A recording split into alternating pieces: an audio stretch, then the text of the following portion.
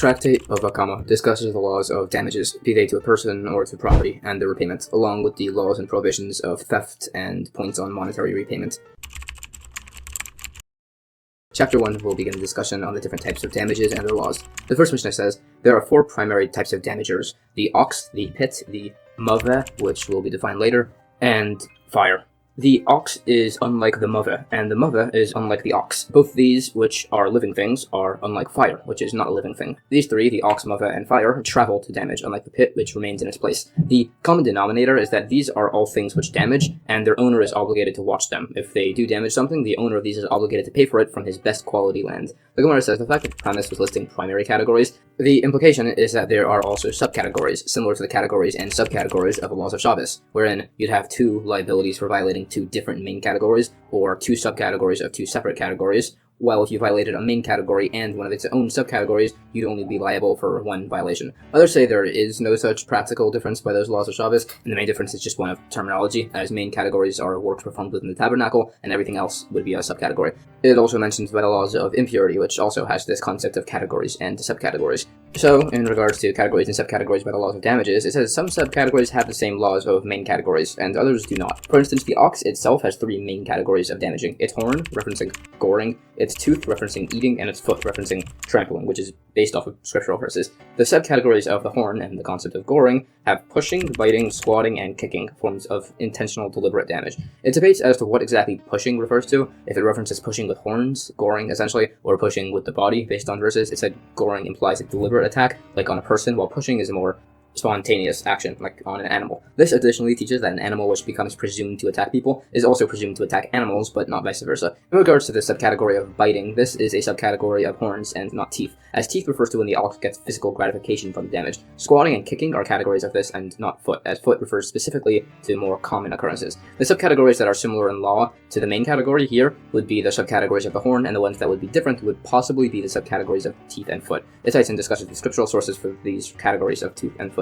The subcategories of tooth are the animal rubbing itself against a wall to scratch, or using the restroom on top of produce. Based on the fact that the main category and its subcategories both involve the animal being gratified from the damage, the responsibility to watch the animal should be on the owner by both. So apparently the laws of the tooth main category are the same as its subcategory, similar to the horn category and its subcategories. The subcategories of foot would be the animal damaging with its body as it walked, with its hair as it walked, with its pack, with its bit, or with its bell. However, again, the categories and subcategories are similar. It's damage that's common, and the owner is responsible to watch them. So rather, when it was stated that there are some subcategories that are different than their categories, that apparently couldn't have been referring to the ox at all. It must have been referring to the pit. The subcategories of a pit are debated. It suggests the main category is a pit 10 handbreadths deep, which causes death, and the subcategory is one of 9 handbreadths deep, which is enough to only cause injury, but that would just be 2 different main categories of death and of injury. So rather, the subcategory of a pit refers to a stone, knife, or otherwise left in a public domain that could cause damage to somebody. If declared ownerless, it would be agreed that the item would be a subcategory of a pit.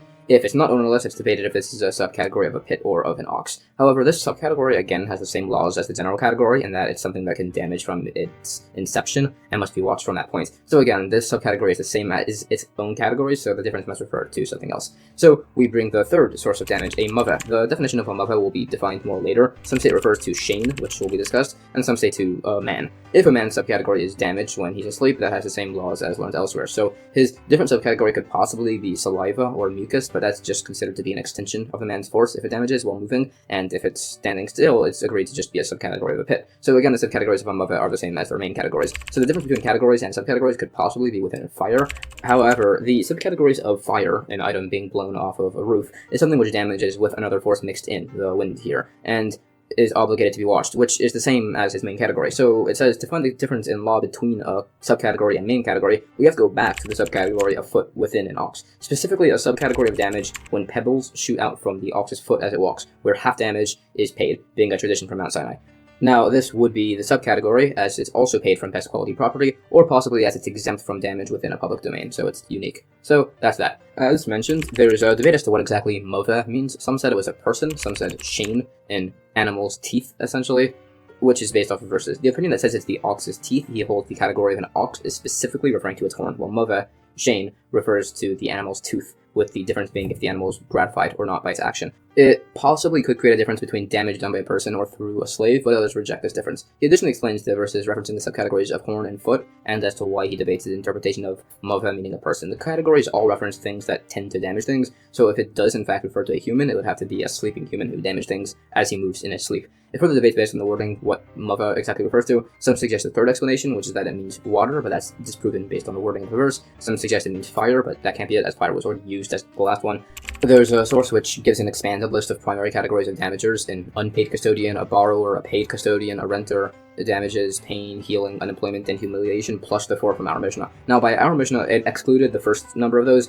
If it was like the opinion that mava means an ox teeth, this makes sense, as he'd only be discussing damage by property, not by a person. So according to the opinion that a mava means a person, it must be that there's variation in discussion between direct and indirect damage based on that source. There's actually a longer list of primary forms of damage, including for double compensation, ×4 and ×5 compensation, a thief, a robber, discredited witnesses, a violator and seducer, a defamer, a contaminator of impurity, a contaminator with teruma, using wine for an idolatrous libation, and the 13 of the prior list. These additions include penalties, not just compensations in the prior list. It argues as to why each of these damagers fit into the respective categories, along with the scriptural sources for every one of them. The specification in the Mishnah that the ox is unlike the mava teaches that one damager can't be learned from the other. The specification that the ox and the mava, which are living, are unlike fire, shows that one damager can't be learned from 2 of them, although some say that the pit plus any other of them can alone be used to teach all of the other main categories, possibly besides for the horn, and they were each specified to write their unique laws.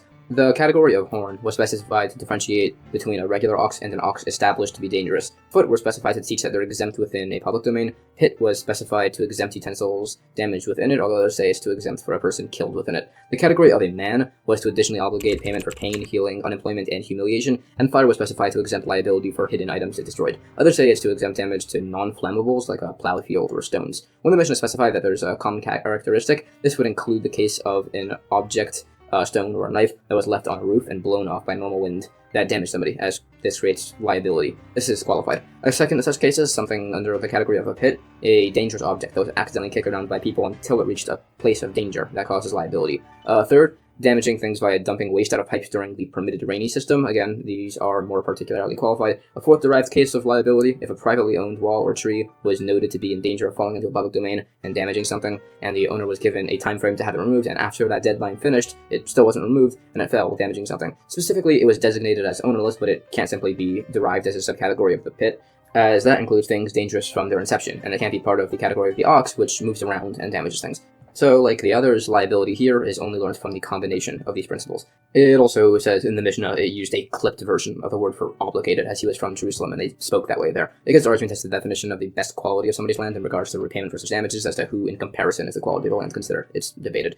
Now, our source says he must pay with his best quality produce, but other sources seem to imply otherwise. It discusses this apparent contradiction further. It argues this topic from a number of additional sources. It's additionally debated as to if the quality of land is assessed from within his own property or in comparison to the world's property. It debates in the interpretation of various seemingly contradiction sources on this. These opinions debate further, and there's additional discussion on this topic. It's said for a mitzvah, a person should spend a third, meaning to beautify the mitzvah, a third more than what was typically spent on the mitzvah. It's unsure if this is calculated from the principle or the addition, and it says that anything extra spent will be reimbursed by God. Mishnah. If somebody is obligated to guard something from doing damage, it's as if he personally caused any damage it causes, and he would be liable. If something was only partially damaged, he's still fully responsible. You are responsible to pay for damaging property that's not subject to the laws of Me'ila, property owned by a Jewish person, and privately owned property. This would apply so long as the damaged item wasn't in a premise owned solely by the damager, or owned by the damager and damagee. With repayment, he does so from his best quality land. The Gemara quotes a source which says, in regards to being responsible for these things, if the damaging entity is handed into the care of somebody mentally incompetent, like a deaf, mute, insane person, or minor, he's still liable, unless it was fire. This applies if the pit or ox handed over were covered or restrained, and the fire in question was just a coal. The difference is that the ox and pit are likely to become unchanged or uncovered, but a coal is not likely to cause a fire. Some say he actually wouldn't be liable for the fire if he gives a coal to somebody mentally incompetent, and that's because the mentally incompetent individual actually takes it and damages with it, unlike the pit or ox,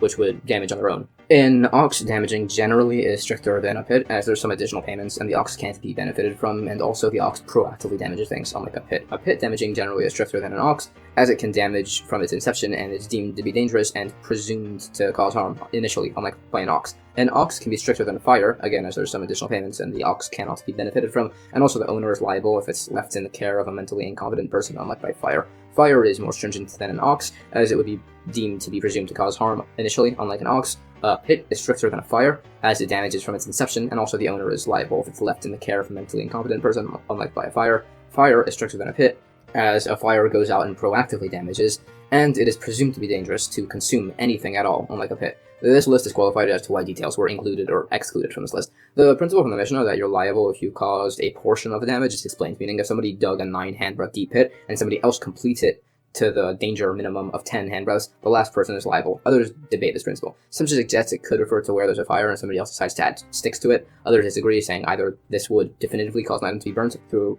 his action or not, so there would be no partial active damage. Alternatively, it's suggested if the partial damage to people, for instance, if 5 people sit on a bench and then a 6th person sits down and it breaks, the last one would be liable. However, again, this isn't really a partial damage, as either it would have broken with him or without him.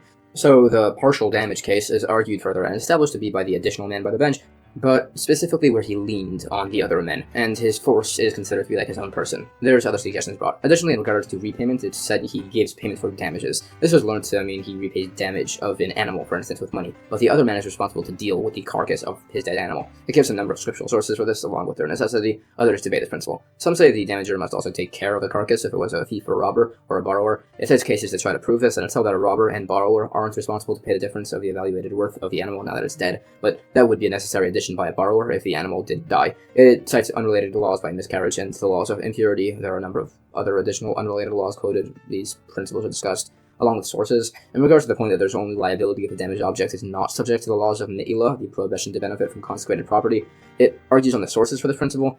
These are discussed further along with particularities on certain temple offering animals damaging each other, if the repayment can be made from the meat of the animal. There are additional points on this. Additionally, it said that there's an obligation to repay damages specifically for damaging a Jewish person's property, although naturally you would still need to repay whoever's property damage, if at least only legally. A person would also only be responsible if it was with privately owned property. For instance, if 2 people were unsure whose ox was the damager, they're exempt. Some say it just means to exclude ownerless property, referring to where somebody else took ownership of your ox. Or it could refer to where the ox gored and then the owner made it consecrated, or ownerless. Sources are cited. Also, the damager is not liable if it occurs on his property, as you could just say, what was your animal doing on my property? If it was jointly owned property between them, he's liable to pay only for tooth or foot category damages. Others disagree and say he's exempt there also.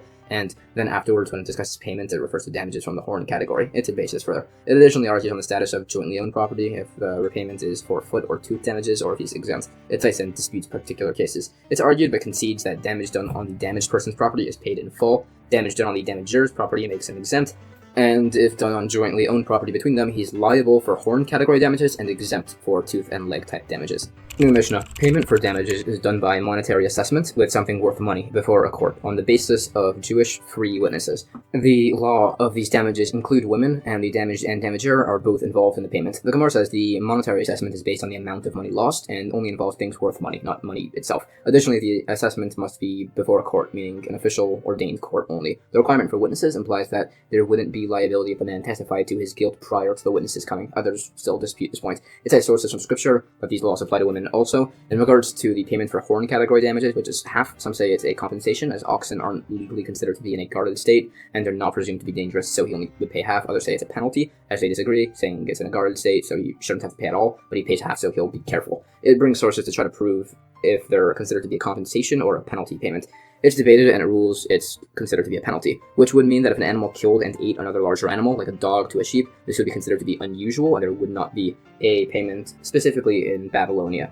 However, the damaged party can just take property as repayment, and he's not made to return it. Or he could take the court case to a court in Israel, and the damager can be forced to go under penalty of excommunication of a sort. Either way, the damaged party has this excommunication until he gets rid of the damaging animal. New Mishnah. A domestic animal is considered to be not established as dangerous if it gores, pushes, bites, squats, and kicks.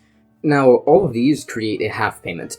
There are some instances where payment would be in full. The tooth category of an animal is established to be dangerous towards things it would typically eat, as would its foot towards things it would typically break while walking. There's also an ox that is generally established to be dangerous after it damages something through the horn category 3 times. There's an ox that damages on the damaged person's own property, where the damager would pay in full, and a man that damages. A wolf, lion, bear, leopard, snake, and others are established as dangerous, so payment would be in full. Others say these, besides for a snake, could potentially not fall into this category if they're domesticated. The Gemara mentions this Mishnah must be like two separate opinions based on differentiation on the penalty for property damages. Others dispute this and adjust the wording, which is qualified. Additionally, it says that there would not be a presumption of danger by squatting if it's by large jugs, but it would apply by small ones, which are more commonly damaged in such a situation. It defines some of the mentioned animals. Some say one of them with a type of demon, and there are related points. It said if somebody's lion attacks in a public domain, he's exempt if it pounced on an animal and ate it, as that's typical behavior, similar to an animal eating fruits. If it attacked and tore apart an animal, he'd be liable. This would apply if it tore apart an animal for itself, not if it did it for its cubs or a lioness or to store in its lair. Others say lions do actually typically tear apart animals, so the liability would be specifically for a domesticated animal. According to them, full payment would be required, as this lion was presumed to be dangerous, as it had attacked 3 times before. However, it's still not a perfect fit, as this case was taught as a subcategory of tooth, while according to this, it should be a subcategory of horn. New Mishnah. An animal can either be presumed to be safe, called tum, or presumed to be dangerous, called muad. The difference is a tum, an animal presumed to be safe. If it damages, the owner pays half. If it was muad, presumed to be dangerous, the owner would pay in full of aliyah. The Gemara says paying in full of aliyah just means paying with the best property, and it cites verses to show this translation. It says and discusses a number of related verses. There are further verses cited on the importance of learning Torah, and that's the end of chapter 1. Chapter 2 of Tractate Bava Kamma continues discussing the laws of damages. The first Mishnah says, a foot of an animal is muad, presumed to damage, meaning requiring a full payment if it damages by breaking things as it walks. If it kicked or pebbles shot out beneath its foot and it broke something, that's not muad, and it would require only half payment. If the animal steps on and breaks a utensil, and then the utensil falls onto a second utensil and breaks that also, the owner pays in full for the first and half for the second utensil. Chickens walking normally are muad also, meaning there would be a full repayment. If something was tied to its legs or it was hopping and that's how it broke something, the owner would pay half damages. The Gemara suggests the main case of the animal walking was the main category of walking, and the second cases were subcategories. It argues seemingly contradictory wording from a later Mishnah, but that's explained to just be saying that a wild animal falls into the category of an animal. It further qualifies the particularities of the wording. We said damage by pebbles was a half payment, but others seem to debate this, saying it's full payment depending on the case. The one who says it's a full payment would hold that its force is like its own body, and the opinion that says it's a half payment agrees. They just hold it's a half payment anyways, as it's a tradition from Mount Sinai. Additionally, some would hold if the contact between an animal and an object would be sufficient to make an object impure if contracted with a Zov impurity, damages would be paid in full, and that's relevant by the case of a cow pulling a wagon. It's also taught if there's a rope holding a bucket in place and chickens peck at the rope until it snaps and breaks the bucket, the chicken's owner is liable to pay in full. It's asked if an animal steps on the utensil and it doesn't break, instead it rolls a while and then breaks. Is this considered as if the animal broke it itself, or is it similar to the case of an animal stepping on a pebble? Someone holds, based on a related case, that a utensil that breaks is considered broken from the beginning of the process. If the debates proofs on this, according to the opinion that the pebble damages are paid in half, it asks if the payments comes from the body of the animal, or if you can also put from his best property. It argues on this from a number of sources. This is debated further. Additionally, the situation of a pebble damage, it asks if this is considered to be muad, a likely presumed damage, or otherwise, based on other points, it's compared to the horn category or to the foot category. This is argued on. Also, it asks if the damage is considered abnormal. It could only be a quarter payment, so it asks if this applies to pebble damages, and it's unresolved. It's also unresolved as the status of the force, according to one opinion. It further qualifies the wording of the Mishnah, and it's also unresolved as to if there's liability if the path is on such a manner that an ox just can't walk without kicking pebbles. It's also asked if the animal is in a public domain and it kicked pebbles. It's asked if this is comparable to the horn category, meaning the owner would be liable, or to the foot category, where it would be normal behavior and there would be no liability. It debates this. It also asks about the liability of an animal knocking items over by swinging its tail around, or another appendage, the latter of which is unresolved. Regarding things tied to a chicken's legs, he paid half if they got tied there by themselves. If he tied it, he would pay in full. This is said to be particularly if a person tripped over the item the chicken brought, which has a similar status to a pit. New Mishnah. The tooth of an animal is muad, presumed to damage and requiring full payment. If it eats things it would typically eat, so fruit and vegetables essentially. It pays half if it eats clothes or a utensil. This is if it's on the damaged person's property. If this is on public property, he would not be liable, and if the owner benefited from the food, he repays what he benefited. Payment is considered to be for benefit if the food is in the middle of the street or at the entrance of a store. It's for damage if it's on the side of the street or inside a store. The Gemara cites cases of what it's typical for animals to eat, discussing these instances. For instance, a goat once climbed up a barrel to eat a turnip and broke the barrel and turnip. The owner was obligated to pay for both in full, as it was deemed normal for the goat to do those things. Also, it's said if an animal is in public and eats food on the back of somebody else's animal, it's considered like the second person's domain and he's liable to repay. It argues on sources. If there's straw in a private domain and it rolls into a public domain, it debates debates the status of this item. It also argues on the definition of benefiting from the food. Some say it's a reference to the value of straw, some say it's referencing inexpensive barley. It debates related principles by domain boundaries and similar. These are further discussed along with a few particular incidents. In regards to the animal eating from the sides of the street, some say it means the animal turns its head to the side and eats. Others say it's exempt if it does this, and it refers specifically to being liable where it actually left to the center of the street and walked to the side. If the concern is the animal turning its head to the side, the case of the animal eating from a storefront where there's only a payment of benefit and not damages must be where the animal didn't turn its head, so it must be where the street narrows like this with a storefront staying in front of the animal. Others say the opinions agree there's liability for the animal turning its head, and they argue about if part of somebody's domain was made to be a public domain. One saying the animal is not liable for eating from there, others say it is. This would be unlike an actual pit or something within its category, as either you're not responsible for a pit in your property, but you also could not expect others to be liable for you leaving your fruits within your public domain. Or you could say a person is liable for a pit that's in his own public domain, but a pit is not visible, unlike fruits which are visible, and there would be no liability. It further argues on the dispute of an animal turning its head to eat, whether the payment is for benefit or for damages. Mishnah: if a dog or a kid jumped off a roof and broke utensils that it landed on, the owner of the animal pays full damages, as it was muad, presumed damage here. If the dog took a biscuit with coals stuck to it and walked to some hay, and the hay caught fire, the owner must pay it full for the biscuit and half for the damage. The Gemara debates if this creates an implication there's no liability if the animal accidentally fell off of a roof. Some say it would be specifically liable if it was on a narrow wall. It argues this concept based on related cases. In regards to the animal causing a fire, some say he's liable as the fire is deemed his generated force, others say it's as the fire is his property. The debate is as whether fire is considered to be your force, or if it can even be property, as it has no substance. According to the opinion that the fire is his property, he'd have to hold that the coal was tossed at the hay, and then he's liable to pay half for the exact spot where the hay was hit, but not for the entire haystack. It debates these principles from other cases. There are additional cases quoted to try to disprove the opinion that fire is legally considered to be somebody's property. Additionally, the opinion that holds fire is somebody's responsibility as it's his force also holds it's his property too. So there's a practical difference between the opinions if a person was injured from the fire, if he needs to pay the 4 forms of compensation. Also, the case with the biscuit refers to where the coal was guarded and the owner of the dog must pay for the biscuit. Specifically, as the coal is guarded, it must be that the dog burrowed into the house. This teaches that a latch door is still legally considered to be burrowable through by a dog. Additionally, the dog brought the fire to the haystack that was also owned by the owner of the biscuit. This would mean that the mouth of an animal in somebody else's yard has the legal status of the person's yard. This has to be legally specified, as otherwise you could legally argue that his food shouldn't be in the mouth of your animal. So, the way that the tooth category of damage from an animal functions specifically in reference to complete destruction, this could include the animal damaging by rubbing itself against a wall, say to totally erase an image, or by rolling over fruits and crushing them. It debates the principle by the status of the animal's mouth from related cases. It was additionally ruled goats in a market that cause damage, their owners are warned 2 or 3 times, and if they don't restrain them, the man's required to slaughter and sell the goats. New Mishnah: a muad animal, which is presumed to be dangerous and must have its payment for damages paid in full, is when it was testified that it had damage on 3 separate days. It reverts back to its original status when it doesn't damage for 3 separate days. Others say it becomes muad if it was testified about 3 times, and it loses the status if a child pokes it in the head and it doesn't gore anybody. The Kamma explains the logic of this dispute is based on verses. These are further discussed. It rules based on the opinion that an animal becomes a muad when testified on 3 separate days, and it loses the status,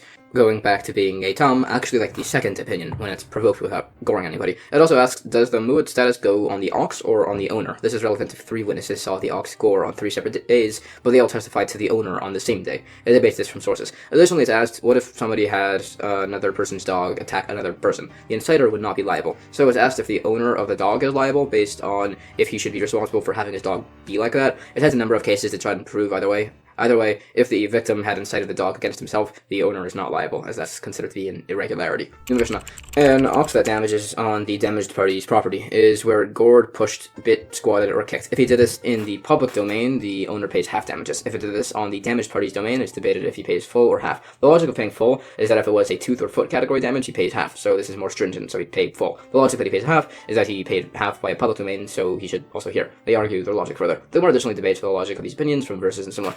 These principles are debated as to the different opinions, interpretation of verses. This is discussed.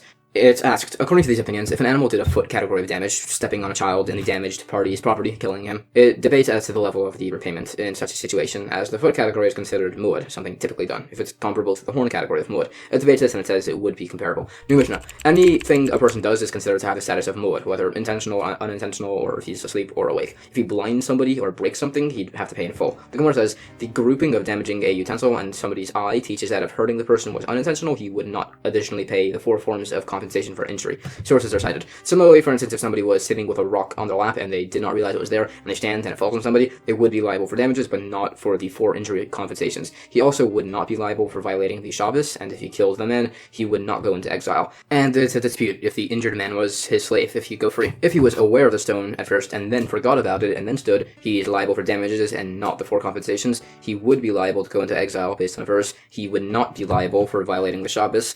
And it's a dispute if the injured man was a slave, if he'd go free. If he meant to throw the stone only 2 cubits and it went 4, he'd be liable only for damages, not the 4 compensations. He would not be liable for Shabbos. He would not be liable for exile, and it's again a dispute by the slave. If he meant to throw it 4 cubits and it landed 8, he would be liable for damages, not the 4 compensations. He'd only be liable for violating Shabbos if he declared that it could land wherever it wanted. He's not liable for exile, and again, it's a dispute if it frees slaves. It's ruled if somebody throws a utensil off of a roof and somebody else smashes it with a stick before it hits the ground, the second man is not liable, as it's deemed as if it's already broken. Similarly, if somebody threw a utensil off a roof onto cushions, and then somebody removed them before it hit the ground, the thrower is not liable. If somebody throws a child off of a roof, and somebody else goes to catch the child with a sword, it's debated as to who's liable. It's also disputed who's liable if a muad ox caught the child on its horns. If somebody fell off of a roof and landed on a woman, accidentally cohabiting with her, he's liable for the 4 payments of compensation, and if it was a woman he needed to do yibum, the levirate marriage with, this is not a valid act of cohabitation. Specifically, he pays the 4 compensations of damage, pain, healing cost, and unemployment, but not for humiliation, the 5th payment here, as that's only paid if the damaging effect was intentional. Also, if somebody got blown off of a roof by an abnormally strong wind and he injures somebody, he's only liable for damages, but not for the 4 others. If it was a normal wind, he'd also be liable for the other compensations, but not for humiliation, as mentioned. If somebody places a hot coal on somebody's chest and the guy just left it there until he died, the placer is not liable for murder. If he put it on the man's clothes and it burned, he would be liable to repay, and it cites sources. It holds putting the coal on somebody's slave has the same legal status as putting it on the man's body, and putting it on the man's ox has the same status as putting it on his inanimate property. And that's the end of chapter 2. Chapter 3 of Tractate Bava Kamma continues going through the different laws of damages and repayment. The first Mishnah says, if somebody places a barrel or a jug in a public domain, and somebody trips on it and it breaks, he's not liable to pay for it. If the guy who tripped hurt himself, the owner of the barrel is liable to pay him. The Gemara says there's inconsistency here as to the word used for barrel, but that's just because the words used have basically the same meaning. The difference is relevant regarding some laws of buying and selling. The man walking in the public domain is not responsible for breaking the pitcher, either as the whole domain was filled with the guy's pitchers, he tripped while it was dark, or it was just around the corner and he couldn't see it. Others debate this and simply suggest a person does not typically study the roads as he walks. It says some related incidents where this occurred. Related, if somebody knees somebody, they pay 3 salatim. If they kicked somebody, it's 5, and if somebody's hit with a donkey saddle, that's 13 coins. And it asks about the payment for striking with a shovel, but it explains that that case was particularly where somebody was stealing from another person's water cistern, and this is like the opinion that a man can enforce the law if it would have resulted in a loss for him. Others disagree with this principle, and they debate. It discusses related proofs for these opinions as to whether or not a person can take the law into his own hands in unique circumstances. New Mishnah. If somebody's pitcher of water broke in a public domain, and somebody slipped on the water or was injured by the pitcher, some say the owner is liable to pay, others say he's only liable if he had intent. The Gemara says if he slipped on the water, he'd be liable to repayment if his clothes got ruined by the water, but not if he hurt himself on the ground, as the ground is ownerless. Others dispute this. It's disputed if an owned hazardous object left in a public domain, classified as an ox category or a pit category, depending on whether he is liable for damaging utensils. Based on this, they dispute if somebody carrying a jug tripped on a rock as to whether the rock owner would be liable if the jug broke against the ground or against the rock. We said if the owner of the jug had intent, he's liable, which is said to refer to if he intended to set down the jug and tripped and it smashed. The stricter opinion would say he's liable even if it disintegrated while he was holding it. Others dispute this. It discusses related cases. If the case is where the man declared the hazard ownerless but still had intent, some say it refers to where he's liable if he intended to regather the shards. It also disputes as to the liability for damage after the individual fell. There's discussion on this. There's a more specific debate as to somebody declared his hazardous object to be ownerless if he's liable for it, and it discusses the logic behind these opinions and what they would hold in some particular listed instances. New Mishnah. If somebody pours water into a public domain and somebody's damaged by it, the owner is liable for this damage. If somebody hides a thorn or glass in a public domain, or if somebody makes a fence out of thorns, or if the fence falls into the public domain and people are damaged by these, the owner is liable to pay. The Gemara suggests the person who slipped on the water is liable to pay if the clothes are damaged by the water, and not by the ownerless ground injuring somebody. This is as the cases where the water was absorbed into the ground already. Now, this was already said earlier, however, it repeated it here again to show that this law applies whether it's in a summer or in a rainy season when pouring water in public is allowed. In regards to hiding phones or glass, he's not liable if he did it in his own wall, as people don't typically brush up against walls. If he did it within somebody else's wall, and it was then demolished, causing the sharp objects to enter a public domain, he's liable if it was a rickety wall, as he should have expected it to be demolished. If it was a sturdy wall, only the owner of the wall is liable. It specifies proper methods of disposal of sharp objects. New Mishnah. If somebody leaves out his straw to be converted to fertilizer, and somebody was hurt by it, the owner is liable, and anybody is allowed to take this straw. Others say, generally, somebody who makes a public hazard must pay, and anybody can take the object. If somebody turns over feces in a public domain and somebody is damaged by it, the person who did this is liable. The Gemara says some dispute the first point, possibly, and they argue citing cases. In regards to taking the item, some say you can take the actual item, some say you can only take improvements to the item based on where the penalty applies. They dispute this based on various sources. New Mishnah. If two men were walking with each other, and the first man trips, and the second man trips over him, the first man is liable to pay the second. The Gemara says there could be an argument as to why he's liable, either as the first man's tripping was negligent, or as he just hadn't gotten up when he could have. Others say he couldn't have gotten up, but he could have at least warned the other guy verbally. Others say that's not valid, as he's preoccupied with having just fallen down. It tries to cite proofs as to what the issue is here. This is discussed, and it says if a second and third person fell due to the first person would be liable. This could be possible, as the first guy is lying blocking the entire road in some variant. New Mishnah. If two people are walking in a public thoroughfare, one with a beam and one with a jug, and they bump into each other, and the beam breaks the guy's jug, he's not liable, as they both are allowed to walk there.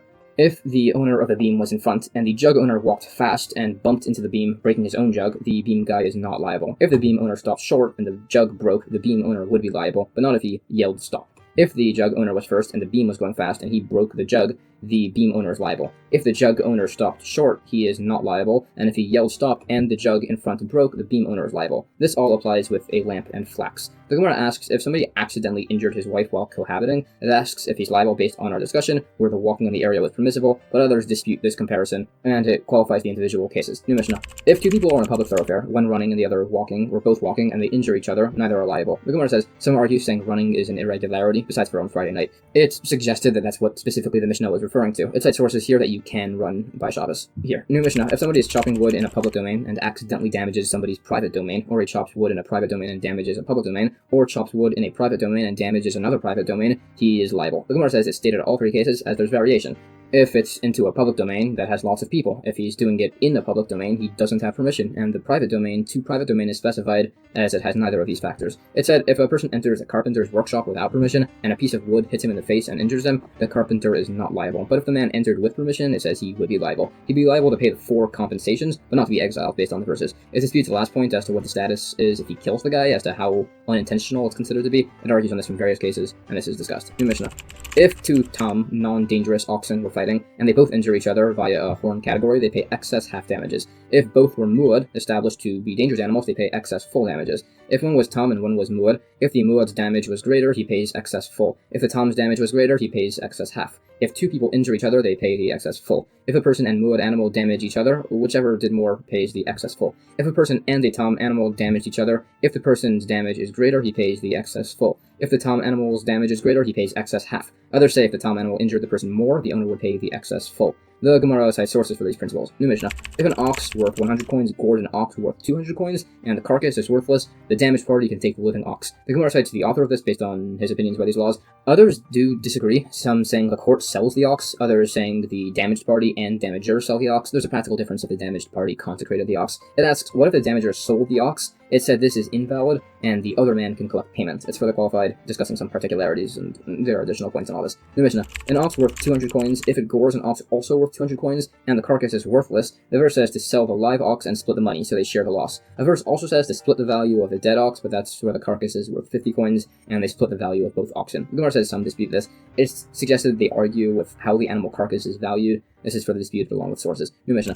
There are some theoretical actions that a person would be liable if he himself does, but not if his ox does them. For instance, if a person humiliates somebody, he'd be liable, but if his ox humiliates somebody, he's not liable.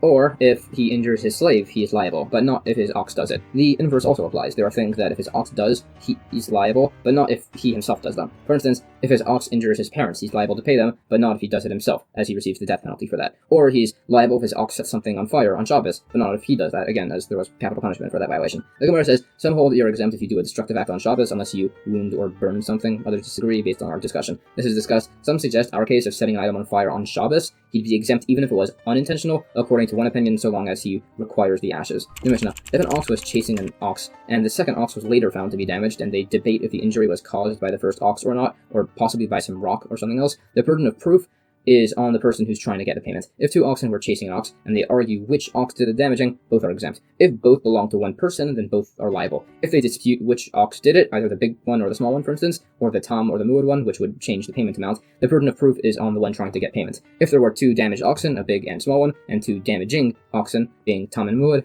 and they dispute as to which oxen damaged which oxen, the burden of proof is on the one trying to get payment. The Gemara says, this seems to disagree with the opinion that money whose ownership is in doubt is divided, which would apply even if both litigants made a definite claim. Others say it wouldn't apply there, and it's where one is certain and one is not. It's disputed as to which the cases are referring to, and this is further argued. In regards to where both damaging oxen belong to one man, and they damage a single ox, it disputes if this refers to tom or muad oxen, and it says it's tom, meaning both oxen are required to be present to collect the payment, as it could have been either one of them. And that's the end of chapter 3. Chapter 4 of Tractate Bava Kamma continues on the various laws of damages. The first Mishnah says, if an ox gores 4 or 5 oxen, but at irregular intervals, so it remains a tom, an animal not established as dangerous, meaning it would only require a half payment if it damages something, the last gored ox is paid first. If the goring ox is worth more than the payment, the excess is given to the second to last damaged animal. If there's still excess, it goes to the next prior animal. This opinion holds that the later damaged animals are repaid first. Others say the owner of the goring ox and the victim both must pay the damage. If a tom ox worth 200 coins gores an ox worth 200, and the carcass is worth nothing, they both receive 100 coins of value. If the ox then gores another animal worth 200, the latest gored animal takes 100 coins of the tom ox's value, and the owner and the preceding victim both take 50. If the ox gores another animal worth 200, the latest damaged party gets 100, the prior gets 50, and the owner of the tom ox and the first damaged guy both get 25 coins. The Gemara discusses the authorship of the first part in accordance with the various opinions. It explains it's like the opinion who holds that the damaged parties are legally considered to be creditors. However, based on the wording, it must be that each successive victim grabbed the goring ox to collect damages from it, so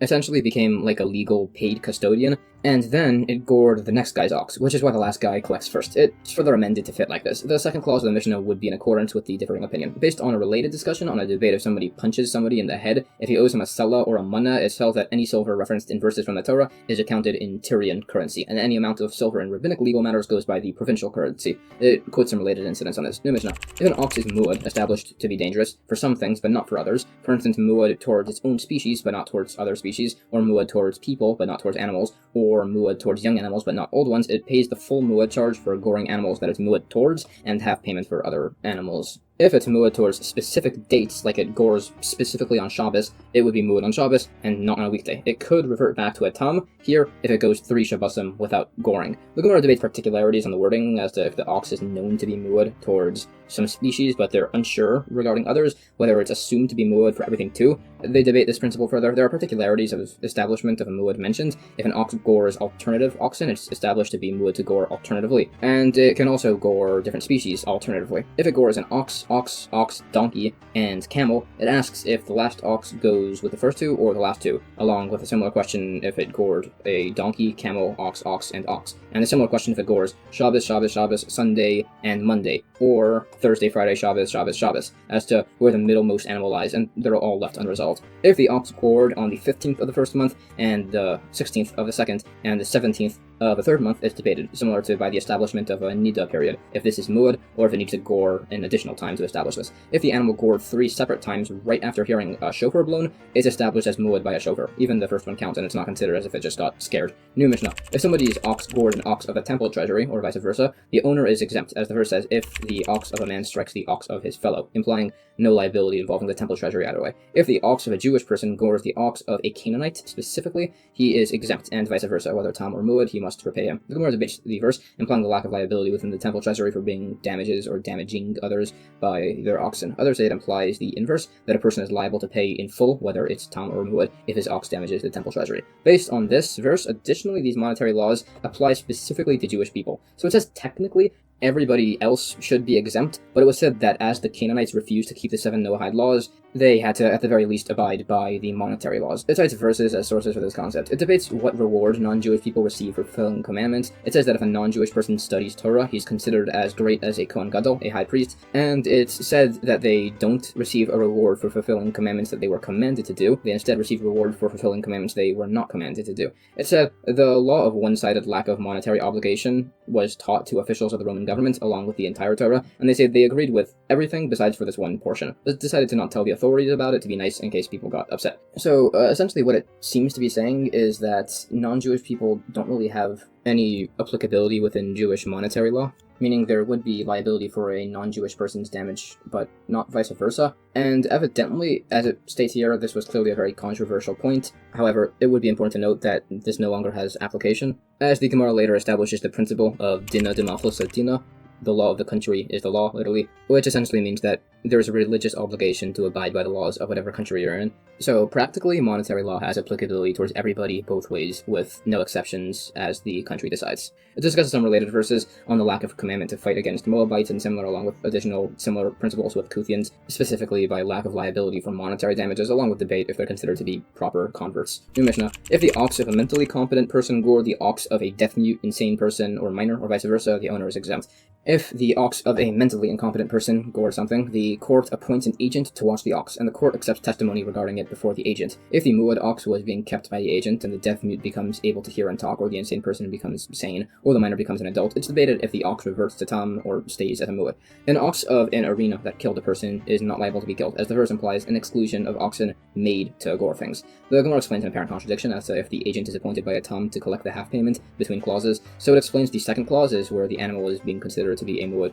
In regards to the appointment of an agent, it debates as to whether the best quality produce is taken from orphans or from their agent. Some states from the orphans, as then people won't become agents. Other states from the agents, as they're repaid once the orphans become adults. It further debates if the court appoints an agent to allow the damaged party to collect payments by a tam, based on several other cases. There's additional discussion on these principles. Also, it said the agent would need to pay if the ox he's watching killed somebody, but he would not need to pay for atonement, which is an additional amount for the death of the individual, as the orphan doesn't need to pay atonement. It argues as to who holds this opinion. It also debates as to how this value is assessed and whether this payment is paid if the ox that killed somebody was owned by two people, or whether they give two half payments. It also asks if security is taken from somebody who needs to pay this obligation. In regards to the point of the animal's muad status reverting if it changes ownership, it said if somebody borrowed it and it was a muad, the borrower and owner both pay half damages. If it became a muad under the borrower's care and is returned to the owner, the borrower would then be exempt and the owner pays half damages. The logic of this is debated as to if the borrower needs to presume the ox was a muad. This is further discussed. It also debates if an ox of an arena can be used as an offering or not.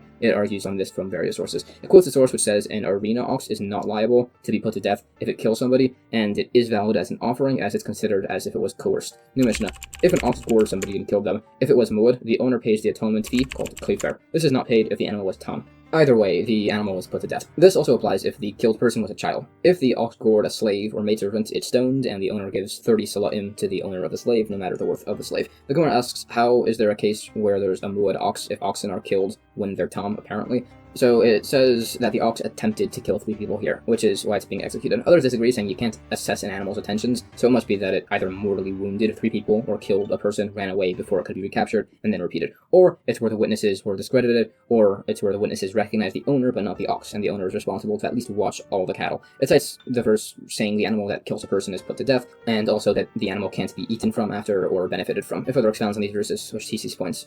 These are discussed along with similar related points. It qualifies the points on the set sum repayment for an ox killing a slave. It discusses additional verses which show a man or woman have repayment given if they're injured and their damages are repaid in a similar manner in regards to inheritance if they die. There are further points here, and it says if the ox killed a slave on accident, there's no necessity to pay the set 30 coin fine, and it cites a verse as source. This also applies with the kofer payment if a regular person is killed, that it's not given if the ox killed the man accidentally, and it cites sources. Others debate this. Some suggest if there's no kofer or 30 coin fine, there would still be the general damages payment. This is argued on based off of discussion of additional cases. It has unresolved points if this is comparable to a fire unintentionally killing somebody. It further debates if there's liability for kofer payments based on verses. It also quotes verses saying the ox is killed, and there's kofer payments even if the ox kills a child. It further debates over the sources for these laws. New Mishnah: if an ox rubbed itself against a wall and the wall collapsed, killing a man, or if the ox was trying to kill an animal and accidentally killed a man, or to kill a Canaanite and killed a Jewish person, or tried to kill a non-viable miscarried baby and killed a viable one, the ox is exempt. The Gemara debates if the ox is exempt from being put to death, but not the kaifer payment, or if it's exempt from both. There would be liability of kaifer, as the ox is a muad to knock walls onto people specifically, and it didn't intend to kill a man. It was just rubbing against the wall for enjoyment to scratch itself,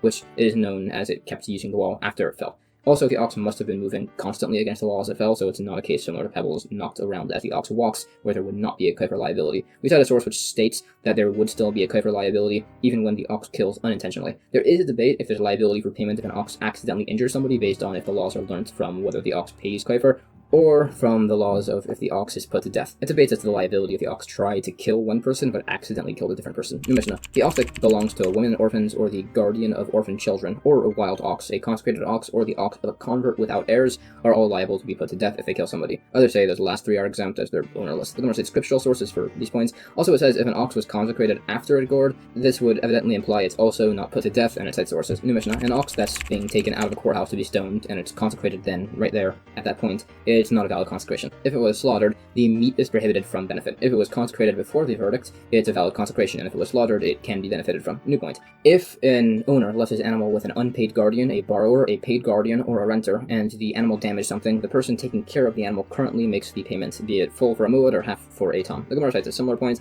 Although, if a guardian returns the animal to the owner after the guilty verdict, it's debated if this is valid as to whether this returned item has worth. Others say it is allowed, as it's similar to, say, a thief returning chametz, leavened bread, after Passover. And the dispute is actually whether the court can judge the case of an ox if the ox isn't actually there, which would make a difference with the original owner, as if he had received it first, and the court needed the ox there to judge, he could have chased the ox away, so that way it wouldn't suffer prosecution. In regards to the different levels of guarding the animal, it must be where he was guarding the animal with a lesser form of guarding, so that way there's no negligence, and the unpaid guardian would be legally fulfilling his obligation. Further, it's held if an ox was being watched by an unpaid guardian and it damaged others, the guardian is liable, but if it was damaged by others, the guardian is exempt. This must be where the guardian accepted responsibility for the ox's damage, but didn't think that others would damage it. New Mishnah.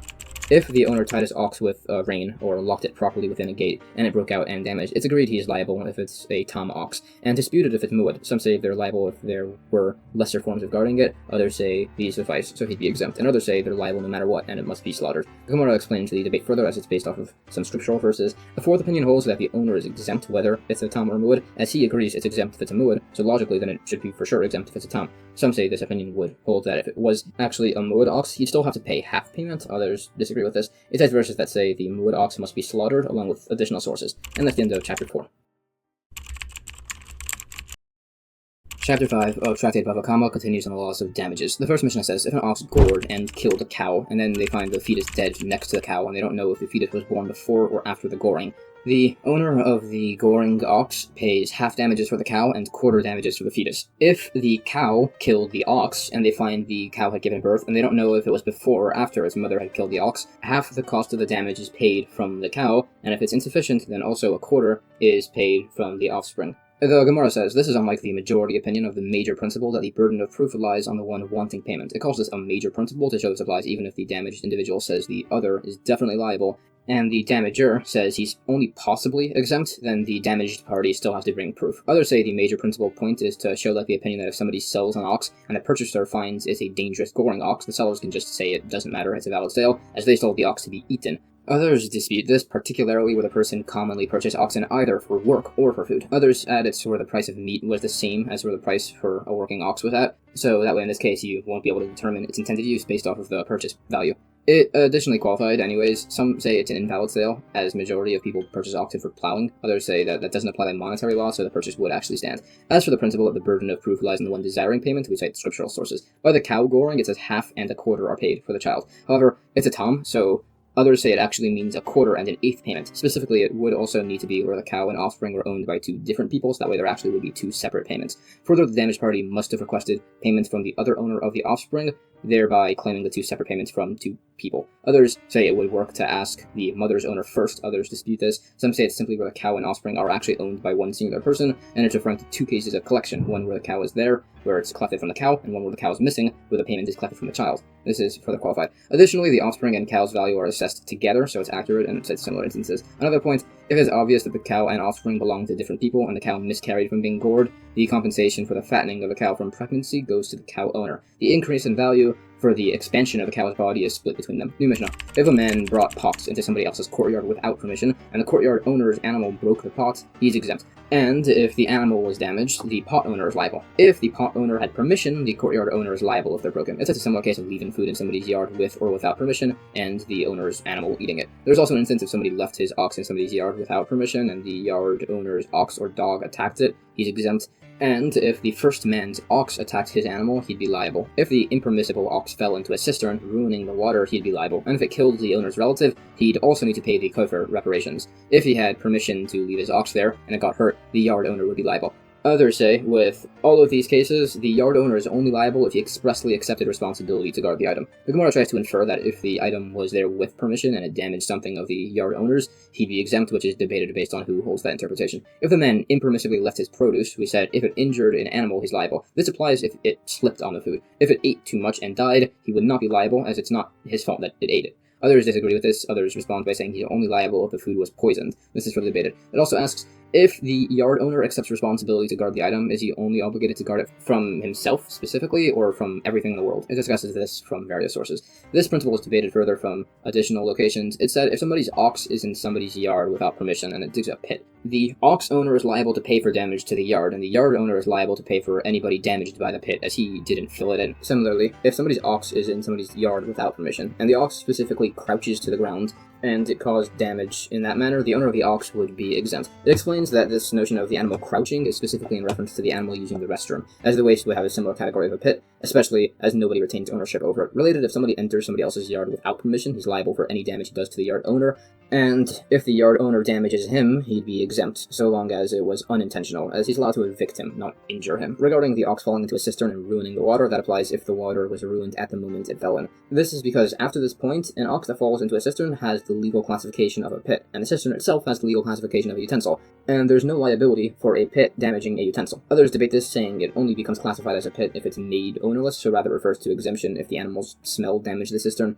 as it created a causative damage, which has no liability. Regarding the ox killing a person, specifically by falling on them in the cistern, it must be a muad ox to pay kofar. So either it's muad for falling into people in pits, and the prior times it was unintentional, or it's like the opinion that a tom still pays half kofar, or it's like the opinion that an animal doing horn category of damages on somebody else's property pays in full with kofar. It debates who the law is like as to if the landowner is liable for damage to the animal, even if he didn't specifically take responsibility for it. This is discussed. New Mishnah. If an ox tries to gore another ox but accidentally hit a pregnant woman and she miscarried, the owner of the ox is exempt from paying liability for the miscarriage. If a person intended to hit somebody and accidentally hit a pregnant woman, causing her to miscarry, he would be liable for the miscarriage.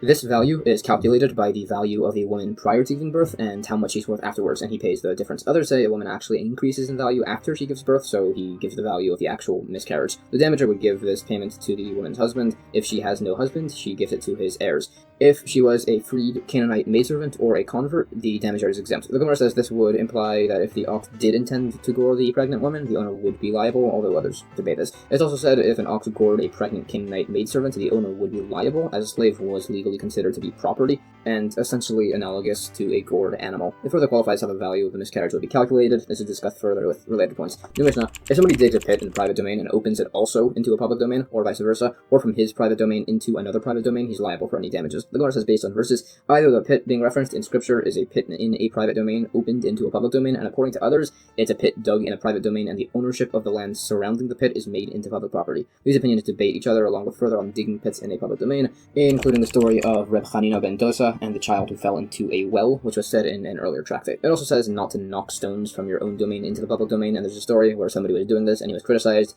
and he ended up tripping over the stones that he had left out in the public domain. New Mishnah. If somebody digs a pit in the public domain and an ox or donkey falls inside, he's liable to pay damages. This liability applies if it was a pit, ditch, vault, square pit, or wedge pit. It mentions specifically a pit, which has a minimum depth of 10 handbreadths to cause death and to be a danger, which would therefore apply as the minimum depth for any other obstacle. If it was less than this amount and the animal fell in and died, the pit owner is exempt. If the animal was injured, he would be liable. The Gemara says the scriptural liability of the pit is from the foul air that extends from it, and it debates if this includes a scriptural liability for impact, which creates a difference if there's a liability for damage from elevation. This is debated from verses. It discusses the necessity of specifying the different types of ditches, along with the establishment that 10 handbreadths creates a minimum concern of death, and any less than this creates a concern for injury. It said that an ox becomes fatally injured and no longer kosher if it falls into a pit 6 handbreadths deep. Based on the height of the ox, this must be at least a distance of 10 handbreadths. So technically there's liability if it falls into a depth of 6 handbreadths, but our Mishnah specified 10 to include liability if the animal rolled in.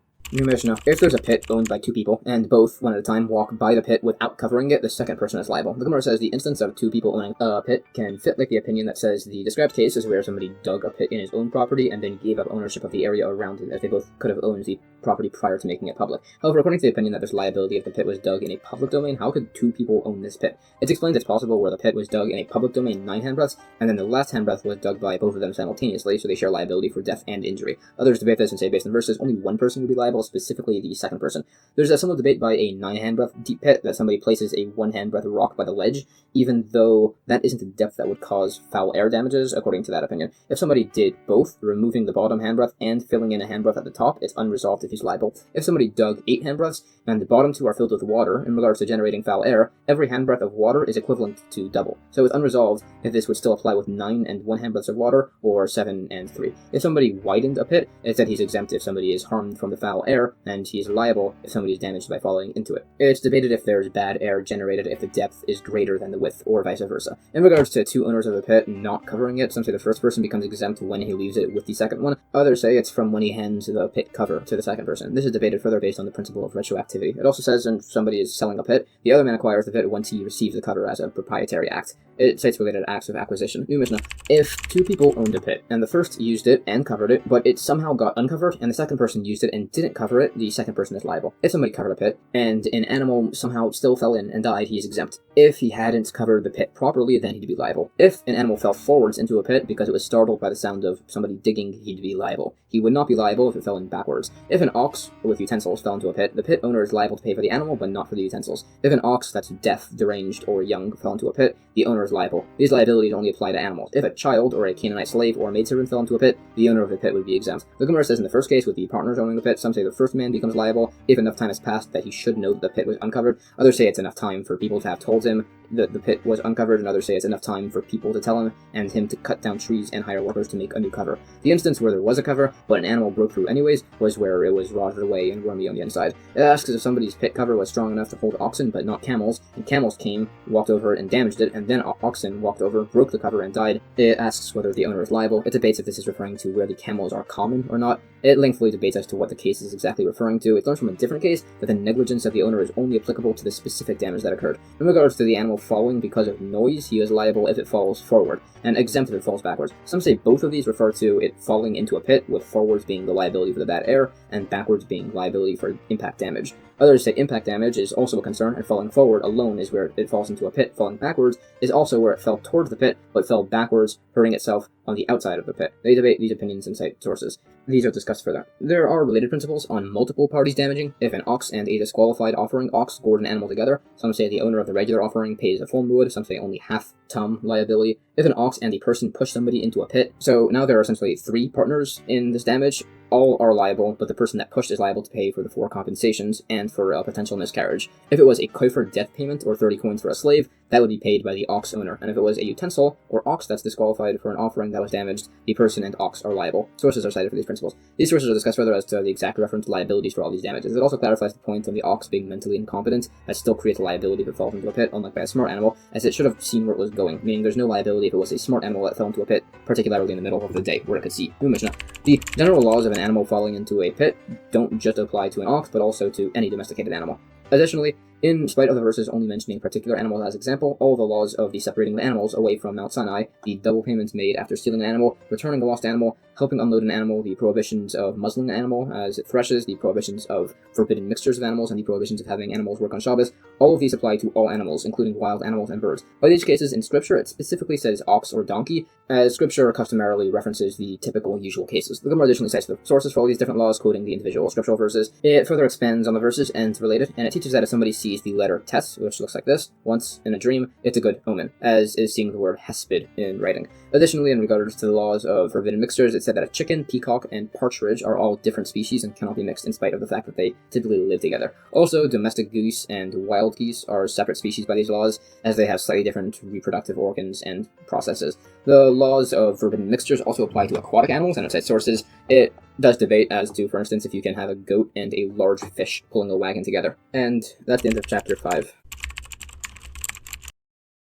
Chapter 6 of Tractate Bava Kamma discusses the laws of damages, particularly on the supervision of animals. The first mission says if a sheep was properly fenced in and locked into a field, but it escaped and damaged somebody's property, the owner is not liable to pay for damages. If he did not lock the gate properly and it escaped and damaged somebody's property, he would be liable. If it was locked properly but it escaped at night, or robbers broke the fence and it escaped, nobody's liable. If the robbers took the sheep out, they're liable.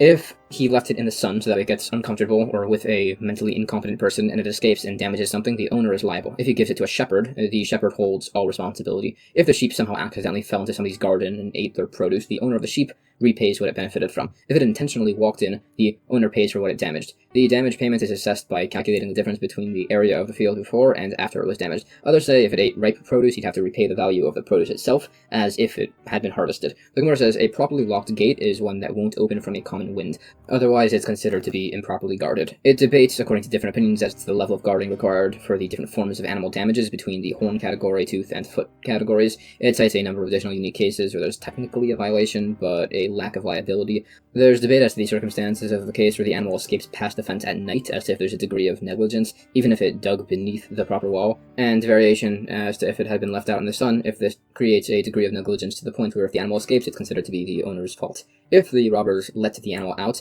they'd even be liable if they didn't pull it. They just stood in front of it. In regard to a shepherd, it said he doesn't take the place of the actual owner. He actually takes the place of a watchman, even if he's only an apprentice. There's variation of this. Additionally, if somebody's watching a lost object, it's debated if he's legally considered to be an unpaid custodian, as he has no benefit from it, or a paid custodian, as he's not obligated to give bread to the poor as he watches it, which is technically a form of benefit. Others say it's because the Torah obligates him to do this, even if he doesn't want to. They debate against each other from various sources, and this principle is additionally discussed. Additionally, by the animal falling into a garden, it's said that even if it benefits from falling onto the produce, the owner is liable to pay for that also. It debates as to what's considered an accidental fall. Some say it slipped on something, such as its urine. Others say it's if an animal pushed it. The first opinion would disagree with the second, as he would hold that's a negligent way of leading animals. If he ate produce after falling in, the payment is for benefit. However, after, if it walked around and ate from other beds, he'd also be responsible to pay for those damages. Others dispute this. If the animal walked into somebody's garden normally and then gave birth, soiling the plants, it debates if there's liability based on the degree of negligence here. It's unresolved. It gives scriptural sources for the opinions on how the payment amounts for these fields are evaluated. These principles are discussed further along with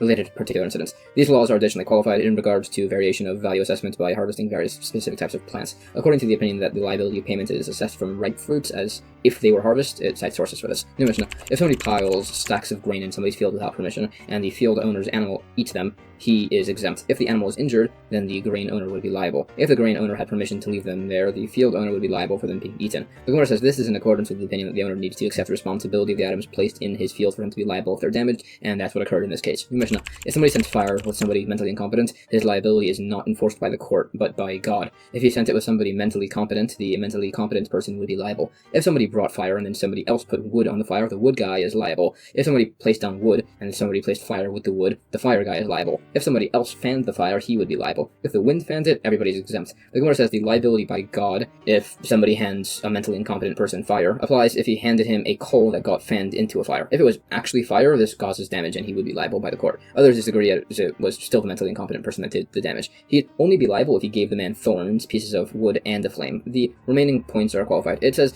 if a person and wind fanned the flame at the same time, he's only exempt if the wind was sufficient to set the fire up by itself. This is not comparable to winnowing chaff by Shabbos, where there's liability even though the wind is helping him, as either here in this case, he and the wind are fanning from opposite directions, or he was fanning with a normal wind that suddenly just got a lot stronger. It's that he was just blowing on the fire, or there's just a difference between Shabbos where purposeful labor is forbidden, and this where a causation has exemption. New Mishnah: if somebody sends fire and it travels and burns somebody's wood, stones, or earth, he's liable to repay based on a verse. The Gemara explains the necessity for all the specifications within the verse.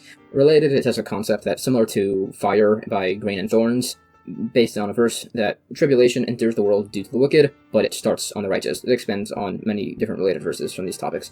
These are discussed further. New Mishnah. If a fire crossed a wall 4 cubits high, or a public road, or a river, the fire's owner is no longer liable. The Gemara additionally qualifies these as to the parameters of each of these particular barriers. New Mishnah. If somebody lights a fire on his property, there's debate as to how far the fire can spread. Some say it's viewed as if it's at the center of a 274 by 274 cubit square, which is a particular form of measurement. Some say it can go 16 cubits, the width of a typical public road. Some say 50 cubits, some say it just depends on the fire. The Gemara says this last opinion means it depends on the height of the fire, and it is the opinion we hold like. New Mishnah. If somebody sets grain on fire and utensils were inside and are destroyed, it's debated if he also needs to pay for the utensils. If there was a kid bound to the stack and a slave that was just nearby and somebody burnt the grain stack and the kid and the slave burnt, he's liable to pay for the kid and the grain, but he does not need to pay money for the slave, as the slave could have just walked away if he wanted to. If the slave was tied to the stack and the kid was just nearby and everything burns, the burner is exempt from payment as he's getting the death penalty for murder instead. It's agreed that if somebody burns a large tower, he's liable to pay for everything inside, as people typically keep things in houses. The Gemara additionally qualifies these points. These principles are discussed along with a number of unresolved points. New Mishnah. If a spark came from a hammer and damages property, he'd be exempt. If a camel carrying flax in a public domain walked past a shop and the flax caught fire from a shopkeeper's lamp that was indoors and then burnt down a building, the camel owner is liable.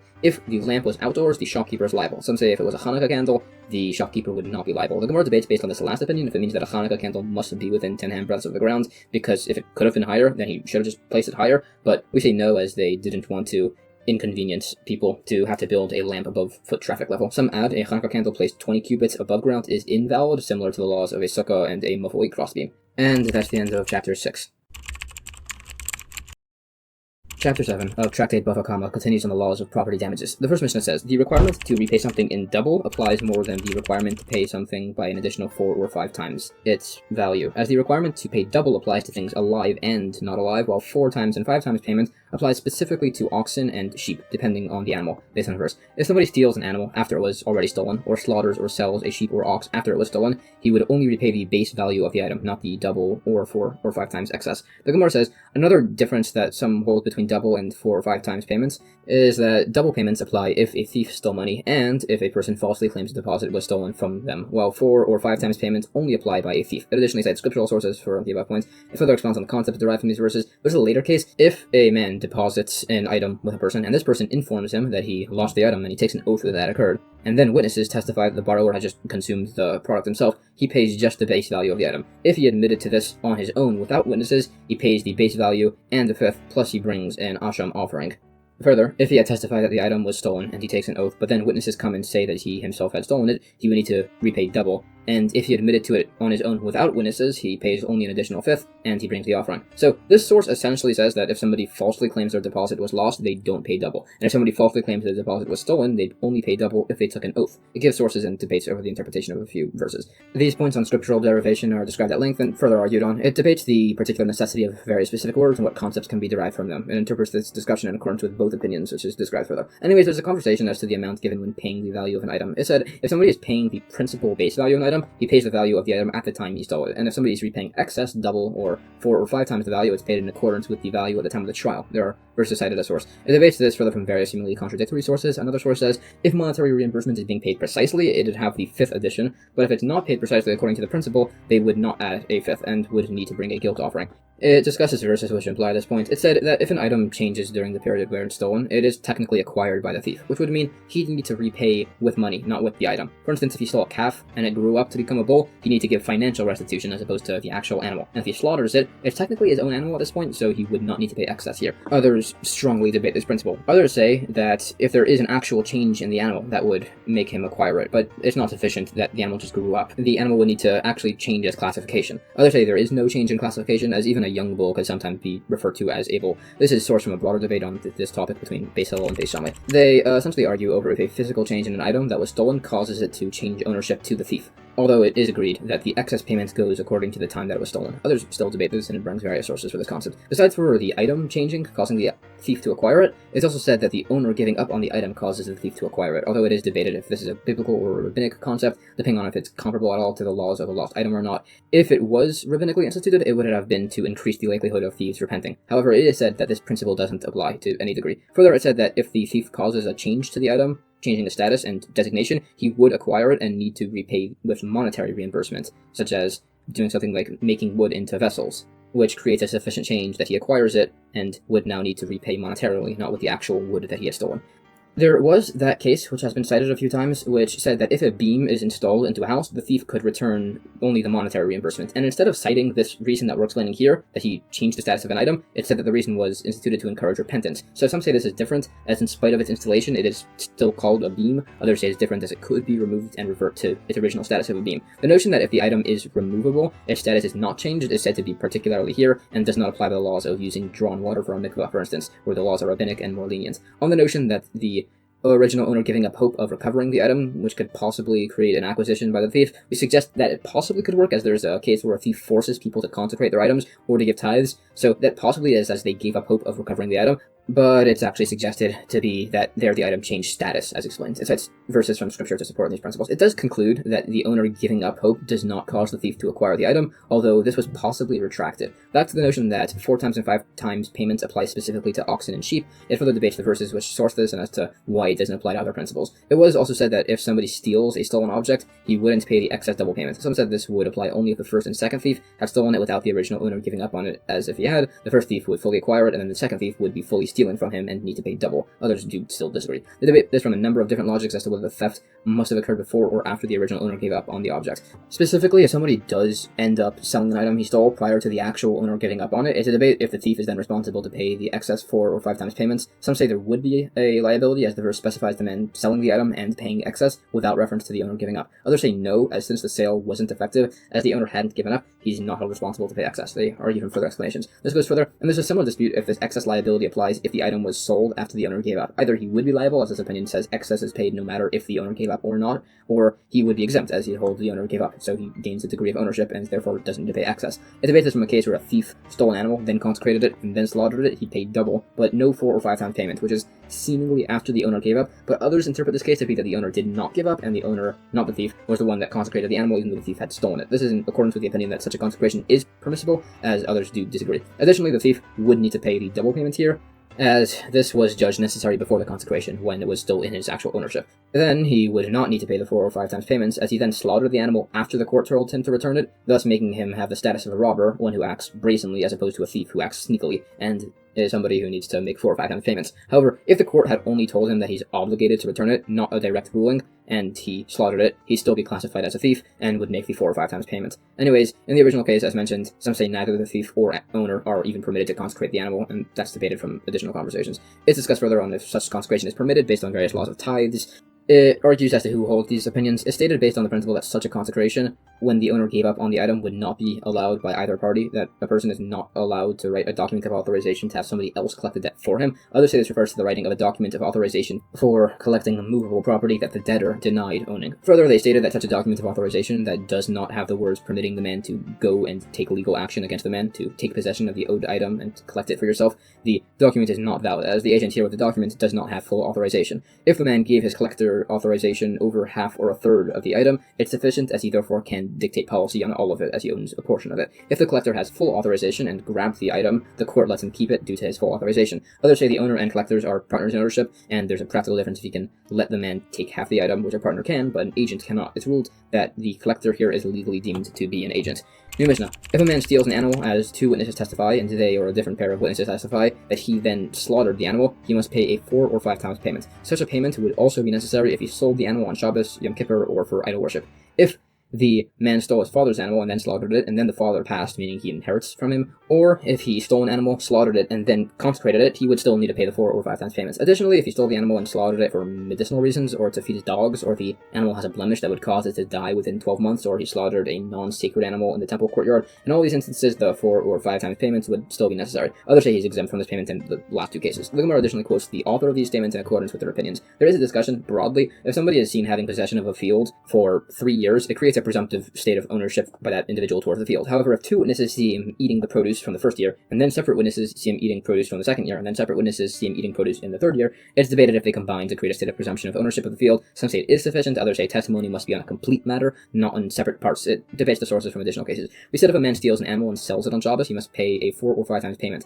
there would be an exemption for this excess payment if the thief was also liable for the death penalty through this sale. For instance, he exchanged the animal by moving it into a private domain. There's variation on this, some clarifying that it's specifically when the animal is transferred in ownership right when it hits the ground of the opposite domain to make the case work like their opinions. There is variation on this. The reason there's liability for excess payments after selling an item on Yom Kippur is because there is still a punishment of lashes, and this opinion holds that a punishment of lashes overrides monetary punishments. It debates this from seemingly contradictory related discussions regarding punishment for violations of Shabbos. It further debates these opinions. It poses a question if somebody stole an item belonging to two partners, slaughtered it, and then admitted his theft to one of the partners, exempting himself from the excess payment. It debates if he then need to pay excess payment to the other partner. It's essentially a debate largely based on verses whether the excess 4 or 5 times payments can be paid partially, or if it must be done in full. Based on the fact that we said if a thief slaughters a non-sacred animal in the temple courtyard, he would make excess payments, this is suggested to imply that the act of slaughtering is completed at the end of the slaughtering process.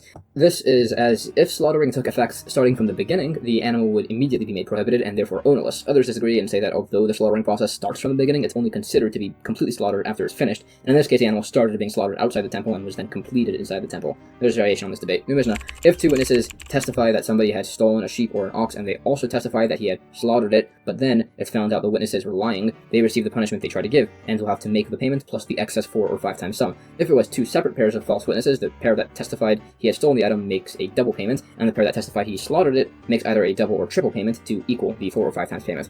If it was only the second pair of witnesses that were lying, the thief makes a double payment, and the false witnesses make a double or triple payment, respectively. If only one of the second witnesses was lying, the entire latter testimony is null. If one of the witnesses from the first pair was lying, then the entire testimony of everybody is null, as there isn't sufficient testimony to prove that he had stolen the animal in the first place. The Gemara says, there's a dispute if a false witness is disqualified retroactively or from the point of disqualification. Some say it's retroactive, as the false witness is at that point established to be a wicked man, and this would take effect retroactively, while others say, as is a unique case, essentially, as the witness is proven false by the testimony of other witnesses, so there's no reason to believe these later witnesses over the initial ones, besides for the fact that that's just what's ruled scripturally, so it's not a point that could be then applied retroactively. Others suggest that there would not be retroactive nullification of the witness's testimony, as that could retroactively ruin any sales made with the items from the case in the interim. There would be a practical difference with these reasons for no retroactive testimony nullification if either 4 witnesses testified on the false witness, 2 on each, or that the 2 new witnesses testify that the original witnesses were actually robbers, which is why the testimony is invalid, where in the first explanation would not apply. It debates which opinion we hold like, and the opinion that the witnesses are disqualified retroactively, like the opinion of the sage Abaya, could be one of the few times we actually hold like his opinion instead of the sage Rava. It debates this from other cases, but that's the opinion we do hold like. This is discussed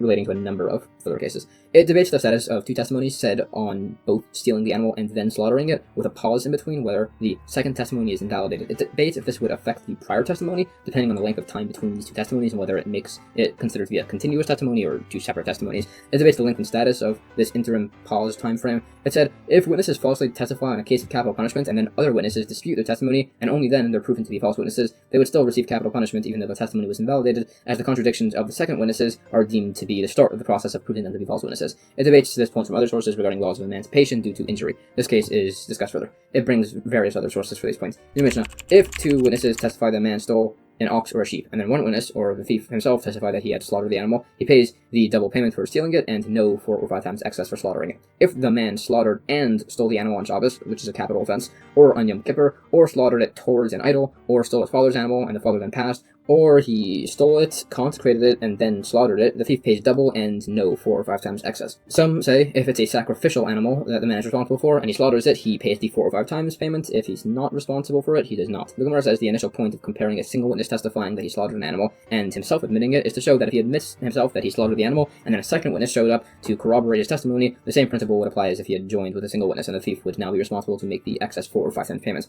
Others do debate this point based on discussion of emancipation through injury and the number of witnesses required to view it. It argues on the interpretation of verses as sources, and additionally on the point that if somebody admits to his own guilt, he would not be liable to give excess payments due to future witnesses. This concept is discussed further. Now, this notion would apply if the thief admitted to the principal crime of theft, which requires payment of a sum. If he admitted to something that would require payment of excess, such as that he slaughtered the animal prior to the witness's testimony, it's debated if this would exempt him from any sum. It was stated, if somebody steals an animal, consecrated it, and then slaughtered it, he is not liable to pay the excess 4 or 5 times, as he's not slaughtering the owner's animal at this point after the consecration. It now belongs to the temple. However, he would not be liable to make the payment simply by consecrating it, as this holds in spite of his consecration, it's not considered to have legally switched ownership to a second party. Some suggest the difference is if the consecrated animal was an offering that the man maintains responsibility for, so the thief in this case would still maintain a degree of ownership and he would be exempt from excess payments. Otherwise, this would not apply. This point is qualified further. It discusses this regarding various types and steps of the offering process. For instance, some would if the blood by the animal is ready to be sprinkled, it's as if it was done. This would also apply, for instance, if the animal was ready to be redeemed, it's as if it was actually redeemed at this point. This would be seen by the red heifer, which was ready to be eaten for a period, and is therefore susceptible to impurity afterwards. So it could be made permitted for consumption through redemption. It discusses the various opinions on this topic. A source says there would be liability of the 4 or 5 times payment for stealing a hybrid sheep and goat animal. This is based on some unique wording in a verse that explains similar wording by other concepts. It discusses these further, and there are additional points. New Mishnah. If a thief steals an animal and sells it, but retains a small portion for himself, a hundredth, for instance, or if the case was that he stole an animal he partially owned, or he stole somebody's animal and slaughtered it, but did so improperly so it became non-kosher, or he didn't even slaughter it, he just killed it, or did other forms of improper slaughter, by all these cases the thief pays in excess of double, but not the 4 or 5 times payment. The Gemara says when he sold it, but retained a small portion for himself, some say it's a portion that needs to be slaughtered, others say it's the fleece that he's keeping. A different source seems to disagree with the first opinion, saying he's exempt if he retains the horn, which does not need to be slaughtered. So it must be that he holds like a different quoted contradictory source, which does line up with his opinion. Similarly, there are contradictory quotes on the point of stealing an animal during a partial ownership. Some say there's liability to pay the excess 4 or 5 times payments. Others disagree. It's explained that the difference in quoted cases is that actually both are where a thief and his partner steal somebody else's animal, and he's only liable if he then slaughtered it with the other partner's knowledge and consent, as the act had to be accomplished fully in partnership. There are several potential cases which are then posed. What if the thief reserved the rights to use the animal for 30 days before the sale? What if he stipulated in the sale that he gets to keep the animal's labor? What if he sold a pregnant animal and kept the fetus, which is qualified, and all of these go unresolved? Additionally, it's stated that if somebody steals an animal and then has somebody else slaughter or steal it, he's essentially just made the man his agent, so the thief will be responsible to pay the 4 or 5 times sum. There are other principles discussed. New Mishnah. If somebody stole an animal, but still while it's in its owner's domain, and then slaughtered or sold it outside, or vice versa, or he did both outside, he'd be liable to make the excess 4 or 5 times payment. Specifically, if he stole and then slaughtered or sold the animal all while still inside its owner's domain, he would not be liable to pay this excess. If the thief was just leading the animal outside its owner's domain and the animal died, the thief is not liable to make any payments. If he was physically carrying it out and it died, he would be liable to pay reimbursement. If the thief told somebody else that they could take somebody else's animal as payment, such as for the redemption of a firstborn, to repay a debt, to give to an unpaid guardian, a borrower, a paid guardian, or a renter, the same laws apply. The thief is exempt if the animal dies as they're leading it out, and liable if it dies as they carry it out. The Gemara debates this principle of physical acquisition, treating responsibility essentially. Does it apply to somebody who agrees to guard an animal? Does he need to similarly physically acquire it to be responsible? Based on the Mishnah specifying a guardian must do this act of acquisition to make a thief responsible for theft, this would create the principle generally to cause responsibility for an animal. It quotes another case, if a man is seen hiding, meaning he's a thief, so he could be liable for 4 or 5 times excess payments, and he slaughters an animal, he would be liable specifically if he struck it with a stick, for instance, causing it to move, and therefore causing this described acquisition liability. It discusses the difference between a thief and a robber, and it quotes many verses on the subject and on the negativity of being either one of these. It also quotes points on why the ox has the 5 times payment and the sheep specifically has 4 times payment, such as the ox ceases labor due to its theft, and also the sheep is less and it has to be physically carried if it's stolen. New Mishnah. Due to issues of animals grazing on crops, it was forbidden to raise smaller animals, sheep, and goats in Israel, but it was permitted in Syria and the wilderness around Israel. Additionally, raising chickens in Jerusalem was impermissible due to concerns of them dragging impure items and contaminating sacrificial meats. And similarly, Kohanim couldn't raise chickens anywhere in Israel. Additionally, raising pigs anywhere was forbidden, raising dogs was allowed so long as they were chained, and also spreading pigeon traps was only allowed if it was 8,000 cubits from a settled area. The Gemara further qualifies particular permitted regions for raising animals.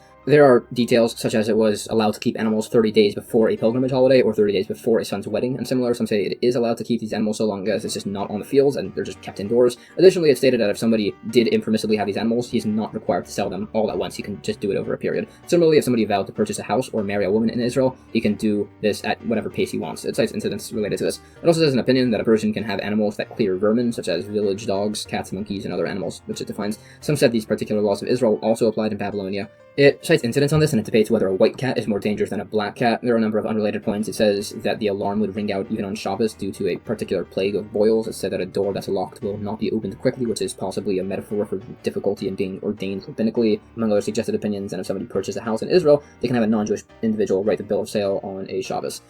Further, it's thought that Yeshua made a number of stipulations towards all the tribes living within Israel. Their animals could graze in forests, they could gather wood from each other's fields, they could take from springs, they could fish in the Sea of Galilee, and unburied corpses buried where it's found, and many, many others, which are then explained and defined further. These are all discussed at length. It lists a number of other instituted stipulations, now from Ezra the scribe, that the Torah is additionally read from on Shabbos afternoons, and on Mondays and Thursdays. Courts convene on Mondays and Thursdays. Women should comb their hair before immersing in a mikveh. Immersion should be done by men after having an emission, and many others. Again, these are additionally explained. It brings a number of other specific laws that apply solely in Jerusalem. Houses there could be bought back a year after sale. The city could never become designated as an idolatrous city. Placing garbage dumps there was impermissible. Raising chickens was forbidden. Leaving dead bodies overnight was forbidden there, and many others. Again, these are all explained further along with quoted sources. As mentioned earlier, raising pigs in Jerusalem was forbidden due to the war between Hyrcanus and Aristobulus. Men would bribe soldiers around the siege to give them animals so that way they could keep doing the temple offerings in the temple. But once the soldiers outside swapped the animal they were giving for a pig, and when they were carrying it up, it stuck its hoof in the wall, and then the whole city shook. So pigs and also Greek wisdom were henceforth banned. Rabban Gamliel's family was the exception, being allowed to learn Greek wisdom as they were close with the government.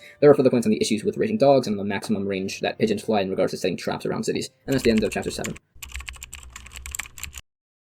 Chapter 8 of Tractate Bava Kamma continues discussing laws of damages. The first Mishnah says there are 5 particular types of payments given if a person injures another person. Payment for damage, pain, healing, loss of income, and humiliation. Damage is assessed by judging how much the injured man would have been worth if sold as a slave before and after the injury. Pain is assessed by how much a person would be willing to pay to not suffer the particular pain. Healing cost, medical bills effectively, is assessed from the caused injury and any wounds resulting from it, but no further. Loss of livelihood is not actually assessed based on what job the injured man actually works, as he already received payment for the damage to his hand or leg, which took that into account regarding his value assessment. Instead, it goes according to the wages of a set job, here of a cucumber watchman. Humiliation is dependent on both parties. The Gemara says the source for this is the verse that discusses repayment, with an eye for an eye or a tooth for a tooth upon injury, which obviously isn't literally a responsive counter-injury, based on the fact that the verse also compares it to injuring an animal. A person who is injured is repaid monetarily, similar to an animal, and not literally injuring the other person as recompense. It quotes other verses as sources. It further describes at length as to how each listed form of monetary liability are referenced throughout the verses. Additionally, there is one disagreeing opinion that says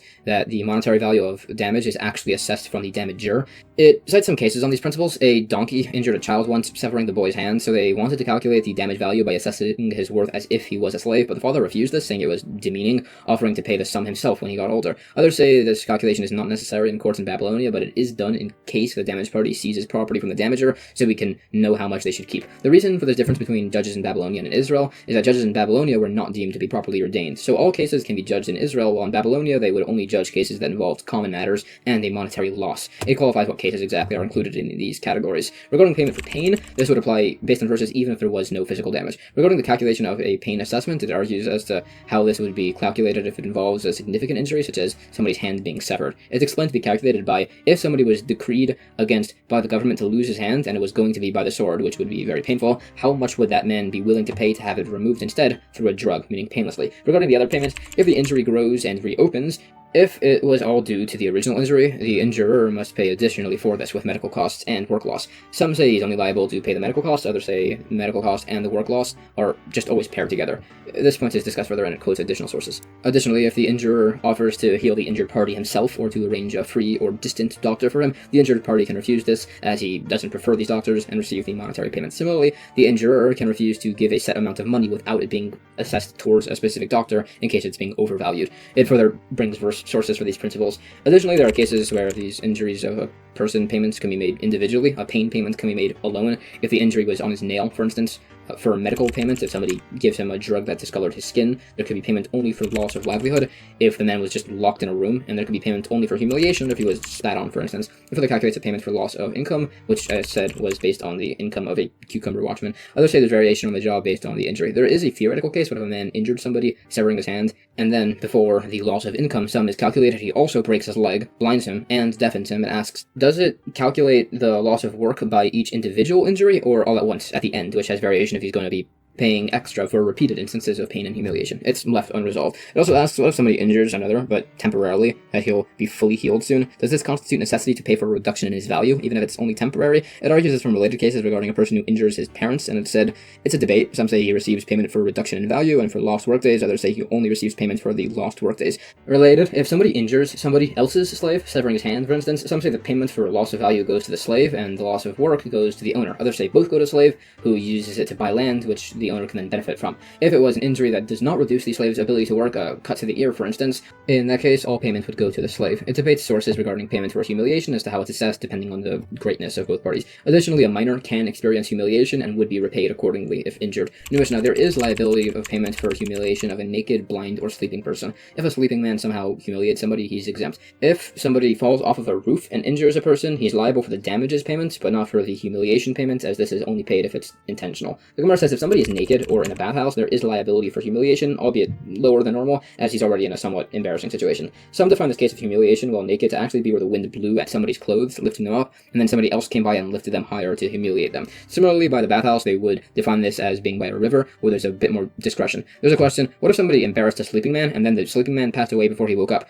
This would be dependent on whether humiliation payment is based on embarrassment or disgrace, or possibly, according to others, between his own embarrassment and his family's humiliation. Based on related cases by mentally incompetent individuals, it said it's payment for the family's humiliation, which means a deaf mute would be paid for embarrassment, an insane person would not, and a minor would, so long as he's old enough to feel humiliation. It's actually a debate if blind people are subject to be paid for humiliation. This is argued. Based on verses, some do exempt blind people from just all civil law in the Torah. Others disagree. New Mishnah, if a person causes injury, this is more stringent than an animal causing injury, as he pays for damage, pain, medical expenses, loss of income, and humiliation. Also, if he caused a woman to miscarry, he also pays for the miscarriage. An animal damager only pays for the first damage, and it does not pay for miscarriages. Somebody who hits his father or mother, but not enough to cause a bruise, or injured somebody on Yom Kippur, this does not result in capital punishment, so they would be liable to pay the 5 types of monetary compensation. If somebody injured a Hebrew slave, he must pay the 5 types of compensation besides for loss of income. If somebody injured another man's Canaanite slave, he also must pay all 5 types of compensation, although some say not for humiliation. There is liability for injuring a deaf, mute, insane person, or minor, but no liability for being injured by them. If somebody injures a slave or a married woman, they're liable to pay them. If the slave or married woman injures somebody, they're only liable once they are emancipated or divorced.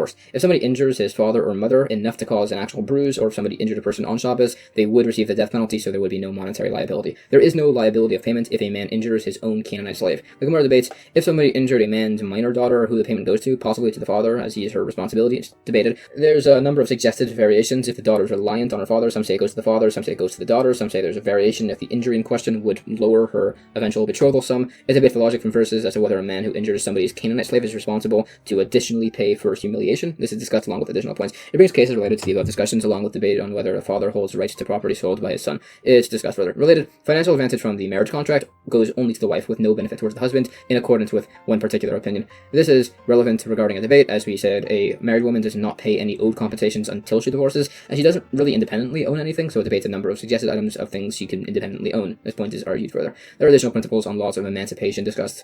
New Mishnah, if somebody strikes another, he owes him a selah coin. Others say it's 100 dinarim if he strikes him, 200 if it's on the face, and 400 if it's with the back of his hand. It's also said to be 400 if he pulled his ear, pulled out his hair, spat on him, pulled off his cloak, or uncovered the hair of a woman in public.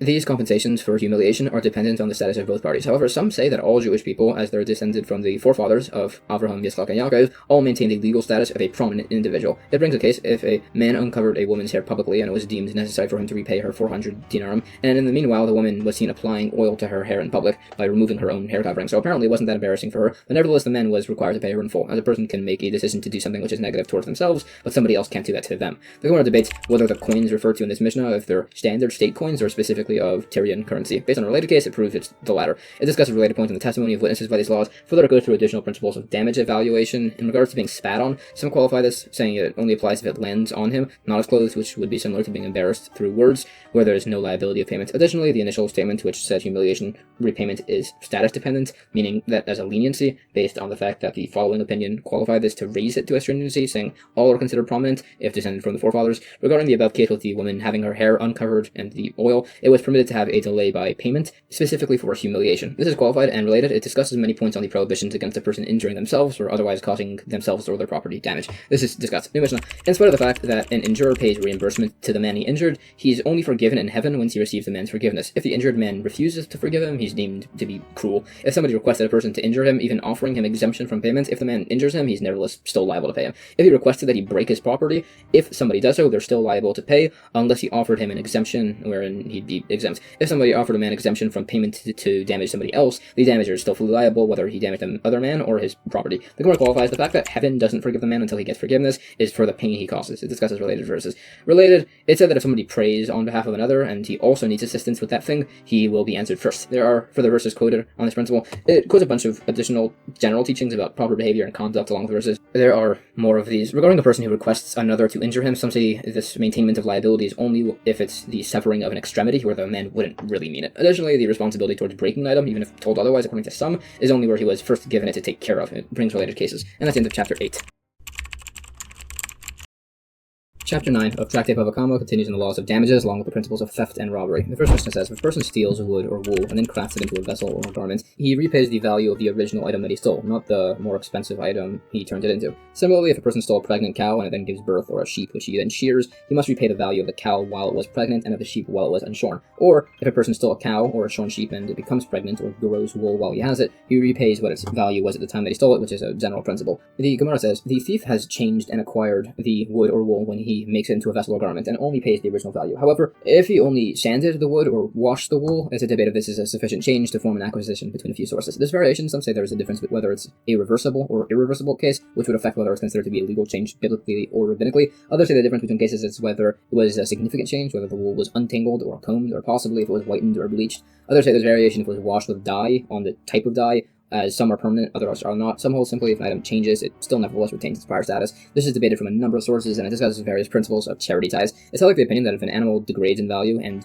deteriorates after stolen, it's returned to its owner in its current state. Some clarify this only applies if the deterioration is reversible. There are related points, and it mentions it was discouraged to accept an item that was stolen from you if the thief tries to return it, so as to more encourage repentance in thieves. This concept is additionally discussed. Regarding stealing a pregnant cow or sheep where it gives birth or is shorn, we said it's repaid according to its value at the time it was stolen. Some, however, said to return the animal and its offspring or wool, and debates why. Possibly he holds if it changes, it still retains its status, or possibly he doesn't hold that, but says it must be returned as an additional penalty. There's a practical difference if an animal went down in value since it was stolen. It debates this from a few cases, and it proves that it is due to a penalty. This is additionally discussed. There are other opinions on this topic. Some say that the animal would be returned as is, others say it's as if its value was assessed at the time of robbery. There's difference if the addition to the animal is still there, if that's also returned between these opinions. Others say they agree, it stays with the thief, and their debate is if the owner can get a percentage of the value of the addition. And further debate these opinions. Related, if a man steals an item, enhances it, increasing its value, and then sells it, the original owner must pay for the enhancements in the item. The same applies if the purchaser himself enhanced the item.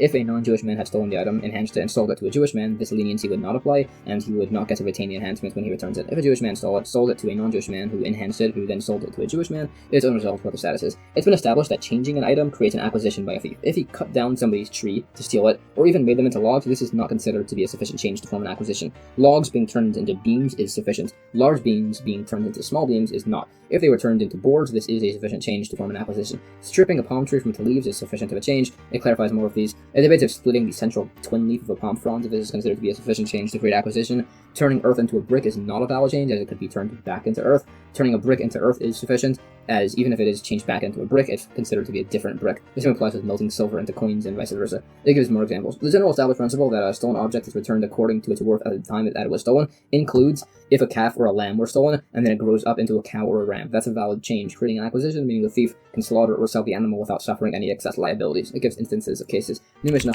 if somebody stole an animal or a Canaanite slave, and they aged over time and decreased in value, he must return their value at the time he had stolen them. Others say this does not apply to a Canaanite slave, he just returns them as is. Payment goes according to the time of theft if the item reduced in value, be with a coin that broke, vegetables that rotted, wine that went bad, and similar. Exceptions to this, where the item is just returned as is, even if it had decreased in value, are coins that were made invalid by the government, teruma that became impure, leavened bread where Passover passed by, or an animal that was made impermissible through sin because it killed somebody and was going to be executed or otherwise. The Gemara says, when it says the animal aged and is repaid according to its original value, it means any form of deterioration, not just aging. It's held that Canaanite slaves are returned as they are. These opinions are discussed further. It brings additional opinions on these laws. It mentions if somebody has another person's slave work for him for a bit, he does not need to pay the owner, as this benefits both of them, as it also has the slave practice. Others clarify that this should still not be done if the owner of the slave owes money to the other man, as otherwise it'll just look like he's charging interest, which is not allowed. If somebody uses another man's ship without permission, some say he must pay either the amount he should have rented it for, or the diminished value of the ship. Others say he must pay the diminished value of the ship. Some say the difference in opinions is the first is when the ship is available for renting, the second is where it's not. Others say they agree it's available for renting. The first opinion says it's where he took it intending to rent, the second is where he intended to steal it.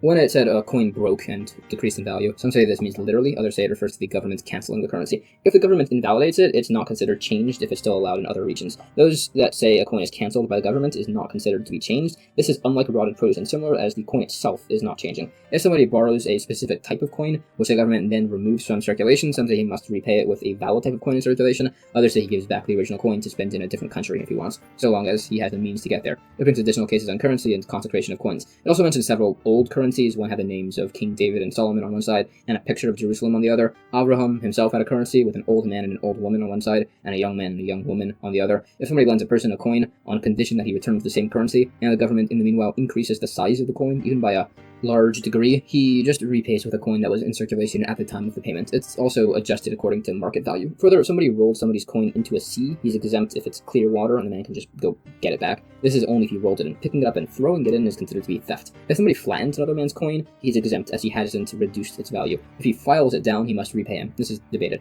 If somebody cuts a cow's ear, some say he's exempt, as it's otherwise fine, and although it's a blemish, most animals aren't brought as temple offerings anyways. Others seemingly disagree. There's also exemption for burning another man's promissory note, a receipt that can be redeemed for money, so long as there are witnesses who can draw up a new note. Others say if the man is trusted to request his money without the document, it's fine even without the witnesses. There are various opinions as to the validity of this point. The remaining points in the Mishnah are qualified. New Mishnah. If somebody gives an item to a craftsman to repair, a chest, box, cabinet, or otherwise, and the craftsman breaks it, he's liable to repay him. If somebody paid a man to demolish his wall and the man broke the actual stones, he's liable to pay him. If a man is knocking down a wall and the wall collapsed from a different side and damages something, he's exempt. If it fell directly due to his work, he's liable for anything that breaks. The Gemara says, a craftsman must only repay what he broke if he received a full item. If he was told to build something, a chest, that he then built himself and then broke it himself, he's exempt. It discusses this from various similar cases. Related, if an expert butcher slaughters somebody's animal and it winds up non-kosher as he did it improperly, he's liable to pay due to negligence, which means he pay even if he did this job for free. Others disagree that he'd be considered to be negligent, and it's debated between several opinions. If somebody brings money to a money changer and the money changer mistakenly says the currency is valid, causing the man to then lose money, one source says he's only exempt if he was an expert, others say he's liable no matter what. It's explained to the opinion that says experts are exempt, refers to where the coin was from a new press, so they just didn't recognize it. It brings instances of these cases. It's proven that some hold there's liability for damage caused through indirect action. New Mishnah. If somebody gives wool to a dyer, and the dyer burns the wool, ruining it, he needs to pay him back for the wool. If the dyer dyed the wool poorly, if the value of the dyed wool is greater than what the dyer spent, the owner repays that to the dyer. If what the dyer spent is greater than the additional value to the wool, the owner pays that to the dyer. If the dyer dyed the wool the wrong color, red instead of black, or vice versa, some say he repays the value of the wool, others say he pays either the increased value or repayment for the cost of the dyeing, depending on which costs more, as described. The Gemara defines what it means to dye something poorly. If a man gives a craftsman wood to make a chair, and the man makes a bench, some hold he's repaid for the wood, meaning the craftsman gets to keep the bench, others say he must pay the man the excess of what he spent, or the increased value, whichever is less, meaning he does not acquire the bench. If the buyer requested a beautiful chair and he received an ugly one, it's agreed that the craftsman does not acquire the chair and the buyer must repay for the excess labor or value. It debates what the status is in the described debated dye case as to whether dyeing wool is considered substantive enough to create an acquisition by the dyer. This is debated from various sources and further argued on. It brings points on produce during the sabbatical year and it debates as to who we hold regarding repayments for messing up dyeing wool. There are later opinions that seem to rule on this, and later tractates of Bava Metzia and Bava Basra, so some say that they were written out of order, others say that these three tractates are just considered to be one big tractate. So it does seem to imply like the ruling that if the dyer messed up, he'd be repaid excess labor or increased value. Related, if somebody sent his agent to buy wheat and the man bought barley, some hold any loss or profit goes to the agent, others say loss goes to the agent and profit would be split. The difference in opinions is whether him changing the purchase formed an acquisition. Others disagree and say the dispute is whether the agent was sent to buy the wheat for food or for merchandise. This is further qualified. Further, it said if a man purchased a field in another man's name, the man does not need to sell it. If the man purchased a field in another's name on condition that the man will sell it back to him, the man must sell it to him. It's debated as to what this means exactly. Some say it's that if a man tells somebody he's buying property on behalf of some great individual, so that way the sale won't be contested, even though he actually wasn't told to do so. The great individual does not need to give the property to the buyer unless that was the condition of the sale. Others redefine this case, saying if a man is purchasing a field on behalf of his friend, the seller does not need to grant him ownership immediately unless that was the condition of the sale. This is discussed further along with related incidents. New Mishnah. If somebody stole from another a minimum of a value of a peruta coin and took a false oath that he hadn't done so, and he wants to repent later, he must return the money he stole to the original owner alone, nobody else besides for an agent at the court. If the man had died, he can return it to his heirs. He does not need to pursue the man to return the money if he's only returning the principal and not the excess fifth, or if the principal was forgiven but not the fifth, or if everything was forgiven save for a value less than a pruta. He would still need to pursue the man if he's only giving the extra fifth and no principal, if only the excess fifth was forgiven and not the principal, or if everything was forgiven besides for a remainder greater than a pruta. If somebody takes a false oath that he had already paid an excess fifth payment and then needs to pay an additional second excess fifth from the first, if he lies about that also, he needs to keep adding fifth payments until it shrinks to the value of less than a pruta coin. Broadly, if somebody steals after offering a pledge, a deposit, if he robbed, exploits somebody, swore falsely about a false item he found or similar, he needs to pay the sum of what he stole, the principal plus a fifth of its value, and he also needs to bring the guilt offering. The Gemara says, the implication from this is that if somebody did not take a false oath after stealing from somebody,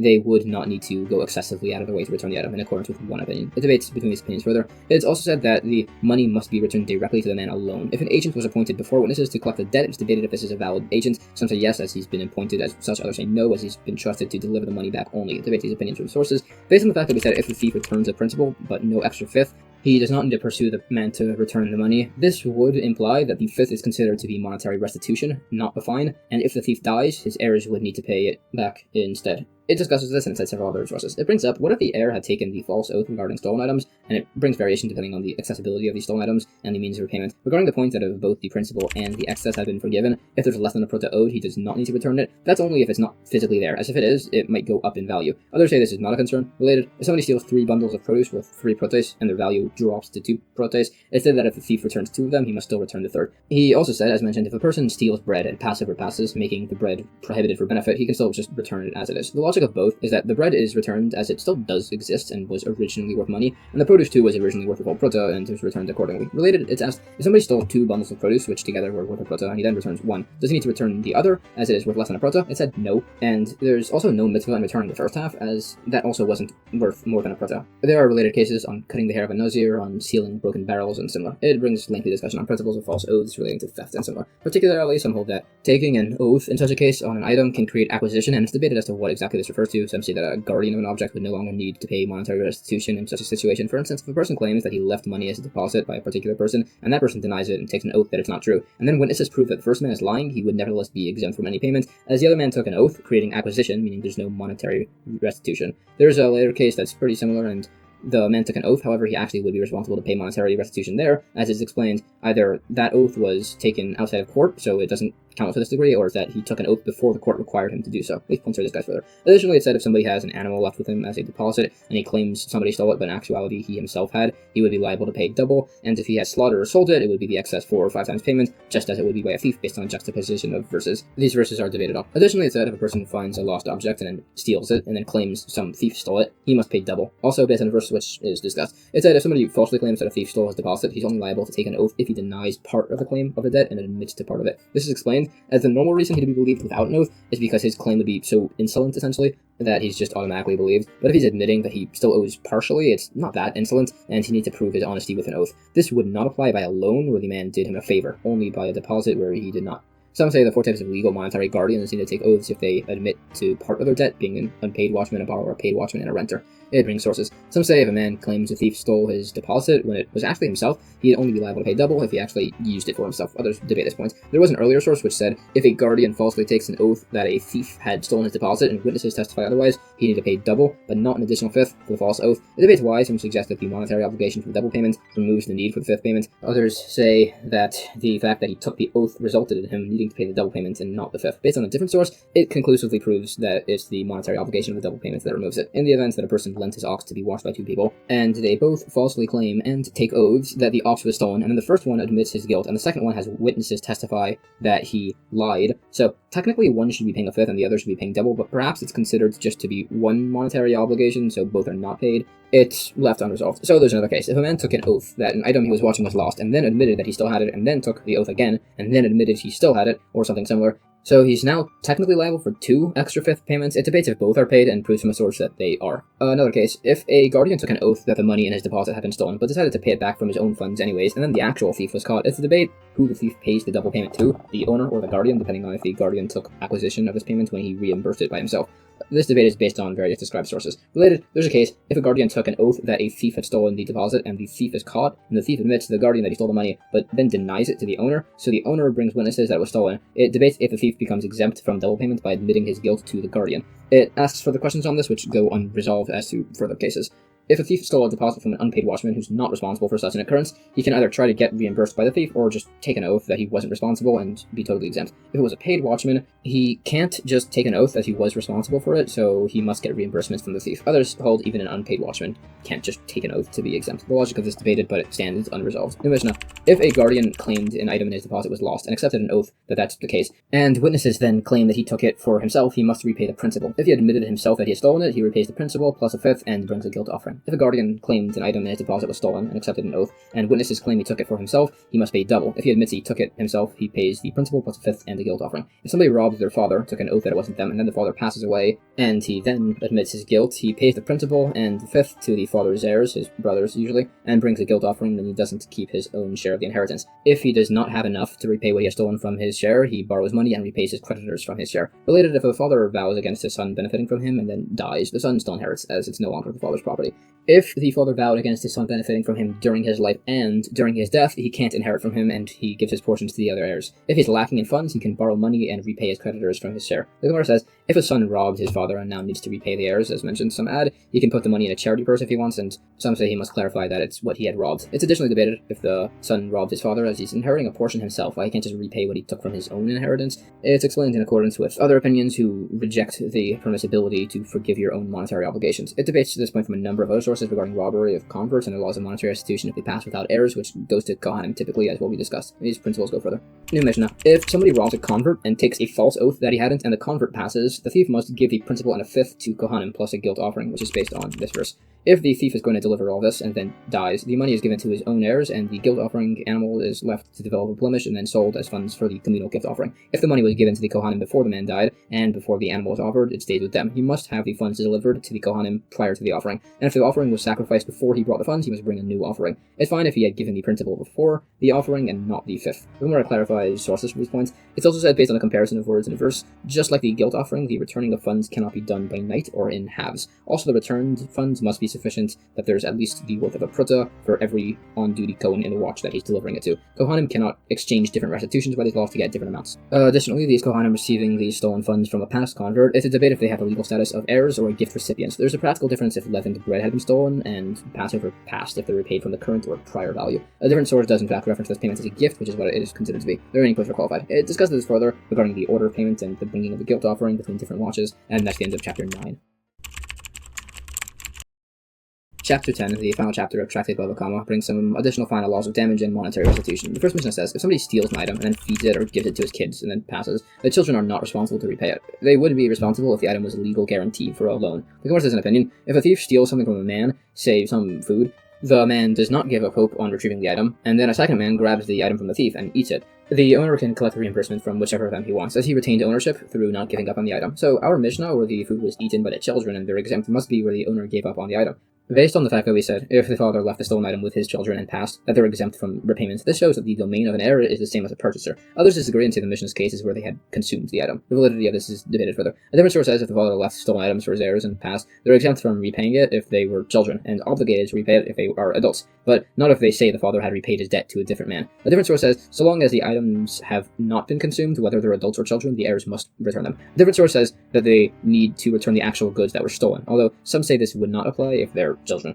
This is debated further along with a related point on whether a court accepts witnesses in a case if a litigant is missing, depending on the unique circumstances. It's also a debate if a court can ratify a document without a litigant being present. It said we do, and if the litigant requests a delay to bring witnesses to prevent this, it's allowed. If he does not come, he's given the time of 3 court sessions, a Monday, Thursday, and Monday. And assuming he hasn't outright refused to come at this point, we then wait further, and he has a document which ostracizes him, written for 90 days, during which they do not go through his property in case he's in some stage of trying to get his finances together to repay the man. If he still hasn't come, a document of authorization is written allowing the other man to collect property as he desires from him. This 90-day delay also only applies if it's a loan. If it's a deposit, we write the document of authorization immediately. It clarifies what this document includes. Additionally, if the court sends an agent to bring a litigant to court, he has the legal status of 2 witnesses regarding excommunication, but not for documents of ostracism. Also, a litigant can be given a set court date to be passed by word of mouth.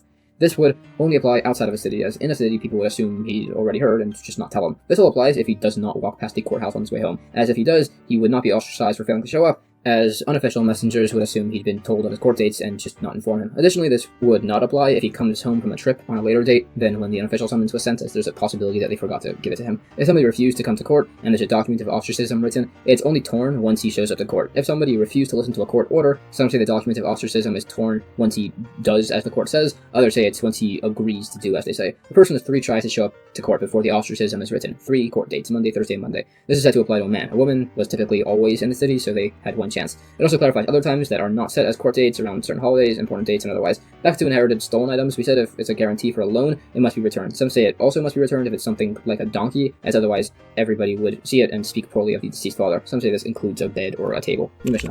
Currency exchange and charity cannot be taken from customs or tax collectors, as they're presumed to be illegitimately taken. It can be taken from their person or at the market, just not from their collection chests. The Gemara says it would be permissible to accept change for less than a dinar here. Also, there's a general principle called dina de Makkos dina, the law of the country is the law, which states that whatever country or region Jewish people are in, they're obligated to follow the law of their country, so long as it doesn't directly forbid the practice of Judaism. So that there's concern of legitimacy towards tax collecting must be where the tax collector is allowed to collect without limit and abuses his power, or it's a self-appointed tax collector.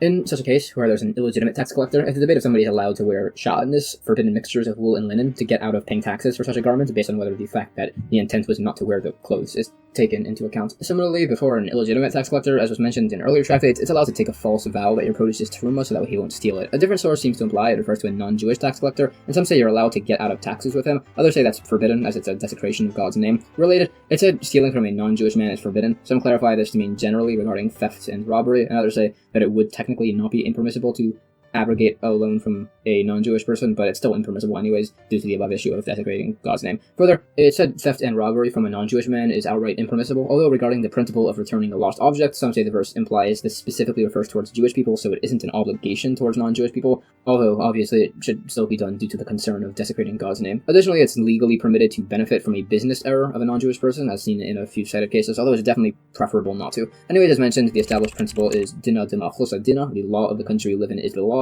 and must be followed accordingly. It cites many sources for this. Further, it said if a Jewish man voluntarily testifies in a non-Jewish court against a Jewish man, he's excommunicated, as non-Jewish courts accept testimony from a single witness, which is viewed as illegitimate, which means if two Jewish witnesses testify in a non-Jewish court, there's no issue. Also, there's no concern with a single witness by a courthouse in a city, as this would make the defendant take an oath, which runs in accordance with Jewish law. It's unresolved if a single important person should testify in a non-Jewish court, as it's problematic as he's a single witness, as stated, but he's also important, so he can't exactly run away. Additionally, if a Jewish man sold a non-Jewish man property that bordered on a Jewish man's land, the seller would be excommunicated until he took responsibility for any potential damages, as back in those days it was a concern. New Mishnah. If somebody had his donkey confiscated by customs and then gives him a different donkey, or if bandits take somebody's garment and then give him a different one, he's allowed to use it even though it's not his, as there's a presumption the original owner gave up on the item. Also, if somebody salvaged items from a river, from soldiers, or from bandits, he can keep them for the same reason. Also, if somebody finds a swarm of bees, he can keep them, as presumably the owner gave up on them. A woman or a minor's testimony is believed if they testify where the bees came from. If the bees escape from somebody's property, he's allowed to enter another man's property to recollect them, and he must repay for anything he damages. If they settle on a branch, it's a debate if he's allowed to cut the branch to harvest his bees and later repay the owner.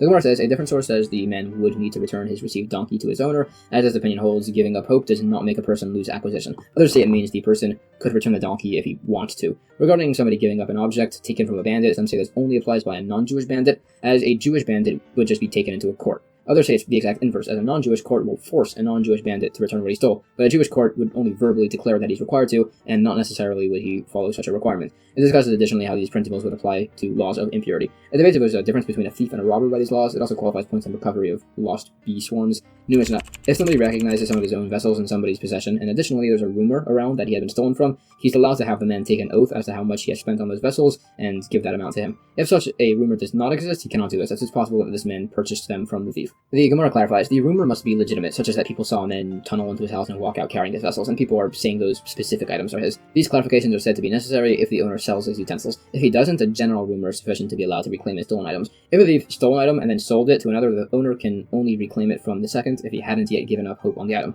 It brings further particular cases of restitution and reimbursement. New Mishnah. If somebody had a barrel of wine and another had a barrel of honey, which is worth more, and the barrel of honey broke, so the guy with the wine poured his out to save the honey, the wine owner can only collect payment for his labor, not for the actual wine, unless that was conditional on him pouring it out to save the honey. Similarly, if two donkeys were washed away by a river and one man saved the other's more expensive donkey, he can only be repaid for his effort and not for the actual donkey, unless specified when he went to save it. The Gemara said similar cases to try and prove that the honey that's falling out is ownerless, but it shows how in the respective cases the barrels could have been saved, such as because they were additionally wrapped with a skin. This has relevance in regards to the loss of tithes and impurity if such a barrel of produce breaks, whether it will cause its contents to become impure, depending on the situation. Related, it said that uncovered vessels containing liquids are typically prohibited due to concern of snakes going inside and causing the drink to become poisoned. If there's a vessel with a sieve above it, if the lower barrel is itself uncovered, it's still forbidden. But if only the upper vessel with the sieve is uncovered, the lower is fine, as snake venom would just float to the top. Additionally, the mouth of the barrel must be blocked in an additional manner so as to prevent the wine and venom from mixing.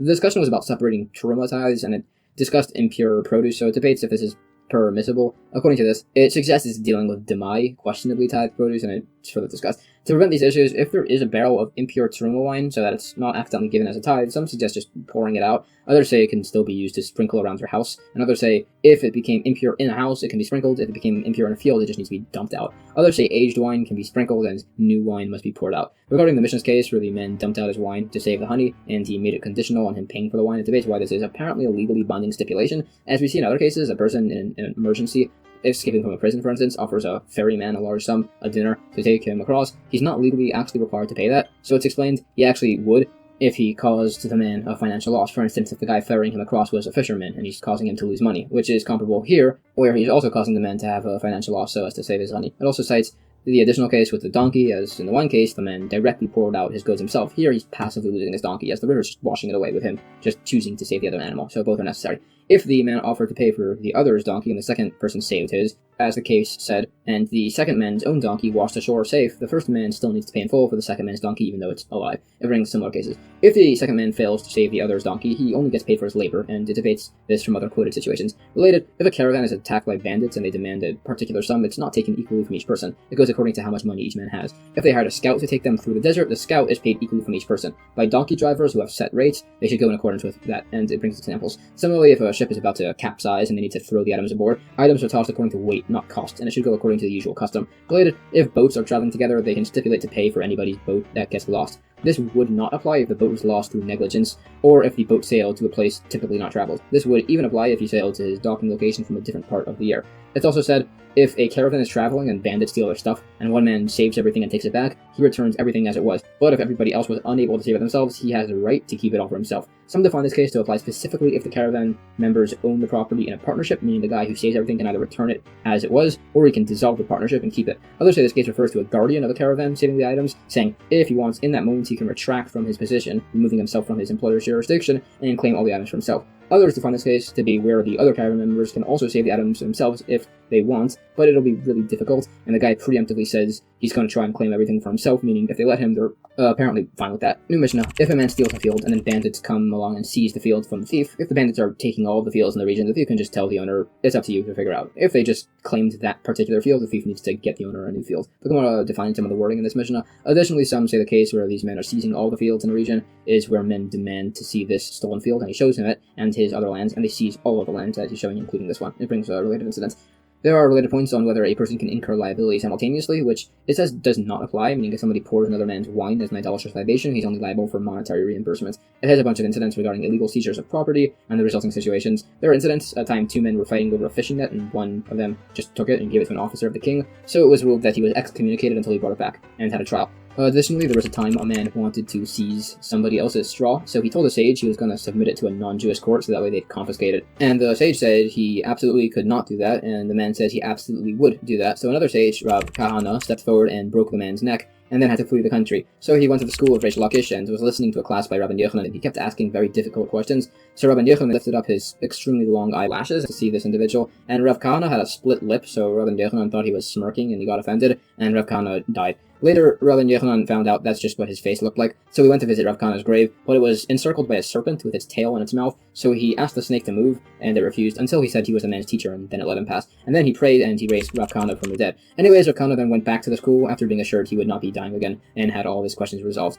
It brings a number of other particular cases of damage and monetary liability. New Mishnah. If a river floods a stolen field, the thief can just say it's the owner's loss. The Gemara says, this is actually debated, it's on interpretation of verses. New Mishnah. If somebody robbed, borrowed, or had an item deposited with him from somebody, he is not allowed to return the item to an unsettled area unless otherwise specified by the owner. The Gemara says, related, a loan can be claimed in any location, while a lost item or deposit can only be claimed in their location. Regarding returning an item to an unsettled area, if specified, this refers to where the depositor is depositing the item as he's going to an unsettled area, and the recipient says he's going there also, so he'll just return it there too. Mishnah. If a man tells another, I robbed you, or you deposited something with me, but he's not sure if he returned the item, he needs to return the item. If he said, I'm not sure if I robbed you, or if I borrowed from you, or similar, he does not need to repay him. The Gemara says, a related incident, a man told another, I have 100 of your dinarim coins, and the other said, I'm not sure if that's true. It's a debate if he needs to pay it. Some say yes, as a certain claim overrides an uncertain one, others say no, as the money would just stay with whoever currently has it. It tries to prove the other opinion from several sources. New Mishnah. If a thief stole a sheep and then returned it, and it died or was stolen, he needs to pay for it. If the owners were totally unaware of this entire sequence, counting and seeing no loss on their sheep, he's exempt from repayment. The Gemara gives a few explanations of this. First, if the owners know it was stolen, the thief must let them know when he returns it. But if they don't, he does not need to let them know. Others define this that whether or not the owners know it was stolen, the thief is exempt. Others say if they know it was stolen, he is exempt if he returns it without them knowing, and if they don't know, unlike the other cases, they don't even need to count the sheep to see it. It's the same amount for him to be exempt. Others say if they know the sheep was stolen, he's only exempt if they count and see none are missing, and if they don't know, he needs to let them know when he returns it. It debates between all these various opinions. New Mishnah. It's forbidden to purchase wool, milk, and kids from shepherds who tend others' flocks in case it's stolen. Similarly, it's forbidden to buy wood or produce from produce watchmen. It's permitted to purchase from women woolen goods in Judea, linen goods in Galilee, and calves in Sharon. If the seller tells the buyers to conceal the items, they're prohibited as they're probably stolen. Eggs and chickens are always allowed. The Gemara lists additional particularities of purchase when some are permitted and others are not due to concerns of theft. This is further qualified. If there's a known robber, some say purchase from him is only allowed if majority of property is his. Others say it's fine if it's only a minority. If there's an informer who assists others in theft or misuse of property, it's a debate if it's permitted to destroy his own property. The debate is as it's allowed to harm his person, so perhaps this too. Others say no, as this also harms his children. These points are discussed, and it quotes many verses on the great negativity and punishments for theft. It qualified the listed goods from the Mishnah that are specifically allowed to be purchased. New Mishnah. Strands of wool found in garments by a launder belong to the launder. By a carder, somebody who prepares wool for garments, it belongs to the actual owner. A launder can take a maximum of 3 threads from the end of a garment. If it was a white garment, he can take any black threads. If a tailor left excess threads or a patch 3 finger breadths by 3, this belongs to the customer. Any wood shavings a carpenter removes with an adze, which is this, belongs to him. If it was removed with an axe, it belongs to the customer. If he was working in the customer's domain, everything, even sawdust, belongs to the customer. The Gemara quotes a source which says it's permitted to buy strands of wool from a launder by assuming they're his. Also, a launder can take 2 threads from the edge of a garment. This refers to thick cloth, while our Mishnah said 3 threads, which was referring to thin cloth. It's prohibited to card cloth, a particular sort of combing, essentially, along the warp by ordinary garments, but it's allowed by fancy capes, which look better if you do this. There are further qualified points and particularities in purchasing thread from a carder or from a dyer. Related, all excess threads on a garment count towards the minimum distance to the holes of its scissors. Excess thread on a garment left by a tailor belong to a customer. It's explained this is a total of 2 needle lengths. It defines the different types of woodworkers' tools. Stone chiselers can take their excess stone chips. Regarding tree, vine, shrub trimmers, and similar, keeping excess leavings is dependent on the owner. Keeping daughter or green grain is location dependent if it's left to take. The city of Moshiach is an instance of a place where it would be prohibited, as they're particular about these plants. And that's the end of chapter 10 and the entire Tractate Bava Kamma. Alright, that was a lot of information, so here's a rough summary of a lot of the practical takeaways from this tractate. There are various forms of property damage. It's very much case dependent, but broadly, if somebody damages a person's property, they need to repay them. If a person damages another person, there are 5 forms of compensation: payments for the damage, pain, medical expenses, loss of income, and embarrassment. Tractate Bava Metzia broadly discusses the laws of finding and returning lost items, along with additional points in renting, borrowing, and responsibility. Chapter 1 will begin on the laws of the acquisition of lost objects. The first Mishnah says, if 2 people come to court with a garment, both claiming that they found it and that it's entirely theirs, they should both take an oath that half of it is the other's and then split it. If one man claimed he owned all of it and the other said he owned half of it, the first should take an oath that 3/4 of it belongs to himself, and the other takes an oath that a quarter belongs to himself, and they split like that. Similarly, if 2 men were riding an animal, or one was riding it and the other was leading it, and they both claim it's entirely their own, they should again take an oath that half of it belongs to the other, and then split it. If either admits to the validity of the other's claim, or if either have witnesses, then oaths aren't necessary, they can just split it immediately. The Gemara clarifies, it says specifically both that they're claiming they found it, and that it's entirely their own as one claim, which would mean generally that just finding something, seeing a lost item, is insufficient to claim ownership over it. Others do actually disagree with this point, but based on the double clarification of wording in our place, they hold sight is insufficient to claim a lost item. Others actually have a different interpretation of this. They say it's referring to 2 separate points, where the man saying that he found it references a case where they're arguing over a found item, and saying the second point where he says is entirely his is where they're arguing that they each purchased it. It specifies both, showing both would require an oath as mentioned despite their unique principles. Additionally, the case where they're arguing over who purchased the item must be where they can't just ask the seller, as they both gave the guy money, but he only allowed the sale to one of them, and he's not sure which. So they need to take an oath to split it as mentioned. Now there is a different opinion who says we don't administer an oath in court if one of the parties is definitely lying. This would not apply here, as not necessarily are both lying. They could have just both picked up the item simultaneously, so they actually do each own half of it. It's additionally unlike another opinion that holds if there's uncertain ownership of property, it's split without an oath. Although some suggest this opinion could apply, it's just uniquely not held here, as it's a certain claim against another certain claim, where his opinion would not apply. It's debated. Alternatively, we do follow this opinion It's just that this notion of an oath, in this case of two men seizing a garment, was instituted rabbinically to prevent people from just grabbing other people's items and claiming it's theirs. Still further, there is an additional opinion who holds if there's an uncertain claim of ownership between items, the remainder goes to neither of them. It's just locked away until Moshiach comes, essentially. This would not apply by our case, as it's unique in that there's a genuine possibility that both of them are telling the truth. It belongs equally to both of them, as they would have both grabbed it simultaneously. If it discusses these opinions related, it said if a man claims another has 100 of his dinarim, that man claims he has nothing, and witnesses claim the second man has only 50 dinarim, he gives the first man 50 dinarim and takes an oath that he doesn't have the remainder, as the witnesses have the strongest claim of evidence. Similarly, by our case, if two people both are holding a garment and both claim that they found it, their holding onto the garment is similar to a witness as a proof of evidence, and therefore they split it with an oath. It's necessary to take an oath if admitting to part of the claim as opposed to entirely denying the claim, as entirely denying something requires a degree of insolence that most people don't have, but to partially admit something, that's something people would do, so an oath is necessary here. Now, that's by somebody's own testimony. If there were witnesses, then based on this, he for sure would need to take an oath. However, this is operating off of the presumption that admitting to part of a claim does not make a person liable to pay money. This is debated on from a number of other sources regarding the uniqueness of admitting something yourself in various cases. So, it debates what the logical deduction above is. It sets a number of possible options which are rejected. It brings various cases to try and prove a point that if somebody in such a monetary dispute hands someone a portion of the money saying that here you are, it's questioned whether he's effectively giving that portion and whether or not a further oath would be necessary. This is debated. Regarding the earlier mentioned case, if one man claims the second owes him 100 coins, the second claims he owes nothing, and the witnesses say he owes him 50 coins, we said he pays 50 and must take an oath. Now, others actually debate the point that he needs to take an oath, saying the verse implies an oath isn't necessary based on witnesses' testimony. It debates the interpretation of this verse. There was a case where men left their animals to be washed by a certain guy,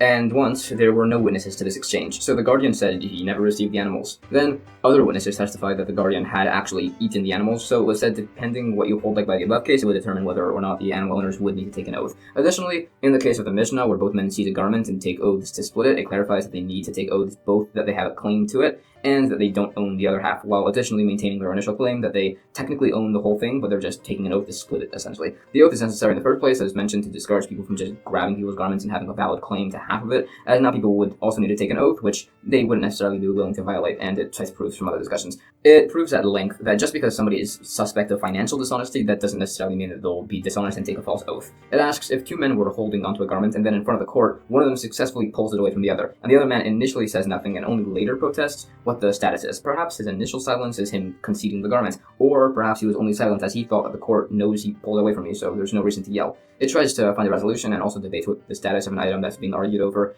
If one of the men just decides to consecrate it to the temple, whether or not this is considered to be valid. It debates this from various other discussions. Broadly, it is ruled if people are fighting over a property, if one of them can't fully claim the property by legal process, at that point he's not allowed to consecrate it either. If somebody did legally claim a property, specifically a property which he doesn't need to physically acquire, he would be allowed to consecrate it. It said if two people are holding a garment and they decide to just keep the parts that their hands are holding until and divide the remainder in the middle, this should be done with an oath. This is different from our Mishnah, as this case is where they're grasping the fringes of the garment. Related, we can infer that when acquiring cloth, you're required to take hold of an amount, and the minimum apparently to take hold of is a 3 finger breadth by 3 finger breadth square. Giving only part of a cloth to acquire it fully is valid, unlike by a divorce document as mentioned back in Tractate Gittin, where giving a divorce document attached to a sturdy string still held by the husband is invalid, as it's not considered to be fully given over. Additionally, if they're dividing the middle of the garment as mentioned, and there's gold thread more on one person's side, that's still divided equally also, as it could technically also be divided widthwise. If a borrower and a lender are both holding a note of indebtedness, a promissory note, and the lender said it's his, meaning the debt hasn't been paid yet and he just dropped it, and the borrower said that he'd already paid the debt and was just given the note as a receipt, so it's his, some say it should be checked by the signers on the document, others say to just divide the written debt between them. Similarly, if such a note of indebtedness was found by two judges and they're not sure who it belongs to, some say just do nothing with it, others say just do what the document says. It's a debate if the above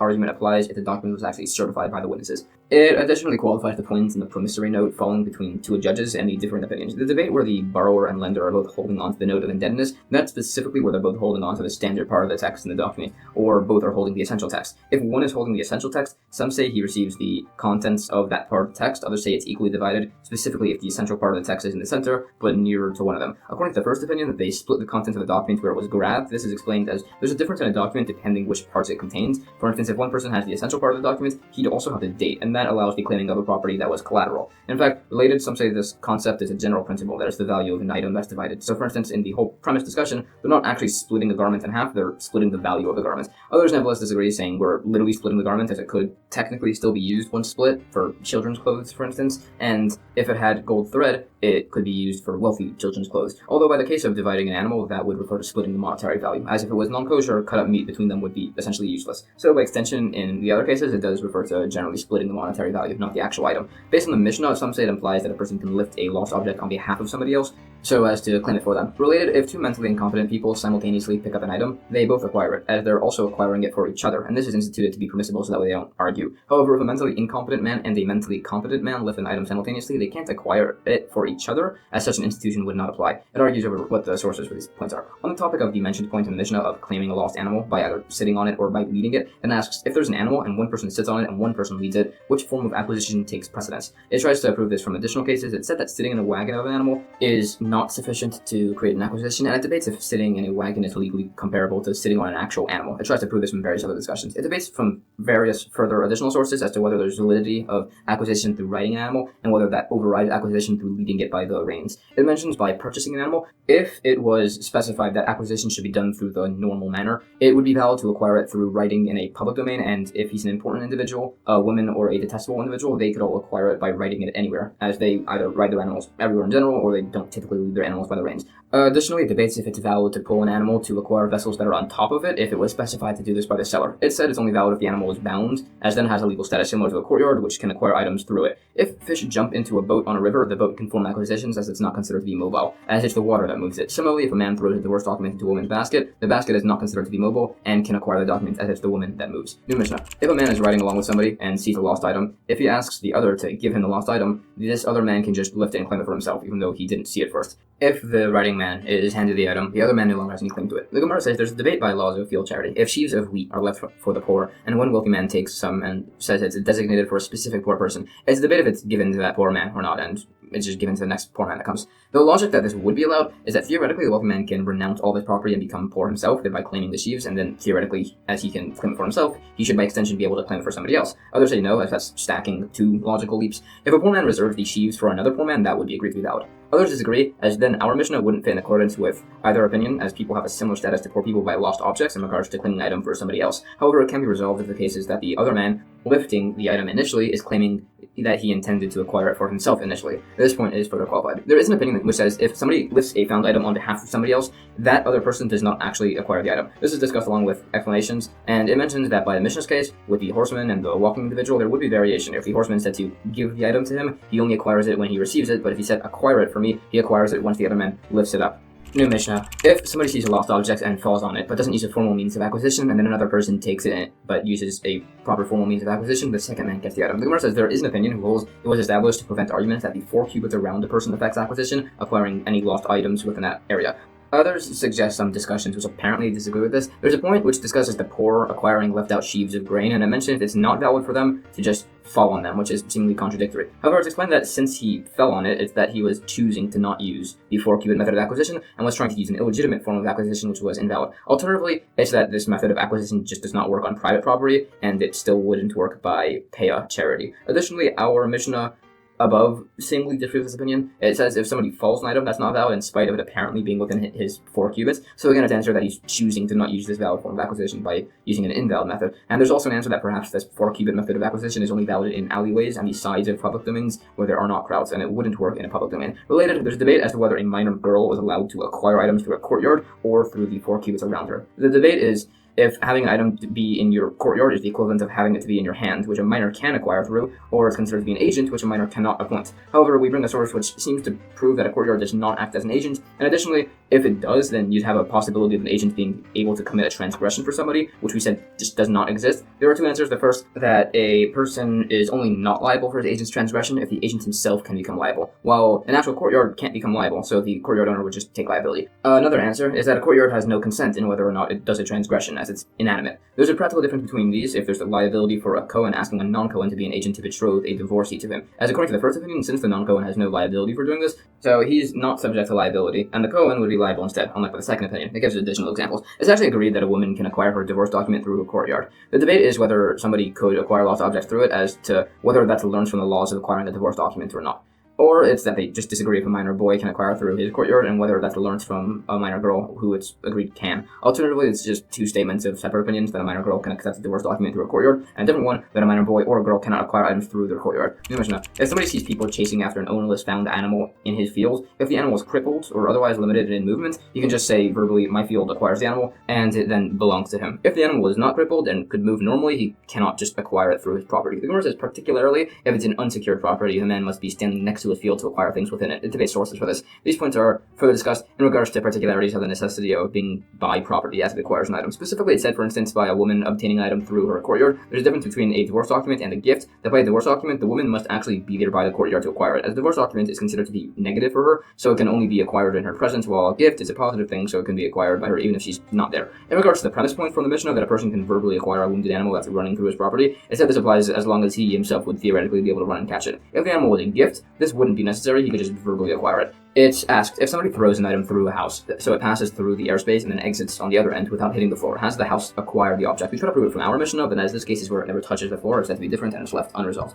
New Mishnah. If somebody's minor child or a Canaanite slave or wife found a lost item, it belongs to him. If it was found by his adult child, his Hebrew slave, or divorced wife, even if he hasn't yet given her the marriage contract, it belongs to them. The Gemara says the minor isn't acquiring the item as he takes it and gives it to his father. It debates from related discussions on workers collecting sheaves of grain, whether a minor can or can't acquire items for himself. Regarding the sheaves, there are opinions. Some say it's a special institution that minors can collect and acquire sheaves, even though they normally cannot. This would apply also to the poor when they gather leftover grain. Or it's explained possibly that regarding the sheaves, it doesn't literally refer to a minor acquiring sheaves, it refers to an adult who's reliant on his father, although others disagree with this. It's also debated why a Hebrew slave doesn't acquire an item for his owner, as he is obligated to work for him, and that should include giving him any lost objects he finds. Some say this refers to a slave whose job is something very profitable, to carve holes and pearls, for instance, so he only has a sole job, so things he does on his own time, like finding lost objects, for instance, belong to himself. Alternatively, some suggest a slave found the item as he was doing his work, so there's no lost labor towards his employer. Others say it's that a worker only acquires lost items towards his employer if he was specifically given that task, for instance, to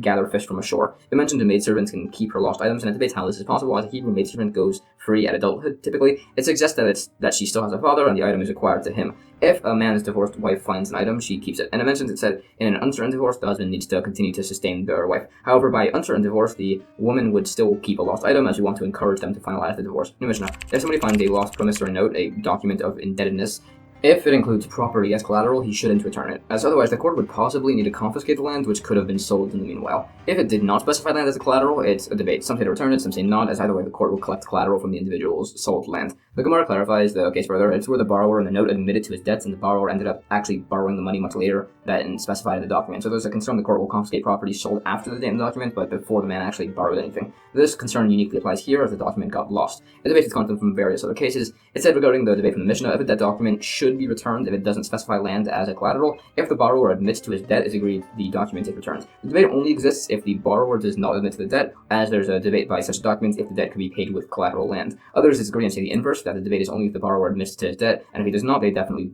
don't return the document. It cites sources which debate these opinions. It explains the opinion which holds that debt can be collected from collateral property, even if unspecified in the debt document. It's as the lack of the specification was an error. This point is qualified further. Related, if somebody buys a field from a man and then it's revealed that the seller didn't actually own the field, it's agreed he's compensated for whatever he spent, but it's a debate if he receives compensation for any work he did in the field in the meanwhile. According to the opinion that he does not, some would say this even applies if the seller specified beforehand he would be reimbursed for his work on the field, as this resembles interest, which is not allowed. It's debated from other discussions. It's additionally argued between these opinions as to whether the purchaser would be financially reimbursed for effort and labor he put into the stolen land. Therefore, the point on this. Additionally, if a man purchases a field and actually knows that it was stolen, it's agreed he does not have the right to any work or enhancements he's done to it, but it's debated if he even collects reimbursement for the illegal purchase in the first place. The debate essentially is that it's agreed that he's not given the money to purchase the field. It's that it's just an underhanded manner of giving a deposit, essentially, which would be returned, or it's an underhanded method of giving a gift, which would not be returned. The same exact debate exists by somebody betrothing their sister, which is obviously not allowed. It's just that some say it's a unique manner of giving a deposit, some say he's trying to give a gift. It says both must be specified to show the opinion to apply by both relatives and non-relatives. By the field, the reason this deposit or gift allow him to use the stolen field in question is that he's just working the land, and when the original owner claims it back, he's reverting the money to either be a deposit or a gift. By the initial case, where the man unknowingly purchased a stolen field, the law has ruled that he has the right to what he spent, and he's reimbursed for the enhancements he made to the field. And if he knew the field was stolen when he purchased it, he only gets repaid for what he spent on the land. And if the collateral is not specified in the document, this is considered to be a scribal error by both promissory notes and deeds of sale. In the event that a man steals a field and then sells it and then buys it from the original actual owner, it's that he can't retake the field from the man he sold it to, as he had sold him the rights to the field. The reason the thief is properly purchasing the field in this case is debated. Some say it's so that way he won't be called a robber anymore, others say it's so that way he'll be considered to be honest. There's a practical difference if he gave the field to the second man as a gift,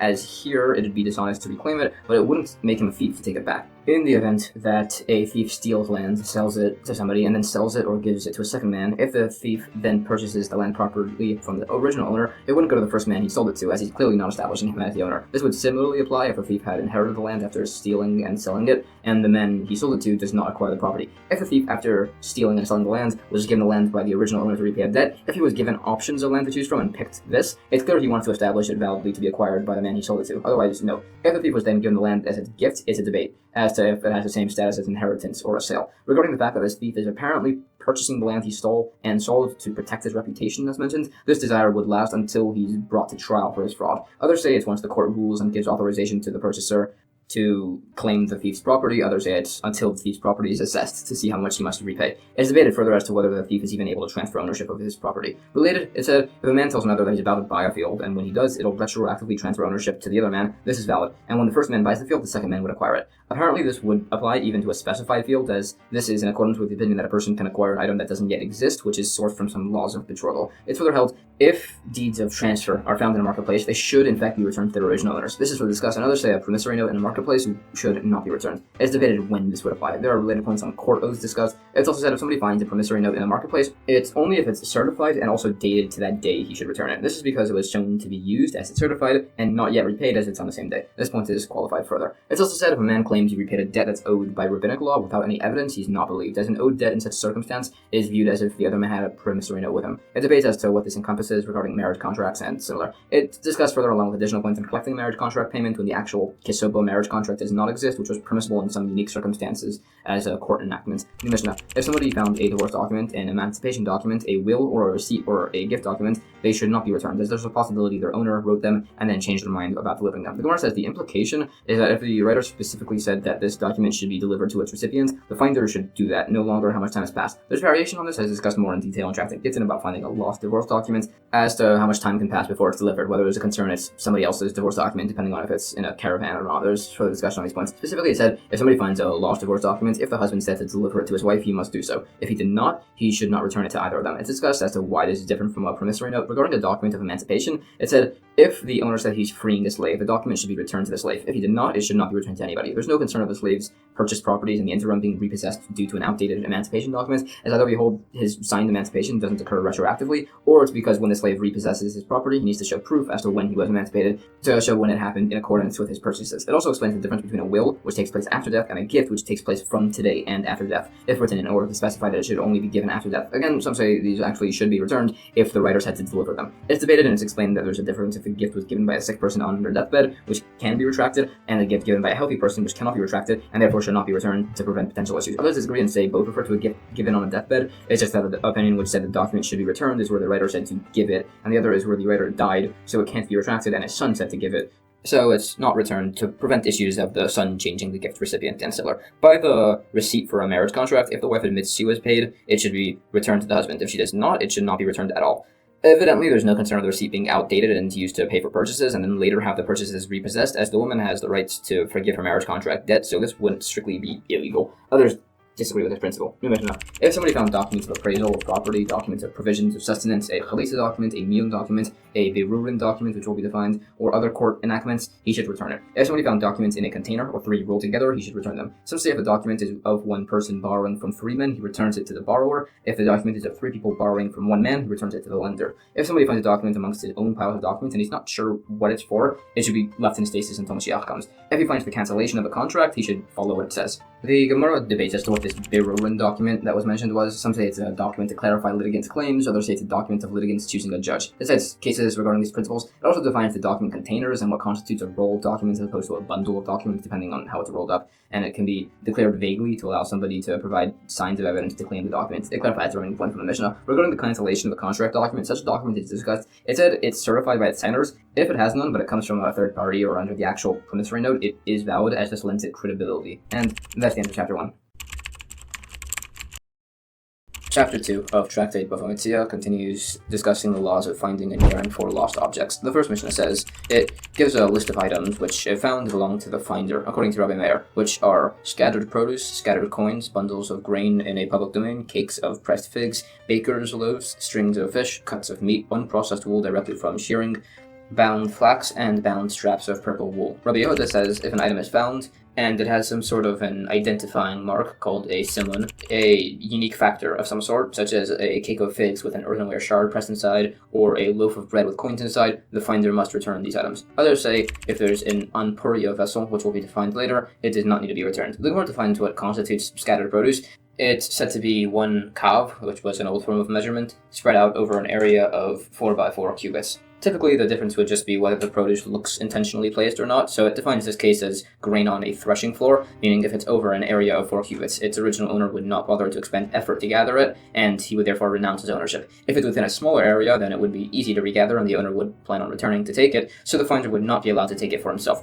Based on this, if a half kav was scattered across 2 by 4 cubits, it's a debate if the owner would bother regathering them, and whether therefore a finder can or cannot claim it for himself. On the one hand, they're scattered across a small area, so it would be easy to pick up, but there's also a small amount of produce with a low value, so perhaps they would not be regathered. Similarly, if there's 2 kav across 4 by 8 cubits, on the one hand it would take a lot of effort to regather, and on the other hand it's a lot of value. Similarly, if there's sesame seeds spread out across 4 by 4 cubits, they're expensive, so they might be regathered, but they're also really difficult to regather, so perhaps not. Similarly, if a kav of dates or pomegranates are scattered across 4 by 4 cubits, they're inexpensive, so might not be regathered, and can be taken by the finder, but they're also easy to regather, so perhaps the owner would take them. All of these cases go unresolved. As a general principle, if somebody gives up hope of recovering their lost object, it can then be claimed by whoever finds it. However, if somebody isn't even aware that he lost his item, but if he was, he would have given up on it, it's a debate if this is considered to be giving up on the item, meaning it can then be claimed by others. This would not apply if the item had an identifying mark, as then he wouldn't have been allowed to claim it in the first place. However, if it had an identifying mark and it had been swept away by a river, as will be discussed later, it can be taken and found. So the debate by an unknowingly lost object that theoretically would be given up on is if it had no distinguishing identifying marks, and the debate is either that he's just not aware that he lost it, so he hasn't given up on it, or if he was aware, then he would have given up on it. It tries to prove this from a number of different sources. It said that scattered produce can be collected by the finder, implying if they were unknowingly lost and would have been given up on, it can be kept, but that's answered as we had said previously. It's a case of somebody who left with their grain, meaning it was a conscious loss. Fine, but we also said if somebody finds scattered money, presumably unknowingly lost and given up on, he can keep them. But again, no, that's considered to be a conscious loss, as people frequently check their wallets, so he probably noticed it was missing and gave up on it consciously. Same principle, but being able to keep pressed figs or baker's loaves, as mentioned, again, it's a conscious loss, not an unconscious one, as they're heavy, and he would have realized he had dropped them. And finally, by strips of purple wool, they're also not considered to be an unconscious loss, as they're significant and expensive, so the owner would have realized if he had dropped them, similar to the coins. It debates additional proofs from loss of regathering field charity tithes, figs falling from trees, and otherwise, as to if somebody who unknowingly lost an item, if he can unconsciously then give up on it. This is further debated from additional sources on separating truma ties and otherwise. It does, however, conclusively prove that unconsciously giving up on an item does not legally constitute giving up on an item, uniquely holding like the opinion of Abaya over Rava, one of the few times we do so. This would mean if there's a case like fruits blown off of a tree, they're still allowed to be eaten, as the owner actually does consciously give up on them, as he thinks bugs would have eaten them. There's no presumption that these belong to minor orphans who can't give up ownership of their properties, and if there was offense, then this would not apply. Anyways, the Mishnah had specified that if somebody finds bundles of grain, he can keep them. It's debated if this would apply even if there's an identifying mark on it, based on whether an identifying mark that is prone to be trampled and destroyed is considered to be a valid identifying mark. It debates from various sources. This is discussed further at length, and it also debates as to the validity of an identifying mark that could come about on its own. It's also stated if a man declares his disappointment in the monetary loss from his lost item, he's considered to have given up hope on the item. It said that the law regarding finding bundled grain is that if the grain is in a public domain or in a secluded area, but it looks like it just fell like that, he can keep them. If they look like they were intentionally placed there, he needs to declare as find. If there's an identifying mark on the item, no matter how or where he finds it, he needs to declare as find. It was said earlier, if somebody finds a string of fish, he can keep it. In this case, the knot and amount of fish don't act as identifying marks, as it's the standard type of knot and fish amount related. It said that typically weight, measurements, and amount can all act as viable identifying marks. By cuts of meat, an identifying mark would be if it's cut into a unique shape, for instance. Regarding seals on barrels, as a debate, some say it's a viable identifying mark, others say it's only viable if it's still held by the manufacturers. Some say that naming a specific location is not a valid identifying mark, as multiple people could have placed their items there. It cites related incidents on this.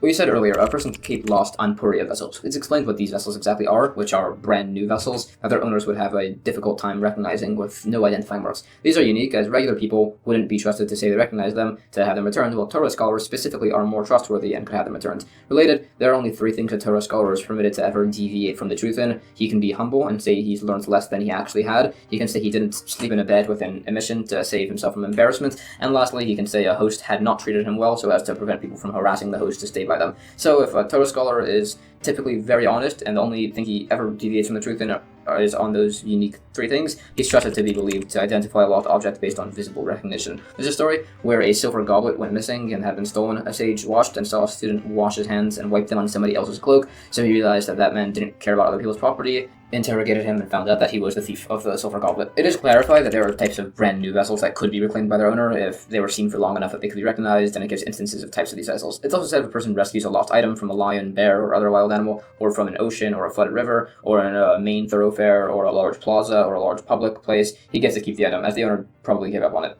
Regarding finding a lost object in a large public place, it debates if this would apply in a location with majority Jewish people or with majority non-Jewish people. This is argued from many sources. It debates this additionally from many discussions, and it also cites related issues with finding unidentified meat if it's presumed to be kosher based on the location and majority of the population. New Mishnah. Now, a list of items which are found that need to be returned. Produce found inside a vessel, a plain vessel, coins inside a pouch or a plain pouch, piles of produce, piles of coins, 3 coins stacked atop each other, bundles of grain in a secluded area, homemade loaves of bread, wool fleeces from a craftsman, jugs of wine, and jugs of oil. All of these need to be returned if found. The Kamma says, the implication is that if somebody finds a vessel or a pouch with produce or coins next to them, he can keep it. However, it said that if somebody finds an object with an identifying mark next to an item without one, he needs to proclaim both. If the owner takes only the item with the identifying mark, the finder can keep the other one. So it's explained this is referring to if somebody finds a container next to flax, meaning if the flax is completely out of the container, it's valid to assume that they were lost by the same person, as the flax is entangled as a single entity, which could have all just fallen out. However, if somebody finds a basket next to produce, as mentioned above, and the produce is completely outside the basket, it's unlikely that if it was lost by one person, all the produce would entirely spill out. So you could assume the produce was lost by a different person in the basket and can therefore keep the produce. So that explains the seeming contradiction. Alternatively, both deal with baskets and produce, and the difference if the produce must be returned along with the basket is if there's still produce left inside. Alternatively, both deal with the basket having produce left inside, and the difference is whether the basket is facing the produce or not. Or both are where the baskets are facing the spilled produce. It's just one has a rim, so nothing from the basket should have been able to spill out, and the other is where it does not have a rim, so it's valid to assume all of its own produce could have fallen out. It was said piles of produce or coins must be returned. It's argued whether this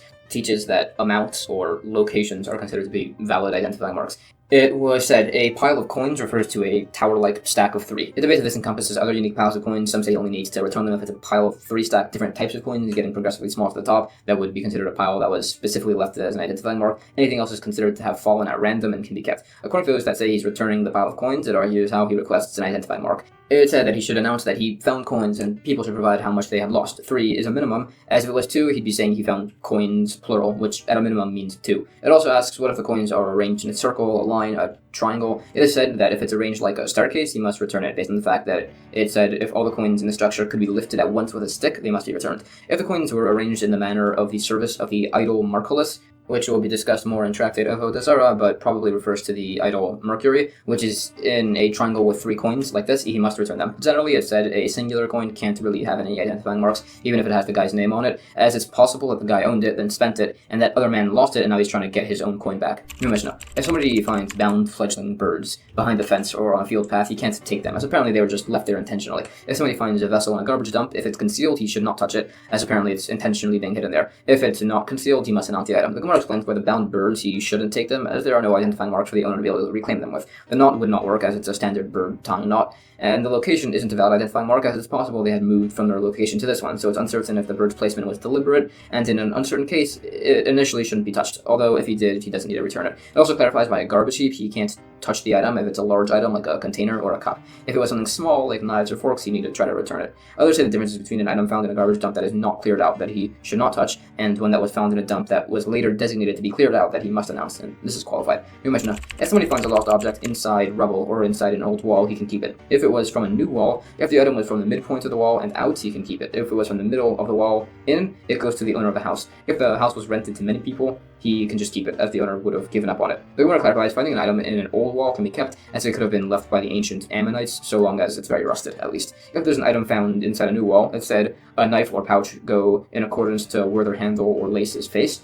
If they face towards the house owner gets to keep it. If they face towards the wall, the finder gets to keep it. Checking if the item is past the midpoint or not, that would apply to items like strips of metal or cloth. If there's a hollow in a wall filled with items, even if it's slanted in either direction, it would be divided equally between the house owner and finder. Regarding the point that if somebody finds an item in a wall and the house was rented to many people, the finder can keep it. It discusses why this item wouldn't just go to the last renter, as a similar concept exists by finding coins in a street in Jerusalem. If it's a holiday, they're presumed to be tithe coins, as the streets are cleaned frequently, and it would go by what was last there. It's explained that this rented house was an inn to several people, 3, and it debates if the cases where they're Jewish or non-Jewish as to whether this would cause the owner to give up on the item. If 3 people are walking and one of them loses a coin, the finder does not need to return it, as presumably the owner gives up on it. However, if the coin is worth 3 perotes, 1 for each person, some say he should return it, as it's possible all 3 of them are partners and jointly own the coin and would not give up on the item. Some even say this would apply if the coin is worth 2 perotes, as it's possible one of them gave up his share to another. If a man sees another drop a coin and he steals it before the man gives up on it, it then lists all of the biblical obligations that he's just violated of theft and similar that apply even if he returns it. If he took the coin with intent to return it and then after the man gives up he intends to steal it, that's a violation of a commandment. If a man waits until somebody gives up on a lost item and only then takes the coin for himself, he's violating a commandment. It's said if a man loses a coin in sand, another man can take it without returning it, as the man would have given up on it. This would apply even if he sees the man searching through the sand, as it's likely he's just searching for something else so as to offset his loss. New Mishnah: if somebody finds a lost item in a store, he can keep it. If the item is between the storekeeper's counter and the storekeeper, it belongs to the storekeeper, as customers don't typically enter that area. If somebody finds lost coins before a money changer, he can keep them. If they're between the money changer's chair and the money changer, they belong to the money changer, as again, customers don't typically enter that area. If somebody bought produce or was given a gift and he finds coins within this pile, he can keep them. If they're wrapped in a bundle, that's considered to be a valid identifying mark, and he needs to return them. The Gemara debates from implication of various sources as to whether lost coins found directly upon the desk of a money changer, if the finder can keep them. The point that if a man finds coins amongst produce, he can keep them, that applies if he bought them from a market. If he got them from a single person, he should return it to that man. There's no concern of the man's slave having harvested the produce and losing his coins, as if it's a Canaanite slave, the coins belong to the owner anyways. New Mishnah: this verse specifies that a person must return lost garments, among other particularities. Garments are specified as they have identifying marks, and also people trying to claim them, so anything with those 2 attributes must be declared to have to return.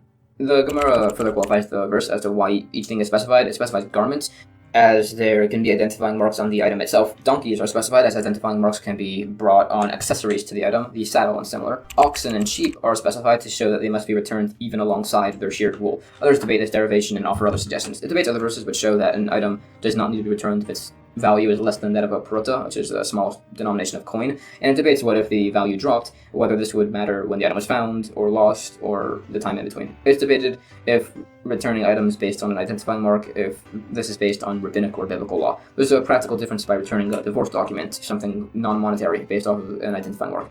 It debates this from a great number of sources. Some do say that identifying marks are a biblical principle, so if 2 different people bring identifying marks on a lost item, it shouldn't be returned to either of them. If one man brings identifying marks and the other brings 2 witnesses, it goes to the man with the witnesses. If one man brings identifying marks and the other brings identifying marks and a single witness, the single witness just doesn't matter, so the finder keeps it. If there's a lost garment and one man brings witnesses that the garment had been woven for him, and another brings witnesses that he had lost the item, it goes to the second one, as it's possible that the first man had actually owned it but sold it to the second man. If there's a lost garment and one man gives the width as an identifying mark and the other gives the length, the width can be approximated by seeing it, so it's given to the man who gave the length, as that's a measurement which more accurately proves his ownership. If one man gives the measurement of the width and also the length, and another man gives the measurement of the length and width combined, it goes to the first man. If one man gives the measurements of the width and length and one man gives the weight, it goes to the man with the weight, which is harder to approximate. If there's a lost divorce document and the husband provides identifying marks for the document and the wife also does this, it goes to the wife. The identifying mark must be something that requires them to have held the document to see it, such as a hole inside of the document. If both the man and woman identify it based on the string tying the document, it goes to the woman, and the identification would be the length of the string. which can only be measured if, as mentioned, they'd actually held the document.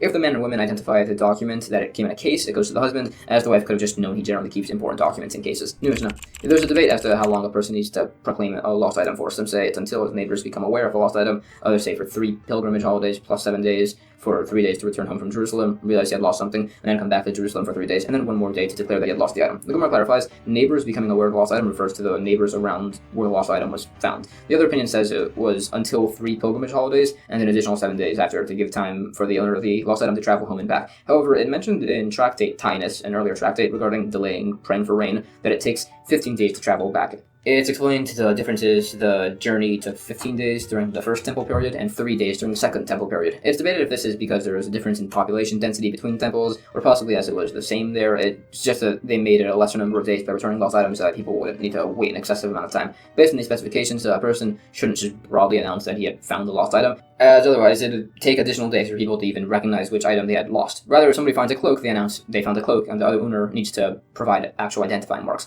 As he is declaring the lost item between 3 pilgrimage holidays, he declares it at the first pilgrimage holiday, he declares it by the second holiday, and then by the third holiday, he just declares it without specifying the holiday, in case somebody misheard and thinks he had said it was the second holiday. Anyways, all this proclamation was when the temple stood. After it was destroyed, it was instituted instead that lost items should be declared in synagogues and study halls, and then when times got even more difficult and lost items would just be confiscated and given to the king, it was instituted to be sufficient to just inform neighbors and acquaintances. It used to be that there was a special stone in Jerusalem called the Claimant's Stone, where people would stand and declare lost items. Imagine that. It's required for people to not just identify the type of lost item to claim it, but also to bring identifying marks. If the person trying to claim it is a known swindler, it should not be given to him even if he brings identifying marks. The Gemara says, it's a debate if somebody declares that he found the lost item in general, or what he lost actually, like a cloak, depending on if there's a concern that this will allow swindlers to then steal the item. This was debated from a few sources. It was later instituted that a person wanting to claim a lost item needs to provide witnesses that he wasn't a swindler, as they became too much of an issue. It gives instances of this. New Mishnah. If somebody finds a lost animal, he needs to hold on to it until he can return it, and animals cost money to take care of. So if the animal can work and pay for itself, he should hold on to it and use its work to pay for its own food. If the animal does not work and does not earn money, and he can't afford to hold on to it, he should sell it and hold on to the money to return. It's debate if he can use this money as he waits, and if he can, he'd need to pay restitution if it gets lost, otherwise he would not. The Gemara says, if the animal pays for itself through its work, he still only needs to hold on to it for 12 months before he sells it and holds on to the money. Calves and foals that graze in pastures should be held on to for 3 months before they're sold. If they need to be fattened, they're held on to for 30 days. Large geese and roosters should be held on to for 30 days before they're sold. If they're small, then 3 days. Chickens fall into the category of an animal that works as they lay eggs. If it's an animal that eats and does not work, he should sell it and hold on to the value. If he's holding on to the calf or foal or rooster or otherwise, he should try not to spend the total value of the animal to feed it, otherwise the owner will just get nothing when he returns it. It qualifies the debate as to if the finder can benefit from the money taken from the animal sale in the interim. It does say it's ruled in accordance with the opinion that the money can be used in the interim. This is unique, as he had to take care of the animal for a period. If somebody just finds lost coins, then he can't use those. New Mishnah. If somebody finds lost scrolls, he needs to read them every 30 days, opening and going through the scrolls so that way they don't rot. But he also shouldn't study them at length, or else they might be damaged. He should also read the scroll by himself, as a second person might pull the scroll and then tear it. If somebody finds a garment, he needs to shake it and spread it out every 30 days so that way it won't go bad, but he can't use it as a decoration for his own prestige. If somebody finds silver or copper vessels, you can use them so that way they won't rust, but not to the point where they'll get damaged. If somebody finds gold vessels, he can't touch them, and he just needs to wait until their owner is identified. If somebody finds a basket or a sack that would be embarrassing for him to carry, he doesn't need to take it home to return, if it'll be embarrassing for him to take it. The Gemara says, if somebody finds tefillin, he can keep them and swap them for money. This is unlike scrolls, which need to be kept and cared for, as tefillin were pretty common, and Torah scrolls were not. Similarly, if a person borrows a Torah scroll, he can't lend it to a third person, and he needs to take care of the scroll in a similar manner, opening it and being careful not to damage it, although it debates as to how often this should be done.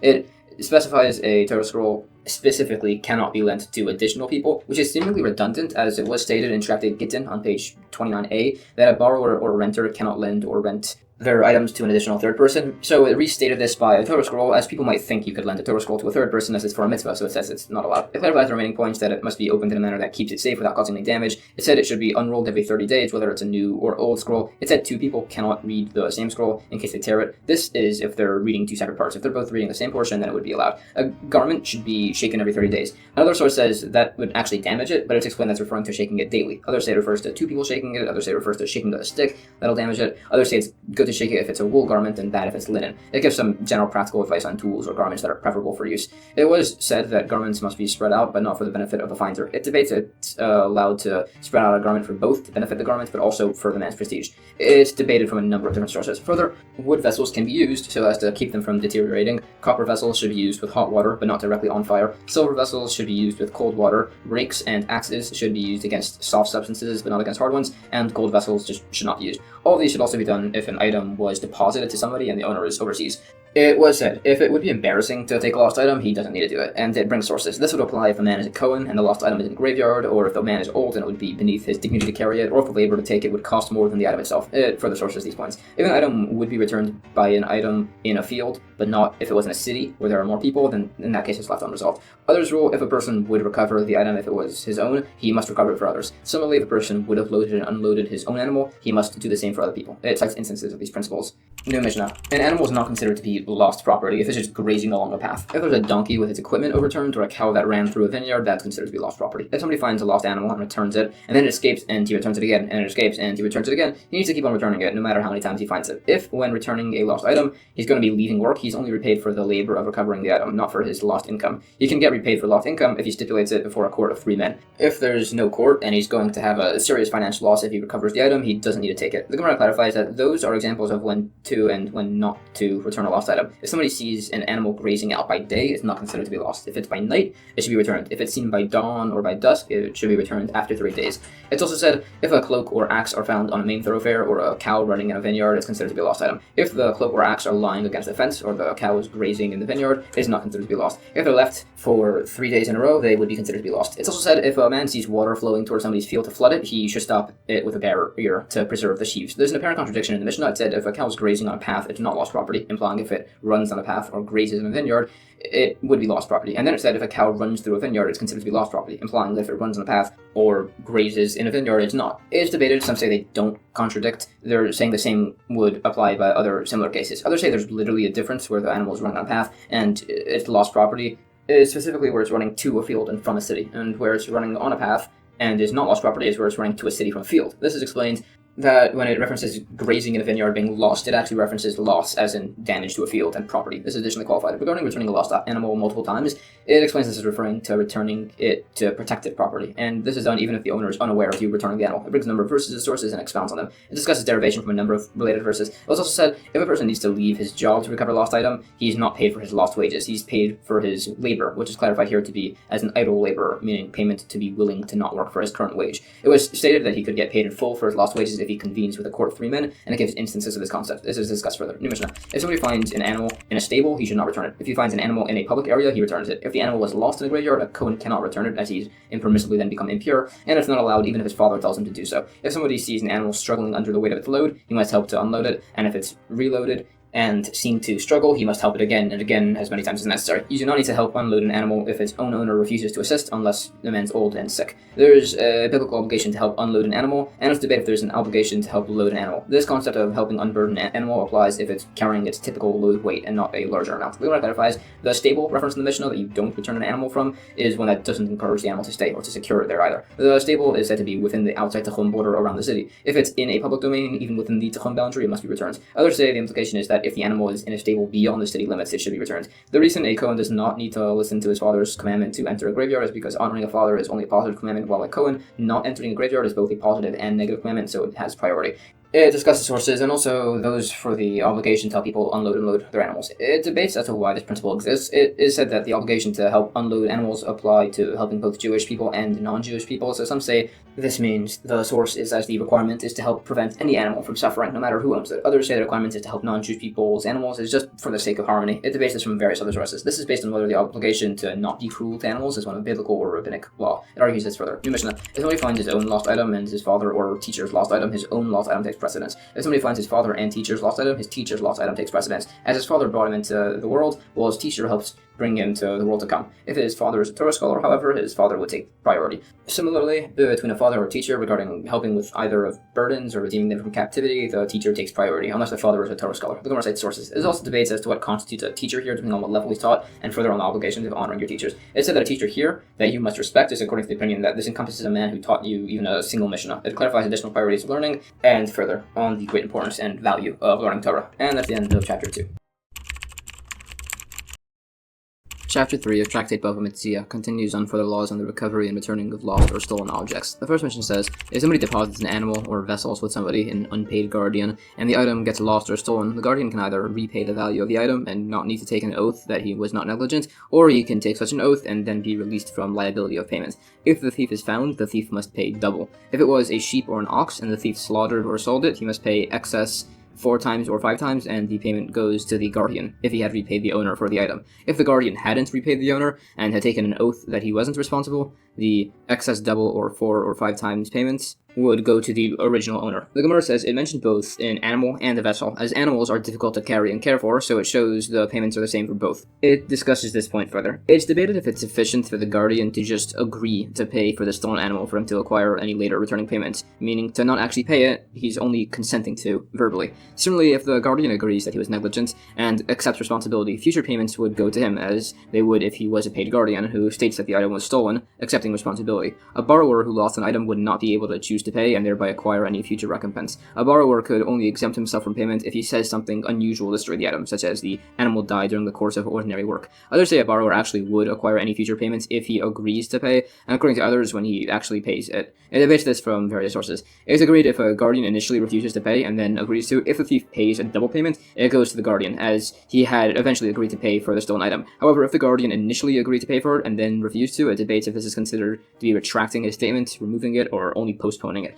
It's a similar debate if the guardian agreed to pay for the stolen item and then passed, and his sons then refused to. It's a debate if this is a retraction or only a postponing. Additionally, if the father passes and the sons do end up paying for the item, it's a debate if the owner is obligated to transfer the rights to the sons also, when he had only agreed to do so by the father. There are several other particularly posed scenarios which all go unresolved. It's debated as to why and when exactly a guardian would need to take an oath. This is discussed further. There's a case a man gave jewels to a guardian, and later the guardian claimed he wasn't sure what happened to the jewels. It was ruled that this was considered to be negligent and he had to repay. The guardian refused to pay, and it was said that the sum could be taken from the guardian's property. The jewels were then eventually found and had increased in value, so were returned, and the guardian got back his property. This is different from the established principle of a guardian who refused to take responsibility through an oath, as the guardian here inconvenienced the owner to go to court. It is ruled if somebody in debt had his item appraised and then confiscated, when it's eventually returned after he repays his debt, the actual confiscated item must be returned. It qualifies these points. If a creditor repossessed a borrower's land, it's a debate between a number of opinions when he can consume the produce from the land, whether from when he receives a document of authorization, whether it's from the signing of the document, or otherwise. New Mishnah.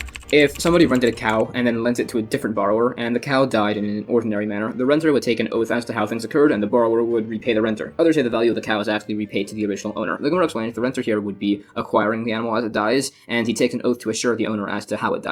It poses a case if a renter rents a cow for 100 days and then the owner borrows it back for 90 days, and then the renter rents it for 80 days and the owner then borrows it back for 70 days, and the animal dies within the 7-day period, for every time the animal is borrowed, the owner owes 1 cow. It debates this from other opinions. Additional related cases are discussed, and these are qualified further. It debates further if we hold in accordance with the opinion that if a guardian pays for a lost deposit and he doesn't take an oath, the thief's double payment would nevertheless go to the owner, which is based on the Mishnah's wording. New Mishnah. If a man admits to 2 people that he stole 100 dinarim from one of them, but he's just not sure which, or that one of their fathers had deposited 100 coins with him, but he's just not sure which, he would be obligated to give 100 dinarim to both of them. This is because he's not sure who he owes the money to, but he admitted his guilt by himself, so he's liable to pay both of them. If 2 men deposited money to one man, one depositing 100 dinarim and the other 200, and then they both claim that they deposited the 200 dinarim, the guardian should give 100 dinarim to both of them, and then just hold the doubtful 100 coins in stasis until Moshiach comes. Others disagree, saying the attempted thief here has no loss, so he'd say the entire amount should be held in stasis until Moshiach comes.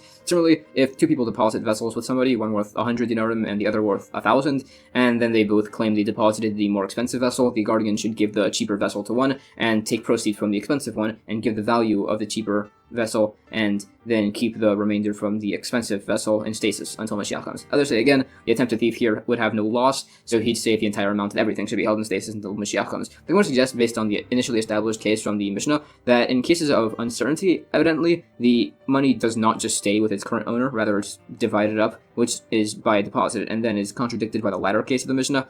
It debates this from other sources, including a point from Tractate, where it says that if a thief has 5 people claiming he owes them money, he should just leave the amount to be split between them, which is seemingly contradictory, so it's explained there. The others are demanding payment, but in our Mishnah, where he's paying everybody in full, it's where he's voluntarily choosing to pay everybody, as implied by the Mishnah itself. It discusses this further, citing additional sources from other locations. New Mishnah: if somebody deposits produce with a guardian, even if the item starts spoiling, he shouldn't touch it. Others say he should just sell it before a court so as to be able to save the produce as if he's returning the item. The Gemara explains the reason the first opinion holds he shouldn't replace the produce is either because generally people prefer their own produce than that of others, or the concern is that the second produce will be improperly tithed or otherwise made impure. Others debate the second issue as a concern. Additionally, the Mishnah's debate as to whether he should sell the produce is where the produce deteriorates at its standard rate. If it deteriorates faster than normal, it's agreed he should sell it before a court. It argues further as to what the circumstance is regarding if the concern is it being others' produce or if the concern is that it's improperly tithed produce. It debates further as to which opinion we hold as to whether the produce should be sold to be returned or not. This is discussed further, and there are related points on laws of property authorization. It brings a particular case. A woman had 3 daughters. She and one of her daughters were then taken captive, and one of the daughters had passed, leaving a minor son. So it's a debate where the property of the woman goes.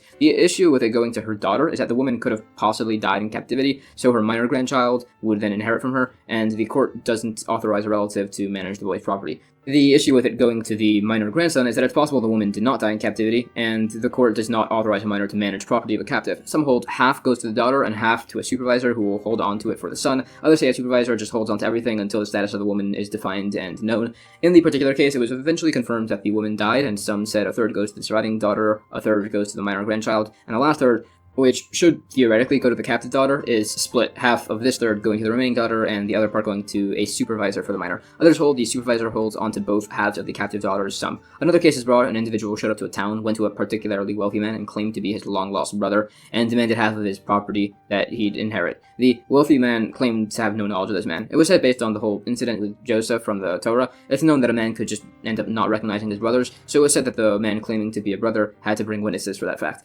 Eventually, actually, witnesses were brought proving that he was the man's brother, and the property was divided accordingly. And as the brother was a minor, it was ruled that the property was divided, and if there were enhancements made to the property, it was divided and split. New Mishnah: if somebody deposits produce with another and the guardian returns a different produce, he needs to repay the standard expected decreased amount of reduction in the produce from mice or otherwise. The standard produce loss ratios were for wheat and rice, 9.5 kav per 180 kav, which was an old form of measurement. For barley and millet, it was 9 kav per 180 kav.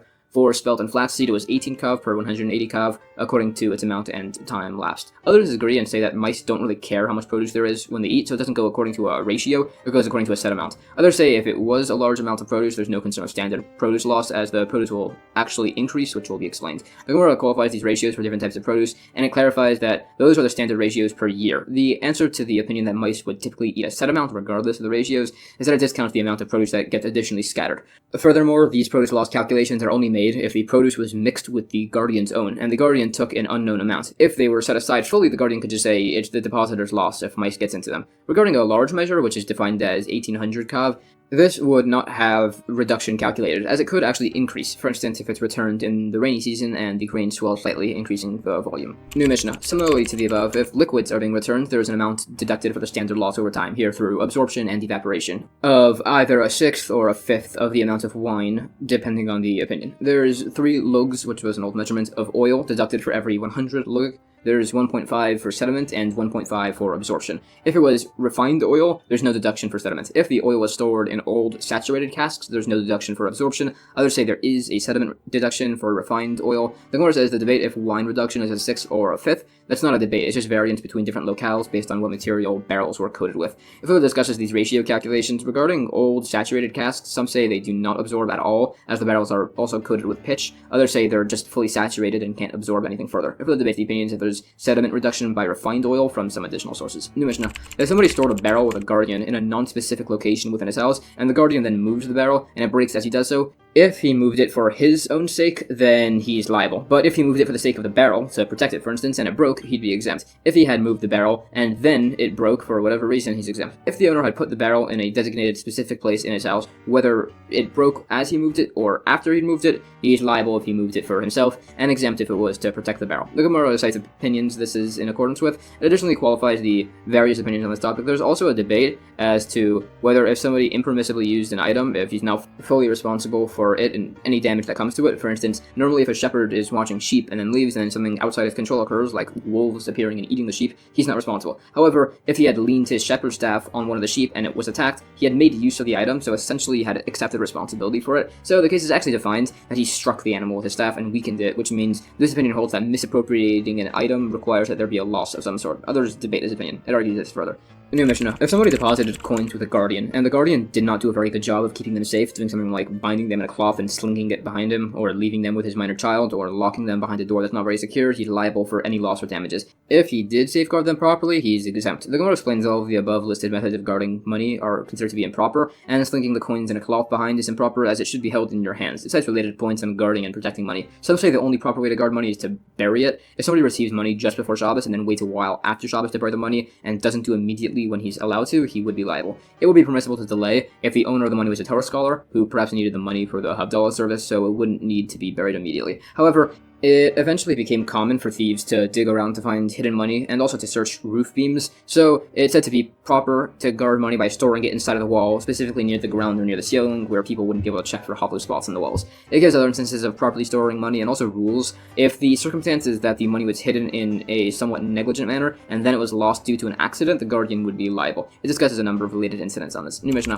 If a person deposits money with a money lender, but bound and sealed, the money lender cannot use it and would not be responsible for it. If it was unbound, the money lender can use it and is responsible for it. If the money was deposited with a non-money lender, just a typical person, he can't use it no matter what, so he's not responsible for it. Regarding a storekeeper, it's a debate if he has the status of a typical person or of a money lender. The Gemara says the money lender can't use the bound money as it's sealed, so clearly it can't be used. It's a debate if this refers to a money bag being sealed with an atypical knot. He would be responsible if the money was unbound, which would include things like losing the item, such as in a shipwreck. It debates the circumstance of these cases. New Mishnah. If somebody impermissibly used somebody's deposit, Beis Shammai says he's penalized for any increase or decrease in the funds. Beis Hillel says he must repay the funds according to the time it was removed. Rabbi Akiva says he must repay the funds according to the time of the claim. The Gemara says, some say if a man steals a barrel of wine worth 1 dinar, and it goes up in value to 4 dinarim, if the thief broke or drank it himself, he needs to repay 4 dinarim, and if the barrel broke by itself, he must repay 1 dinar, as was mentioned in Tractate Bava Kamma, the prior tractate. A stolen item must be repaid according to when it was stolen. It qualifies the remaining opinions. It does say the law accords with Rabbi Akiva that the fund is repaid according to the time of the claim, although it said that if there were witnesses at the time, it would be paid according to the time of the deposit. Others do say it's like the opinion of Beis Hillel. New Mishnah.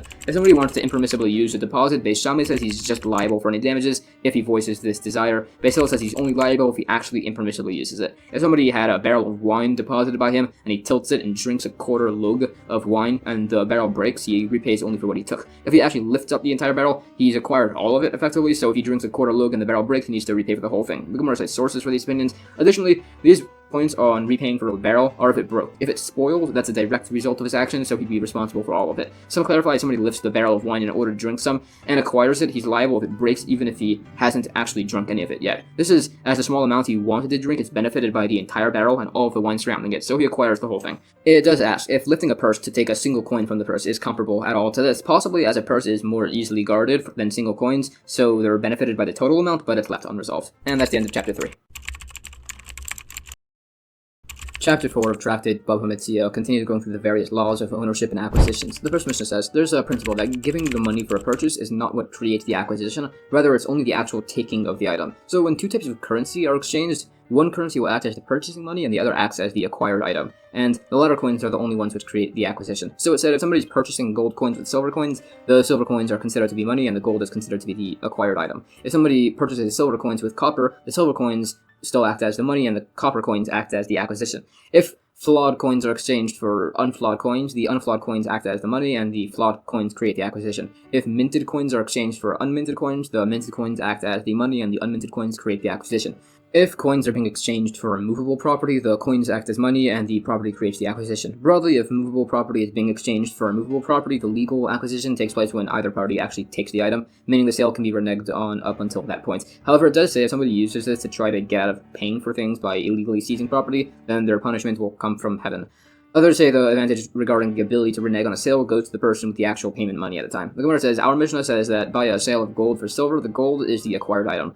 Others had said the exact opposite, that the silver was the acquired item, as gold is more valuable, so perhaps it should be the currency. Then it was said that the gold should be the acquired item, as silver was a more readily accepted form of currency. It tries to bring proofs in accordance with both opinions, citing many various cases and debates in regards to different coin usage by tithes and redemptions and purchases and similar. One of such is a lengthy argument as to if it's permitted to take ma'aser sheni tithe fruits and deconsecrate them onto gold coins or copper coins. Others say this debate actually applies to deconsecrating silver ma'aser sheni tithe salatim coins onto gold coins. It does mention that the actual city of Jerusalem had more lenient laws of deconsecration within it. It does conclude that it's agreed between opinions that first money can be deconsecrated onto second coins, even outside of Jerusalem, but there are still unresolved difficulties with the wording. Now, some actually disagree with the principal point and say that coins actually cannot be used to acquire items. Those that say that this is forbidden is that the value of the coin is typically on the image or face of the coin, meaning the government's backing of the currency, essentially, which is subject to change. It debates this point from a number of different cases. Based on these opinions, it additionally debates whether a coin itself can be acquired through an acquisition. It is held that if a coin cannot be acquired through an acquisition, then it also can't acquire items. It further debates which is the case from additional locations. This point as to whether coins, currency, essentially can themselves be used to acquire or as an acquisition is argued on further from various cases. This is debated further. It also brings the concept of kinyan sodar, acquisition of an item via handing over a handkerchief, and it's an argument as to whose handkerchief should be used. This is argued from various points on property acquisition. Acquisitions can be created via utensils, even if they're less than the minimum value of a peruta coin. It's a debate if an acquisition can be done with produce based on a few conversations. Back towards the initial Mishnah, it gives a definition of unminted coins. It had stated that it's the giving of the merchandise that completes the sale, not the paying of the money. It's a debate if this is a biblical or rabbinic enactment. The logic of an enactment is so that people have an incentive to protect property that they're selling after it's sold, but before it's been actually given to the purchaser. Others say it's a biblical principle and it's based on a verse. It further explains this debate. It argues sources to try to prove either opinion as to if it's a biblical or a rabbinic enactment from various scriptural quotes and similar. It was stated in the Mishnah, if somebody reneged on a sale after being paid, he receives punishment from heaven. Now, some say the court just informs the man that heaven will punish him. Others say that the court actually curses him. It debates from a number of sources. There's a related debate as to if a collateral affects the potential payment of an entire loan or only the value of the collateral, which is based on a broader argument on this topic. It quotes some particular incidents, and it discusses how and when reneging on verbal agreements creates a lack of trustworthiness based on a number of particular cases involving people reneging on their deals. It additionally qualifies the latter opinion that whoever has the money has the authority to renege on the deal. Mishnah now discussing the concept of overcharging and price fraud. Broadly, is considered overcharging and thereby forbidden as price fraud if the amount is a sixth greater than the actual purchase. The purchaser can demand reimbursement for the overcharge for the amount of time it would take to assess the value of the item with a merchant or his relative. Others ruled that overcharging was by a third, which the merchants were pretty happy about, but he also ruled that the purchasers had all day to retract the sale, which then upset them, so they followed the former opinion. The Gemara says, it's a debate if this impermissible overcharge of a sixth is a sixth of the actual value of the item or a sixth of what the man is paying for the item. This is argued from a few sources. It's additionally debated. It also clarifies the different opinions of time frames and essentially holds that if the overcharge is under a sixth, the sale is valid with no refunds. And if it's exactly a sixth, it's a valid sale, but the seller must return the excess charge as long as it's within the proper time frame, which is a point that also applies if it's greater than a sixth, which we said was time to assess the value from a merchant or relative. It brings sources. Additionally, regarding this limited time frame of retracting a sale, some say it applies to a buyer, however, the seller can retract whenever he wants to. It brings a few particular cases of sellers overcharging, there being a refund requested, and resulting situation based on the particular time frames. In Mishnah, both the buyer and seller are subject to not commit price fraud, as it does for ordinary people and merchants. Others say that there's just no price fraud for merchants. If somebody committed price fraud, overcharging, essentially the buyer, the other man, has the upper hand, meaning he can demand his money back or the excess overcharged amount. The Gemara cites scriptural quotes for this concept. The opinion which holds merchants are allowed to commit price fraud, meaning under or overcharging, is as they should be allowed to undercharge if they want while selling an item to get money and make a more pressing sale, for instance. It clarifies sources for the remaining points of the Mishnah and debates if it's permitted to stipulate within a sale that they're going to ignore the guidelines of price fraud and charge far beyond or beneath its set value. These principles are discussed further. New Mishnah, coins erode over time, and as they did, they would decrease in value. It's considered to be fraud if a coin is given and it's been reduced past a 24th its value. Others say if it's been reduced past a 12th its value, others say a 6th. The receiver can demand repayment within a time frame in cities, within the time it would take to show it to a money changer, and in villages until the next Shabbos. If the giver of the coin recognizes it, he can take it back no matter how much time has passed. It can be used to deconsecrate Ma'aser Sheni tithe coins, as it's really only super particular people who would refuse to accept such a coin. The Gemara quotes a different source, which essentially says the same, but reversed, that anything less than the set amount of coin erosion just can't be used. According to the opinions that say you can use coins which have eroded in values less than a sixth, this would be different than typical sale items, which we had just said can't be sold outside of a range of a sixth, as people would be more particular about coins which won't circulate if they're undervalued.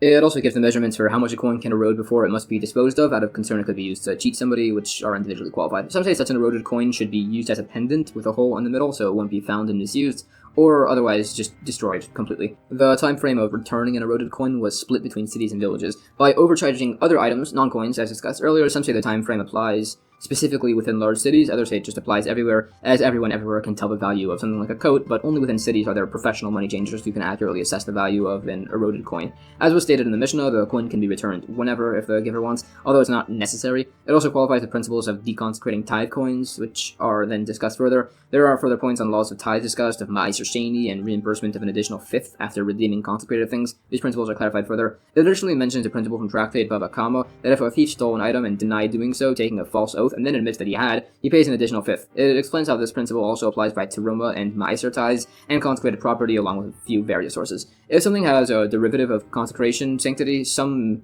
say the additional fifth value that's paid when redeeming does not apply, and it brings sources for this point. New Mishnah. It was said that price fraud was created by a charge outside the range of a sixth. It's also said that regarding people taking oaths in court that they don't owe part of a debt, the minimum of this is for silver mois. This requirement for taking an oath is only if he admits to part of the debt, the minimum of admission of which would be for a pruta coin. It also mentions a bunch of laws that have the minimum value of involvement to be a pruta coin. There's this case we just said, where the minimum admission to obligate somebody to take an oath is that of a case involving a pruta coin. A woman can be betrothed through a pruta minimum. There's liability for benefiting from consecrated property called me'ila, from property worth a minimum of a pruta. Somebody who finds lost property worth a pruta must try to return it, and somebody steals a minimum of a pruta and then takes a false oath denying this. When he eventually returns it, he must travel to wherever the man is to return it. The Gemara says it repeated the point about price fraud as an introduction to these new points. Based on the fact that it's excluded from the list, it's actually a debate if the laws of price fraud apply if the sum is counted in prutas.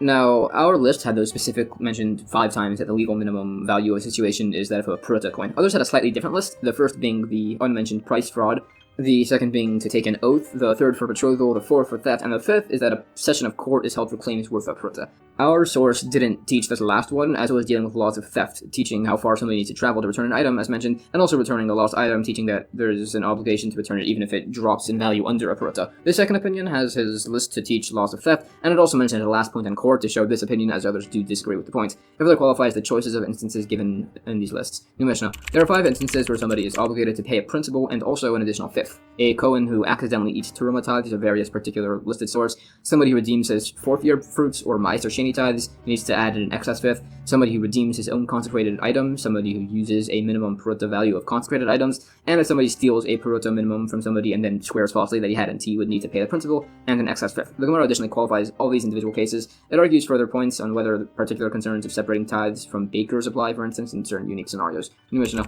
Some things are not subject to laws of price fraud. Slaves, notes of indebtedness, land, and temple property. Penalties of double, times 4, or times 5 payments would not apply by these. An unpaid guardian of property does not need to take oaths that he wasn't negligent if the property he was watching got damaged, and a paid guardian would be liable if he was negligent and otherwise would not need to pay. If somebody is responsible for consecrated property, he would be subject to the laws of price fraud. Some say the sale of a Torah scroll, an animal, or a jewel are not subject to price fraud, others disagree. I'm going to cite scriptural sources for these points. These are discussed. It's asked as to whether or not renting movable objects is subject to price fraud, as to whether sales and rentals are comparable. Some seem to say a rental is viewed as a sort of a temporary sale. It's also asked if somebody planted wheat seeds and then right after sold them. There's a debate if there's applicability of price fraud. Some say yes, as the seeds are viewed as if they're in a container. Some say no, as they're considered to be land, which is not subject to price fraud. There's debate this at length, and additionally, what it's considered to be by various other laws of various types of tithes or offerings in regards to just planted seeds, which go unresolved. These further principles are additionally qualified. It also discusses particular unique laws that applied within the temple treasury regarding these laws. Scriptural sources are brought for the various points in the Mishnah. The principles of individual responsibilities of types of guardians are additionally described.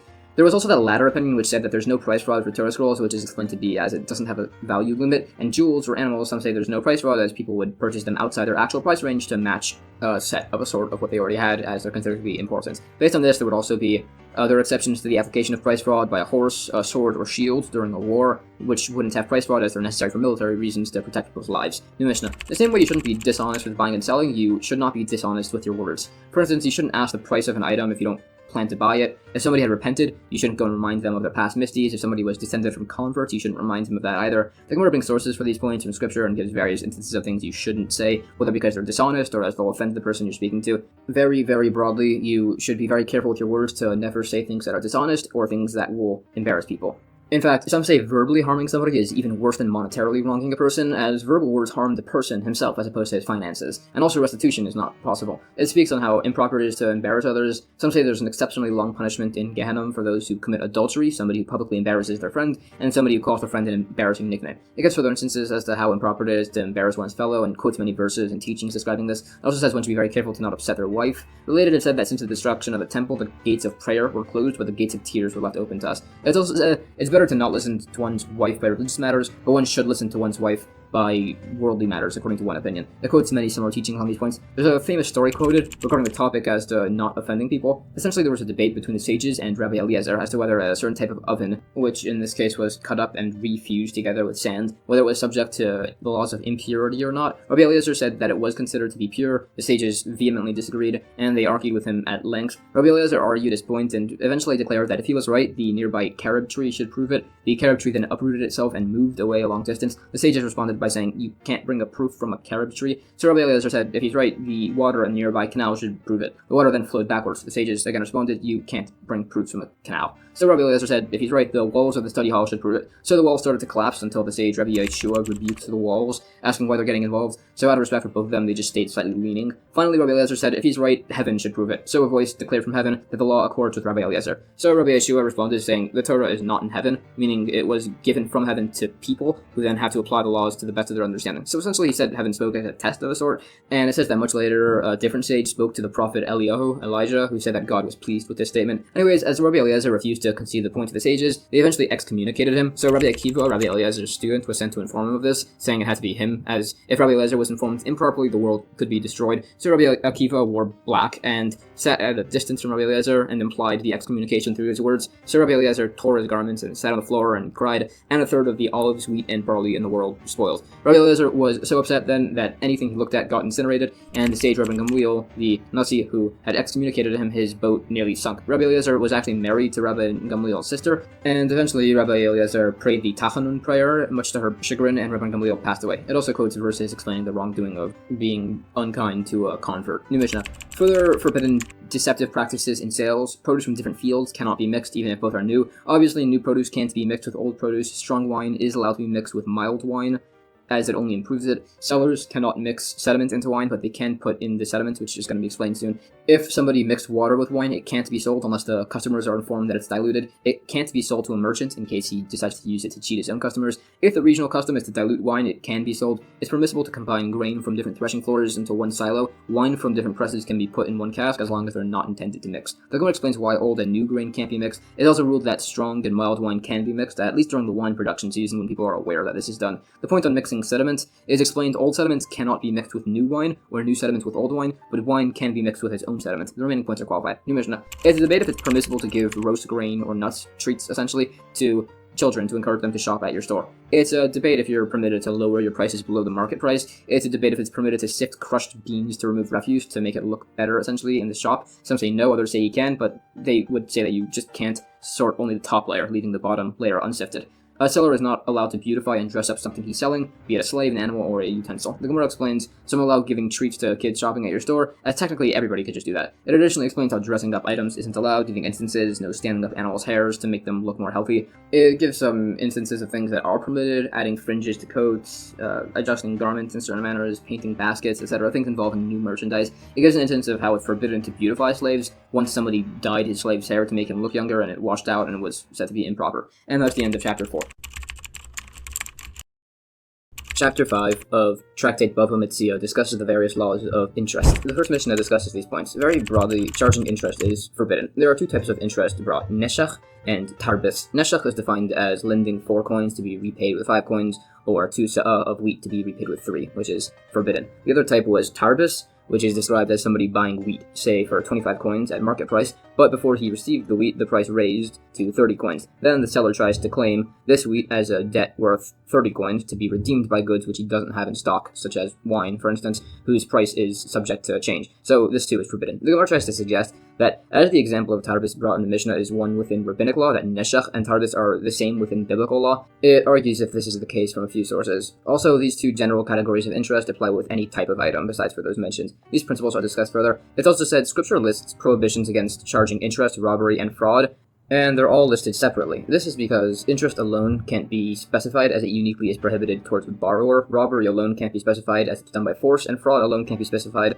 as the victim is completely unaware of the crime being committed. It additionally explains why each can't be learned from a combination of two of them. Verses also specifically prohibit stealing, to include prohibitions against stealing to annoy somebody, or stealing to repay double later. Verses also specify against using false weight to teach that it's even prohibited to bury weights in salt, which was done to change the weight, and the offense occurs even from the time of burying them in salt, even if they haven't been used yet. Further verses are expounded on. Related, it's taught that the verses describing the prohibitions against interest, the laws of tzitzis, the laws of proper weights, and also the prohibitions against eating non-kosher insects are all mentioned in connection with the exodus from Egypt, to show that the same way God was able to differentiate so particularly between the firstborns, he's also able to differentiate between the specific particularities of all those laws. The specific types of interest are qualified, and also it's a debate if the prohibited prearranged interest is allowed to be recovered through the court, depending on the type of interest. It argues this from a few sources. It quotes additional locations debating as to whether types of interest could be recoverable. Some rule that any interest that would be enforced by a non-Jewish court, if it was paid, is returned back, and if it wouldn't be enforced, it would not be returned, such as advanced interest or subsequent interest, which is giving a gift to a lender before or after lending to encourage loans. Now, the forbidden tarbis interest was described as somebody buying wheat and the price going up, and the seller trying to keep the wheat as a debt to be redeemed for wine, which he doesn't yet own. This is not permissible, as the seller isn't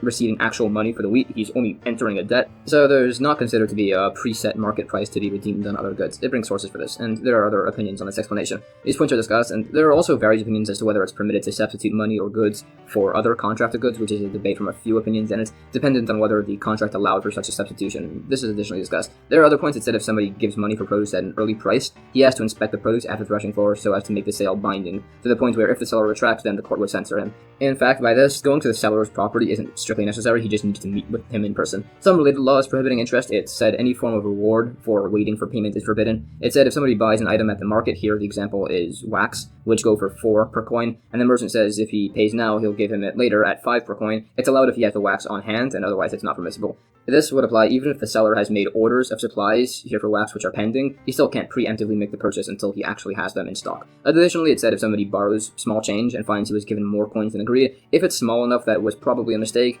it should be returned, but if it's more, it's considered to be a gift. It discusses this in some additional particular cases. New Mishnah. Somebody who loans to another man cannot then live in a residence within the man's courtyard or rent from him for less than the typical price, as it's considered to be interest. The Gemara says normally if somebody lives in a man's courtyard without him knowing, rent is not necessary to pay because the courtyard owner didn't lose anything. However, if he made a loan to him and then lived there, this constitutes interest, as just described, and would be forbidden. This shows all this applies even in a place where a courtyard isn't typically rented in. There is variation on this point. It gives some instances of particular cases of borrowers and benefit. There are particularities discussed. If somebody demanded interest from another person, and the man paid in wheat, which the market value at that point was 4 per coin, but he gave 5 per coin, it's a debate if he's reimbursed at 5 or 4 per coin. Similarly, if somebody demanded 4 zuzim with interest, and the man gives his coat instead, the court can't retract the coat, they only retract 4 zuzim. Others disagree and say they retract the actual coat, as otherwise people will see it and think poorly of the man. Further, if somebody was told to pay interest and he did so by renting out his property to the man is still repaid with the coins from the stipulated interest. New Mishnah.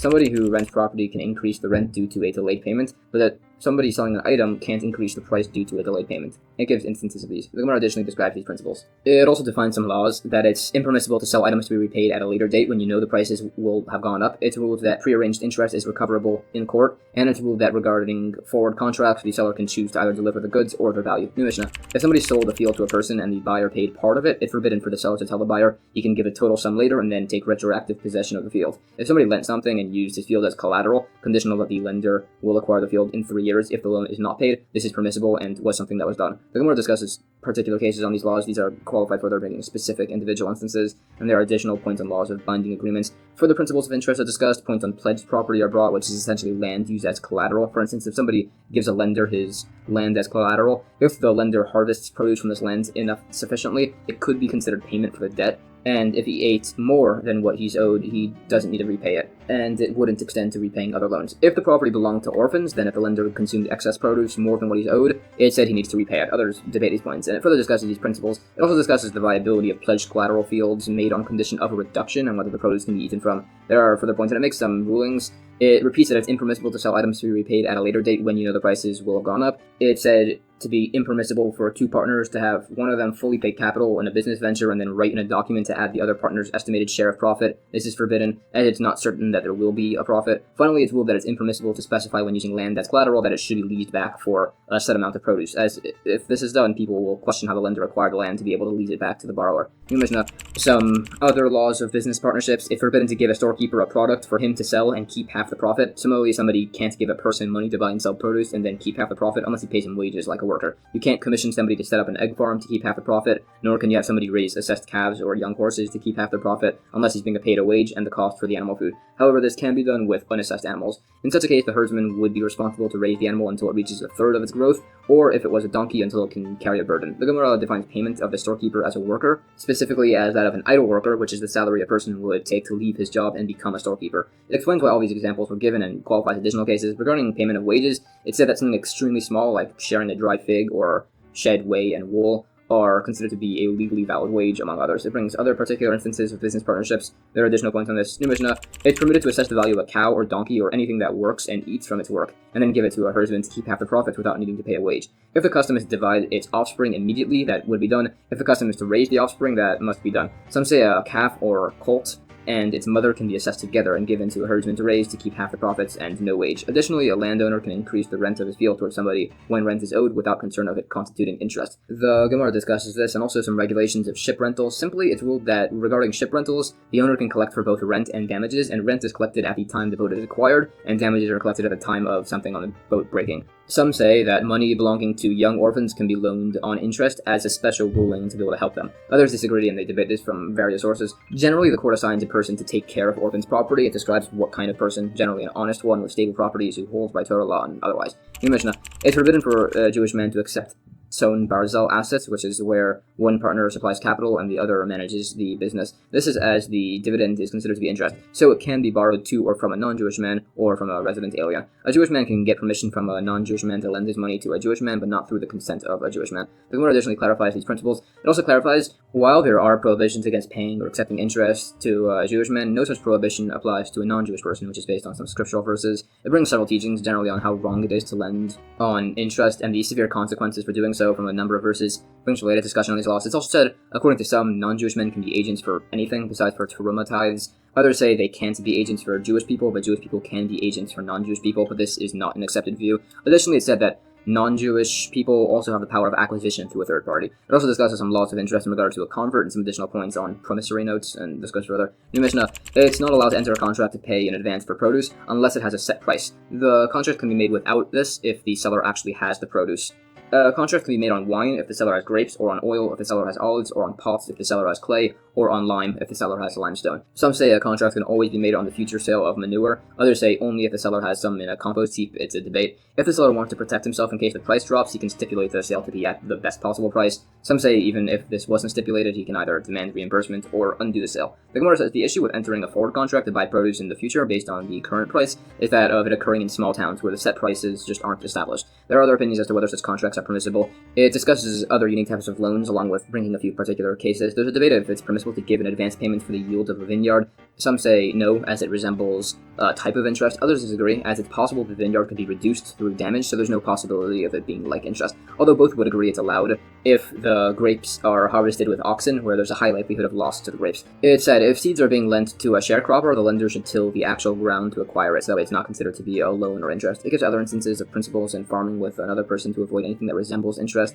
A number of other particular instances are discussed. There are related laws that said if 3 people give one man money to be an agent and buy something for them, and then this agent buys something for one of them specifically, then the item would be owned by all 3 men jointly. However, if each person's money was given, wrapped, and sealed separately, then the item would only go to the one that he bought it for. It said that marking a barrel with an identifying mark thereby creates an acquisition. It's only to the point that if the other party retracts the sale, the court censors them, unless the local custom is that this actually literally acquires the item, in which case it would work as such. The specific examples given in the Mishnah are individually qualified, which are then discussed further. New Mishnah. A person can lend his sharecropper wheat to be repaid after the harvest with the same amount amount of wheat, but only if it's for planting, not for eating. The sage Rabban Gamliel would do this, and if the price of wheat changed, going up or down, he'd always take repayment from the cheaper price as a personal stringency. The Gemara says, a source seems to say that this deal is only allowed before the sharecropper has started working the field. The difference is that this source is where the landowner would typically supply the seeds, and uniquely the sharecropper gave it instead. So any additions to this agreement after the sharecropper started working is considered to be like a reward of a forbidden loan, as mentioned. This is discussed. New Mishnah. It's forbidden for a person to be lent an amount of wheat on condition that he repays it after the threshing season. It's a debate if such a loan is allowed until he gains access to a storage shed of wheat that he owns. Similarly, some say a woman can't lend a loaf of bread to her friend to be repaid with another loaf later unless she assesses the value at the time of the loan. Out of concern, the price of wheat will go up, and then she'll effectively have charged interest. The Gemara says if somebody has an amount of produce, 1 se'ah, which was an old form of measurement, he can rely on this to viably borrow another se'ah, and if he has 2 se'ah, he can reliably borrow 2. Some say that if a man has 1 se'ah of a produce, he can then borrow as much of that produce that he wants. It's a debate who we hold like. If a loan is allowed if he just doesn't have access to the storage shed of his produce, the remaining points are discussed. It's said, according to some, that it's permitted to charge interest towards one's own relatives in order to teach them how wrong charging interest is as an educational thing, but it rejects this, saying then it could get people into the habit of charging interest, which is not allowed. You mentioned it's permitted for a person to have somebody weed for him on condition that he'll weed his yard in return later, but you can't have somebody weed for you and then repay him by digging, or vice versa. All the days of the dry season are considered to be the same, and all the days of the rainy season are considered to be the same, so a person can't have somebody plow for him during the dry season and repay him by plowing in the rainy season. There's a concept called advanced interest, where a person gives a man a gift so that he should lend him money, and there's a concept called subsequent interest, where a person gives a man a gift after being lent money. There's prohibitions of paying interest even with words, such as by trading valuable information. There's a biblical violation against charging interest for a lender, a borrower, a guarantor, and a witness for a loan. Some say even a scribe. This is based on a few listed verses. The Gemara gives a few examples of interest with words. It also qualifies exactly which of the listed types of people, the lender, the borrower, etc., which prohibitions they exactly violate if they do charge interest. It mentions how wrong it is to press somebody for payment, and it brings some verses showing the importance of having witnesses witness a loan. It brings a related incident on this. It ends by bringing a teaching that there are 3 types of people who cry out but aren't answered. One who lends money without witnesses, one who acquires a master over himself, which is said to either mean somebody who writes over his property to a non-Jewish person or to his children while he's alive, and according to some, a person who refuses to move towns in spite of his lack of financial success. And lastly, one whose wife rules over him. And that's the end of chapter 5. Chapter 6 of Tractate Bava Metzia discusses the various laws of hiring and renting workers or animals. The first Mishnah says, if somebody hired craftsmen and they deceive each other, which will be explained, they cannot claim monetary reimbursement. If somebody hired a donkey or a wagon driver to deliver wood or to remove soaking flax or to do anything, which, if not done, will result in a financial loss, and the worker then reneges on their agreement to work, the man could then hire new workers as replacement, and the original workers must pay their wages. Or he can trick the original workers into doing the labor, which, as mentioned, will be explained. If somebody hired craftsmen and midway through their task they decided to quit, their wages are calculated in the least favorable manner. If the employer reneges on them and fires them midway through the job, he must pay wages in the most expensive manner. Broadly, any worker who deviates or reneges from his assignment receives a lesser payment. The Gemara explains, regarding the case where the 2 craftsmen deceive each other, it brings a few possibilities as to what this means. It could either be where one worker was told to hire other workers, and people in the region would be hired for either 4 zuzim per day, which is a type of coin, or 3 per day, and this worker hired other workers for the lesser price. Alternatively, it could be that the workers are also field owners and are being paid the lesser rate than what a field owner would be typically paid. Alternatively, it's that they were doing work such as digging a ditch and it became filled with water, so that way they can't just check how well they did, and then the workers claim that they worked too well for what they were paid. Alternatively, it's that a worker was told to hire other workers for 4 zuzim coins a day, and he hired workers at 3 per day, withholding information and payment from them. It actually debates further in this last case if it's viable, as they are technically agreeing to the payment. There are related points. It said, if an employer or an employee reneged on their agreement before daybreak, there's no need for reimbursement, as no one's traveled to the workplace yet. If the workers show up to the location and find no supplies, for instance, no grain to deliver, the employer must pay them wages, but reduced, as they didn't actually do any work. If the workers had actually started working and are hired by the job, and only ended up doing part, their wages are reduced. It's argued as to how exactly the wages are calculated, and there are further points. Related, it said if somebody hired workers to irrigate their field, but rain came beforehand, the workers are not paid. However, if the river overflowed and irrigated the field, which could have been predicted, he needs to pay the workers for the wages of an idle worker. It's also said if somebody hired workers to irrigate his field and the river source stopped up midway through the day, if this was uncommon, it's the worker's loss. If this was typical, if the workers lived nearby, it's their loss. If not, the employer needs to pay them. Another ruling is that if somebody hired workers for something and they worked fast and completed it by midday, the employee can choose to give them a less strenuous task to fill out their time. He can give them a task of equal difficulty and commend them to do it, and if the new task is more difficult than the original, they can't be made to do it, and they'd have the rest of the day off with full wages. Although in other locales, where there was actual benefit to sitting idle, they would only be paid the rest of the day as idle workers. There are further points, and it explains how to calculate payment for incomplete labor. If the the worker quits midway through the task. It said, we hold that if craftsmen withdraw the service midway through their work, they would receive the lesser payment for the work. This apparently would not apply if the worker was hired by the day, however others still debate this. Therefore, the point some hold, if a person loaned 100 zuz coins to somebody and he was repaid 1 zuz at a time, this is valid. However, he does have grounds for complaint, saying that as he was paid over this long period, he ended up losing money. It argues this opinion from a few related discussions. Also, it was said, if a worker didn't complete his work within a set time, the employer could either have them pay the wages for new employers, which would be up to the amount of their own wages, and if he's able, the employer can even sell their leftover tools to hire new workers at a better price, or he can deceive them, which was explained at the beginning of this piece of Gemara. New Mishnah. If somebody rents a donkey to lead it up a mountain and instead leads it through a valley, or vice versa, even if they're the same length of a distance, if the donkey dies, the renter is liable. Specifically, if somebody rents a donkey to lead up a mountain and instead led it through the valley, if the animal slipped and died, the renter is not liable. If the animal died of heat exhaustion, he would be liable. And if he rented the animal to lead down a valley and instead took it up a mountain, if it slipped and died, he's liable, and if it died of heat exhaustion, he's exempt unless this was during the ascent, in which case he would be liable. If somebody rents a donkey and it becomes blind or is temporarily confiscated by the king, the renter cannot get reimbursement, but if the animal died or broke a limb, the owner needs to give the renter a new donkey. The Gemara explains the first part of the Mishnah, specifying that if the animal was led up a mountain instead of the valley or vice versa, the owner is responsible, is to show that if the animal didn't die from slipping or overheating, we can say the renter is still at fault, as it could have been the cold winter air that killed the animal, or that it died of exhaustion, or that a snake bit it, or simply it's like the opinion that as he deviated from the owner's intent, he's like a robber, and therefore is responsible for everything that happens. It finds sources for this latter ruling and how it applied to our case. In regards to if the animal becomes blind, some actually define this as the animal's legs withering from a parasite infection. It gives an instance of this definition being used to refer to moths eating garments. We said if the king confiscated the animal, the owner can just tell the renter it's too bad. This is if the confiscation is temporary. If it's permanent, some say the owner must give the renter a new donkey. Others disagree and say the owner gives a new donkey if it had been taken in the opposite direction that the renter is traveling. It debates between these two opinions. It's also said renting a donkey to transport glass vessels is the same as renting a donkey to ride on, which means a replacement must be provided if it gets hurt at all. Related cases are discussed. It said if somebody rents a donkey for riding and it died midway through the journey, even if it's not likely that the renter will find a new donkey, the renter must still pay the owner for the distance he traveled. It further qualifies this opinion. It's also said if somebody rents a boat to transport his goods and it sinks midway through the journey, some say if he paid the rental fee already, he doesn't get reimbursement, but if he hasn't yet paid it, he doesn't need to.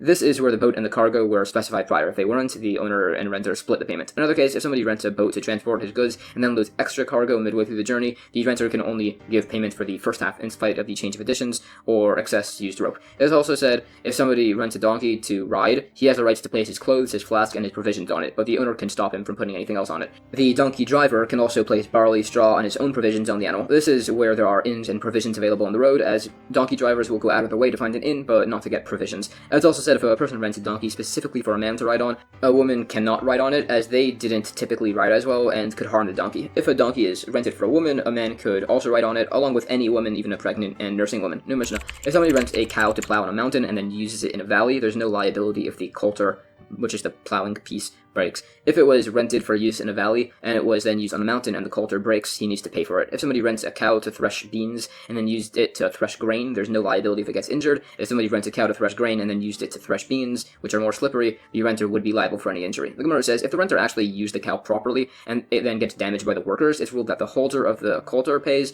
but if it was used on rocky terrain, the holder of the goad, which is this part here, also pays. It's also said if somebody sells a cow to somebody and gives the warning that it's a dangerous animal and that it will gore, bite, kick, and lie down on things, and then it turns out that it only had one of these attributes, the purchase is void.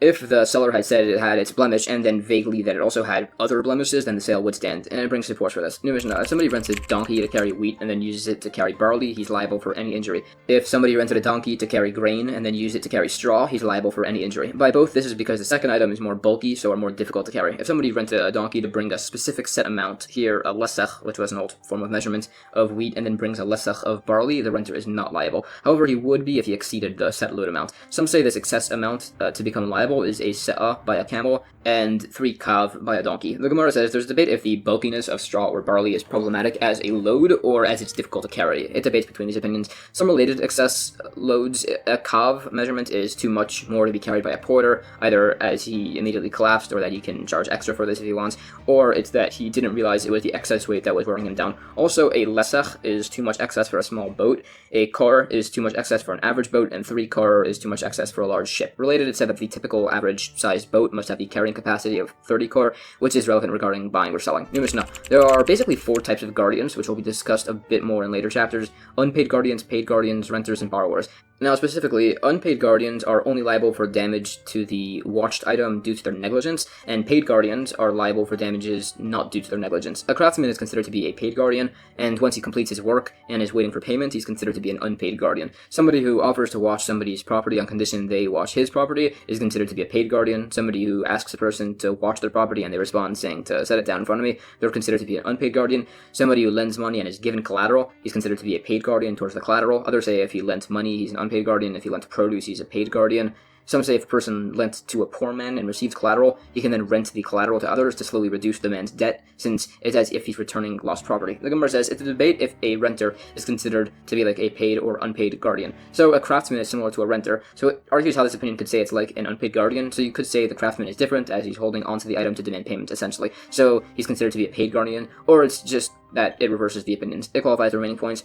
It said that a borrower has a lesser degree of responsibility once his loan term ends. However, it said he would still afterwards be responsible as a paid guardian, which is a slightly lesser status. Sources are brought. Additionally, it's explained that the status of the paid guardianship when two people agree to watch each other's items is where it's not at the same time. Related instances are brought along with a few particular cases. Additional specific cases are brought regarding the case where somebody asks a person to watch the property and they respond saying to set it down in front of me. They're considered to be an unpaid guardian. Some say if a man said to set it down in front of you, he's not considered either type of guardian, and if he just said to put it down, it debates it and it's unresolved. It discusses opinions on the additional statements of the Mishnah. Regarding the last statement, it says we hold like the opinion that renting out a poor man's collateral to reduce his debt is permitted, but specifically only with an item with a high rental fee and a low wear amount to the item, something like a hoe or an adze, which is this, or similar. New Mishnah. If somebody moves a keg between places and accidentally breaks it, whether he's a paid or an unpaid guardian, he needs to take an oath that he was not negligent so as to not need to pay for it. Some take issue with this, which will be explained. The Gemara brings the source of this opinion and brings another dissenting one that only an unpaid guardian can do this, while a paid guardian actually does need to pay for it. Apparently the first opinion holds that stumbling is not considered negligence. The opinion which says a paid guardian needs to pay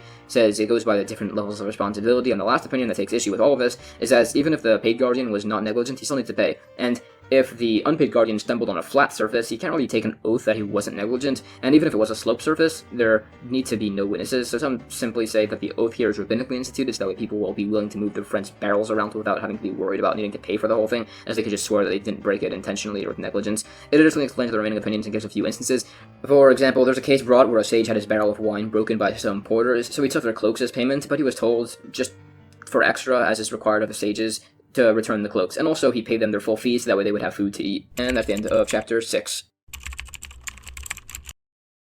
Chapter 7 of Tractate Bava Metzia continues going through the various laws of hiring and paying employees. The first Mishnah says, if somebody hires day workers, he's only allowed to have them arrive early and work until dark, if that's the working custom of the locale. Otherwise, he can't do this. Additionally, if the custom of the locale is for the employers to feed their workers, he must do that too, to whatever extent the custom goes towards. In fact, broadly, everything goes according to his local custom by these laws. There's an incident recorded where the sons of one sage went and hired laborers and told them they'd provide them with food, and the sage told their sons to clarify that they'd only be provided with some basic accommodations, as these hired workers were the descendants of the forefathers, who were noted for giving their guests particularly lavish feasts, so he didn't want to make himself responsible for all of that. Others disagreed and said simply it goes by the current locale as to what you're expected to feed your employees. The Gemara clarifies, an employer can't have his workers work for longer than the local custom, even if he paid them a higher wage. Some specifically held that a worker needs to only work late but is not expected to show up early, which is explained to refer to by a new town with immigrants with no established custom, or it's that the employer has told his workers they're being hired according to the scriptural conditions of employment. A few related verses are expounded on. There's a story. A sage was speaking to some officers who were struggling to catch local thieves, and he gave them advice to enter diners in the morning and see who's really tired, and then ask them what their profession is. And if they say something like a student or a particular job that requires them to work at night, then they're probably innocent, and if they say otherwise, they should be questioned as a thief. So they thought this was such a good idea that they decided to hire the sage to start implementing this. Other sages criticized him, saying it wasn't his place to go around arresting other Jewish people, and such a decision should instead be left to God. But the sage said that what he was doing was good, as he was ridding the Jewish people of their evildoers. Once, a man insulted the sage, and he had the man arrested, and then later tried to have him freed, but he couldn't, and the man was executed by the government. But he later found out the man was actually guilty of the sin of cohabiting along with his son with a betrothed young woman on Yom Kippur, but in spite of this, he still felt guilty. So he ended up having a surgery performed to see if he had done the wrong thing, where he had pieces of his stomach fat removed and placed in the sun, and it turns out that they didn't rot. Apparently this also happened by some other individuals. It also describes some interesting related points and some of the attributes of some sages, including their impressive physical qualities, which are listed, particularly the noted attractiveness of the sage Rabbi Yochanan, which is compared to that of a silver goblet filled with pomegranate seeds. Uniquely, however, he didn't have a beard, which is mentioned. This is seen in the famous story wherein Rabbi Yochanan, when he was younger, was swimming in the Jordan River, when suddenly a man named Reish Lakish, who was a famous bandit leader, saw him and tried to attack him as he thought Rabbi Yochanan was a woman. Anyways, after he realized Rabbi Yochanan was actually a man, they conversed, and Rabbi Yochanan recommended that instead he use his strength for Torah, and offered, if Reish Lakish were to repent from being a bandit chief, he could marry his sister, who was even more beautiful than him. Reish Lakish agreed, and they started learning together, and eventually Reish Lakish became a noted great sage who's frequently quoted throughout the Gemara.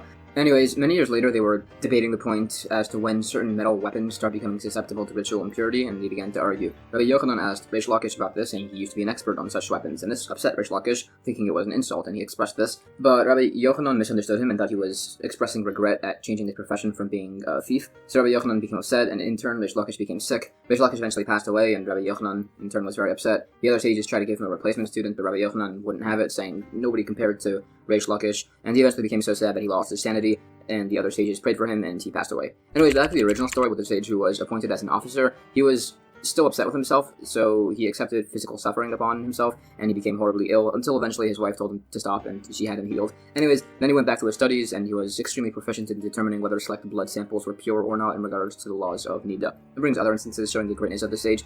Particularly, his body afterwards lay in an attic for many years, and it never decayed in his merit. It brings instances of similar things occurring to other sages and their referenced greatness. It also mentions the sage who had a son who really didn't want to become a sage himself, but eventually decided to and was very successful, as was his descendants. There are related teachings on this. It also mentions the greatness of other sages, particularly Rabbi Chia, about who it says would hand grow flax, weave nets, then trap deer, and feed the meat to orphans, and then prepare the deer hide into scrolls on which he wrote the Torah, and then went to villages and taught it to children, and also how to teach it to others to prevent the Torah from ever being forgotten. There are further points on his greatness. It said after he passed, another sage looked at Rabbi Chia's heavenly throne and was blinded until he requested forgiveness. It's also said that Elijah the prophet, told one of the sages that he would awaken each of the forefathers, Abraham, Yitzchak, and Yaakov, at different times, as if they all prayed simultaneously, Moshiach would come instantly. And also he mentioned that Rabbi Chia and his sons were comparable to them. So this sage quickly went to have Rabbi Chia and his sons all pray together. And then as the part of prayer for wind was said, wind started blowing, and by the prayer for rain, it started to rain, and by the prayer to awaken the dead, the world started to shake.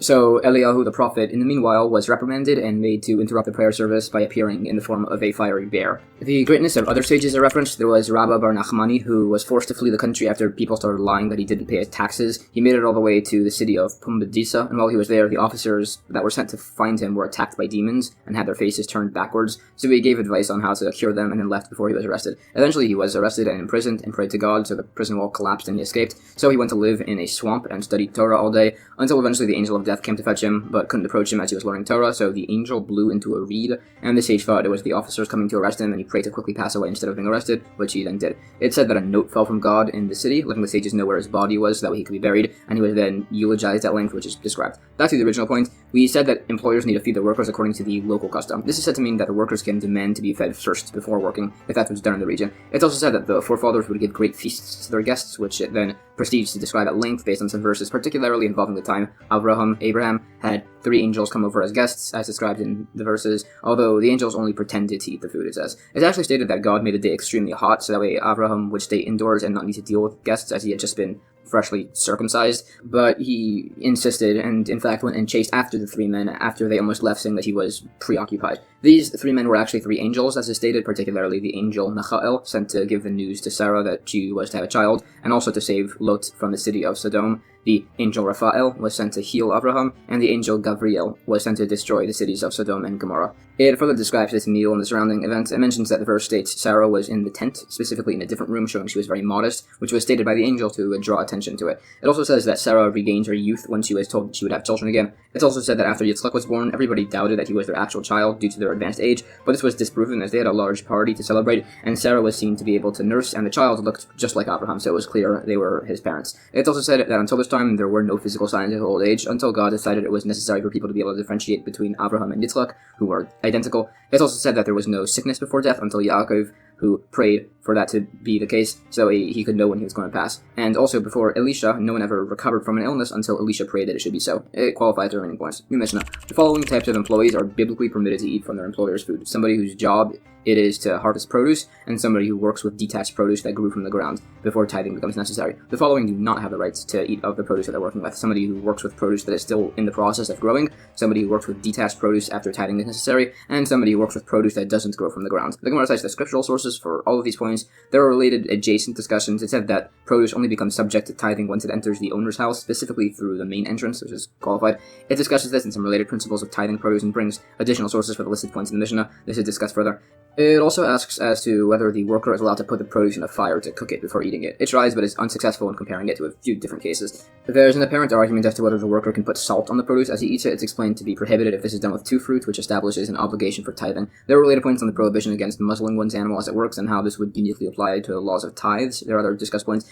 For instance, it's said that an animal shouldn't even be muzzled and then brought to thresh. There's a debate if there's liability for not physically muzzling an animal, but just for verbally reprimanding it whenever it tries to eat. It debates between these opinions. It said that the punishment for impermissibly muzzling somebody's animal while threshing is both lashes and a monetary payment to the owner. This is, according to the opinion, apparently that there could be punishment of lashes and payment at the same time, although there are a few suggested answers and a few unrelated points are then discussed. These are basically some prohibitions against mixing diverse species of animals and breeding. New Mishnah. The worker gets to eat of the produce he works with, as described, even if he's only working with his hands, feet, or shoulders. Others say he can only eat the produce if he works with his hands and feet specifically. The Gemara cites sources for this debate. Related, it said that workers in a wine press can only eat grapes until they've walked the full length and breadth of the wine press, after which point they can then also drink of the wine. New Mishnah. If a worker was working with figs, he can't eat any grapes, and if he was working with grapes, he can't eat any figs. A worker is allowed to not eat anything until he gets to a place with better fruits and then eat over there. The worker can only eat of his produce during the time of his actual work. However, to prevent the workers from retaining excess to eat as they walk, they're allowed to eat from vines as they walk between vineyards and on the way back from the wine press. And similarly, a donkey can eat as it unloads. The Gemara gets into a debate as to whether a worker working on a grapevine can then eat of a different grapevine belonging to the same owner. It argues this from a few discussions. It's largely left unresolved. The last point on the donkey was to say that a donkey can eat from the load that's on their own back, so long as the owner doesn't actually take it and feed it to them. New Mishnah. A worker can eat very expensive fruits he's working with, even something like a cucumber or a date worth a dinner, which is a very large sum. Some say they can't eat more than their wage, but others say they can, and they just shouldn't be gluttonous personally and thereby not get hired. The Gemara explains, there's actually a difference between opinions as to whether the worker is advised to do this. Others say there's a difference, that there's disagreement if, for instance, the employer hired the man to pick a single grape cluster if he can then eat it, which is discussed further. Others say it's a debate if these principles apply solely to workers or to everybody. It's also a debate if the worker's produce actually belong to him specifically or not, which is relevant if he wants to have the produce sent to his family. It argues this from a few sources. This is additionally debated at length from various different discussions, and it basically ends by saying it's just a debate between different opinions. New Mishnah. A person can stipulate for himself, his adult son or daughter, his adult slave, or for his wife, that they waive the rights to the produce in exchange for monetary reimbursement. This is as they have intelligence and the ability to make decisions, unlike minor children or slaves or animals. If somebody hires workers to harvest his neta revai produce, which is fruit produced in its fourth year that can only be eaten in Jerusalem unless this tithe is taken from it, the workers cannot eat of it. If he didn't tell them it was this specific neta revai produce before hiring them, he must redeem some produce and then give it to them. Similarly, if he hired workers to repair his fig cakes or wine casks, they can't eat of them because they need to be tithed. But if he didn't tell them in advance that they're not tithed, he needs to tithe them and then give some to the workers. Also, those who guard produce can partake of the fruits, although that's not a scripturally based principle. The Gemara says there's a debate by this last point as to if guardians of produce can partake of them, if this only applies in gardens and orchards, or according to others, only to wine presses and piles of unprocessed produce. It debates these points from various quoted sources and finds proofs for this latter opinion. New Mishnah. There are basically four types of guardians: an unpaid guardian, a borrower, a paid guardian, and a renter. If something happened to an animal that needed to be washed, the unpaid guardian needs to take oaths regarding everything, exempting himself from negligence and payment. The borrower needs to pay for everything. A paid guardian and a renter take oaths if the animal broke a limb, was captured, or died of natural causes, and they need to pay for it if it was lost or stolen. The Gemara quotes the source for this. There are a few relevant instances discussed on these laws, and it more particularly qualifies each of these specific positions' responsibilities. New Mishnah. Regarding responsibilities of a guardian, an attack by a wolf is not considered to be unavoidable, while an attack by two wolves is, in regards to whether or not he's then responsible to pay for it. Others say one wolf is still unavoidable if there's a plague of wolves. 2 dogs is not considered to be unavoidable, although others say they are if they come from different directions. An attack by a bandit, a lion, a bear, a snake, and similar are considered to be unavoidable, unless the shepherd decided to go and lead the animals to their lair. Death by natural causes is considered unavoidable. If the guardian caused the death, it's not considered to be unavoidable. If it fell off of a mountain, that's unavoidable, unless the guardian brought it there himself. The Gemara discusses these and qualifies a few of them. For instance, the bandit here is specifically when he's armed, and it says he'd even be able to beat an armed shepherd, as the bandit would be willing to risk his life, unlike the shepherd, apparently. If the shepherd approaches a bandit and informs him of the information around his camp and the number of people and everything involving that, it's not considered to be unavoidable. New Mishnah. An unpaid guardian can stipulate to be exempt from an oath, a borrower can stipulate to be exempt from paying, and a paid guardian or renter can stipulate to be exempt from an oath or paying. Generally, if somebody makes a stipulation contrary to Torah law, it's void. Any stipulation where the man does the action before making the stipulation is void. If the stipulation is possible to fulfill and made initially, then it stands. The Gemara explains how listed stipulations work, and this is like the opinion that they're allowed if they involve monetary law. It debates this and actually suggests that the reason is as the guardians didn't even initially obligate themselves to have more responsibilities than was stipulated in these cases. It also quotes a source which seems to say a person can stipulate to increase his responsibility. We said that if a stipulation can't be fulfilled, it's void. Others nevertheless debate this, although it does rule like the former. And that's the end of chapter 7.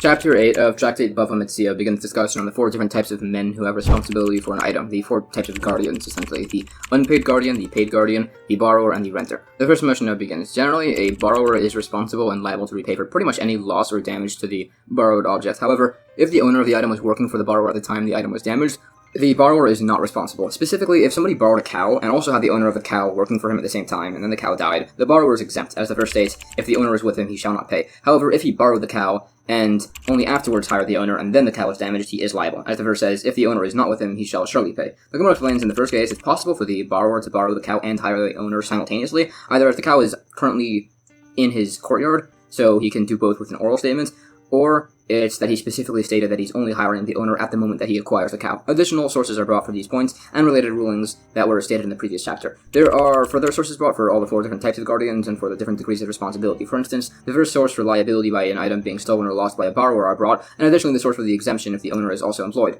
In such a case where the owner is employed, it's actually debated if there's still an exemption of liability if the item got damaged due to the borrower's negligence, which is argued from a few sources. Also, there's an opinion that for there to be an exemption, the owner must be actually working with his actual animal, and that the owner has to be in the borrower's employ when the actual accident occurs, and both of these are disproven. It additionally debates these principles. Some other discussed laws: if somebody borrows an animal specifically in order to sodomize it, is he considered to be a typical borrower as he's benefiting from the animal, or is he like a paid guardian and not liable for an unavoidable accident, as it's not really typical to use it in that manner? Additionally, it's asked, what if somebody borrowed an animal not to use, but just to have around to make himself look wealthy? What's his status of responsibility, as he's not actually using the animal? Another question, what if somebody borrowed an animal to use it for a task worth less than the minimum value of a pruta? Is that considered to be sufficiently legally significant? Additionally, what if somebody borrowed 2 cows to perform one task worth a pruta? Is the borrower fully responsible, as each individual cow isn't doing a full pruta's worth of a task? A few other questions, if somebody borrowed a cow that was owned by 2 partners, and one of the partner owners was hired to also work during this period, is this sufficient to create an exemption for damages as the other worker is in there? Also, if 2 partners borrow a cow,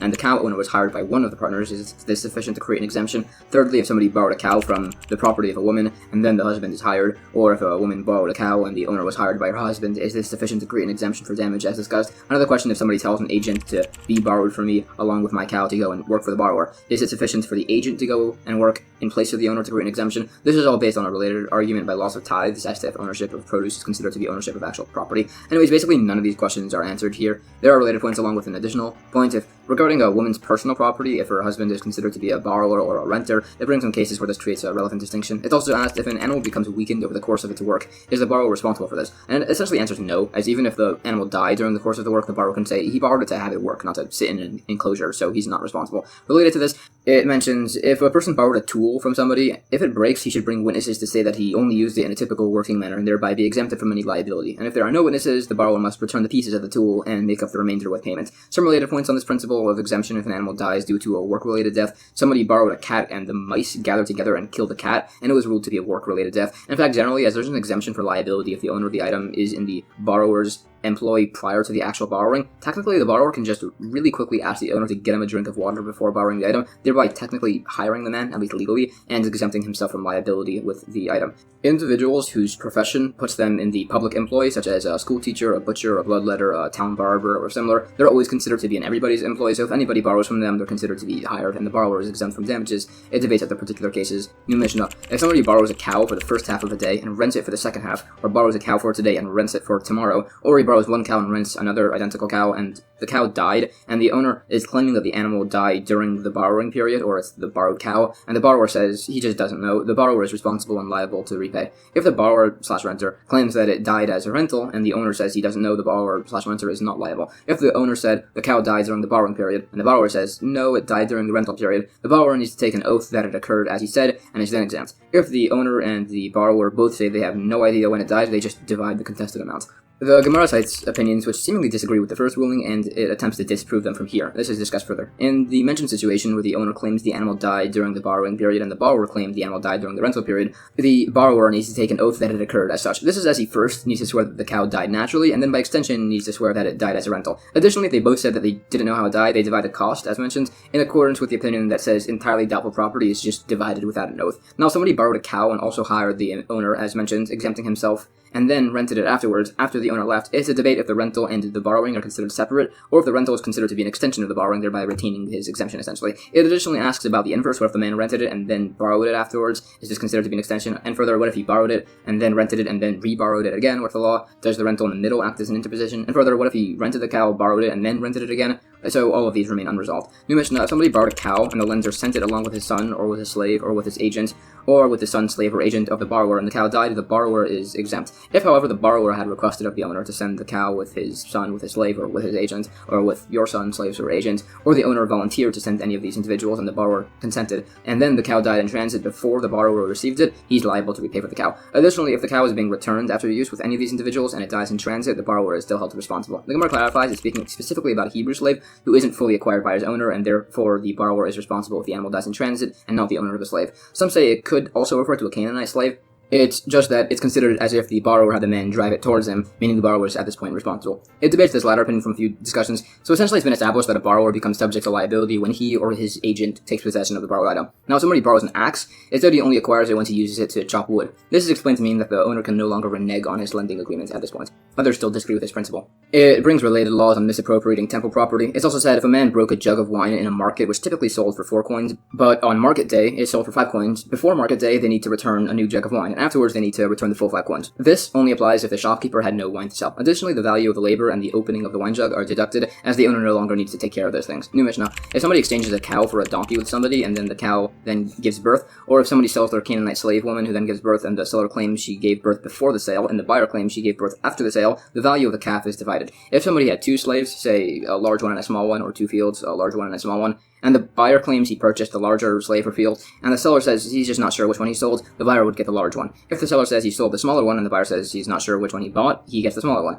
If the seller claims he sold the smaller one and the buyer claims that he bought the larger one, the seller takes an oath that he sold the smaller one, and he then gives that one to the buyer. If they both say they don't know which one was purchased, they divide the disputed value. The Gemara says in the first case, where they're debating when the calf was born, they can't just check where the calf is currently, as it's where the calf is currently in a field belonging to neither of them. This is qualified, and apparently it disputes the opinion which says that if both parties are claiming property that neither possess, it's divided, which apparently would apply if both parties are claiming their side with certainty, although others nevertheless dispute this notion. Now, we've said if there was a large and a small slave, and the buyer and seller are both claiming the other one was purchased, the seller needs to take an oath. There are a few issues with this, such as why the borrower isn't the one taking the oath, the fact that taking oaths on slaves isn't really allowed, and others. So it's explained that they're not actually debating over a slave, they're arguing over money to purchase a slave, either a large or a small one, or possibly clothes for a slave, a large one or a small one, etc. It additionally debates between these opinions, along with points as to when such oaths would be permissible. New Mishnah: if somebody sells as olive trees for their wood, and before the buyer cuts them down, the trees then produce olives, if they're so inferior that they produce less than a quarter lug per se'ah, which is a few particular old measurements,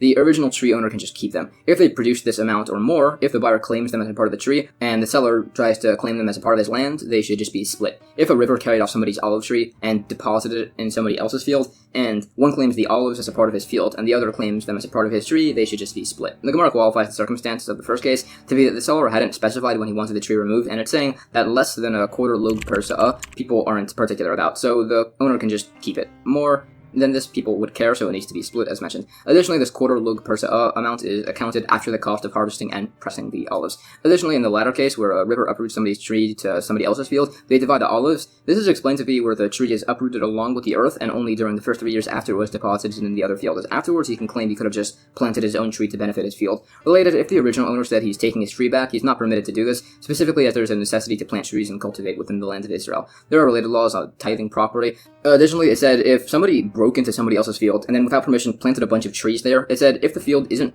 ready for trees, they evaluate the cost and he receives a lesser value. If it is ready for trees, they evaluate how much a person would be willing to have somebody plant those trees, and he's then repaid that amount. It brings sources for these principles, which were based on a few particular cases. It brings some additional cases. If somebody rebuilt another man's ruins without consent and then wants to take back his wood and stones, it's a debate if he's allowed to do this. It's ruled he is allowed to take his materials back. But if somebody planted trees and then wanted to take his trees back, specifically within Israel, he's not allowed to do so due to the obligation of cultivating the land of Israel. New Mishnah. If somebody rents his house to another person, he's not allowed to evict him in the winter, which is from the holiday of Sukkot until the holiday of Passover, without notice being given during the summer, which is at least 30 days before the holiday of Sukkot. In large cities, there must always be a 12-month notice before evicting a tenant. Within stores, in small towns, and in large cities, there must be a 12-month eviction notice. Some say with bakers and dye shops, which had much longer credit terms towards customers, as will be mentioned later, they had to be given a 3-year eviction notice. The Gemara says eviction in the winter is prohibited without the notice in the month prior, specifically if the time of rental wasn't specified. Additionally, if even 1 day of the 30 days prior notice before winter extend into the actual winter, the eviction wouldn't be permissible during that winter. The landlord is, however, allowed to increase the rent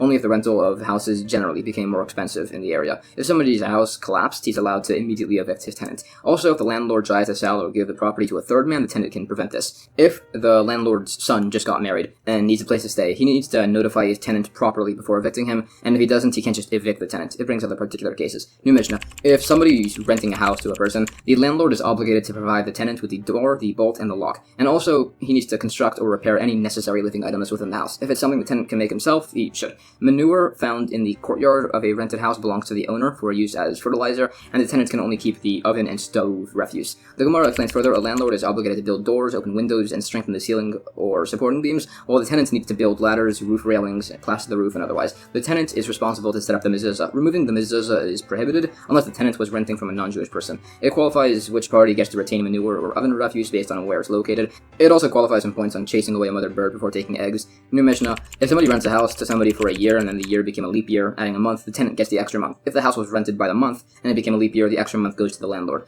There was a case where somebody rented a bathhouse at 12 gold dinars for a year and 1 gold dinar for a month, and it became a leap year and was ruled to divide the rent of the extra month. The Gemara additionally qualifies these principles as to how they fit with the wording of the Mishnah. If a tenant claims he paid his annual rent on the last day possible, and the landlord denies receiving it, similar to prior cases, the tenant can take an oath that he paid it, and it's sufficient. Also, if a man rents a house for a term of 10 years, and this was written on an undated document, evidently, so the tenant can't just claim ownership of the property after having lived there for a while. If the landlord testifies that the tenant has been there for, say, 5 years, we believe him. It's also said a person can borrow a utensil forever if he asks to use it in its good state, basically so long as it's in good condition, so long as this is done with a full acquisition of the lender committing to do so, and if it breaks, the handle must be returned. It brings some other particular cases. If somebody asks to borrow a hoe to dig this garden, he can only use it to dig that specific garden. If he asks for a hoe to dig a garden, he could dig any garden. There are other broad instances. New Mishnah. If somebody rents a house and it collapses, the landlord must give his tenant a new house. He can't make the new house too large or too small. It also can't now be 2 units, or if it was 2 units, it can't now be 1 unit. There can't be more or less windows unless they both agree to it. The Gemara says this is where the rental wasn't for a particular house, but it was for a house like a particular reference one, which is why a similar replacement is necessary. This shows that if the stipulated house was on a riverbank, you can't just give him a new riverbank house. It also needs to have all of the same attributes as listed. And that's the end of chapter 8. Chapter 9 of Tractate Bava Metzia covers the various laws of renting out fields and the tenant's rights and responsibilities. The first Mishnah says, if somebody is being leased a field, if the local custom is to cut the crops, he needs to cut the crops, and if the custom is to uproot them, he needs to uproot them, and if the custom is to plow the field afterwards, he needs to plow the field afterwards. Basically, he needs to go according to the local custom unless otherwise specified in the lease. The grain is divided, as would processed and whole straw, and wine from a vineyard is divided, as would be the branches and canes, which were the stakes used to support the vines, which need to be supplied by both of them. The Gemara says, if the custom is to cut the crops, say to fertilize the earth with the leftovers, the renter is actually not allowed to uproot them if he doesn't want to cut them. And if the custom is to uproot the crops to clear the fields, he's not allowed to cut them to retain the straw for his animals. When it said that if the custom is to plow the field, the farmer needs to plow the field, this is to show that this applies even if the custom is not to weed the field, and the farmer did it anyways, he still also needs to plow the field. Included in the general notion that the renter needs to abide by the custom is that if typically the trees in the field are included in the lease, they're included, even if the rental fee has been reduced. And the inverse also applies. If the custom is to not include this, it would apply even if the rental fee was increased. Some other points: in Babylonia, it was customary for a sharecropper to not be given straw unless the landlord personally decides to. Additionally, anything essential for the security of the field is the landowner's responsibility, while anything additional is the sharecropper's responsibility. Furthermore, the hoe, shovel, pail, and similar are all the landowner's responsibility, while the sharecropper needs to take care of the irrigation ditches. It was said that both need to supply the canes, which it defines as stakes used to prop up the vines, as mentioned. New Mishnah: if somebody was leased a field that's irrigated or containing a tree, if the stream then dried up or the tree fell, there's no deduction in rent to compensate for the loss. However, if the field was leased specifically as it was irrigated or that it contained a tree, he would receive a deduction. The Gemara clarifies in the first case, it's a small river that dried up, and he's not getting a rent reduction, as the landowner can just say he should bring his own water with a pail. Also, it says these first two Mishnahs apply to both a tenant and a sharecropper, and all future Mishnahs make a distinction between the two. It also qualifies the fact that when he specifically mentions renting an irrigated field or one with a tree, he receives a reimbursement if it loses that attribute. New Mishnah: if somebody leased a field and then did nothing with it, it's assessed by how much it could have grown, and he needs to then repay that amount to the landowner, as is stipulated in the contract. The Gemara brings other instances of rulings based on specific wording used within a stipulated document. These relate to loss of marriage contracts and are discussed further. A case is brought: a man was leased a field and said that if he left it fallow, he'd pay 1,000 zuz coins. He then left a third of it fallow. Some said he needed to pay 333.3 coins. Others said that it was a condition that was made with intent to not fulfill it, which is called an asmachta, which is not legally binding. It debates this latter opinion and mentions that it was clearly an exaggeration here. Another case, there was a man who leased a field to plant sesame and then planted wheat there, which ended up being as valuable as the sesame. It was said the landowner still doesn't take a reduced share of the crop. Other similar cases are discussed, and it digresses onto a few unrelated points. These are discussed further. New Mishnah: if somebody was leasing a field, even if he doesn't want to and he's paying his rent in full, he needs to weed the field, as otherwise it'll cause issues when his lease expires. The Gemara explains the landowner can require the weeding, as the weeds could continue growing in the following season. New Mishnah: if somebody is leasing a field and it didn't produce a full crop, if enough grew to make a heap, he needs to care for the field. Others say it has to be enough for sowing. The Gemara explains he needs to care for that heap, as that's what's typically stipulated within a contract. There are a few opinions as to how much exactly this is. Some say enough that a winnowing shovel can stand if placed inside. Others say it's 3 sa'ah, others say 2. There are a few other opinions. It also mentions opinions on minimum amount of produce in regards to susceptibility for impurity. Measurements by other laws are brought, such as the maximum amount of weight a person can be carrying as he prays or on his head while wearing tefillin, ratios of leket, field charity, and similar. New Mishnah: if somebody is leasing a field and locusts or strong wind ruin his entire crop, if it's a general calamity, he can reduce payments from the rental, and if it's not a general calamity, he cannot. And as to what exactly a general or a non-general calamity are, they will be defined soon. Some say if you leased the field for money as opposed to produce, you can't reduce the rental price. The Gemara gives opinions as to what a general calamity is. Some say where most of the valley where his field was located was ruined by winds. Others say it's where the 4 fields on all sides of the field were also ruined. A few particular cases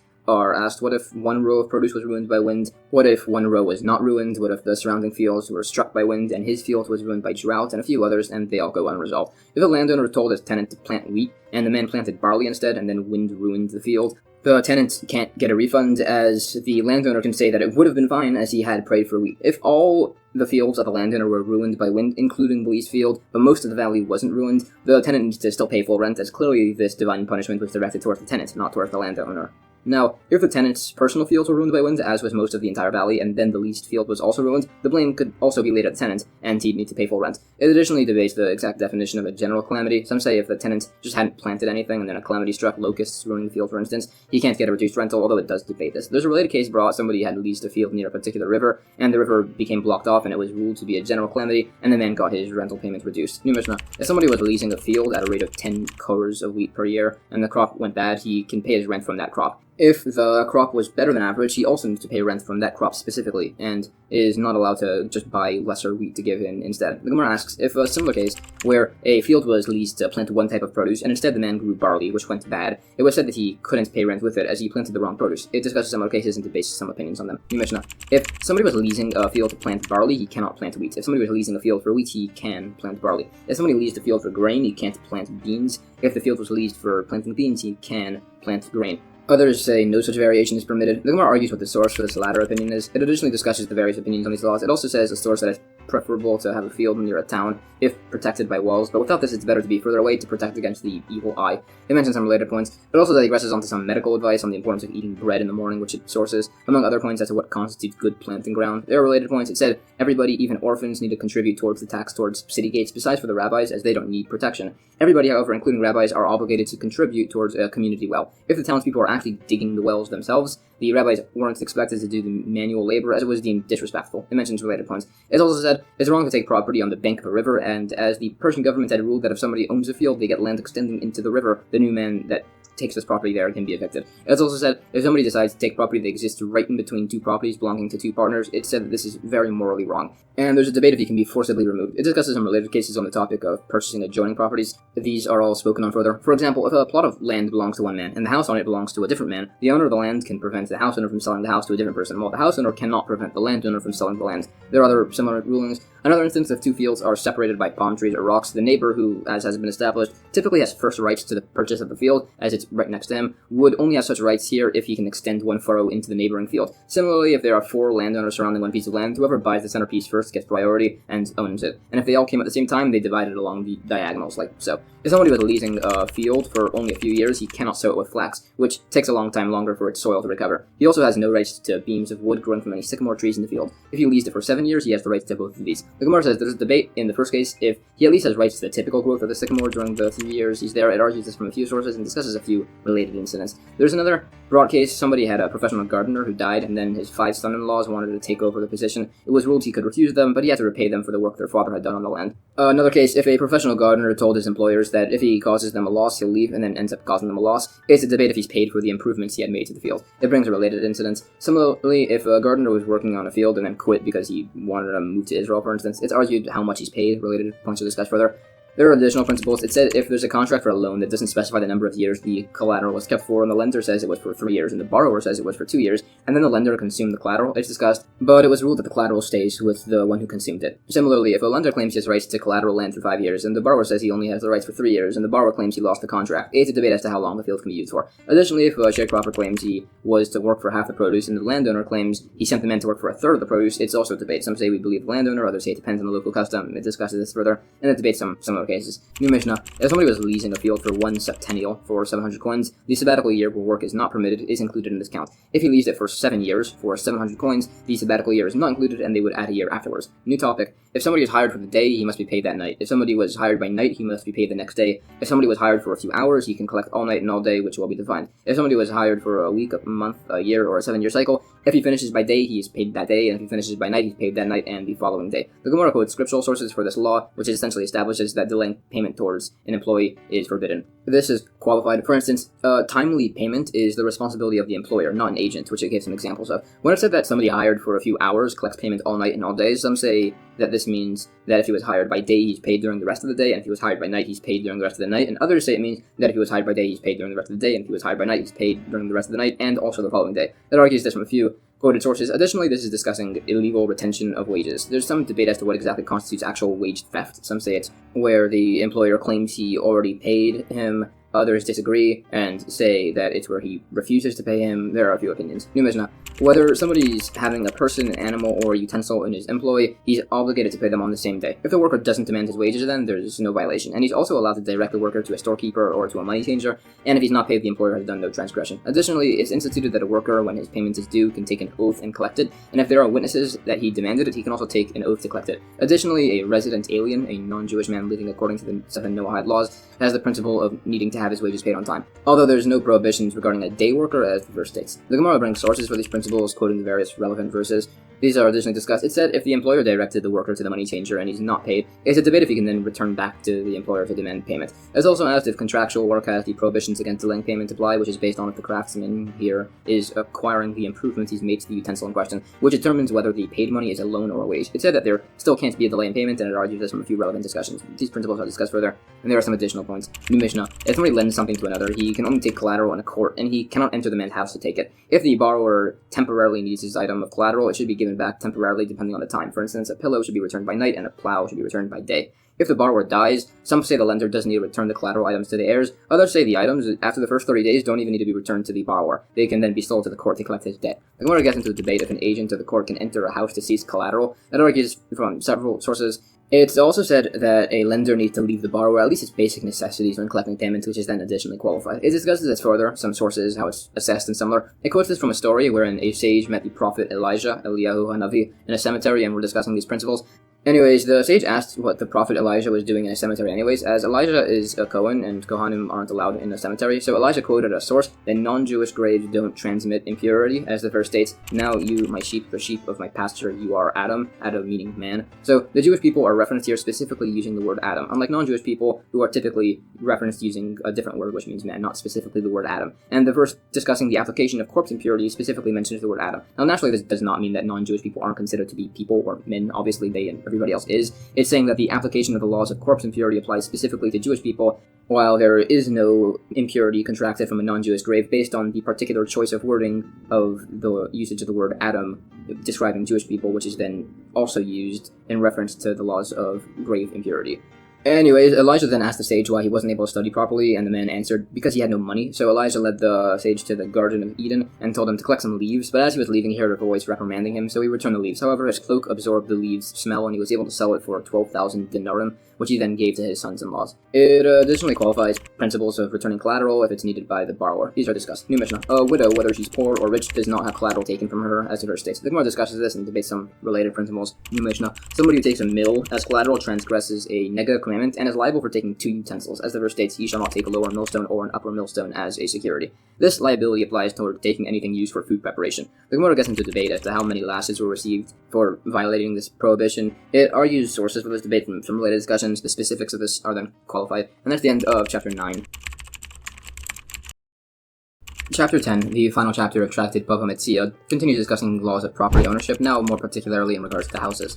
The first Mishnah says, if there was a 2-story building, and each floor belonged to a different person, and the whole structure collapsed, they divide the wood, stones, and earth. Specifically, they determine which stones from which story are more likely to have broken and give that to that person, and also, if either of them recognizes his own stones, he can take them as a part of his total. The Gemara qualifies, they're not able to just determine how the wall fell, as the stones are already cleared away by an unknown party, and the stones are currently in a courtyard belonging to both parties, or they're in a public domain, or it's just that they can both take the stones as they're not too particular here. When one man recognizes his stones is where specifically the other man recognizes that some of them do belong to the other man, and he's not sure about the others. So he can't take an oath, and he must give over the rest of the stones. The other man then gets his identified stones as a part of his total, which could be useful if they were larger or of a better quality. New Mishnah. If there was a 2-story house with the upper story being rented out, and the upper story collapsed in, and the downstairs landlord doesn't want to fix it, the upper story tenant can live in the landlord's downstairs apartment until the upper story gets fixed by the landlord. Others hold that the bottom story landlord needs to fix the ceiling, while the upper story tenant needs to plaster over it. The Gemara says there's debate as to how much of the ceiling needs to collapse for this to be applicable. Some say majority, others say even only 4 cubits, which they explain.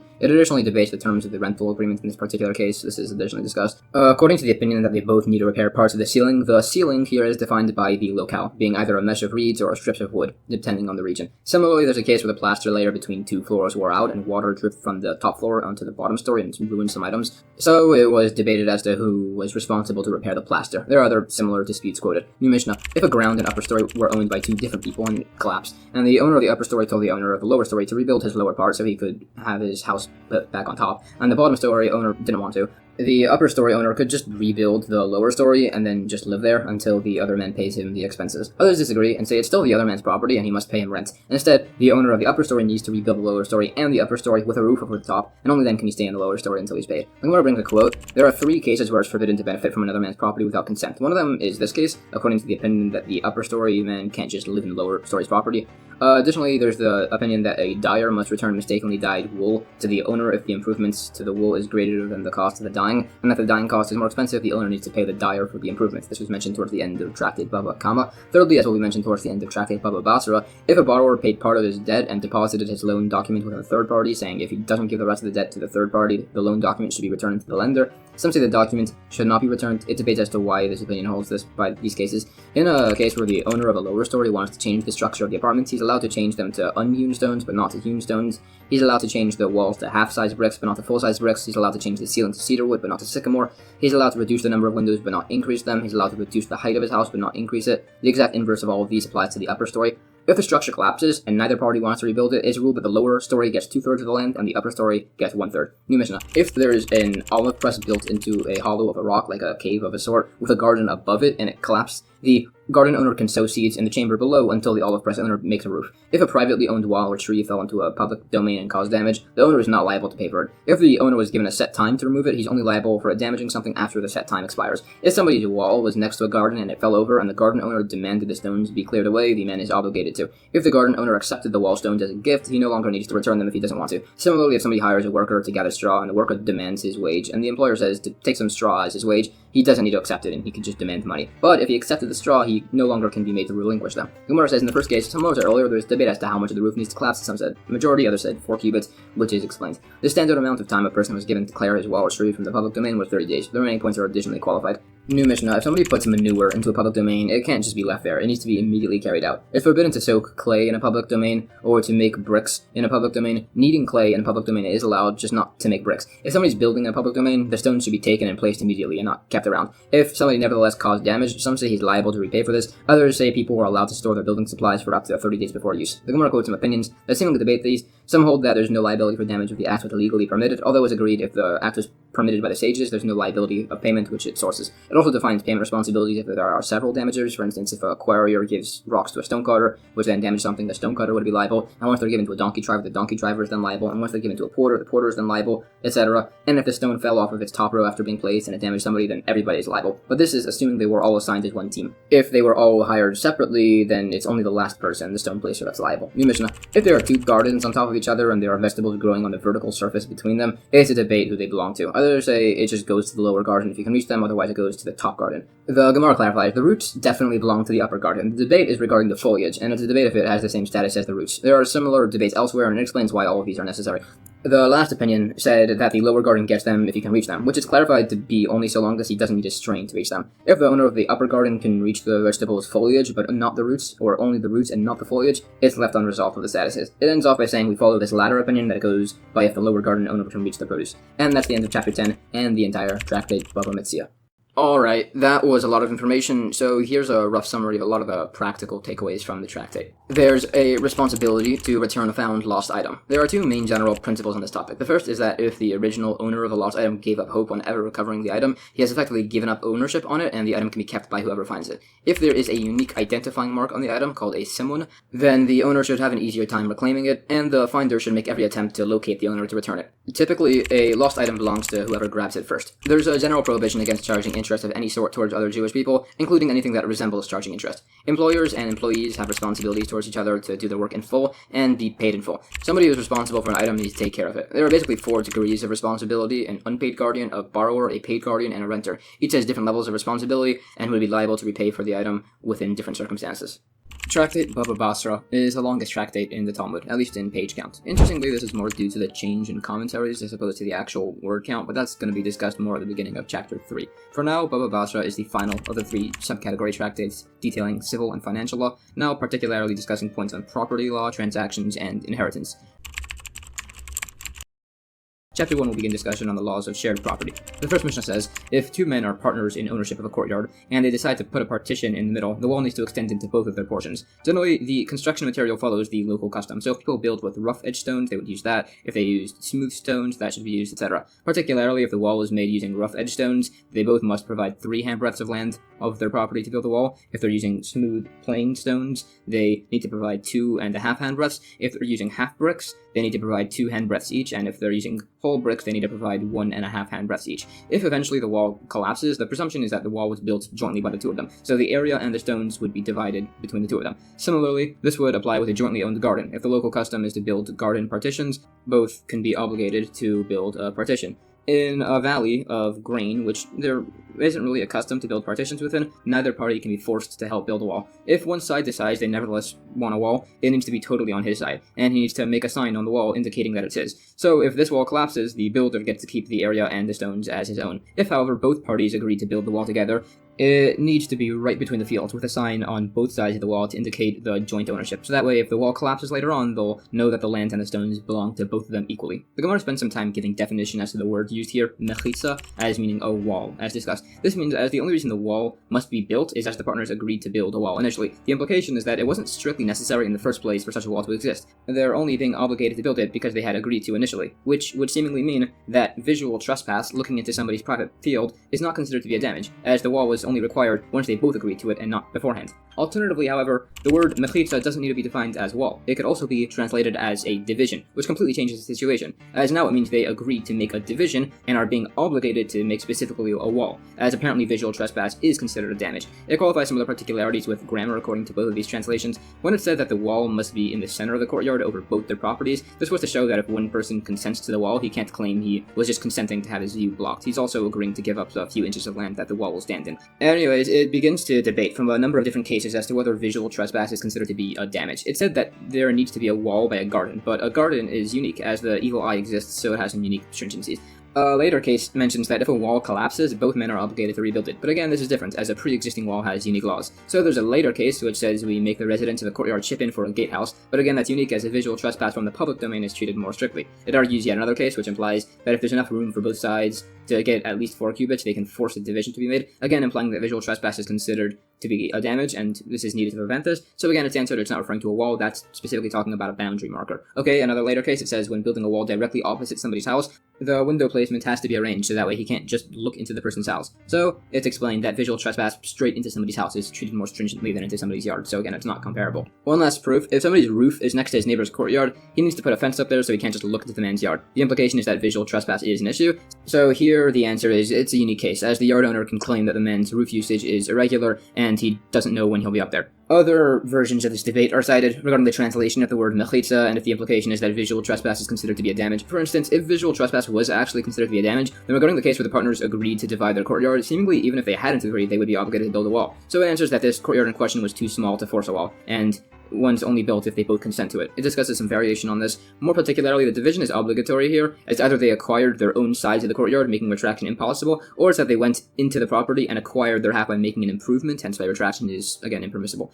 Definitions for the various different types of stones are provided. Some say that the implication is that if the wall was made of half bricks, there must be a handbreadth gap in between the two sides of the wall, although there's variation if it's filled with pure or inferior mortar. It's also asked, there were several specified measurements for the width of the wall depending on the used material. Based on some related sources regarding the construction of the temple, it asks if this is the set width or if it varies depending on the height. The structure of the temple in regards to some particular laws is additionally discussed. It also learns from a source back in Tractate that the listed measurements include the plastering layers. Somewhat unrelated, it mentions that a synagogue cannot be demolished unless there's a new synagogue built to replace it. Some say this is as they might negligently not rebuild one, others say it's out of concern that the community won't have a place to pray, so there's a practical difference if there is a different synagogue located nearby, as then the second issue wouldn't apply. It brings some instances of this principle. Some say a synagogue can just be demolished if it's actively falling apart, which is possibly the reason the temple was allowed to be taken down and renovated by the king Herod, or that was unique as a king is trusted to keep his pledge. Related on Herod, it said that Herod was originally a slave of the Hashmona'i house and wanted to marry a girl from the family, and heard a voice from heaven saying that any slave right now that rebels will succeed. So he killed all of the slave masters and the Hashmona'im family, but spared the girl to marry her. The girl, however, decided to prevent this by going to a roof announcing that the line of the Hashmona'im kings would end with her,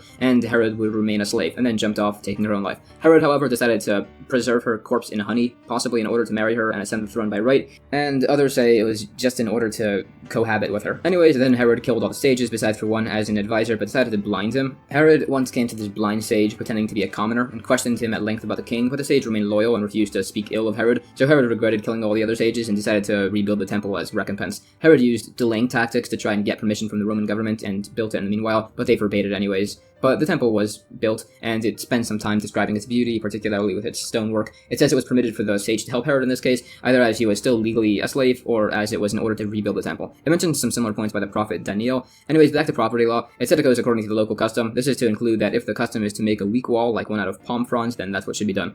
It had also stated that if the wall collapsed, the land and stones are equally divided. This is necessary to state to show this applies even if the stones all fall onto one property, or to show that it applies even if one partner cleared all the stones into his property, taking them, they still need to divide it. It also qualifies the remaining teachings, saying that an ordinary garden is considered a place where there's typically a partition, so the residents can be obligated to build one, unlike by a valley where there's no such custom. Now, if only one person is building the wall, it said that he should build a sign to indicate his sole ownership, specifically on the other end of his neighbor's side, extending the wall slightly. It can't be on his own side, as then the neighbor could just attach his own extension, and additionally there's no concern of the neighbor just cutting the extension off, as that would be noticeable. It brings other variations on this. Another method of making a sign on a wall marking ownership is to put a lime coating on the opposite side. Additionally, if the wall is made out of palm fronds, a sign could be made by arranging the tips to be woven together on the opposite side. Others say this could be undone, so a document just needs to be written up. Finally, if both sides consent to a wall, it says they should make signs on both sides. This would specifically be necessary if, during the building, one side makes a sign. So, to show that both own the wall, the other one also makes a sign. Alternatively, others say that it's the case with palm fronds, and it's refuting the opinion that a sign cannot be made with such a material. New Mishnah.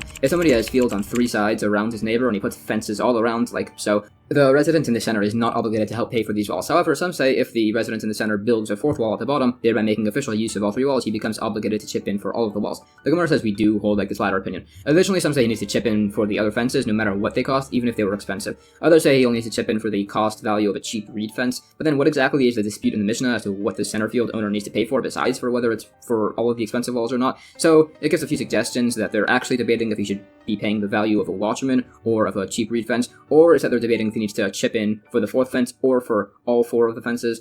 Or the debate could be as to who's building this last fence, as to if it's the outer or inner neighbor that would create responsibility for him to pay for all the fences. There's 2 variations on this last one. It quotes a few instances of a case like this occurring and some similar ones. New Mishnah. If a courtyard wall collapsed, every neighbor needs to chip in to build it back up to 4 cubits tall. Everybody is later presumed to have chipped in, unless specific proof is brought otherwise. It doesn't need to be rebuilt higher than 4 cubits, but if one of the neighbors decides to do it anyways, and then a second neighbor builds a parallel wall opposite of the same height with intent to extend the roof over, he shows he's benefiting from the first wall, and even before the second guy builds the roof, he's obligated to help pay for the first full wall. Additionally, he isn't presumed to have helped pay for it unless he brings proof. The Gemara says there's a debate if the time for a man to pay a loan comes up, and he says he already paid it. Some say he's not believed, as we don't presume people pay their loans early, and others disagree and say he would be believed. So it debates both of these opinions from our Mishnah, where there's an apparent presumption to have paid for the wall in the first case, and a presumption of the inverse in the second case. So it said both are different. In the first case, as each row of stones is being set down, it's considered time to pay the loan. And then in the latter case, the builder of the parallel wall didn't realize that he would be liable to pay for the opposite wall, so it's also not comparable. It's also said that the law we hold like is that there's a presumption that a loan is not paid early, so if somebody claims that they had paid the loan early, they're not believed until they prove it. Based on this, it's asked if a lender demanded payment a bit after the due date, and the borrower claimed he repaid it before the due date came up, would he possibly actually be believed here, as he had the option to just say he had paid it after the due date, wherein he would have just been automatically believed, but for some reason he said he paid it before. So does this create a presumption that he's actually telling the truth? It argues a few different sources on this point, but they're all disproven and it remains unresolved. On the point that if the second neighbor builds a second wall parallel to the first, he's responsible to chip in for the first wall, as he presumably is making use of it. Some say if he only built half the wall parallel, he'd still need to chip in fully, but if it's attached to the corner, he only needs to pay for the extension that he's actually using. And others say by half a wall, he doesn't need to chip in, but would say that if he started installing settings for crossbeams, then he would be responsible to pay for the opposite wall. Related, it said that windows constructed into a wall don't create a presumption that the neighbor paid for part of a wall, and even if there are crossbeam settings installed, that still wouldn't create a presumption that the neighbor had chipped in, as the wall owner could say that he figured his neighbor might want to build an opposite wall with crossbeams, so he was preemptively building settings, so that way his wall wouldn't be damaged if he decided to eventually do that. It's also said if somebody established the right with his neighbor to place thick crossbeams across his wall, then he's also allowed to put thin crossbeams, and if he had only established the right to place thin crossbeams, it's a debate if he can then also put across thick ones. Similarly, if somebody established the right to let water run off of his roof into his neighbor's entire courtyard, he can definitely also let it run off through a drain into one spot. And if somebody established the right to let water run off through a drain into one spot, it's a debate if he can then let it go across the entire roof.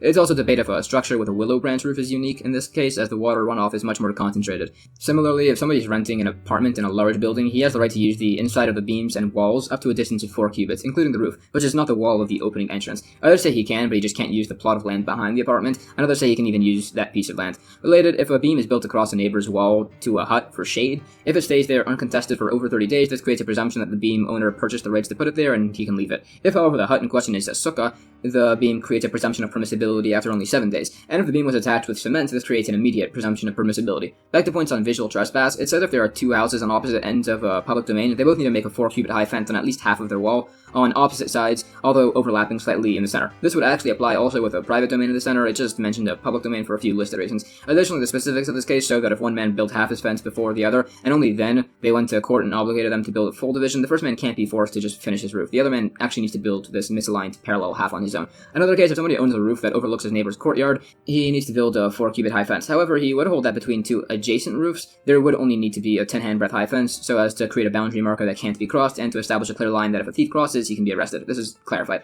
Additionally, if there are 2 adjacent courtyards, one higher than the the other, a wall must be built. But regarding the part of the wall that goes from the bottom courtyard to reach the upper one, it's a debate if the upper courtyard person needs to pay for it. We bring a source which says he does need to. There's another case brought which results in the establishment that if a two-story house starts sinking into the ground, the upstairs neighbor can prevent the downstairs neighbor from demolishing the house, as the lower story is still technically habitable so long as it extends above 10 handbreadths to the ground, and also so long as this was not stipulated prior. This is qualified and discusses some related incidents. The resulting rulings are that if a person built a wall behind somebody's window and offered to rebuild his other wall with new windows, the resident can still prevent the wall from being built, even if he only uses the house for storage. If two brothers inherited property, one receiving a house and one a garden, and one built a wall on the directly adjacent garden blocking off the windows, he can leave the wall. This is qualified. Another brought case, some orphans had a promissory note and a receipt was brought claiming it was paid, but it was debated if it was actually a forgery, so it was ruled to just leave it and do nothing. And this last one, it does argue further if this is the ruling. New Mishnah. Some say a resident of a courtyard can be compelled to build a gatehouse and door. Others say it doesn't strictly need a gatehouse. Similarly, some say the residents of a city can be compelled to build a surrounding wall, double doors, and a crossbar. Others say it doesn't need a surrounding wall. To be a qualifying citizen for this that must pay these taxes, you must be a resident for 12 months or just have purchased a house. The Gemara explains a gatehouse is considered to be a good thing if it's not blocking off the poor, meaning if it's outside the door of the courtyard. Alternatively, it's that the gatehouse didn't have a door, thereby allowing the poor to enter, or alternatively, it's that it had a door but no lock, or alternatively, it's that it had a lock but it was on the outside. There's a debate if a courtyard far from a public road needs a gatehouse. Those that say it does is that sometimes there'll be traffic on the public road so people wouldn't go around and buy the courtyard. Similarly, there's debate if there's a requirement to build a city wall even if it's far from the border, and the logic, why yes, is that it's possible invaders will go far past the border and eventually reach the city. Additionally, it's said that the tax for these structures is collected according to individual wealth, and possibly also proximity to the city's edge, but not by the number of household members. Some say this wall tax doesn't apply to the sages, as God protects them, and it brings a few verses as a source. It mentions some other unique exemptions from taxes and the related verses. There's a story, the sage Rabbi Yehuda Hanasi opened food storehouses for the poor after a famine, but said only learned individuals could enter and take food. One of this sage's students decided to disguise himself and pretended to be an ignoramus and begged for food. Rabbi Yehuda Hanasi relented, and he started to feel bad having given food to an unlearned person, because he said that misfortune only comes to the world because of them, but he found out that the person was actually a student and then decided to open his storehouses to everybody. Now, we said that after 12 months, a person is considered a citizen of a city and must pay certain taxes. This is particularly the citizens as opposed to the residents, which is a slightly different status as seen in some other cases. Additionally, the 12-month period is specifically before taxes are charged for boards for the city walls. Much earlier than that, after 30 days, the new citizen is expected to contribute to the soup kitchen. After 3 months, he's supposed to contribute to the community charity fund. After 6 months, he needs to start getting clothes to the poor. And after 9 months, he needs to start contributing towards burying the poor. Broadly, the city wall taxes and similar are charged from anybody that benefits from them, so this would include orphans but exclude the sages. It cites some related incidents on this. It mentions some points on the greatness of redeeming captives and discusses the previously mentioned community charities. The community charity box was run by 2 people, as one person can't be appointed an authority over the public, and the charity collectors are supposed to seize pledges, so long as the man is wealthy. It also brings some teachings on the greatness of charity collectors. Also, charity collectors are not supposed to do anything that could make it look like they're stealing, like they can't split up.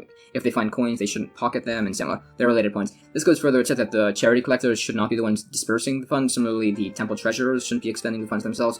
If a poor man asks for food, they should check his eligibility, but if a poor man asks for clothes, he's given it immediately, as people wouldn't pretend to be poor and wear lackluster clothing to get some free clothes. It's also based on the verse. Others say it's the exact inverse, that we'd freely give food as the poor man is hungry and shouldn't be made to wait, while by clothes he should be investigated. And they also bring a verse that apparently implies, like, their opinion. Related, if there's a poor man around and he isn't collecting door to door, he's given a bit more than a specific set amount of bread and flour, and he's given a bed and a pillow. If the poor man is around for Shabbos, then he's also given 3 meals. This is discussed. It's also said that a person should give at an absolute minimum a third of a shekel coin each year, based on a verse, although realistically the laws of Ma'aser apply, meaning you should always give 10% of your total income. Related, it said that one who causes somebody to do a charitable act is greater than the one who actually does it, as his task was more difficult. It quotes a few verses on the importance of giving charity. Further points on the great importance of charity are brought, and discusses some various laws of ritual and purity. More on charity, it's said to be exceptionally great to do it in secret so as to not embarrass anybody, and there are lots of blessings given to those who give to the poor. It's also said that those that frequently give charity will be rewarded with wisdom, wealth, and knowledge based on some scriptural verses. In fact, one Roman official, Tyrannus Rufus, asked Rabbi Akiva why, if God loves the poor, doesn't he help them? And Rabbi Akiva answers that way others have an opportunity to help them by giving charity and be saved from Gehenna. The analogy given was of a king who punished his son, imprisoned him, and ordered nobody to feed him, so one man went and brought him some food, and the king was actually thankful. It was also said that the obligations of charity always apply even in exile. Therefore, the point on the importance of giving charity, it said doing so protects the Jewish people and that it brings Moshiach closer. Related, It said there are 10 strong things. A mountain, which is broken by iron, which is melted by fire, which is extinguished by water, which is carried by clouds, which are scattered by wind, which are carried by the body, which is broken by fear, which is dispelled by wine, which is lessened by sleep, and death is stronger than all of these, and charity itself is stronger than death. Therefore, the points on the importance of charity and its protective attributes. It said that charity given in secret protects the giver from an unnatural death. Therefore, the points on the importance of charity, and it said it's great if given altruistically or even unaltruistically from a Jewish person, as they still do it to fulfill God's will. But for others, it's said to be a wrong thing if it's given to receive a reward unaltruistically, as they'd regret the act if they don't receive a reward. There are additional points on this. It brings various other instances further expressing this great importance of giving charity. New Mishnah. A man cannot force his courtyard to be divided unless there are at least 4 cubits for him and his neighbor. A grain field is not divided unless there are 9 kav, which was an old measurement, for each neighbor. Others say 9.5 kav. A vegetable garden isn't divided unless there are half a kav per partner, and others say a quarter kav. A salon, a hall, a dovecot, a coat, a bathhouse, an olive press, and an irrigated field are all not divided unless there's a proper share for each neighbor. Probably anything that, if divided, would retain its name would be divided, and if not, it would not be divided. If both parties consent to divide the property, they can do so with even less than the listed minimum measurements. Scrolls of scripture cannot be divided even if both parties consent. The Gemara says the 4-cubit minimum for dividing a courtyard excludes the entrances, which it then sources. Related, if a courtyard has houses and it's being divided, sources seem to imply that for each entrance to a house, 4 cubits are granted, and the remainder is divided equally. If one partner had an entrance 8 cubits long, he receives those 8 cubits, 4 cubits wide. If there's a hole for date pits, the owner receives 4 cubits on each side of the hole, so long as one side wasn't specifically designated as an entrance. It's debated if the owner of a pavilion gets the 4 cubits in front when the courtyard is divided. Some say only specifically by a Roman pavilion, which had lower walls. Specifically, it said that a porch, a Roman pavilion, and a staircase to a gallery all give 4 cubits to their owner when the courtyard is divided. It said 4 cubits are not given to a chicken coop, as the chickens climb in and out on their own without help. A building with only half a roof is said to not receive 4 cubits, which is explained. Related principle to discuss regarding residents' rights regarding a mavoi alley. For instance, it said if there are alleys connecting to cities, the residents of one city can prevent the residents of the other city from closing these off, even if other routes exist. Also, if the alley from a city leads to a public thoroughfare, the people of the public thoroughfare can prevent the residents from blocking off the alley throughout the entire alley. Now, there was a debate as to the minimum amount of a grain field that can be divided. Some said 9 kav, others said 9.5 kav. It's explained this variance is based on the soil quality. In Babylonia, it was said each party needs to, at a minimum, receive an area that takes 1 day to plow, which it then defines. When dividing a water hole, each person should receive enough to draw water for each day. And then when dividing a vineyard, each person should receive 3 kav, which it said was not a point that was derived logically. Related, it said that since the destruction of the first temple, the power of prophecy was taken from prophets and given to sages. This is seen as sages would explain a ruling, and would later be found to also have been taught, like they said, as a tradition from Mount Sinai. Others said that since the destruction of the temple, prophecy was actually given to the insane and to children, and it cites some incidents of this. It also quotes some medical advice. When a firstborn inherits, he receives the firstborn portion of land and a typical inheritance, and both of these plots should be adjacent. It's a debate if the same would apply to a man who does yibum, the levirate marriage. A case is brought, a man purchased land next to his father's land, and when the inheritance was being divided, he requested this property as it was adjacent to his. It was ruled the other brothers could refuse this, and it brings some other instances of similar institutions. For instance, if there's a field bordered by a river and by a canal on each side, and it's being divided between 2 brothers, it should be divided into 8 segments from the corners, like this, so that way both get an equal amount of field next to the canal and the river. We said if 2 partners owned a mansion, they can only divide it if it's large enough for both of them to retain a proper share. It's a debate if one partner can compel the other to dissolve this partnership. It argues this from various cases. It gets into a related discussion as to whether various parts of scripture can be combined into a single scroll, and the number of lines that must be left blank between certain books within the text. These and related principles are discussed along with the standard measurements of a Torah scroll. This relates to the structure of the Ark, wherein there's a debate as to how all the items stored within fit, being the sets of the tablets and the Torah scroll written by Moshe. So based on this, it tries to determine the dimensions of the scroll based on the dimensions of the Ark. This is additionally discussed, and related dimensions that Moshe was commended for destroying the tablets. It also gives the order of the books of prophets, of course being Joshua, Judges, Samuel, Kings, Jeremiah, Ezekiel, Isaiah, and the 12 prophets, or in Hebrew, Yeshua, Shaitim, Shmuel, Malachim, Yirmiyahu,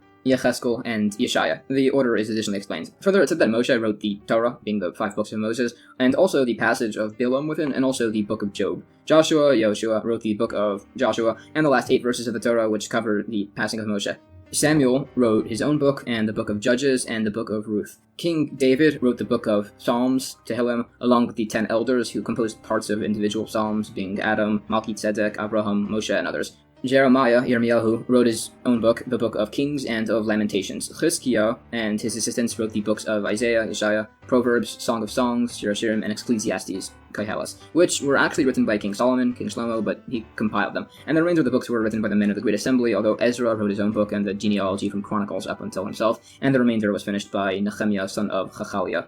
Some say that the last 8 verses of the Torah were nevertheless actually written by Moshe, which creates some variance as to how they are read. The sources for these points on authorship are all individually qualified and discussed. There's debate as to when exactly Job, Eov, lived. Some said during the time that Moshe sent the spies into Israel. Others said Job wasn't ever real. He's just entirely a parable. Others said he was there during the Babylonian exile. This actually expands into a broader debate as to whether Job was even Jewish. It additionally expounds on the verses from the book of Job, giving some additional explanation to the story. This incident is spoken of further. It additionally expounds on Job's great righteousness and also on a few of his improper statements. These are additionally discussed. It also speaks on Avraham for a bit. It says in the verse that he was blessed bakol, which means with everything. There are a few interpretations as to what this means. Some say it means he was given a daughter. Some say it means he was given a daughter who he named Bakol. Others say that it means that all the kings came to him for advice due to his great knowledge in astrology. Others say it means that Abraham was given a precious stone that could cure anybody who looked at it, and when Abraham passed, it was then placed in the sun. Others say that it means that his grandson, Esau, waited until after he had passed to rebel, which it expands on. And others say that his son, Ishmael, repented during his lifetime, which it sources. There are further points on this. It said that there are 3 people that the evil inclination has no power over,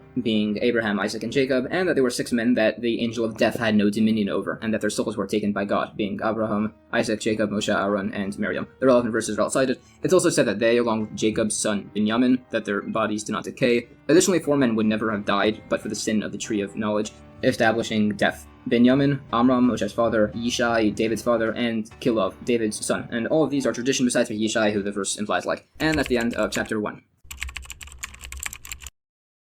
Chapter 2 of Tractate Bava Basra continues on laws of property ownership and avoiding damaging the property of others. The first Mishnah says, a person is not allowed to dig a pit in his property near his neighbor's pit, and he also must place a ditch, vault, irrigation channel, or a launderer's pool at least 3 handbreadths away from his neighbor's wall. And also the walls of the pit or ditch, or otherwise, need to be lined with lime. Similarly, olive refuse, manure, salt, lime, and flint must be placed at least 3 handbreadths away from his neighbor's wall, or he could have lime applied to the wall. Seeds, using a plow, and urine must be at least 3 handbreadths away from the wall. A mill must be at least 3 handbreadths away from a neighbor's wall, measured from the lower millstone, which is 4 handbreadths away from the upper millstone. An oven must be 3 handbreadths from the wall, measured from the oven's base, which is 4 handbreadths away from the upper rim. The Gemara clarifies the first point, that what it's actually saying is that a pit can't be dug next to a neighbor's pit unless it's 3 handbreadths away from the wall of a pit. This shows that the standard width of the wall of a pit is 3 handbreadths, which is relevant by some laws of buying and selling. Related, it's asked if a person is allowed to build a pit right next to the property boundary, even before his neighbors build a pit opposite it. It said, if the locale has the practice to just generally dig pits, it's agreed to not be allowed. However, if this is not the case, some say it is permitted, as digging pits here is uncommon. Others say it isn't allowed, as the same way he wants to dig a pit, so too the neighbor might also want to. There's variants on this discussion. Anyways, it debates these 2 opinions from a number of sources. Additional quotes are argued, citing many discussed cases to determine whether it's permissible to build a pit too close to a neighbor's property before he decides to build a pit on his own side. This is based on a broader debate which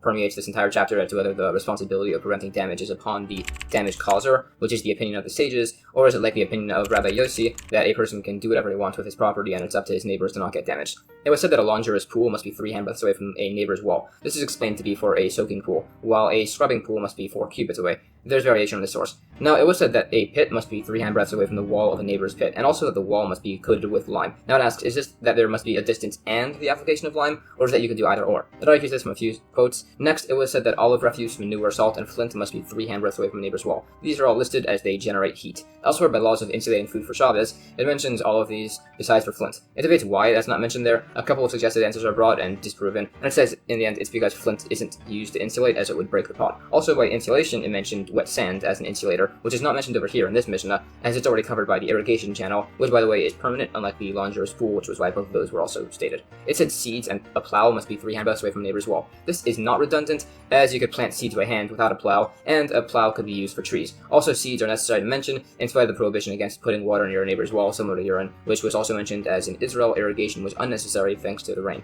The reason planting seeds near a wall is forbidden is in case the roots break up the ground directly beneath the wall and push up the soil, damaging the wall. It's forbidden to urinate within 3 handbreadths from a wall, but emptying a chamber pot is permitted, as similarly pouring water from a pot is allowed. Others dispute this opinion from a different source, which allows urination next to walls of different types of materials. Some related points on the laws of impurity are discussed. Specifically, impurity can be transmitted through a wall if there's a hole in the wall, at least 1 handbreadth by 1 handbreadth. However, it asks if there's an item lodged in this gap that has been abandoned. It would prevent the spread of impurity. However, what if it wasn't abandoned? For instance, a wafer, which is going to be eaten. It argues this point from a few different sources. It additionally debates this, citing many different types of lodged items and debating their use, such as dry figs, which could be rotted, with a barrel, which could be facing the wrong way, with grass, which could be inedible, and otherwise. Anyways, on the point of grass, it said that grass that grows by itself near an opening to a neighbor's wall could block impurity. So the question is, how could grass be allowed to grow anywhere near a neighbor's wall, if, as stated, it's impermissible? So either it could be that the wall is of a ruin in this case, or it's that the grass is 3 handbreadths away, but it grows long enough to reach the gap. The remaining ones are qualified. Small scraps of fabric can block impurity in a wall, which can be similar to sackcloth, particularly as they have little practical use.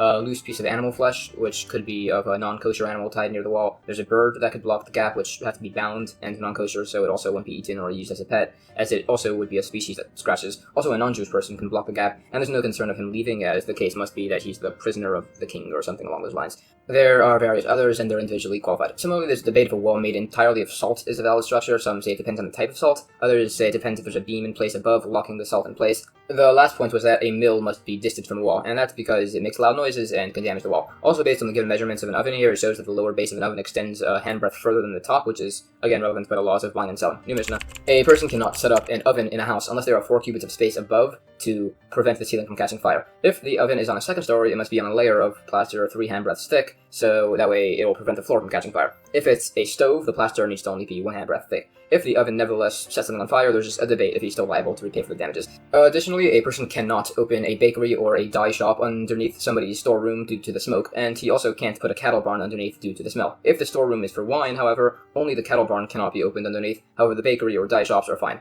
The Gemara says a different source requires 4 handbreadths of plaster under an oven and 3 beneath the stove, but that's explained to be by a baker's oven, which is constantly lit, unlike what we're discussing, which are standard household ovens. Now, opening a cattle barn beneath a storeroom is forbidden, but if the cattle barn was put there first, it's permitted. It gives a few suggestions as to what constitutes the designation of a room as a cattle barn, but it's left unresolved. Cattle barns alone specifically cannot be beneath a wine storage room, as smoke would be good for the wine, albeit not candle smoke, but cattle smell is not good for the wine, as would be the storage of a particular type of plant called aspasta. New Mishnah. If a courtyard resident wants to put a store in his courtyard, the other residents can prevent him, saying it'll be too noisy. However, a person can manufacture utensils in his house to sell elsewhere, and people can't complain about the noise, nor about the noise of a mill, or the noise of children. The Gemara says this latter case, which says a neighbor can't complain about the noise of children, it asks what's the difference between that and customers. Some just say by the children case, it's just referring to a private courtyard. Others say it's referring to after the historical institution of the mandate for teachers in every town, so people were no longer allowed to complain about children being taught and making noise. It describes this institution and mentions proper methods of teaching, such as that if a student is being reprimanded, it should be done gently, so that way he'll eventually wind up learning the material properly. This decree applies specifically towards Jewish children, and additionally, the head teacher of the town can be prevented from making too much noise. There are some just general institutions and proper teaching methods mentioned. It's improper to generally have a student go between towns, as it could be dangerous on the way. The standard number of students per teacher was 25, so at 50 they would get 2 teachers, and if there were 40, the teacher gets an assistant who the town helps pay for. Additionally, a slower teacher isn't just replaced if a faster teacher comes along, although others do disagree. Also, if it's between a slow but precise teacher or a fast but imprecise teacher, it's a debate which is preferable. This is sourced. It's also said that a teacher, a butcher, a bloodletter, and many others are able to cause a serious loss if they err. So, because of this, they're considered forewarned on this subject. It's also said, according to one opinion, that the resident of an alley can build a mill, and then can prevent any other resident from doing so, as they'd be cutting off his livelihood. It debates from a few different sources with some additional opinions on the topic. Additionally, if the resident of the alley is a teacher, he cannot prevent anybody else from teaching there. A number of relevant incidents are discussed in Mishnah. If somebody's wall is near his neighbor's wall, he cannot put another wall in between unless it's 4 cubits away from the neighbor's wall. If a neighbor has windows on his house, a wall built on the other's property must be 4 cubits away, and the wall must be either 4 cubits higher or lower than the windows. The Gemara clarifies the first case being that a wall typically cannot be too near a neighbor's wall anyways, so it must be that somebody had a wall near his neighbor's wall 4 cubits away, and then it collapsed, and the new wall being rebuilt must still be 4 cubits away. This 4 cubit gap is necessary as it creates a walkway for people to go through, which is good for the dirt. Additionally, this necessary gap is only if the neighbor's wall is for a garden. If it's for a courtyard, it can be closer.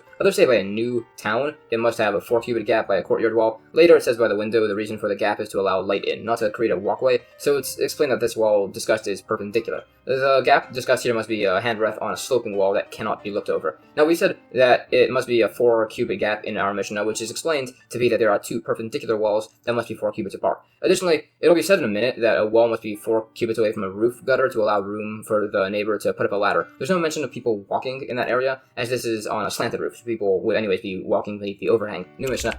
A ladder must be placed 4 cubits away from a neighbor's dovecot, so weasels cannot climb up to get the birds. A wall must be 4 cubits away from the gutter of a neighbor's roof to allow room for him to put up a ladder. The Gemara explains the ladder isn't allowed by the dovecot, allowing weasel access. Showing a causative act which damages something is forbidden. A related incident is brought. New Mishnah. A dovecot must be set 50 cubits away from a city. Similarly, a person shouldn't build a dovecot unless he has 50 cubits of land around it in each direction. Others say it must be the distance of 4 kor, which was a measurement, in each direction, which is approximately 273.86 cubits in each direction, which is the distance a dove flies in one flight. However, if the dovecot is purchased from a prior owner, the property can be as small as it wants, and it can still be used. The Gemara asks, why is a dove's flight distance here defined as 50 cubits, when a Mishnah in Bava Kamma defined it as 8,000 cubits, preventing traps being set out in that radius? It said that after 50 cubits, they'll eat for the first 50 cubits and then won't eat further. So if the issue is damaging others' property, then that won't be an issue at this distance. It additionally discusses these cases. Now, if the dovecot had been placed prior, it can be permitted, as it has its establishment, and such a thing would be allowed, but it can't be permitted by something like smoke or an outhouse, which are definite sources of damage. New Mishnah.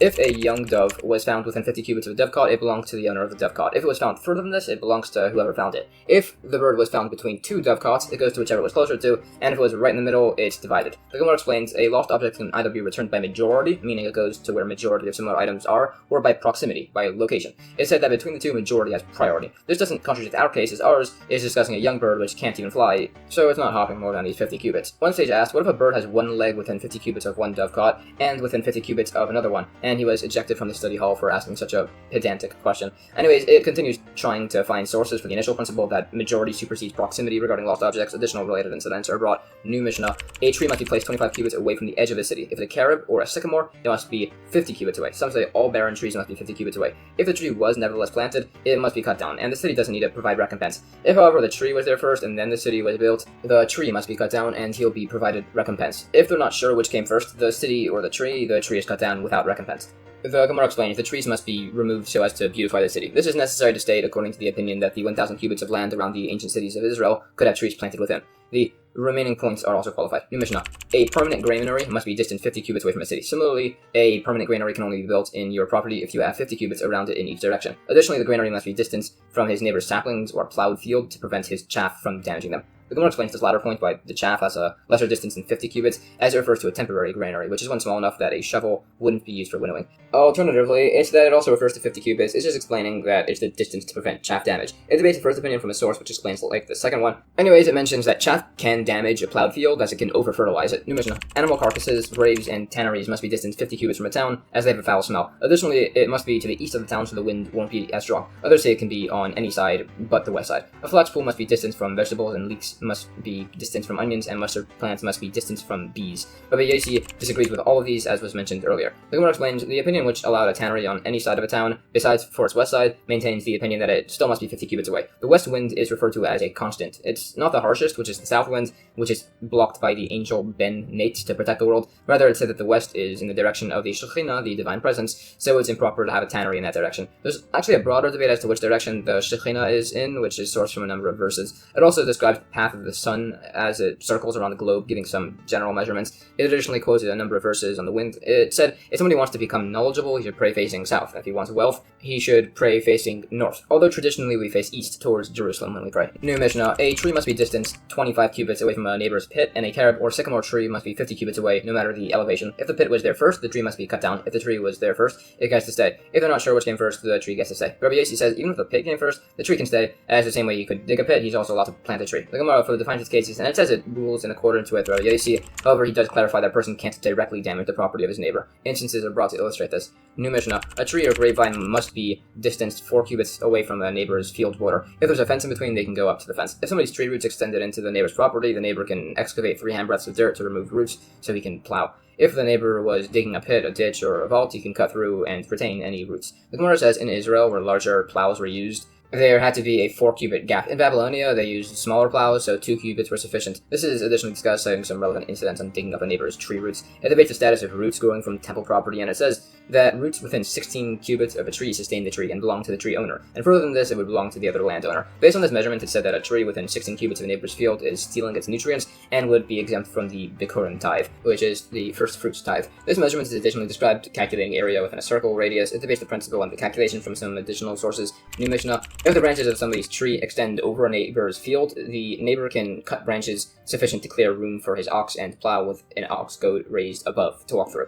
If it's a carob or a sycamore tree with denser branches, he can cut anything up to the precise measured line of the border. If the neighbor's property is an irrigated field. Some say any trees can be cut along the line. Others say any barren tree can be cut along the line. The Gemara says this last statement that it only applies to barren trees is specifically referring to an ordinary field in the first case. New Mishnah. If the branches of somebody's tree extend over the public domain, branches can be cut sufficient to allow a camel rider to pass through. Some say it's a camel laden with flax. Others say that it can be cut along the lines to prevent the transfer of impurity. The Gemara argues the source of this opinion, that future damages aren't dealt with, as it's permitting the tree limbs to grow back, apparently. It's explained that a camel and rider is a greater amount in size than a camel and flax. According to the opinion that the camel and flax is the maximum cutting distance, he'd say that a typical rider, which is more than this, he just needs to bend down a bit. The branches creating impurity is an issue of there being a tent created, so thinning the branches is insufficient, preventing items lodged within. It also needs to be cut to the line. And that's the end of chapter 2. Chapter 3 of Tractate Bava Basra discusses the laws of acquisition in regards to property. The first Mishnah says, living on a piece of property for a period of time establishes a presumption of ownership, an acquisition, or a chazaka, as it's called. For instance, if somebody was seen dwelling within a certain house for 3 years continuously, it establishes a presumption of ownership for him towards that house, or an acquisition. The same would apply to a pit, ditch, vault, dovecot, bathhouse, olive press, building, irrigated field, a slave, or any other property that provides constant benefit, that the presumption of ownership is established after using this piece of property for 3 continuous years. With a rainwater field, this ownership is established within 3 years, but not a continuous period. Avodah says, this refers to 3 months in the first year, wherein you could squeeze 1 full crop in the last few months, then 12 months in the middle year, and then 3 months in the last year, totaling 18 months. Rabbi Akiva says it must be for 1 month in the first year, requiring a smaller crop to be established, then 12 months in the middle, and then 1 month in the last year, so 14 months total. Rabbi clarifies his opinion refers to a grain field, but by a field of trees, if he had harvested his grapes, picked his olives, and gathered his dried figs within a single year, that would count as if it was done over 3 years and create a full acquisition. The Gemara debates the source for this notion that an acquisition is established after 3 years of ownership. It's suggested to be from the muad ox, a dangerous ox, which is established after it gores 3 times, which was discussed way back in Tractate Bava Kamma. Additionally, by property, it would also be necessary for the man on the property to advance a claim on it, just to effectuate his acquisition over 3 years, unlike by the bull. Additionally, the two are actually comparable, as the bull needs to be warned about in its owner's presence, and by this property acquisition, if it's not the man's actual property, then the real owner would have definitely heard about it by word of mouth. So it's similar. Furthermore, harvesting 3 crops in 1 day is not effective to establish an acquisition, and this is similar to the ox, as the 3 gorings don't exist at the same time, so too, the different crops must exist at different times. Based on this, it asks, why can't you harvest 3 crops of caper bushes, which grow super quickly over 3 days? And that's said to be because it's still considered to be one extended harvest, as they're still in development. And then growing aspasta, which is a type of animal fodder, with 3 crops over 30 days, would also be insufficient, as they won't be fully grown. Harvesting them over 3 months would work, but it's, as we said, like the opinion of Rabbi Ishmael, that the only thing that requires 3 years to create an acquisition is a grain field. So that defines the muad ox as the source for Rabbi Ishmael specifically. So it suggests some verses the others could use as a source for this principle. Alternatively, after a few others, it suggests the notion that the first 2 years a person lives on somebody's property, he probably still holds onto his deed. After 3 years, he's probably lost it, so we don't force a person off of his property if it's contested after this point. And we assume that as he's been there for 3 years, it probably is. Additionally, in such a situation, if the property actually was owned by another man, and he lodged the protest against the man who eventually stole his property, the property thief is held responsible to have held onto his deed, as he should have heard about the protest by word of mouth. Okay, very brief intermission. The entire Gemara, the Talmud, and in fact the entire Torah, have a commentary written on them by an individual named Rabbi Shlomo Yitzchaki, an 11th century sage, who essentially compiled explanations and traditions from various sources of these various texts. His commentary is printed in every single edition of the Gemara, and in most editions of the Chumash, the Hebrew book compiling the Torah. And in fact, the Gemara and the Torah are most typically taught and learned in accordance with the commentary of Rashi. Anyways, unfortunately, Rashi actually passed away right in the middle of writing his commentary on the Gemara. You can see it right over here. It says his commentary stops. Fortunately, the commentary wasn't written in order of Tractate, so most of the others have his commentary written in full, with a few exceptions. Rashi's grandson, a sage referred to as the Rashbam, then took over and finished his grandfather's work. However, they differ slightly in styles, and while Rashi chooses to be a bit more concise with his words, the Rashbam tends to expound on concepts a bit longer, and because of this Tractate, Bava Basra winds up being the longest tractate, around twice as long as many other tractates, a significant portion of which is just due to this extended commentary on each page. Although the tractate's fairly long and complex in its own right. Additionally, the other side of the page here is Tosfos, Rashi's other grandchildren, printed in all editions of the Gemara on the opposite side of Rashi, who mostly provide their own commentary, largely debating with their grandfather on various explanations. So those are the main 2 commentaries, although there are dozens of other commentaries printed in the back of the Gemara, giving additional explanations and asking various questions and answers, along with commentaries on those commentaries, and commentaries on the commentaries on the commentaries. So that's important to bear in mind. Anyways, that's just an aside on the topic of commentaries, Rashi, and Tosfos, which are all pieces of information that you should be aware of when studying Gemara or most other Jewish texts. Anyways, it was said that the 3 years of dwelling on property to create an acquisition must be consecutive, meaning not 3 years spread out over a long period. Specifically, this is speaking about where the field is left fallow every other year, even if those around him don't do this also. It does debate from other discussions as to whether 3 years must be continuous. For instance, it says he must provide evidence of using the property by night too, not just by day.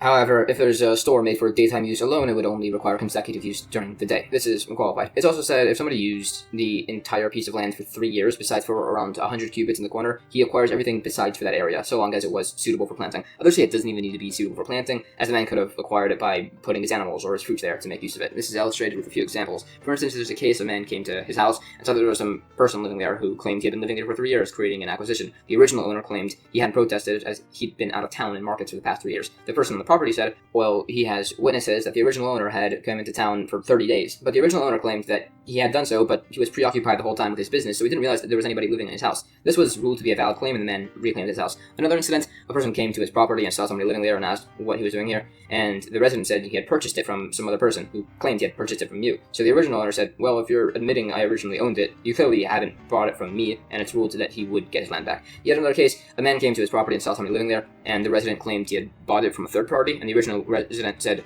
yeah, well, that man was a thief. So the current resident said, but I have witnesses that I had asked you if I could purchase it from a third party, and you said I should. So the original owner said, well, that's because the third party stole it, but I figured it would be easier to reclaim it from you than to reclaim it from him, so I had you buy it. This was ruled to be valid, but it argues as the sources. There are incidents cited. It's asked if two people both argue that their ancestors held possession of a single piece of land, and one provides witnesses that he'd been currently living there for the past 3 years, the land goes to him, as he could have just simply claimed he had purchased the land and used it for those 3 years. Others say he needed to have claimed that he had purchased it from the other man's ancestors. Based on this, there's a debate as to whether a person can advance a claim, come back, and then advance a new claim, and it rules that a person can do this. Furthermore, if two men both claim their ancestors owned the property and they both provide witnesses that they had used it for 3 years, but only one brought witnesses that his ancestors had used it, it debates as to who it goes to. This is additionally disputed further, and there are additional points. Another case is brought, a man asked somebody what he's doing on his land, and the current resident said, I bought it from you, and here's my deed as proof. The original owner said, well, that's a forged deed. The other said, actually, yes, it is a forged deed, but that's because I had the original deed, but then I lost it, so I figured I'd make a fake one so that way I had something to present in court.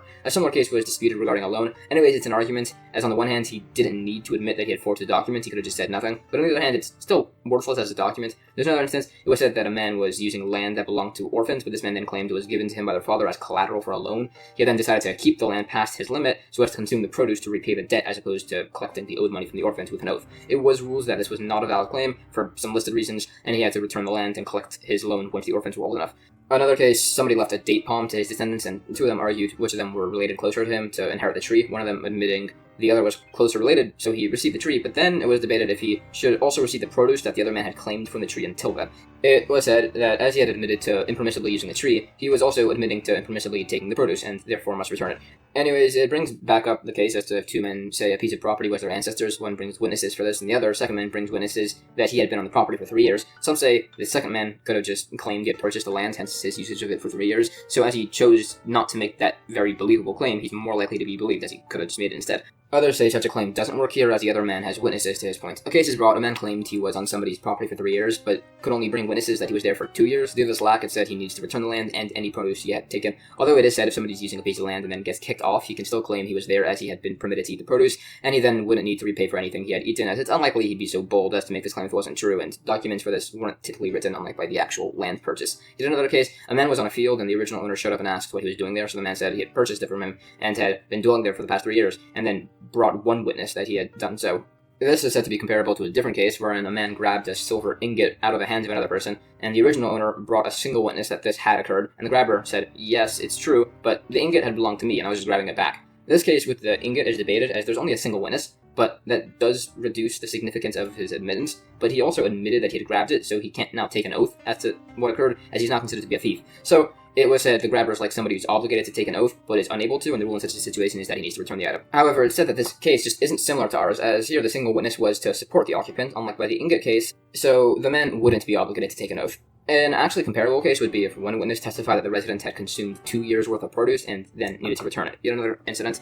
Two men were fighting over a boat, both claiming it as their own. One of them demanded the court seize the boat until he could provide witnesses. Its rules, the court does not seize the boat, but they did anyways here in this case, and it said if such a thing occurs, it said that they don't just release the boat to have them fight over it. Uniquely, it said if two men were disputing over property as to whether it belongs to either one of their ancestors and neither of them can prove it, it said they should just fight it out, essentially, as further evidence could be brought later. It additionally debates this point from other cases. Anyways, back to the original point, it said that if witnesses testified that the original owner was seen loading a basket of his field produce onto the shoulders of the second man, the current resident, he's believed to acquire the property immediately without need for an acquisition. However, if the original owner, without the first 3 years at least, claims the other man was his sharecropper, he would be believed as he'd get to retain the field. Additionally, if the owner was his sharecropper working for him for over 3 years to prevent the field's ownership from shifting to the sharecropper, he needs to declare the property as his own, and the other man is only a sharecropper, as seen in some sources. It's also said a Jewish man can only claim property that belonged to a non-Jewish person through providing a deed as proof, and the same applies vice versa. However, if the Jewish man said that the non-Jewish man had purchased the land in front of an original owner, and then sold it to the Jewish man also before him, he's believed, as if he wanted to lie, he could have just claimed he had purchased it straight from the original owner.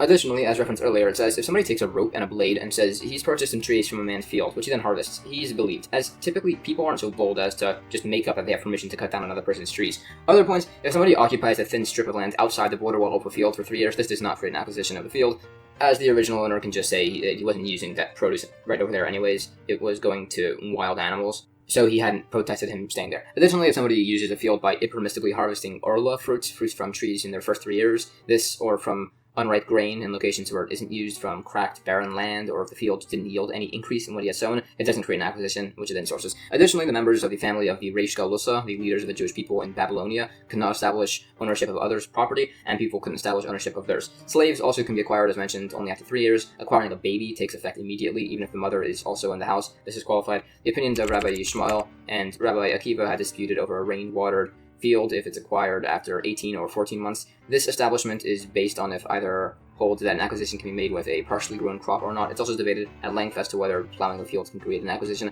Additionally, some derive that according to one opinion, if 30 trees were planted in a field, 10 over every 2,500 square cubits, you could harvest 10 every year for 3 years to create an acquisition. This applies only if the trees bear fruits on different years, and only if the trees are scattered across the fields. It's also said if one performs a proprietary act to acquire trees and another man does a proprietary act to get a field, it debates who gets what between opinions. It is, however, stated if somebody sold land and retained the trees, he does also retain some land around the trees, that way he can plant new ones if they die. This even accords with the opinion that people typically sell land in a more generous manner, giving more, as will be explained later. If, however, somebody sold trees and retained the field, it's a debate if the buyer gets some land based on if people sell land generously or not. This is qualified. If it debates if harvesting the 30 trees over 3 years, as mentioned, would validly function to acquire the field. It's also said if somebody sells a palm tree, for instance, the purchaser gets the soil from the tree's base and then downwards to the furthest depths. Others disagree, as they say that to be sold the dirt beneath the tree, it needs to be clarified as a part of the sale. So if somebody wants to not sell the dirt beneath the tree they're selling, he should declare it so before 3 years pass. New Mishnah. There are 3 lands in Israel in regards to the laws of acquisition: Judea, Transjordan, and Galilee. So if the original owner was at a town in Judea and somebody lives on the property in Galilee for 3 years, it's not valid to create an acquisition. They need to be in the same province, presumably so that the original owner can protest if he wants to. Others disagree and say that 3 years are only to give time to the owner to be notified and to travel and claim his property. The Gemara clarifies, actually the first opinion does hold that the protest can be made from a different region. It was just an exception here where it was not permitted, as this was specifically during a dangerous time where such declarations didn't really get spread via word of mouth, as people weren't really traveling as much. Additionally, Judea and Galilee were specified to show that they're considered to be separate provinces during dangerous times. It's a debate whether an acquisition can be made on a fugitive's property, as presumably he won't be able to lodge a complaint as he'll be out of the country, hiding from the government or something, but perhaps it could be valid, as maybe the protest could be lodged elsewhere. It's argued further, but it said if somebody becomes a fugitive due to his debts, he could make protests if he wanted, and therefore an acquisition after 3 years would be permitted. But if somebody was fugitive for committing murder, an acquisition would not be effective, as there's no way this guy could validly make a protest. It also clarifies as to what constitutes an effective protest is said to involve claiming the resident as a thief who has taken his property and that he plans on reclaiming it in court. Now, if the original owner protested but told the witnesses to not tell the occupants, some say this is invalid, others say it is, as not telling it directly to the occupants, but the information will reach them eventually. If the witnesses told the protester that they're not telling the occupants about the protest on their own, the same debate applies. If the protester told the witnesses to just tell absolutely nobody, it's invalid. If the witnesses say they're telling nobody on their own, it's a debate. Some say it's invalid, others say that as they weren't forbidden from doing this, they just decided to not do this themselves, they'll tell somebody eventually. It additionally states an opinion, essentially that a protest lodged outside of the occupant's presence is considered to be a valid protest. However, regarding the lodging of the actual protest, some require it to be done before 2 witnesses, so they can testify it occurred, and others say it must be done before 3 witnesses to ensure that the protest will actually be spread out and heard by the occupants. Once a man does protest about somebody living on his property, it's said he doesn't need to do so again, although he should relodge it at the end of every 3 years. The protests, however, need to line up and not contradict each other to be effective. Some hold that a protest must be lodged before 2 witnesses, and he doesn't need to tell them to write a document, they can do so without him saying so. Notification of coercion to avoid a transaction, which is a totally separate thing, must be done before 2 witnesses, and there's no need to tell them to write the document. An admission of indebtedness must be done before 2 witnesses, and the man must tell the witnesses to write a document, otherwise they can't do so. Acquiring an item through an exchange must be done before 2 witnesses, and there's no need to tell them to write the document. The certification of documents must be done before 3 judges. The exchange acquisition doesn't need to have the writing of the document specified, even though it's not a court proceeding, as it's typically meant to be written down. Other laws on these unique types types of documents are clarified. These and related are discussed. It said that a gift document written in secret cannot be used to collect the gifts. It's a debate as to what such a document is. Some say it's if the witnesses were told to write in hiding. Others say if the witnesses were not told to write it in public. There's a practical difference if the instructions were unspecified. It debates the use of such a secret gift document. If the instructions on the writing of the document were unspecified, it's rules that were concerned that such a document was actually written in secret and is therefore considered to be void.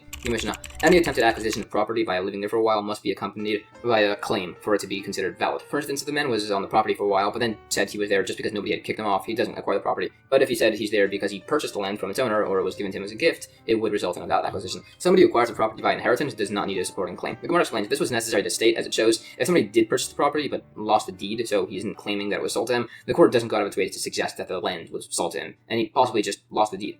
It gives some instances of this principle. These are additionally discussed. For instance, if a man claims the property was sold to him by a third party after he'd been living there for a while, it's a debate if he needs to bring proof that this third party had ever lived in the property at all, as it's possible he just sold it. In fact, it's a debate if the third party can just be seen on the property, not even using it. Additionally, it said that 3 successive purchasers of a field combined to create an acquisition from the original owner, so long as it was all actually written down in deeds. It additionally qualifies this point. New Mishnah. Some people, as they typically have access to other people's property, cannot establish an acquisition of it by living there for a while. This includes craftsmen, partners, sharecroppers, and administrators of property. A man cannot create an acquisition of his wife's property, nor vice versa, nor can a father towards his son, nor vice versa. This applies to the establishment of an acquisition to prove ownership of a property. There would be a valid acquisition if it was given as a gift, or divided between brothers, or taken from a deceased convert, as once this man locks, fences, or breaches the property to any extent, he acquires it in full. The Gemara says, there are variants of this discussion, one of which excludes a partner from those who cannot establish a property acquisition. Some say this opinion only allows it when the partner occupies the entire field. Others say it's only where he occupies half the field. Alternatively, it's where the partner occupies the entire field, and the partner can only acquire the field if it's large enough to be subject to legal division. This is additionally discussed. He also says the partners can testify on behalf of each other. This is specifically when a partner is testifying on a document, but he's removing any of his claims to the field, so that way he should have no interest in whether the other man retains the land, so his testimony should be permissible. This principle is additionally clarified in it. Further debate if such a testimony is permitted. This is additionally discussed. Therefore, points. Additional points on whether certain testimonies can be accepted if the witness isn't involved but does not benefit from his testimony are discussed. Regarding the point that a craftsman can't acquire an item just by having held onto it, this is only where the item was initially given to the craftsman in the presence of witnesses. Others debate this notion, and it's additionally qualified. It actually brings a source which evidently disproves the point that witnesses are required for the deposit of the item by a craftsman for him to not be considered the owner. Related, it said if a person accidentally was given somebody else's utensils in a craftsman's shop by the craftsman himself, he's allowed to use the utensils until the other man takes them back. This wouldn't apply in a mourner's house or in a feast, and would also only apply if the craftsman gave him an item, not your item. It debates some related cases. On the point of a sharecropper not establishing an acquisition, it's explained to be a generational sharecropper, so they're keeping the entire harvest over a period, so there's no visible difference when the acquisition period begins. However, if a generational sharecropper hired a different sharecropper who worked for 3 years, this would create an acquisition, as the owner would have protested if a new sharecropper had been installed on his property without his permission. If the sharecropper only apportioned some work to others, this would not create an acquisition, as it's possible he was made a supervisor, so he had authority to do so himself. It's also said that a sharecropper can testify on behalf of his employer, specifically where there are no fruits left in the field. It mentions some related principles and laws of testimony. Additionally, while a craftsman or sharecropper cannot acquire property by holding onto it for a long period, their sons can. A robber and his son, however, both cannot establish an acquisition, but the grandson of the robber can. This is qualified, and it mentions that a robber's grandson cannot acquire an item if it's from his grandfather's claim specifically. Some said the robber discussed here is one who has been established to have stolen a certain field. Others say it's only a family who are known to murder for financial gain. Also, a craftsman or a sharecropper can start acquiring items once they quit their job. A son can acquire from his father once he moves and sets up his own house, and a wife can acquire from her husband once she divorces. This is said to be stated to show it applies even with a questionable divorce, where the husband is still obligated to support his wife. Others say that if these men, the craftsman, sharecropper, etc., they actually can acquire the property if they bring additional proper proof that they own the property, although a robber cannot do this to acquire land, and he can only get his money refunded. Some say that if people force a man to sell an item, it's a valid sale. Debates at length as to what the source for this is, and the end rules that any forced sale is valid, even for a specific field. It is, however, said a forced betrothal is invalid, as the rabbis could retroactively invalidate it, as was discussed more in Tractate Kedushin. Some related incidents are brought, these are discussed. It was said that a husband cannot create an acquisition of his wife's field by living there for a period. It's said that possibly him bringing proof of acquisition could be invalid, as he could claim that she had only given it to make her husband happy, as seen in some other cases. However, others say that such a concept would only apply to fields that are specifically assigned to payments in the marriage contract, either specified in the contract, stated orally, or brought by her into the marriage as assessed property. It additionally debates this point. It was said that a woman must protest against others trying to acquire her property, which can only really be her husband that's doing this, but this doesn't show a man can theoretically acquire his wife's property, as it's referring to the wife protesting against her husband changing the structure of her property by digging pits in it and similar. This is qualified. Others say the woman isn't protesting against the husband, it's against somebody else, and it's a case where the man used the property while the husband was alive, and then also for 3 years after the husband's death, meaning if the man wanted to, he could claim that he had purchased the land directly from her or from her husband after she had sold it to her husband. Some say that while people cannot establish an acquisition from the property of a married woman, the judges of the diaspora could. Additionally, when we say that a wife cannot acquire property from her husband, this is referring to when the husband had designated a section of land for her food. This would apply unless the woman had a document proving it was a gift. This principle is additionally discussed. There are further points, but the law is said to be that if somebody sells a field to his wife, she does not acquire it, and the husband would receive the produce so long as the money is not hidden. If it was given to her as a gift, she would receive it, and the husband would not receive produce. Related, it said deposits are not accepted from married women, Canaanite slaves, or from small children, but if you did accept, it should be returned, although by the child, a trust should be set up, and if the person had died, it should be returned to their husband, master, or heirs. If, when any of them died, they said the deposited item belongs to somebody else, he should return it to them, and if the custodian doesn't believe the person, it should be returned to the husband or master. Regarding making the trust for a child, this is defined either as buying a Torah scroll so the boy can study, or getting a palm tree which the boy can eat from. It's ruled if a father and son are separated, the son being financially independent, they can acquire from each other. There are related points which are then qualified. Back to the earlier point, it was said a gift or brothers that divide the property or fencing, locking, or breaching property, etc. can acquire the property as there's no challenge to them doing so. It additionally defines these latter cases, saying that breaching a fence and similar is valid if done even a little bit, such as widening the breach just enough that it can be entered or exited through. This case is described further. Other methods of proprietary acts are mentioned. Benefiting some land by placing or removing a stone to seal or unseal water could function. Related, if there are two ownerless fields with a single boundary between them and somebody does a proprietary act in one,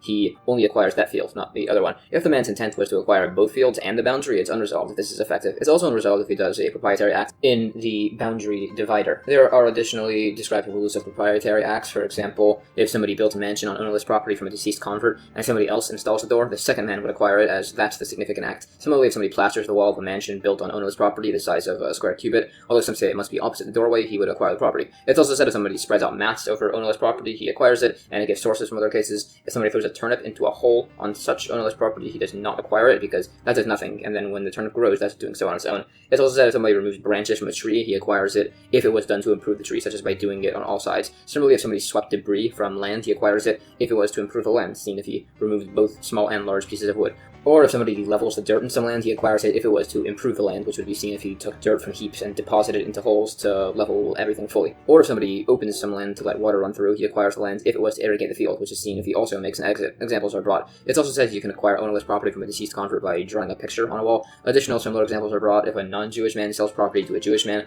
after the money is given, but before the Jewish man receives the deed, the property is temporarily ownerless and can be claimed by anybody through a proprietary act. Others debate this and it brings some incidents. These are additionally discussed, and there are some related points on tax law, and also discussed some laws of tithes. These are additionally discussed, and I mentioned the boundaries of the area included in the laws of tithes, which it defines as excluding the regions of Mount Seir, Ammon, and Moab, otherwise known as Damascus, Asia Minor, and Aspamia. New Mishnah. If two witnesses testify that a person used a property for 3 years, and the witnesses are found to be false, they need to repay the original owner everything. If two witnesses testify to the first year's use, two witnesses testify to the second year's use, and then two witnesses testify for the last year's use, and they're found to be false, the penalty would be divided between them. If three brothers testify each for 1 year along with an unrelated witness, these are considered to be separate testimonies and are valid. However, they would be considered as one testimony if they're proven false. The Gemara cites the source of this opinion. Other similar cases are cited, which are then discussed. New Mishnah. An acquisition cannot be established through placing animals in somebody's courtyard, placing an oven, millstone, or stove, raising chickens, or by depositing manure into the courtyard. An acquisition can be established by making 10 handbreadth high partitions for an animal within, or by making the partition for the oven or millstone, or by bringing chickens into the house, or by placing the manure somewhere 3 handbreadths deep or 3 handbreadths high. The Gemara explains essentially that these acquisitional acts work as they're done by a partner in the backyard of his jointly owned property. As placing an animal there is not an issue, but the other partner would object to a partition being placed, which resolves a contradiction with a different Mishnah. There are other solutions recommended. It's also said that a partner can prevent the other from doing most tasks in a jointly owned courtyard besides for washing clothes, as it was immodest to do laundry in public and a person should not watch such a thing. There are related teachings on the proper, modest ways of a Torah scholar, how they should dress, how they should set their table, and similar. There's a story, a certain sage would go around and mark crypts, so that way people wouldn't accidentally become impure. He came to the crypt of Abraham, the forefather, and saw his servant Eliezer outside. He asked Eliezer what Abraham was doing, and he said that Abraham was laying in the arms of his wife. So he went inside, took some measurements of the cave, and left. A voice from heaven said, "Well, you were there, you also saw the forefather Jacob, but you should make sure to not look at Adam." But the voice described the remaining dimensions so that way he wouldn't need to go back in. The sage said that he had seen the heels of Adam and said that they resembled two sons. It also describes the great beauty of Adam, comparing him to the other forefathers. Another story, a magician would go around to the dead and rob their graves. He did so to one past sage, and the sage grabbed his beard and wouldn't release him, so another sage had to come and free the man by cutting off his beard. There are other stories involving these sages. New Mishnah. Other items, placing a drain spout in somebody's property does not create an acquisition, but its place would, which will be explained. A gutter could create an acquisition. An Egyptian ladder cannot create an acquisition, while a Tyrian ladder can. An Egyptian window, which is one too small for somebody's head to enter, cannot create an acquisition, but a Tyrian window can. Others say the Egyptian window also can. The Gemara gets some suggestions as to what the drain spout's place creating an acquisition means. It could be the establishment allowing somebody to place their drain spout on either side of a gutter. Others say it means that a drain spout can be shortened but not removed. Others say that it means you could build beneath the drain spout but not remove it fully. The gutter there would be different than the drain spout, as a gutter would be made of stone. The remaining points are clarified. For instance, an Egyptian ladder is defined as a small one with less than 4 rungs, and there are additional disputes cited. New Mishnah: a beam that protrudes into a neighbor's courtyard at least a handbreadth has an acquisition if left for 3 years, meaning it cannot be removed. The courtyard owner can protest its initial placement. There's no acquisition and no permissibility to protest if it extends less than a handbreadth in. The Gemara says if somebody establishes an acquisition of a beam at 1 handbreadth by 4 handbreadths, the acquisition becomes one of 4 by 4 handbreadths. Regarding the point that you cannot protest if the beam is less than a handbreadth, it's a debate as to who exactly is protesting against who in this case. This is described. New Mishnah: a person cannot open windows of his house if they open into a jointly owned courtyard. If somebody owns a house in one courtyard, he cannot open a door leading to another jointly owned courtyard, as this could increase the traffic flow. Similarly, if somebody adds an attic to his house, he cannot open the attic to a jointly owned courtyard, but he can build a room inside his house or an attic on his house that opens into his own house. The Gemara says this obviously includes a prohibition against opening a window into a separate neighbor's courtyard, and as mentioned, the jointly owned courtyard also. It's a debate if opening windows onto a jointly owned courtyard establishes a permissibility to do so. If somebody builds a wall in front of somebody's window and they don't protest, this establishes a permissibility to do so. It explains the issues with opening doors to other courtyards being that it increases traffic. New Mishnah: on the topic of privacy concerns within a jointly owned courtyard, you cannot open a doorway opposite a doorway or a window opposite a window. If there was a doorway or a window, it cannot be enlarged or made into 2. Within a public domain, a doorway can be opened opposite a doorway or a window opposite a window, and they can be enlarged or made into 2. The Gemara brings the scriptural sources for this principle. Additionally, debates as to what exactly is impermissible by enlarging or dividing a window. These concerns do not apply within a public domain, as everything happening in the house is open to the public domain anyways, so there's not much concern as to what the neighbors are saying. New Mishnah: it's impermissible to dig pits or similar beneath a public domain. Others say it's fine so long as the cover is strong enough to hold a wagon laden with stones. It's impermissible to extend balconies or similar from your wall into the public domain. However, you can pull back your own house and then build a balcony. If somebody had purchased a house that already had a balcony extending to the public domain, he can keep it. The Gemara says the reason one opinion forbade digging at all beneath the public domain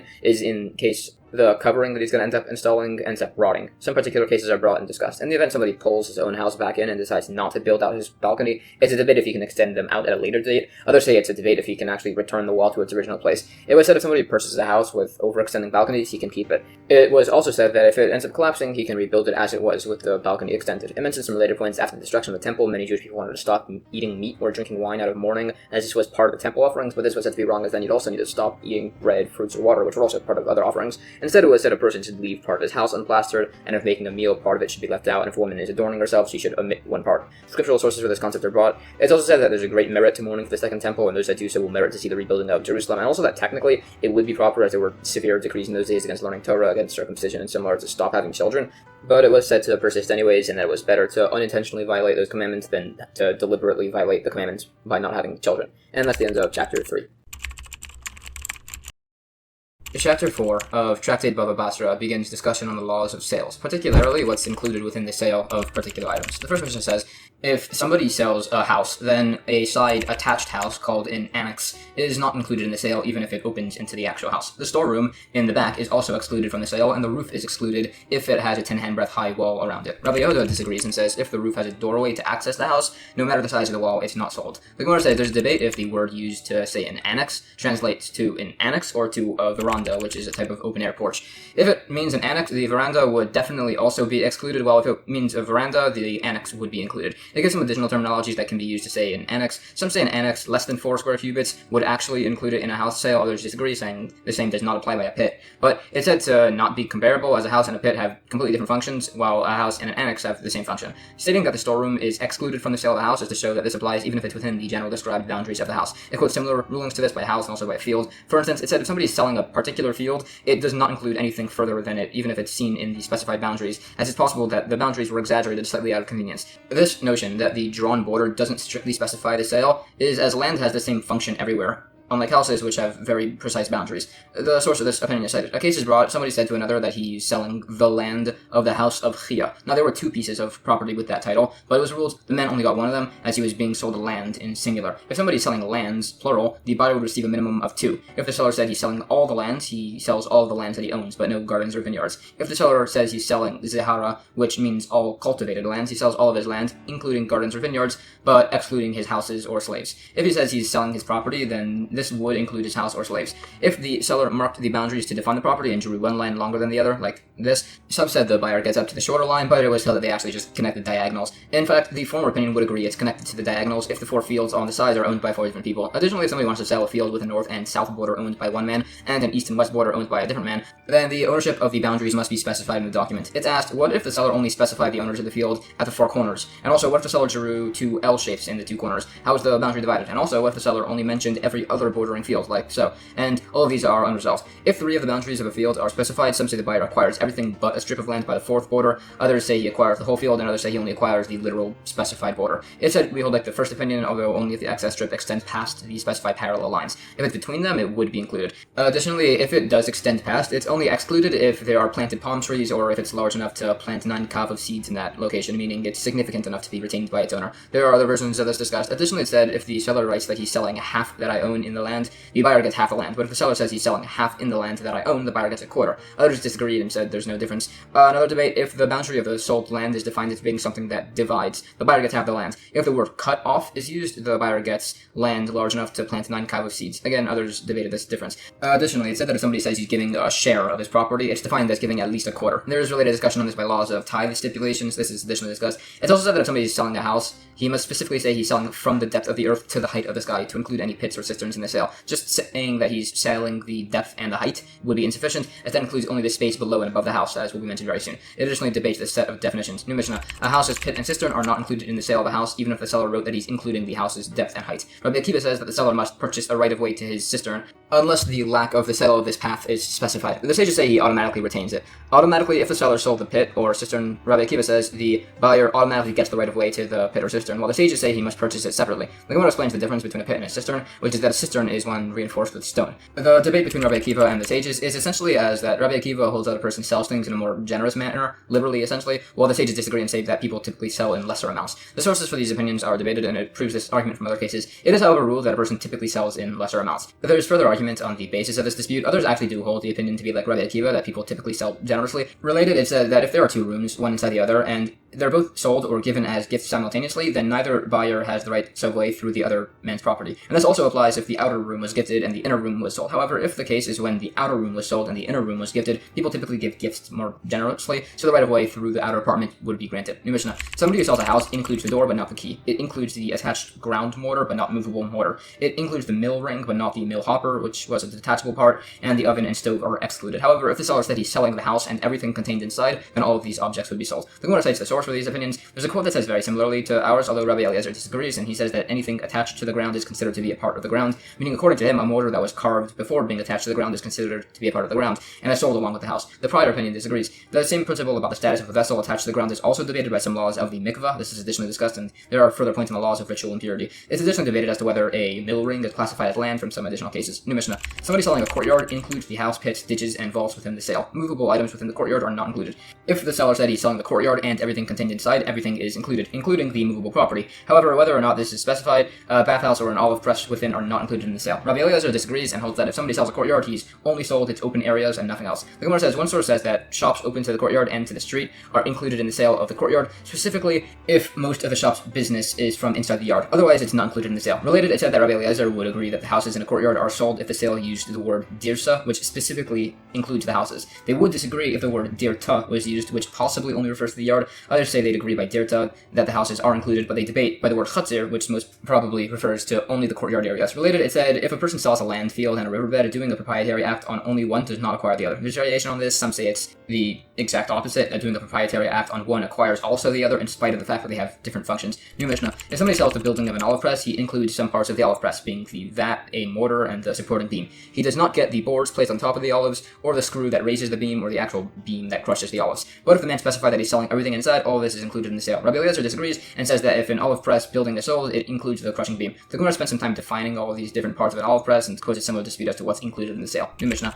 If somebody sells a bathhouse, it does not include the boards, basin, or bathing apparel. If the seller sold the bathhouse and everything it contains, those items would be sold. However, either way, the water reservoirs and the woodshed are excluded from the sale. The Gemara clarifies other things included in the bathhouse sale: the towel closet, but not the towels, the basin closet, but not the basins, etc. Related incidents are cited. New Mishnah. If somebody sold a town, it includes the houses, pits, ditches, vaults, bathhouses, dovecots, olive presses, and any gardens, but it excludes any movable property. If the seller said he's selling the town and everything contained inside, it includes everything, even any animals or slaves within at the time of sale. Some say if somebody sells a town, that includes even the Sanhedrin, which will be defined in a minute. The Gemara gets into a debate as to whether slaves are considered to be movable property. Anyways, some define a Sanhedrin as the town clerk, others say it means the directly surrounding field. If it's a clerk, then the surrounding fields are definitely also sold, but not vice versa. It debates this definition further. This is additionally discussed. Additionally, it said animal, birds, or fish enclosures are included in the sale if they open inwards towards the town, but if they open outwards, they would not be included.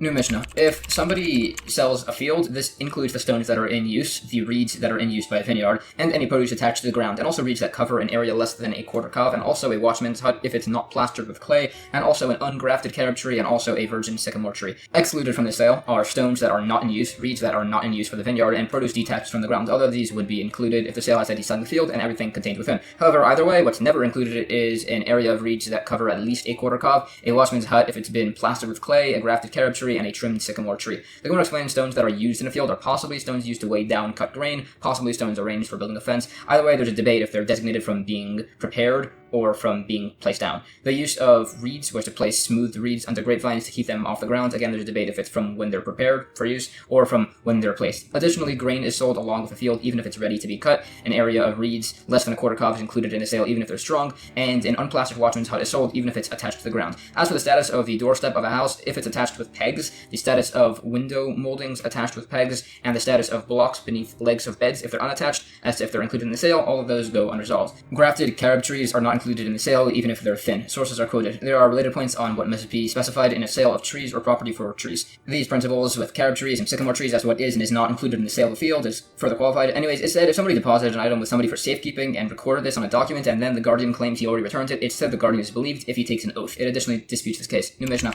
Somebody who sells a field has not sold the pit, the winepress, or the dovecot within, whether they're being used or not. Rabbi Akiva holds the seller needs to buy back his right of way to access these locations. The sages say he doesn't need to, he retains the path to them. Rabbi Akiva would say he does not need to buy the paths if he specifically says he's selling the field besides for these items. If the seller sold the items, the pit, the winepress, etc., and kept the field, Rabbi Akiva would say the buyer did not need to buy the right of way. The sages would disagree. If, however, the item in question was given as a gift, it's agreed that it's probably given, including the path to access it. Related, if brothers are dividing an inheritance and they acquire a field, all of those items, the pit, the winepress, etc., are included in this acquisition. If somebody claims the estate of a deceased convert through a proprietary act, this includes these extra items. If somebody consecrated a field, it includes these items. Others disagree and say everything extra is excluded, save for grafted carob trees or cut sycamore trees. The Gemara explains a gift is unique, as he should have specified that the extra items are included in said gift. Related incidents are cited. It said if somebody sells a piece of land and retains 2 trees within, he also keeps the land beneath them. This would even possibly apply like Rabbi Akiva, who says a person typically sells generously, as mentioned, as the trees are bad for the surrounding soil. This point is actually disproven, and is explained based on other discussions that this opinion cannot hold in accordance with Rabbi Akiva. This principle is additionally discussed. There are further points on the topic of grafted carob trees and cut sycamore trees. They have the status of trees in that if they're consecrated or sold, 2 plus 1 of these, the recipient gets land along with the trees. It also has a similar status to land in that it's not typically sold along with land. Similar in concept, a sheaf of grain with an amount of 2 of wheat has the status of a sheaf, in that 2 forgotten sheaves must be left for the poor, but 2 forgotten sheaves plus 1 of these larger ones don't need to be left for the poor. But it also has the status of a stack, in that 1 of these larger sheaves does not need to be left for the poor. Anyways, regarding a grafted carob or cut sycamore tree, it's a debate if they're consecrated along with the field between a few different opinions. And that's the end of chapter 4.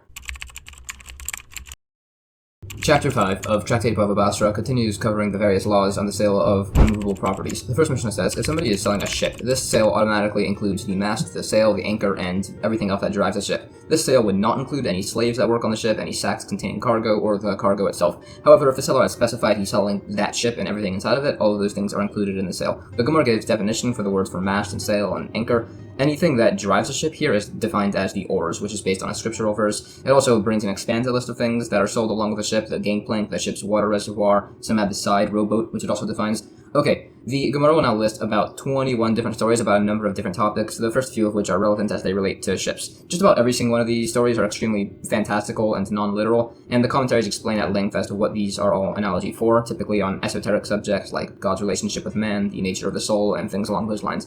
First story, there was a great ship-sinking wave in the ocean with a fringe of white fire, that if it was struck with a club that was engraved with the 3 names of God, it would subside. So just to explain this one, according to the commentaries, is a metaphor for the soul's journey throughout the world, wherein it's antagonized by the evil inclination represented by the great wave, which has a white fringe, as on the surface it tries to portray itself as virtuous, and it could only be defeated through God's promises, represented by each of God's names. So that's one example. Next story, there are these great waves in the ocean, and one lifted some sailors so high they could see the resting place of the smallest star, which appeared to be absolutely massive, and if they had gone up any higher, the star's heat would have burnt them up. And then they heard the waves calling to each other when asking why this great wave wasn't destroying the world, and it answered that God had decreed that it couldn't even pass a thread breadth of sand at the seashore. Anyways, another story, a sage saw the demon Horman, son of Lilith, the mother of demons, who was riding along the battlements of the city of Makkos, and a horseman was riding ahead of him on the ground, but the demon couldn't catch him. Also, 2 mules were saddled for this demon Horman, and were both standing on 2 bridges over a river, and the demon was jumping back and forth between the mules while pouring 2 full glasses of wine between each other without spilling a drop, and this summoned great storms, so the king of the demons sent his soldiers to kill Horman for giving up their secrets. By the way, this whole story here is explained to be a metaphor for the pointlessness of the pursuit of worldly pleasures. Another story, there was a great beast called a re'im, the size of Mount Tabor. It describes its great size and says it excreted sufficient to dam the Jordan River. Another story, there was a frog the size of a city, which was swallowed by a sea monster, which was swallowed by a female raven, which then sat on a tree. Another story, some men were on a ship and they saw a fish which had a tiny creature crawl up its nostril and then died. The fish corpse washed up on shore, destroying a city, and the people there ate of it and built houses out of its bones to rebuild their city. Another story, people were on a ship and saw a massive fish that had an island growing on its back. So the men thought that it was a regular island, so they went up on it and started a fire, so the fish rolled over and they nearly drowned. Another story, some men were on a ship and traveled 3 days and 3 nights to travel between the 2 fins of a massive sea creature, even though their ship was going fast enough to outpace an arrow. Another story, some men were on a ship and they saw a bird's head sticking out of the water, so they assumed that the waters were shallow, but then a voice from heaven warned them that the water was so deep there and torrential that an axe dropped into that spot was falling through the ocean for 7 years and still hadn't hit the seafloor. Another story, men were in the desert and saw geese, which were extremely fat and rich, and they were said to be eaten by the righteous in the world to come, but due to the pain of the geese, those that delayed Moshiach's coming will be held accountable. Another story, an Arab merchant would be able to tell the distance and location anywhere in the desert just by taking some earth and smelling it. Another story, the Arab merchant brought the sages to see the location of Mount Sinai. On the way through the desert, they passed one of the corpses of the people from that time, and it was so massive that the merchant could travel underneath its bent knee while riding on a camel and holding a spear. One of the sages cut off a corner of the corpse's tzitzis, as there's a debate on the proper manner of its tying, but the merchant said he had to return it, or else they wouldn't be able to move on. Later, the sages all criticized him for not just counting the threads and knots on the tzitzis and recording it. Anyways, they reached Mount Sinai, and it was surrounded by scorpions resembling white donkeys. They heard a voice from heaven bemoaning the fact that God had chosen to take an oath to have the Jewish people put in exile, and the sages were later criticized for not taking the opportunity to annul the oath. Anyways, then this merchant led them to the grounds where the earth opened to swallow Korach and his followers. They saw smoke coming up from the ground, which burnt wet wool that was placed into the hole. The merchants reported that he had heard voices of the rebellion regarding their choices from that hole, and that Gehenna shakes them around every 30 days and brings them there. Anyways, then the merchant brought them to the place where the heaven and earth meet. They saw a window in the sky, and one of them put a basket in the window, and he went to pray, and then he saw his basket was gone. He was told that the heavenly sphere is rotating, and your basket will be back in place the next day. Another story, the sage reported he was on a ship, and he saw a giant fish with eyes like 2 moons, and water pouring from its nostrils like 2 rivers. Another story, a sage reported seeing a great sea beast called the sea goat with horns, on which were engraved the words that it was only a small creature of the sea instead of being 300 parsecs long, and it was going to be consumed by the Leviathan. Another story, the sage was on a ship and saw a chest covered with precious stones and pearls surrounded by dangerous sea creatures. One diver tried to get it, but he was attacked by the sea creatures, but he wore them off with a bottle of vinegar that he poured into the water. A voice from heaven declared that this chest was for the wife of the sage, Rabbi Hanino ben Dosa. Another story, a sage was on a ship and saw a precious stone surrounded by a massive sea monster which attacked the ship, but then a great raven cut off the head of the sea monster and so much blood came out that the water turned to blood. Then another sea monster came and placed the stone back around the dead sea monster, and then it came back to life, but it was then re-killed by the raven. So the men on the ship grabbed the stone, and it was placed onto some salted birds, which then came back to life and flew off with the stone. Another story, some sages were traveling by ship, and one started getting afraid, and said he saw a great light in the depths of the sea, and the other sage said that that was the eyes of the Leviathan. Another last story, a sage was in the desert, and he cut and prepared a piece of meat and placed on it some special herbs, but that repaired the meat back to its original shape. 12 months later, they returned and saw the coals from the fire were still glowing, as was a special type of wood. Anyways, some points on the Leviathan. There's a lot of commentary as to what the Leviathan even is. Some give it a more metaphorical meaning, as some sort of an analogy, depending on the context. Here, it's apparently talking about a giant sea creature. Anyways, it said that there are two types of Leviathans, the straight snake and the curved snake, a male and a female. But to prevent them from reproducing and destroying the world, God killed the female and saved its meat for the righteous by Moshiach's coming,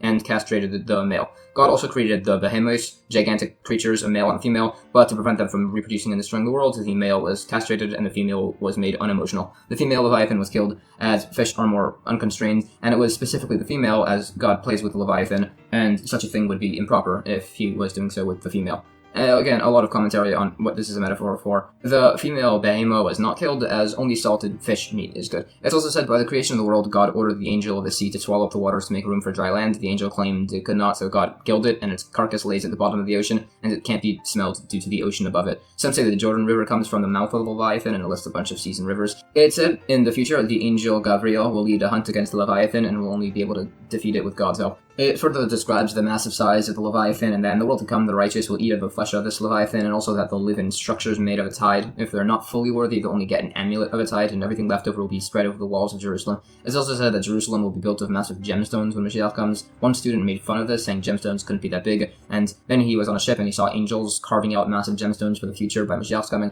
Then his teacher got upset at the student, looked at him, and the student turned into a pile of bones. These points on the reward by Moshiach's coming are further described and related. It said that there are three who are referred to by God's name, being the righteous, Moshiach, and Jerusalem, as seen in a few verses. It's also said that the righteous will be praised by the angels when Moshiach comes. It's also said that when Moshiach comes, the city of Jerusalem will be elevated up into the sky and will also be greatly increased in size. It also describes the great walls that will be built and additional points.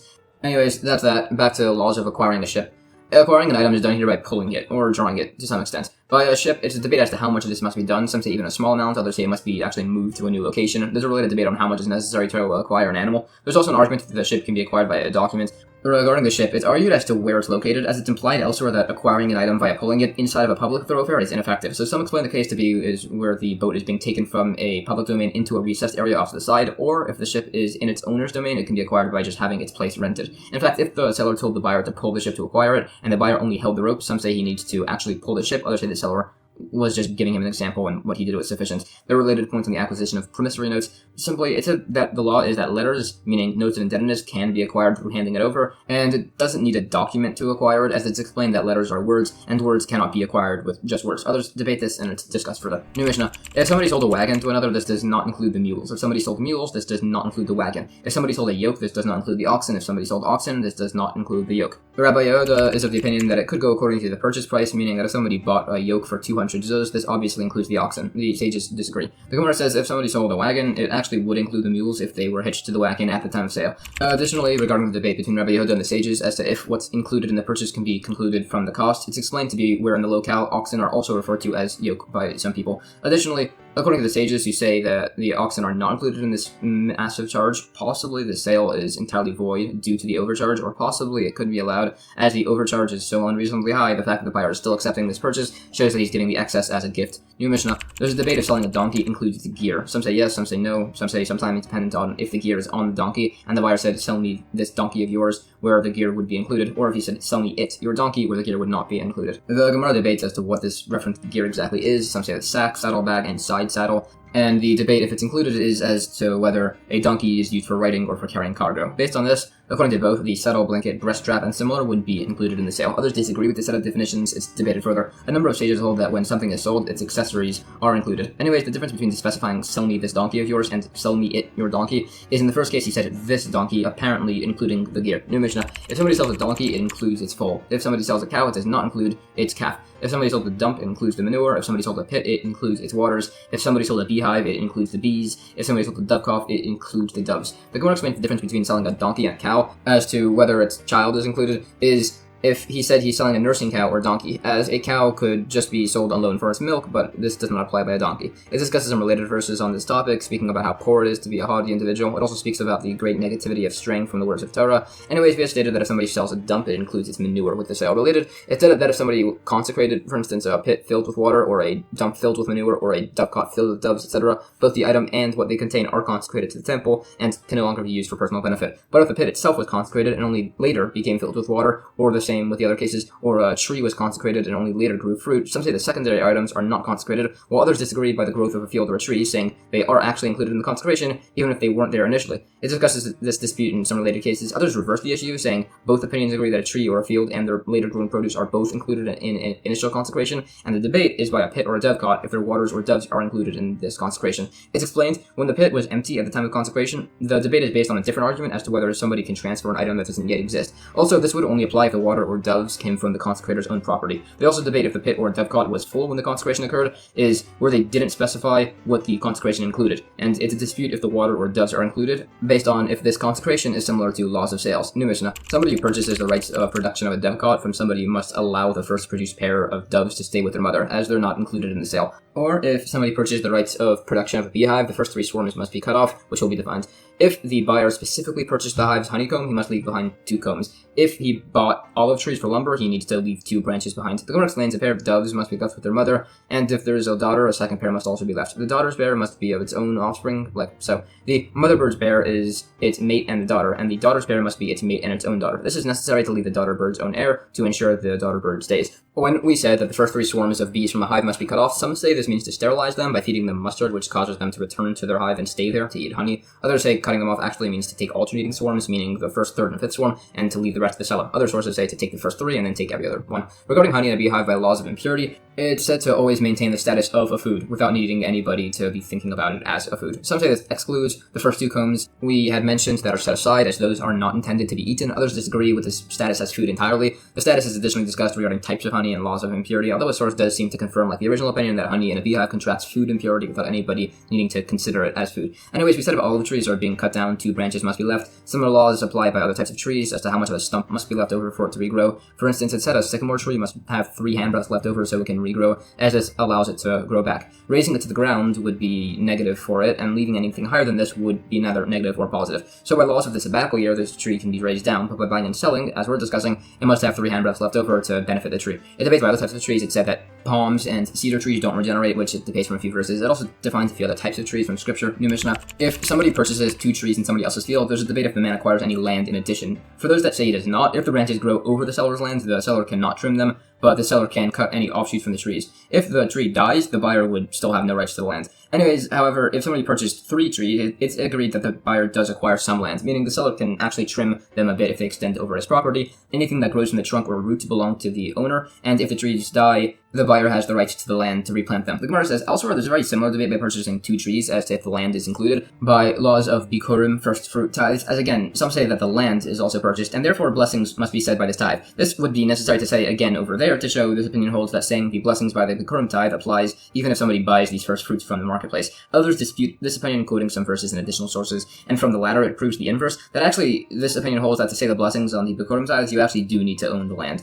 With these cases, the actual Bikurim tithe is still being brought as there's questionable ownership of the land. To be safe though, in such a situation, the fruits should be additionally declared as consecrated before giving them to the Kohen to eat. Also, to be safe, they should be separately tithed, and there's no major concern about not saying the blessings, as those aren't strictly required. The blessings are just verses from the Torah, but they're not stated anyways, possibly as it has the appearance of falsehood, and possibly because then people will exempt them from other tithes. Anyways, by the tree on somebody's property, if the buyer doesn't get the land, he owns only the trunk and anything growing from it, not the roots. This is defined by whether or not it starts growing underground.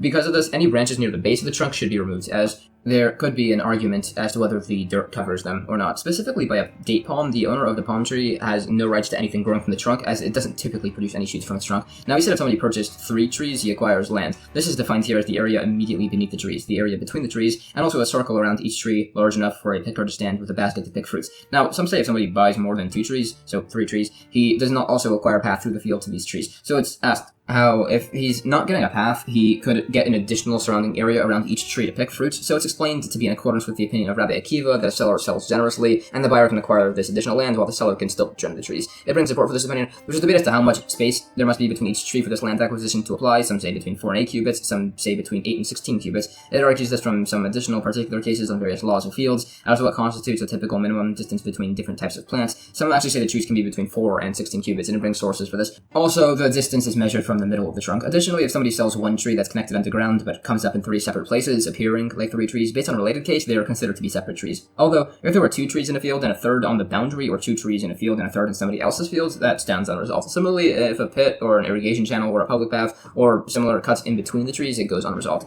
If a cedar tree grew between the trees before the sale, the land would still be acquired by the buyer. Now, there's this opinion that says the trees are arranged in a triangle. They would say if the trees are in a straight line, there's no land acquisition, as it's easy to cultivate the land between them, so the seller keeps it. Others disagree and say by a triangle formation or a straight formation, the buyer acquires the land. According to the former opinion, that it's only if the trees are in a triangle that the land is acquired by the buyer, as it would be difficult to cultivate by the seller. There's also a factor that the trees are significant, meaning if it was something like 3 thorn bushes that are being sold, the land between is difficult for the seller to cultivate, but they're not very significant, so the seller would still keep the land. New Mishnah. If somebody sells the head of a large animal, this does not include the legs. If somebody sold the legs, this does not include the head. If somebody sold the lungs, this does not include the liver. If somebody sold the liver, this does not include the lungs. However, by a small animal, if somebody sold the head, it includes the legs. If somebody sold the legs, it still doesn't include the head. If he sold the lungs, it includes the liver. If he sold the liver, it still doesn't include the lungs. Now, regarding somebody being sold an incorrect item, there are essentially 4 scenarios using the example of wheat. If somebody was told he's buying superior quality wheat and he finds it's inferior, the buyer can retract the sale. If somebody was told he's buying inferior wheat and he finds it's actually superior, the seller can retract the sale. If he was told it's superior wheat and it's actually superior wheat, neither can retract. If he was told he's buying red wheat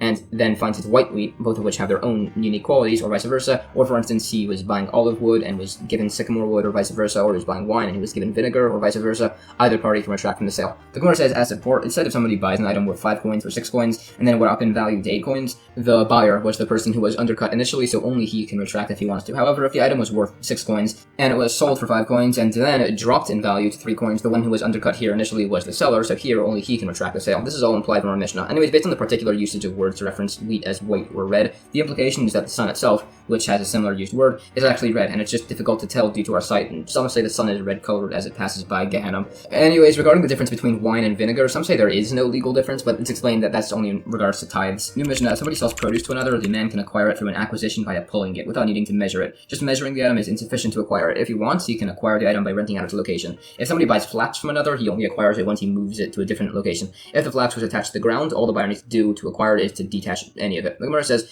it's sufficient to acquire produce by measuring it and then placing it on the floor of a recessed area from the public domain. Others say it must actually be placed into the buyer's container, and to debate this related, it's said that a person's utensil can acquire for him by having items placed within anywhere, besides for a public thoroughfare, but he can use a recessed area in a public domain. It's actually debated further if somebody's utensil can acquire for them in a public thoroughfare based on some further quoted cases, but it's unsuccessful in proving this. Now it's asked, if the buyer's utensil was in the seller's domain, can the utensil acquire items for the buyer? It tries to prove this from the case of somebody throwing a divorce document into a woman's sewing basket. This is a valid divorce, but as discussed back in Tractate Gittin, there's a few different interpretations of this case. Some say the basket was hanging from her, or tied to her, or otherwise, so it's not a viable proof. It additionally argues from further cases. Some additional further cases are brought. Now, it's said by some that real property, meaning land or houses, can be acquired by money, or a document, or a proprietary act. Movable properties, however, can only be acquired through pulling the item. Now, this is said to specifically apply by movable objects that are very heavy and cannot be lifted. If the movable item is small and light, some say it cannot be acquired by pulling, but it is acquired by lifting it. It argues this, citing a few relevant cases. These are discussed further. Anyways, it was said that if flax was attached to the ground, you could acquire all of it by uprooting a small amount. This is explained to be specifically where the seller told the buyer to improve a small amount of land and acquire whatever is on it. In Mishnah, if somebody was selling wine or oil to another and after the price was set, the price went up or down, if the price changed before the measure of the wine or oil was filled, the change in value goes on the seller. If the price changed after the wine or oil was filled, the change in value goes on the buyer. If there was a middleman between them and the barrel containing the wine or oil broke, then the loss goes on the middleman. Also, when somebody is buying wine or oil or a similar liquid, when the seller empties his container into the buyer's barrel, he's obligated to keep pouring until 3 excess drops drip out. Any remaining residue in the container can be kept by the seller. This obligation to pour until excess drops drip out is said to not apply to storekeepers as they're busy. Similarly, some say that on Shabbos Eve, by dusk, a person is not obligated to get the last drops out of a barrel he's selling. The Gemara debates as to who exactly owns the barrel that the wine is being poured into. It's said to be where it belongs to a third party, and the first case is where this third party is not present, and the second case is where he is present. Anyways, it was said that any remaining residue in the container after 3 drops are removed are retained by the seller. This is explained to be as the buyer abandoned ownership of this residue. The latter case, which said that there is an exemption to get drops out on Shabbos Eve, is referring still to a shopkeeper, meaning this opinion holds that that's the only time a shopkeeper is exempt from this. New Mishnah, if somebody sends his minor son to the store to buy oil with a coin, and the storekeeper gave the child the oil and change, and on the way home the child broke the oil and lost the change, the storekeeper is held liable. Others disagree and say that as the father intended for the child to make his purchase, the father is held responsible. Although it is agreed that if the child is holding the flask as the storekeeper pours oil into it and the child drops it, the storekeeper is exempt from liability for the flask breaking. The Gemara says, those that hold the storekeeper is liable even though though the father gave his child a breakable flask. It's a debate as to what the circumstance of this case is to make the father not be held liable. A few options are suggested and rejected. It's explained to be that the storekeeper took the flask from the child to measure it for other customers, effectively borrowing it without permission. And in such a case, the Mishnah's argument as to who is responsible makes sense, as the first opinion, that the storekeeper is liable, holds that he is considered to be a thief, while the second opinion, that the father is responsible, holds he's just considered to be borrowing the flask. Related, it said if somebody takes a utensil from a craftsman to inspect it and it breaks in his possession, he's liable. It said this only applies if the price is fixed, and some related incidents are cited. New Mishnah, somebody who sells on a wholesale must clean his measures every 30 days. A householder needs to clean them every 12 months. Others say it's the exact inverse, as if the weights are used more frequently, residue won't build up. A storekeeper must clean his measures twice a week, his weights once a week, and his scales every time to weigh. Others say this only applies to wet produce and not to dry produce. A scale must always be tilted in the favor of the buyer by a handbreadth. If the scale is perfectly evenly balanced, it still needs to be tilted in favor of the buyer, 1 to 10 for wet produce and 1 to 20 for dry produce. If the custom is to measure produce with a small measure, a large one should not be used. If the custom is to use a large measure, a small one should not be used. If the custom is to level the measure, it shouldn't be heaped, and if the custom is to heap the measure, it shouldn't be leveled. The Gemara quotes sources for these principles and explains more precisely how much extra scales should be tilted in a buyer's favor. It also quotes many points on how terrible it is to use false scales and measures, being dishonest in business, comparing it to many other impermissible acts. A number of related verses on this topic are discussed, and some additional particularities on the proper process of using weights and being honest in business. The typical proper specifications of old scales are described, precise measurements, materials, and similar. These principles are additionally discussed. Also, what precise types of leveling utensils are used, what wood material and related. It's also said that an imprecise scale cannot even be kept in your house, not even as something like a urinal. Precise measurements are additionally discussed and qualified. It's also said that people of a town should not increase the size of their measures more than a sixth, or to increase the value of their coins more than a sixth, or to overcharge for profit in a sale more than a sixth. It argues as to why, and it explains it's based on others. Some particular incidents are cited.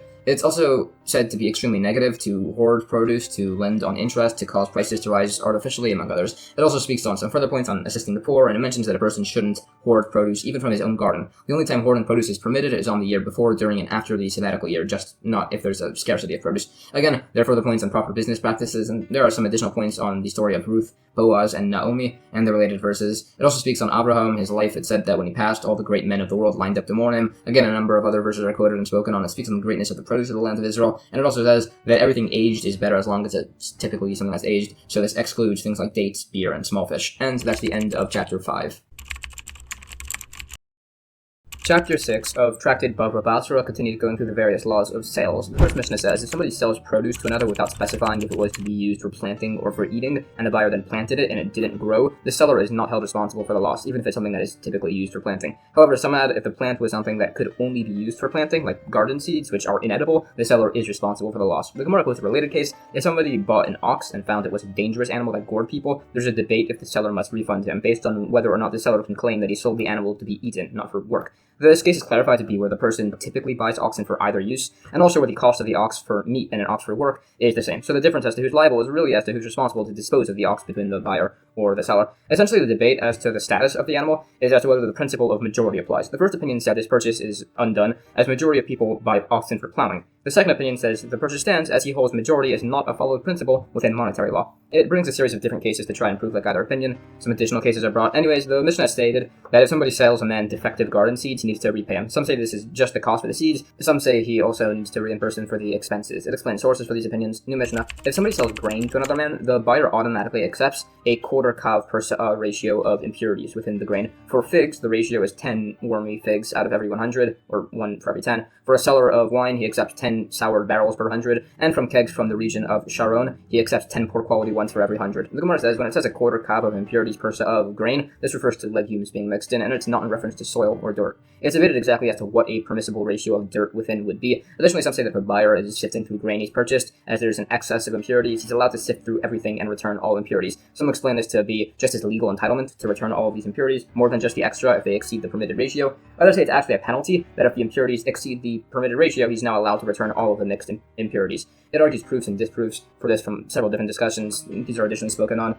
There are further of these, but it winds up just being inconclusive. Anyways, it was said that within a sale of a seller of wine, a person accepts every 10 out of 100 to have gone bad. Now, if the seller had said he's selling a seller of wine, he'd be obligated to give only superior quality wine. And if the man said he's selling this seller of wine, he can sell souring wines. And if he said he's selling this seller, he's allowed to even sell vinegar. So it's explained the case must be that he sold a seller of wine, and it's amended that in such a case, there's still a permitted ratio of 10 poor quality barrels out of every 100. This would not apply if the sale was for a single barrel. Others debate this concept and it's particularly qualified. For instance, if somebody said he's selling a cellar of wine for cooking, everything within must be of a superior quality. If he said he's selling this cellar of wine for cooking, all the wine must be of superior quality, but the buyer also accepts every 10 out of 100 barrels as poor quality. If the seller said he's giving this cellar of wine and doesn't specify the use, he can give souring wine. If the seller said he's selling a cellar of wine without specifying the use, it's a debate as to the buyer needs to accept the ratio of poor quality wine, which is discussed further. Also somewhat related, it was said in the very first Tractate Horayos, that the blessing on wine is boire piri hagafen. Some say this same blessing is also said on soured wine, others said instead the blessing shehakol should be said. Although it is agreed if it's extremely poor quality wine, like wine pressed from grape kernels, it has the blessing shehakol said on it. This debate is essentially as to whether souring wine is considered to be wine. It argues this from a case on the laws of tithes. It said that if somebody examined a barrel of wine and then finds that it's turned to vinegar, it said that all 3 days the barrel's contents are considered to be certain, and afterwards they're uncertain. There's a debate as to what this means. Some say that during the first 3 days since the first inspection, the barrel is assumed to have been wine, and from then until the next time the barrel was opened, it's considered to be vinegar. Afterwards, it has a doubtful status. This is as he holds that wine sours from the top downwards, and even if it had been about to turn to vinegar right after the first opening, he would have been able to tell from the smell. Others say that actually the last 3 days before it was opened the second time, it's assumed to be vinegar, and beforehand, it's uncertain. This is as this opinion holds that wine sours from the bottom up, which is qualified. A third opinion holds that the first 3 days after the first checking, it's definitely wine, and the last 3 days before the second checking, it's definitely vinegar, and in between, it's uncertain. And this opinion explains it specifically where the vinegar was extremely strong, meaning it agrees with the first opinion, but as the vinegar is very strong, it must have had turned to vinegar for a few days already. Anyways, it's still a debate as to if souring wine has the blessing of shehakol or hagafen stated over it. Related, it said if somebody sells a barrel of wine to another and it turned to vinegar, some say if this happened during the first 3 days of the sale, the wine is considered to have spoiled while under ownership of the seller, so the sale is invalid. Others say that the spoilage is entirely the fault of whoever owns it at the moment. Instead, we follow the second opinion. It also qualifies the particular blessings on various other drinks, such as date beer, barley beer, and water steeped with wine lees. All have the blessings of shehakol stated on them. This is more particularly qualified. Further regarding water steeped with wine lees, it's debated in regards to their tithing and consecration, and it's a general debate if such a substance is considered to be water or wine by these laws. Related, it said that on Shabbos, by the Kiddush blessing said over a cup of wine before the meal, the wine used should be wine fit to be used as a libation on the altar. It's argued as to what this excludes. It said grape juice is still allowed, mixed wine and water is not excluded, as that actually improves the wine. So rather, what it's excluding is wine that smells poorly or wine that was left uncovered, which cannot be used even if strained, as though there's no longer a health concern as was strained, is still improper. Also, it said it's proper to use red wine specifically. Anyways, when it ended by saying that purchasing kegs in Sharon, you accept 10 poor quality ones for every 100, this refers to ones that were cracked and resealed with sulfur. If they're not resealed, they don't need to be accepted at all. New Mishnah. If somebody sells wine to another and it sours, he's not responsible for the loss. If, however, it's known that the seller's wine sours, the sale is considered made in error and must be refunded. If the seller says he's selling flavorful wine, meaning wine that will last long, it must last until the holiday of Shevuos. If the seller said he's selling old wine, it must be at least a year old. If he says he's selling aged wine, it must be at least 3 years old. The Gemara says regarding responsibility being held to the seller for wine spoilage, this is explained to be if he transferred the wine to the buyer's cask, and also that the wine was specified as cooking wine. Others disagree, and as was briefly stated a bit earlier, they hold that wine spoilage is just the fault of whoever owns it at the moment. Some related verses are quoted. It's also stated if somebody sold a barrel of wine to a store to be used for a long period, and it spoiled while there was still a half or a third remaining, the storekeeper can return this barrel. However, if the storekeeper changed the spigot, or if market day had arrived, the seller is no longer responsible. There are similar points quoted. When it was said that the sale of aged wine must be from 3 years prior, it's added that the wine still cannot spoil until the following Sukkot holiday. New Mishnah. If somebody sells a lot to his fellow, or accepts a contract on a lot from somebody to construct a wedding house for his son, or a widowhood house for his daughter, some say it should be 4 by 6 cubits, others say this is way too small. If somebody wants to build a cattle barn, it should be 4 by 6 cubits. A small house should be 6 by 8 cubits. A large house should be 8 by 10 cubits. A tractate, which is a structure that will be defined, must be 10 by 10 cubits. All these structures must have their heights be half their length plus half their width. It said this is similar to the construction of the sanctuary of the temple. The Gemara says the specification of a wedding house for a son and a widowhood house for a daughter is to teach us that it's not proper for a man to live in his father-in-law's house. It quotes some sources. It also debates who quoted the measurements of a cattle barn, and as for the tractate structure, it's said to be a pavilion that's adorned with roses. It's also said that a mansion courtyard is 12 by 12 cubits. Anyways, we said that the height of the structures was half the width plus half the length. Others disagree and say the height must be the same length as the roof beams, which is different than the width, as you have to account for perhaps the house widening near the top or for sockets that the beams extend into. Anyways, it also discusses the structure of the temple sanctuary along with how the cherubim, the cherubs on the ark, fit inside, the room accounting for the small dimensions, as they were seemingly a bit too small to fit according to the precise measurements that are given, so it said that they just stood miraculously. Now, some verses reference the cherubim as facing towards each other, and others reference them as facing away from each other. Some explain this, that when the Jewish people did God's will, they faced towards each other, and when they did not, they faced away from each other. Others just explain that they were positioned at an angle. New Mishnah: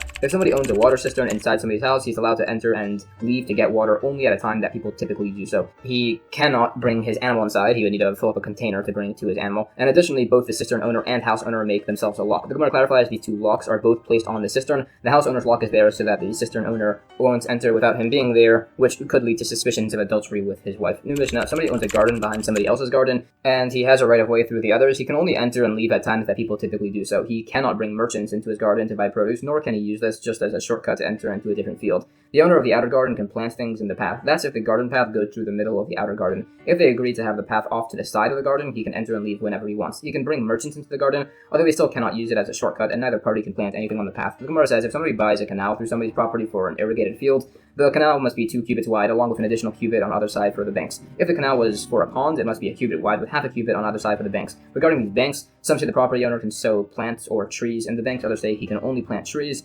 as seed roots would damage the earth and collapse the bank. Additionally, if a canal does collapse, it can be repaired with soil from that field, as that was a condition to have the canal go through that property. New Mishnah: if somebody had a public path passed through his field and he took it for himself and designated a new public path off to the side, then both paths are designated as public paths and he cannot undo this. The standard width of a private path is 4 cubits and the standard width of a public thoroughfare is 16 cubits. A king's thoroughfare and a path to a grave have no limit. The Ma'amad ceremony, which is done in return from a burial from a cemetery, as will be described, is done in an area of 4 kav. The Gemara says, a man cannot designate his path as the public thoroughfare in exchange for the current public path, as it was instituted that this is impermissible in case somebody tries to replace a public path with a crooked one. Alternatively, it's just that this specific case was where the man was actually trying to replace the public path with a crooked one. Alternatively, it's an issue with any type of path, as it could be you're moving it further away for some people. Additionally, it was said that if the man designated his path for the public, he cannot take it back. This is in accordance with the opinion that if the public chooses a path through somebody's field, it cannot be undone. This opinion is additionally qualified and sourced, saying that the public can acquire this path by walking through it. Others disagree, but they would agree that a path can be acquired by walking through a vineyard specifically, as that is intended for walking. The standard width of a path, if there are walls, is enough that a man can carry a load of branches on his shoulders and turn around in all directions without touching the borders. If there are no walls, the minimum width should be enough for a person to put one foot in front of the other.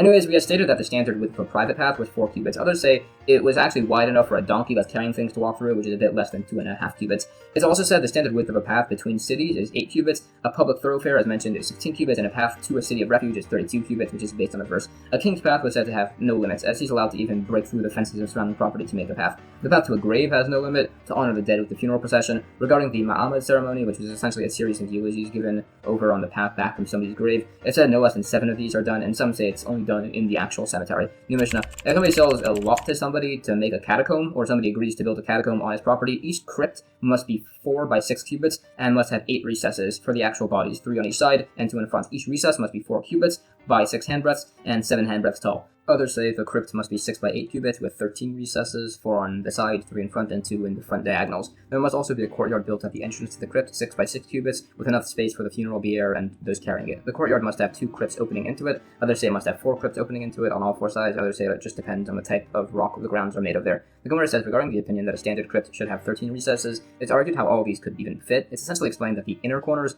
are at slightly different heights, so that way they don't extend into each other. Alternatively, is that the case is regarding a crypt for stillborn children, so there's no concern of the recesses being large enough to touch each other. There are related points on burial crypt dimensions. Essentially, it's a debate as to what the status is if 3 corpses are unearthed in one spot, as to whether the middle corpse is considered existent in regard to registering the area as a graveyard zone. There's a similar case with the dimensions of a vineyard, with the opinion seemingly reversed as to whether the middle vines are considered to be existent in regards to considering the area as a vineyard. The switch is explained that unlike corpses, the extra vines will eventually be uprooted for firewood and can therefore be disregarded. And that's the end of chapter 6. Chapter 7 of Tractate Bava Basra continues on the various laws of sales, now particularly on property sales. The first Mishnah says, if somebody sells a large area of earth, 75,000 square cubits, or a base car as it was called, and there are clefts or rocks throughout, 10 handbreadths deep or high, they are not included in the measurement of the field, and the full amount of land must be provided from leveled ground. If they were under 10 handbreadths, it would be included in the field sale. If the seller said he's selling about this 75,000 cubits, then even clefts or rocks above 10 handbreadths are included in the sale. The Gemara brings a very similar principle regarding redeeming a consecrated field for coins, saying that clefts or rocks above 10 handbreadths are excluded. Some say specifically over there it's referring to clefts filled with water, as they're not fit for planting, so therefore not subject to payment for redemption. This is explained to apply also by our Mishnah too, that the clefts are filled with water. But this still only applies if the clefts are over 10 handbreadths deep, as mentioned, as such a thing makes the plot of land as if it's separated into different plots. Also, regarding the rocks, they're only excluded from the sale if they exceed an area of 4 kav. Some say this 4 kav of rocks must be distributed over 5 kav. Others say over a majority of the field. So, if a majority of the rocks are concentrated within a minority of the field, and a minority of the rocks are spread out over a majority of the field, that would stand unresolved. Anyways, if the rocks are arranged in a circle, in a straight line, or like horns, or in a zigzag, that's all unresolved. Also, if there's a single rock by a field's boundary or adjacent to it, even a very small one, it's not included in the sale of the field. If there was a small separation between the boundary and the rock, or if the rock was beneath the surface of the boundary, it stands unresolved. New Mishnah. If somebody is being sold 75,000 square cubits of earth, and it's a tiny bit smaller than this, as measured by a rope, the price must be reduced proportionately. If the land was a tiny bit larger than specified, it must be returned. However, if the seller said he's selling 75,000 square cubits, more or less, approximately, then the sale stands even if it's a bit more or a bit less. But if the sale was larger by a quarter kav per sa'a, the buyer needs to repay him extra with money, or if the seller prefers to just return the excess land. Money was said to be an option, so that way the seller won't just be left with a tiny useless plot of land. This is demonstrated from some scenarios. Also, if the person is returning the extra quarter kav per sa'a of land, he also would need to return all excess land, not just that amount. The Gemara debates the scenario if the seller said he's selling 75,000 cubits without specifying at all if it's an exact or approximate measure. It quotes a few discussions and proves that it's the equivalent of saying an approximate amount. Anyways, if there is a large amount of excess land, we said it could either be returned as money or as property. This is explained to be a decision that is made entirely by the seller, although if the price of the land was originally low and then went up, the seller can only demand payment from the original price. It additionally discusses some particular cases and asks a number of unresolved questions on these laws. New Mishnah. If a seller said he's returning land as measured by a rope, but then afterwards adds more or less, the second statement of more or less reduces the amount to be approximate. If he says the land's measurement, more or less, and then adds as measured by a rope, the second statement nullifies the first and makes the measurement precise. The Gemara says this Mishnah was just one opinion. Others completely disagree and say it's uncertain what we follow. A third opinion actually says that we follow whichever statement gives the buyer less. It's debated as to who agrees with which opinions. New Mishnah. If the seller sells a field and identifies it by the landmarks and boundaries, and the field was later found to be a different size, if the difference is less than a sixth, the buyer just gets the field without any adjustment. If the difference is greater than a sixth, there's a deduction made from the price. The Gemara says there's a debate if a deviation of exactly 1/6 is considered to be less or more than a sixth. This would create variation in the interpretation of the Mishnah, so it argues this from a few quoted cases. It disputes this along with a related discussion on some laws of inheritance. Additional particular cases on these principles are mentioned, although the laws of inheritance will be more clearly spoken on in the following chapter. For instance, if two brothers divide an inherited estate and a creditor from the father who had lent him money comes and takes from the estate as payment for the debt, it's ruled that the original division is then void. Also, if 3 judges were appraising the property of orphans and their appraisals are all different, one saying the land is worth 100 coins and the other is saying it's worth 200 coins, it said the minority opinion is nullified. If all 3 have differing opinions though, one saying the property is worth 100 coins, the other saying it's worth 80 coins, and the last saying it's worth 120 coins,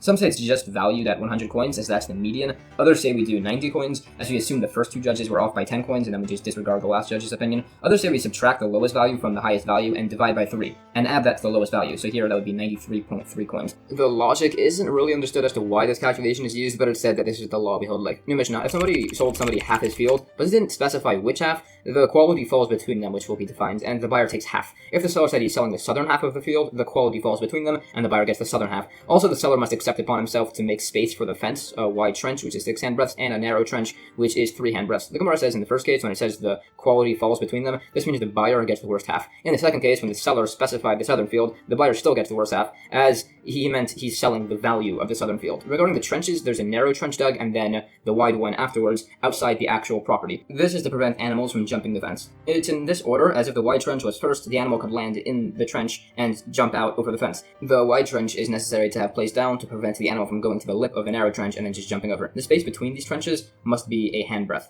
And that's the end of chapter 7. Chapter 8 of Tractate Bava Basra discusses at length the various laws of inheritance and the division of the land of Israel. The first Mishnah says there are people who can both inherit from property and give property to their relatives. This would be like a father to his sons, sons to their father, and brothers if they share a father. Some people could only inherit but cannot give property. A man to his mother, a man to his wife, and the sons of sisters. Some people cannot inherit but can only give property. A woman to her sons, a woman to her husband, and the brothers of a mother. Finally, brothers only from the same mother cannot inherit or give property between each other. The Gemara asks why it begins in order with a father inheriting from his son. Firstly, this is starting with a bit of a tragic scenario, which is something Mishnayos typically do not do.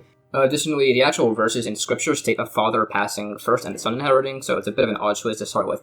So it explains that this case was brought first as it was derived from a scriptural exposition that a father precedes the brothers of a past individual, although a man's son is stated to be his primary heir, which it proves from some discussions. Based on the fact that by the laws of Yibum, the levirate marriage, a son and daughter are treated with the same status, we see that immediately after a son, in order of inheritance, then goes the daughter, then goes the father, and then others. The relevant verses and sources are additionally discussed, and it brings up some scriptural figures as it discusses the family trees, and it mentions that a person should always stay near a righteous family and marry into them, as this will cause you to have righteous descendants. This is seen with Aaron, who married the daughter of the righteous Aminadab and had Pinchas descend from him. Pinchas also descended from Jethro, but it was removed by several generations. It's also said that when marrying a woman, you should examine the characteristics of her brothers, as seen from the verse when Aaron married his wife, it mentions her brother. This says, most sons resemble their mother's brothers. Some additional verses are quoted. It says some further alternative sources on the point that a son inherits before a daughter, along with the source for the point that brothers from a common father can inherit and give property between each other. Sources for the other points are cited, and a few particular incidents and cases are quoted. The scriptural source for the point that a man inherits from his wife, but not vice versa, applies,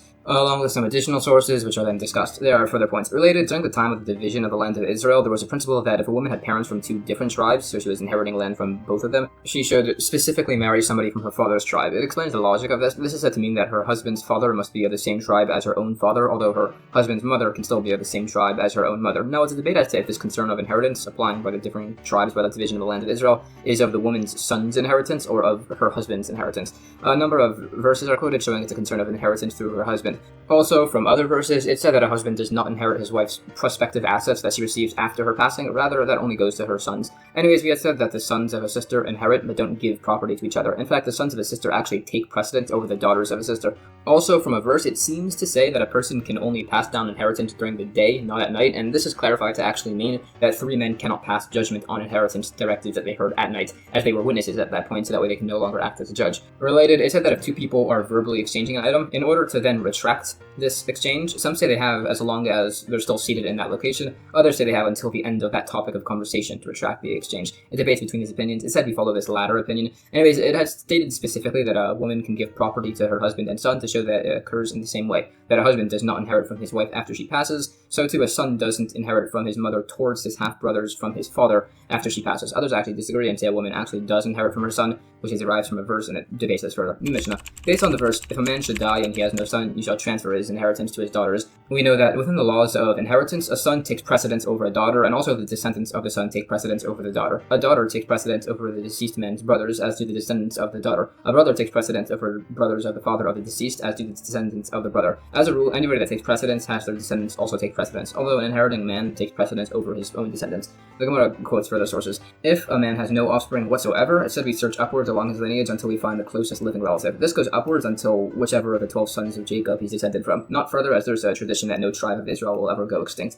It's also said that the daughter of a son of the deceased takes precedence over the daughter of the deceased, and saying otherwise is mistaken. There are some relevant points, and it also speaks on the great negativity and tragedy of somebody who passes without leaving a son after him. A number of verses on this are quoted. It's also asked if a person is survived by his father's father and his own brothers, which of them takes precedence, and it said the man's brother takes precedence over his grandfather. Anyways, a bit of an aside, just to summarize, the order of inheritance as established is as follows. A son's offspring, then a daughter, the daughter's offspring. If there are none of those, the father is next. If the father isn't alive, it goes to his brothers. Next in order is the brother's offspring, then his sisters or his sister's offspring, then goes the father's father and the father's brothers, then the father's brother's offspring, then the father's sisters and the father's sister's offspring. Afterwards it goes to the great-grandfather, etc., working its way up. New Mishnah. In the Torah, the verses state how the daughters of Tzelafchad took 3 portions of inheritance within Israel. Their father's portion, as he had left Egypt, their uncle's portion, and a third share as their father was a firstborn. The Gemara says this is evidently in accordance with the opinion that those that left Egypt were to receive a portion in the land of Israel. Others disagree and say that the portions were divided between those that entered Israel, as the land was then inherited, in a sense, by their deceased fathers who had left Egypt, where it then reverted back to them. Alternatively, based on verses, the land was divided between those that left Egypt and those that entered Israel, meaning if you had done either of them, you'd get 1 portion, and if you had done both, you would get 2 portions.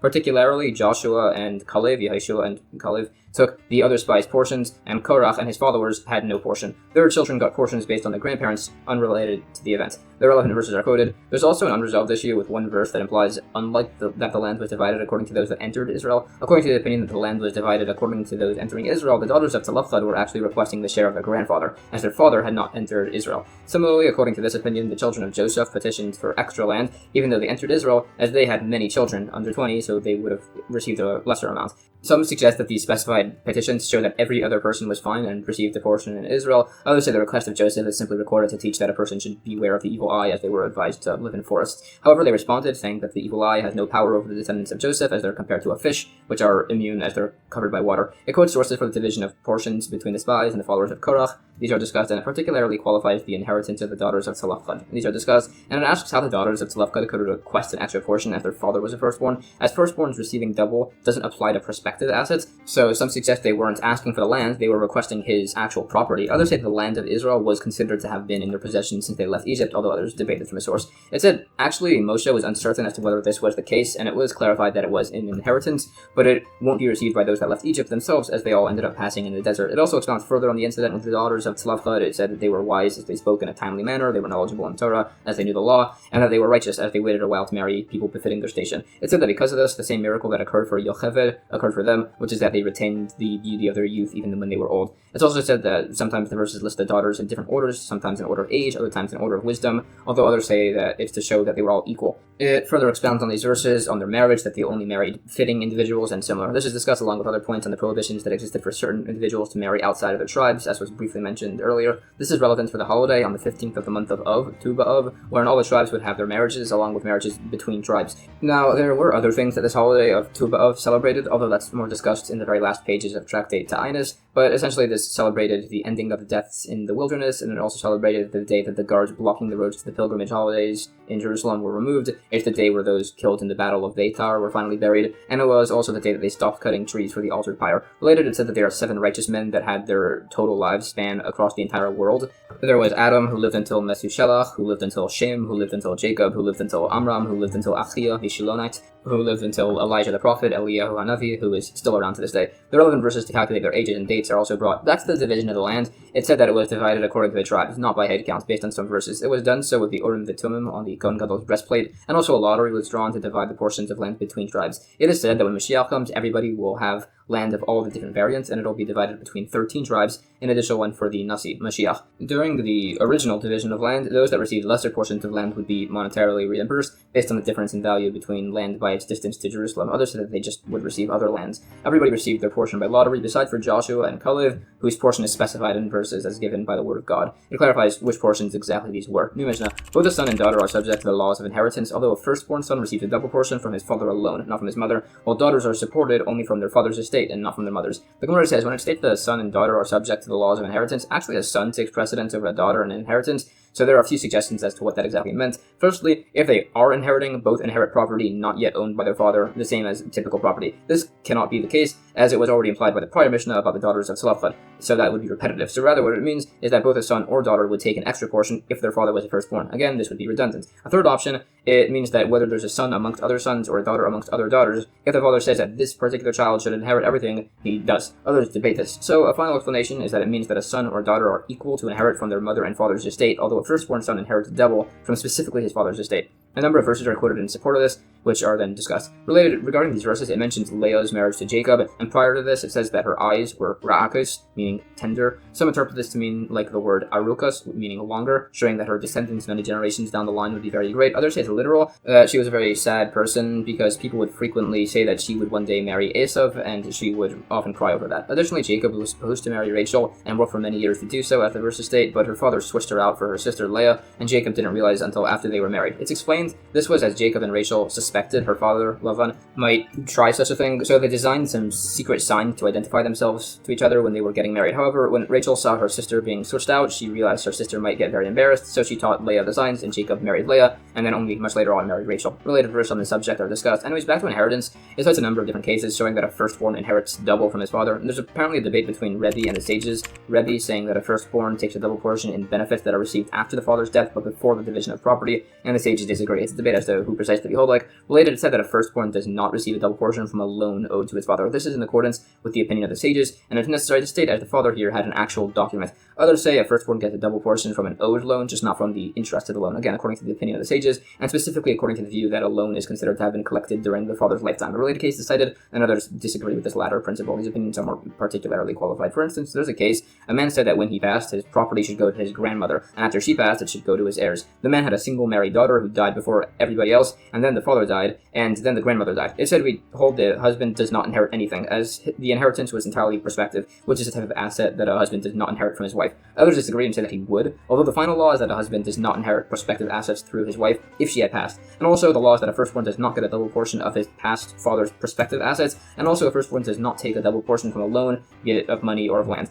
Also, if the father had a loan with the firstborn, so he owed his father money, the firstborn and his brothers divide the extra firstborn portion. Further, it had been stated that if heirs improve property belonging to their father after his passing, but before the estate had been divided, the firstborn does not receive a double portion of this increased improvement. He can, however, protest against them doing this. This is qualified, saying if they harvested grapes or olives, the firstborn still gets a double portion from those, but if they had made wine or oil, the firstborn would not get double this portion. Others disagree and say the firstborn would receive from the wine as he's being compensated for the damage done to his grapes. Additionally stated, if a firstborn takes a share equal to all of his other brothers, he's renounced his firstborn portion. Others say it's specifically within this field, others say it's across all properties. This debate is discussed. Related, it's ruled that a firstborn has rights in his extra portion before the division of the estate, and some related incidents are brought. New Mishnah, if somebody says that his firstborn son should not inherit a double portion, or that one of his sons should not receive a portion, this is not allowed, as he's directly contradicting Torah law. However, if the properties are being distributed orally as a gift, he can vary between his heirs however he wants, just as long as he's not giving them as an inheritance. If it's being done through a document, the word gift must actually be specified somewhere within. The Gemara says, most hold that a stipulation cannot be made that contradicts Torah law. Some say that a betrothal can be made on condition that the husband does not need to keep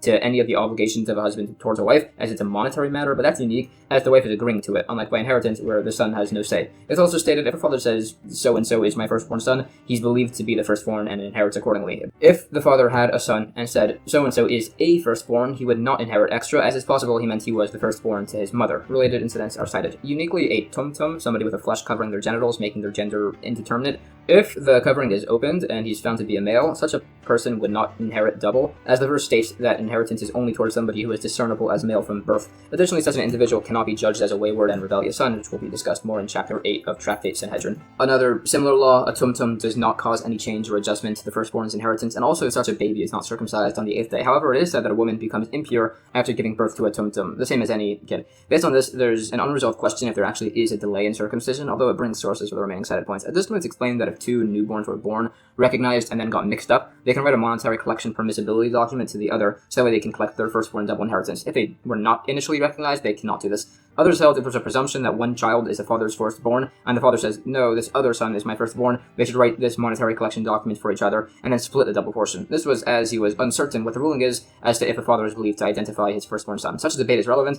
for instance, as typically a father can just gift whatever properties he wants to whichever children, so this case is specifically useful if, for instance, properties were granted to a father while he was about to die, as he can't give over property then. There are additional rulings. If somebody identifies somebody as his son and then later retracted this to say that he's his slave, this second statement is not believed. However, if somebody identified a man as his slave and then retracted this and said he's his son, he is believed because he could have been saying that his son serves him like a slave initially. If the context is in tax collection, then the inverse is true. If somebody identifies his son by a tax collector as a slave, he's believed, as this increases his taxes. If he identified his slave as his son here, however, he would not be believed. This concept is additionally discussed. Some points are ruled on. It said if one man claims another person stole his slave, and this second person says, no, it was sold to me or given as a gift, but then offers the first man to take an oath that the slave is his to reclaim it, and then the first man takes this oath, the second man must return the slave, and he cannot retract this. Another point, there's a debate of debt payments can be collected from slaves left over as an inheritance. It's also ruled testimony of a man to his parents' first cousin is a valid testimony. Others say it's even valid to testify towards one's great uncle, and it's ruled that a person cannot testify towards his grandfather. Another point, there's a debate if a person can testify on land for another person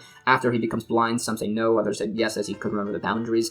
Others say he can even testify on a garment. Others say he can even testify on a metal bar. It discusses these opinions. Another case, as mentioned, there's a debate if a person is believed to identify one of his children as his firstborn. Our opinion says he is believed. Another point, if somebody says his wife should take a share of his property like his son's, then she does, as long as the properties are currently owned. Also, this gift is calculated, including any sons born at a later time. Another ruling, if a lender says he hasn't been repaid and the borrower says he repaid half, and witnesses say that the borrower repaid everything, in such a case, the borrower takes an oath that he paid half, and the lender takes half from specifically unencumbered properties. It said the law is in accordance with all of these rulings, and it explains who this excludes. It was said in the Mishnah that a father can gift his property to his children whenever he wants. It explains the different ways of phrasing such a gift. There are a number of different opinions on this subject. It debates sources for these opinions. Specifically, it's ruled that if a second statement is made after the first, in the time it takes to make an utterance, they're viewed as one statement. The exception to this is a statement of idolatry. For instance, if somebody worships something as an idol and then immediately retracts it, the retraction doesn't count. He's already worshipped an idol. And also, there's no immediate retractions by betrothal. New Mishnah. If somebody said that somebody else should inherit from him when he already has a daughter, or he said that his daughter should inherit from him when he already has a son. This is ineffective, again, as it contradicts Torah law. Others say his words stand only if he's speaking about somebody fit to inherit from him, which will be explained. The Gemara explains the different view of the second opinion, possibly that he's saying that somebody can have a non-heir inherit, or possibly that there's just a grammatical difference, and it's saying that the second opinion is just the source for the first one.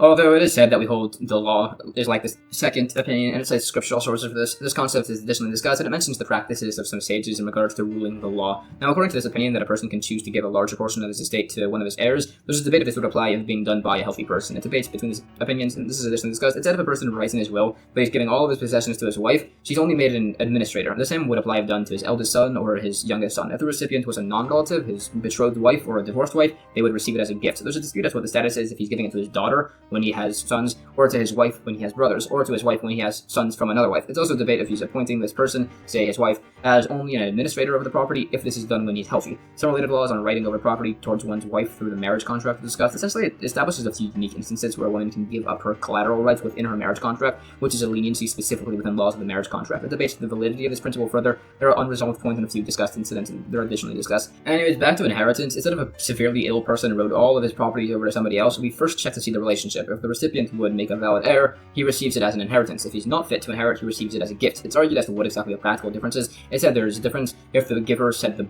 property should go to the man, and then afterwards to a second man. If it was an inheritance as opposed to a gift, the property is never transferred to the second man when the first dies as an inheritance now, so it would go to his heirs instead. Cases are cited. New Mishnah. If somebody writes over his estate to another person and leaves nothing for his children, it's a valid gift, but it's something that's frowned upon. Others say this is considered to be a good thing if his children were not being proper, that they shouldn't receive an inheritance. The Gemara debates if these two people disagree as to whether heirs of poor character should not inherit. A story is brought. A sage had a son who was acting improper, so the sage took all of his money and consecrated it. The son later got married, and he bought a fish and found a jewel inside and was told to bring it to the temple treasurers to sell it so he'd get a fair price. It's a debate if he either brought 6 times the amount his father had consecrated to the temple, or that he took 7 times his father had consecrated from the temple. So either way, we can't really say if the implication is that the disownment was a good thing, although it is said from elsewhere that generally any form of disownment, even towards a poorly acting son, is viewed negatively. It discusses this from other incidents and also quotes the greatness of the students of the sage Hillel, the least of which was said to be Rabbi Yochanan ben Zakkai, who was extremely knowledgeable in basically every field: scripture, Mishnah, Gemara, Halacha, law, Agadah, the different arguments and discussions, astronomy, the different parables, medicinal matters, the speech of demons and angels, the incident of the chariot in Ezekiel, and many others. The greatest of the students was the sage Yonasan ben Uziel, about whom it was said that whenever he studied Torah, any bird that flew above him was incinerated.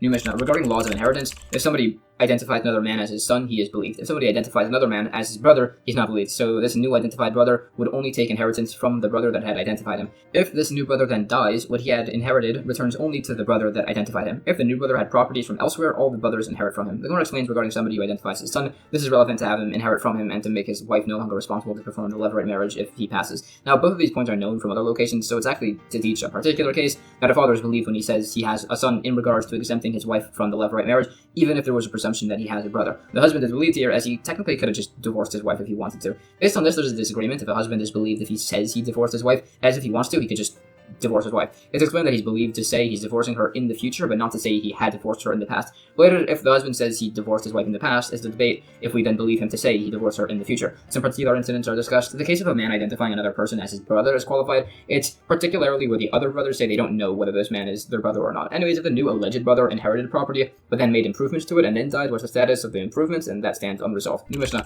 If a person dies and they find a sickbed will tied to his leg, it has no legal validity. If he had transferred his will to another man, whether they're heir or not, they would acquire the property. The Gemara takes some time to provide the definitions for the word for a sick bed will. Anyways, it's asked if a very sick person told somebody to write a document to deliver some money to somebody and then died before this was done. It said the document is not written and the money is not delivered, as he might have wanted to give it only through the document, and the document is not valid after death. There's a debate as to who taught this, and some debate the ruling. It said the law is that we do actually write and deliver a document after a man's death. New Mishnah. If somebody writes his properties over to his sons but wants to keep using them until he dies, it's a debate if it's necessary for him to write that this gift takes effect from today and after death. If he did do this, the father can no longer sell this property as they're written towards the sons, and the sons can't sell it because they're in the father's possession. If the father sold them, the sale lasts until he dies. If the sons sold them, the buyer only owns them once the father dies. The Gemara explains the specification of this taking effect from today and after death is to say that the property should be taken from today and the produce should be taken after his death. Saying this by a divorce document creates an uncertainty because we're not really sure if this is a stipulation or a retraction. But the reason others say the specification is just not necessary is as they say the recorded date shows the time it takes effect. So there's a debate as to if either would concede that the document records towards the actual acquisition. It essentially rules, no matter if the document begins or ends with the specification of an acquisition, it would not be necessary to write the words "from today" according to either opinion.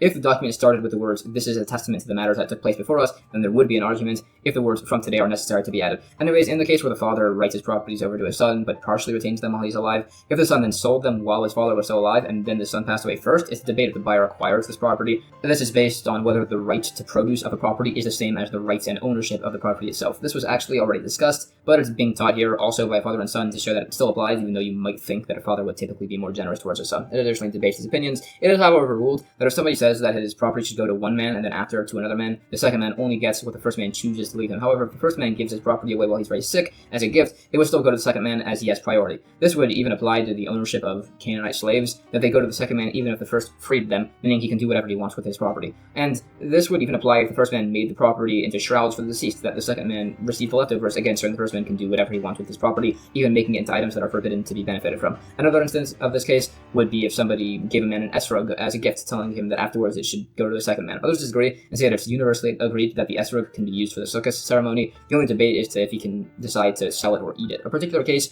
if brothers purchased an esrog with funds of an undivided inheritance, and one of them used the esrog on the holiday of Sukkot, it said if he had been able to eat the esrog if he had wanted to, his obligation on the esrog is fulfilled, otherwise it's not. If only one brother had the esrog, and the others only had some other fruit, he would not be allowed to use the esrog without permission. It's also said if somebody gives somebody an esrog as a gift on condition that it's returned, the man's obligation is only fulfilled once he returns the esrog. This shows that a gift granted on condition that it's returned is legally considered to be a gift. Related incidents are brought. For instance, if somebody gave a man an ox as a gift on condition that it's returned, and the man took the ox and consecrated it to the temple before returning it, then that's valid. This is clarified to apply unless the original owner said that it should be returned to me, meaning in a manner that he could still use it. Regarding refusing a gift, if somebody refuses a gift immediately, he does not receive it. If he is silent and only later refuses it, he nevertheless has acquired the gift. This is discussed. Another point, if a very sick man is said to give 200 coins to one man and 300 to another and 400 to another, they don't receive these funds in order, rather they all receive their gifts simultaneously. If he's said to give 200 coins to one man and after 300 coins to another man and after 400 to another, the funds are given in order of specification. So if there's insufficient funds, the first ones would have priority. Related, if a very sick man says to give 200 coins to his firstborn as befits him, the firstborn receives 200 coins besides for his firstborn portion. If he said the coins should be given for his firstborn portion, the son could take either the portion or the coins. The same applies with giving coins to a wife regarding her marriage contract. If, however, somebody said to give 200 coins to his creditor for the debt, the man can only take it to repay the debt. It's discussed. Another point, if the sick man says somebody owes him money, it's a debate if witnesses mark this down for the heirs to collect, depending on whether or not they recognize this debt to be legitimate or not. It's ruled that they can write this down even if they're not sure if it's legitimate, as there's no concern the court will make an error. This is additionally debated, and it's explained that the witnesses in question will be verified by the court. New Mishnah. A father can detach produce from his field to feed whoever he wants while he's alive. Whatever he left detached after he dies belongs to the heirs. The Gemara says the implication is that attached produce does not belong to all of the heirs. This applies specifically here, as the father would be giving the produce to his son and wants to include the attached produce in that. New Mishnah. If a father passed away and left older and younger sons, the older ones cannot support themselves from his estate at the expense of the younger ones, and the younger ones are not fed from the estate at the expense of the older ones. Rather, it's divided equally. If the older ones married with the estate's funds, the younger sons can do this also, but only according to what their father gave them, not by a corresponding amount. Similarly, if the father left older and younger daughters, they cannot support themselves at the expense of the others. It's divided equally, and they can marry from the estate, but only by what was specified. Daughters are fed at the expense of other sons, but not at the expense of other daughters. The Gemara says, well, a brother cannot take funds from an undivided estate at the expense of his brothers, even to get cheap clothes. If he has done so, it's not required to be returned. The point on variance by marriage is that if the older daughters were married while the father was alive and then the father passed, the other daughters cannot get married according to the same cost as the older sisters. Related, it's asked, if a woman borrows money and this is undocumented and spent it and then got married, is the husband considered to be a purchaser or heir of the purchased property? To debate this from our discussions, it essentially establishes that the husband would not get the most favorable status if it results in the loss of another. This is unique by this husband, who's being essentially treated as a prior purchaser, as he wasn't married during the borrowing of the woman. And that's the end of chapter 8. Chapter 9 of Tractate Bava Basra continues covering the various laws of inheritance and the laws of sickbed wills. The first Mishnah says, if somebody dies leaving behind sons and daughters, if he had a very large estate, his sons would inherit from it, and his daughters are supported from it. If he has a very small estate, the daughters are still supported from it, and the sons need to figure out their own income. Others disagreed, saying it's unfair to lose out because they're a male, and some ruled like this opinion. The Gemara says, a large estate here is defined as one large enough to support the sons and daughters for 12 months. Others say it's enough to support the daughters until they become adults. According to this explanation, if there's a small estate, it would mean that support is taken for the daughters, daughters enough until they grow up, and the remainder would go to the sons. If, after the father's death, the property went from a high value to a very low one because prices rose, the heirs have already acquired the property. If, however, it was a very small estate and the prices dropped, making it into a large estate, it's debated if the heirs inherit it typically, and it's explained that it would be inherited by the sons. It's a debate as to whether the size of the estate is calculated including or excluding the claim of the widow, as she is entitled to some support, but on the other hand, she would also lose this entitlement if she remarries. Further, this would account for his stepdaughter, as if she remarries, she still would inherit, but if she dies, she would lose any claim to the estate. And further, what about somebody who lent the man money, as he has a claim to the property even if he dies, but the claim is not collected? Some actually invert this order. It's also asked whether a widow or a daughter takes precedence instead the widow does. When it was suggested that a male should not lose out on support just because of his gender, some say this as he's supposed to be occupied with Torah study. Others say simply that it's just not fair that a male inherits when there's a large estate but wouldn't when there's a small one. New Mishnah. If the deceased individual left behind sons, daughters, and a tumtum, somebody of indeterminate gender due to his genitals being covered by excess flesh, if there's a large estate, the tumtum would inherit along with the daughters being supported. As mentioned, if there's a small estate, he is treated like a male. If somebody with a pregnant wife says if she gives birth to a boy, the child will get 100 zuz coins. If it's a boy, the child gets 100 zuz. If he says if it's a girl, she'll get 200 zuz coins, and it's a girl, she gets 200 zuz. And if he says if it's a boy, it'll get 100 coins, and if it's a girl, it'll get 200. If it's a boy, he gets 100. If it's a girl, she gets 200. And if it's a tumtum, he gets nothing. If the father said whatever my wife gives birth to will get a specific amount and gives birth to a tumtum, the child gets that amount. If the tumtum is the only child, he'll inherit everything. The Gemara says there's a debate when we say that if it's a large estate, the tumtum inherits with the daughters, as to whether this means he just inherits nothing, unlike with the boys, or he actually inherits with the daughters, getting similar support as them. It additionally debates this from other sources. In the Mishnah, the reason the father promised a larger sum in the example by the daughters is explained to be because typically a father prefers to provide provisions for a daughter. Others explain it says it's better to have a daughter first, possibly as then it's a good omen for sons, possibly as she'll then raise her brothers, possibly as then the evil eye will have no power over them. Others say it's just according to the opinion that daughters are preferable and their support has priority. Later cases are discussed. There's a particular instance, somebody declared his property towards his pregnant wife's fetus. It was said that the fetus does not acquire property. This apparently disagrees with our Mishnah, which said a person can promise amounts of money based on the birth of the child. It debates as to therefore what exactly our Mishnah could be referring to. For instance, we try to suggest that the Mishnah refers to the father saying the baby should acquire what if the wife gives birth to it, but it's explained that this opinion holds that in such a case the baby does not acquire the money. It's essentially a debate as to whether a fetus can acquire property before it's born. Some say it's specifically permissible by inheritance. Others say it would be uniquely permissible by if the father was a convert, as the property was uncertain. There's a practical difference if people heard the fetus passed, so people claimed the property, and then found out that the fetus had died after they had claimed the property. It debates further from a few cases as to whether a fetus is actually considered to be able to inherit property. It said that a firstborn born after a father's passing does not receive a double portion, and any sons born after don't reduce the firstborn's double portion. In fact, it's also ruled that if somebody grants possession of an item to a fetus, the fetus does not acquire a portion. A case is discussed. A man told his wife that all of his belongings should go to their sons that will eventually be born, but when an older son from a different wife asked for an inheritance, he was told to acquire property the same as the other sons. So as the unborn children cannot acquire anything, it's a debate if the alive son can acquire based on the statement.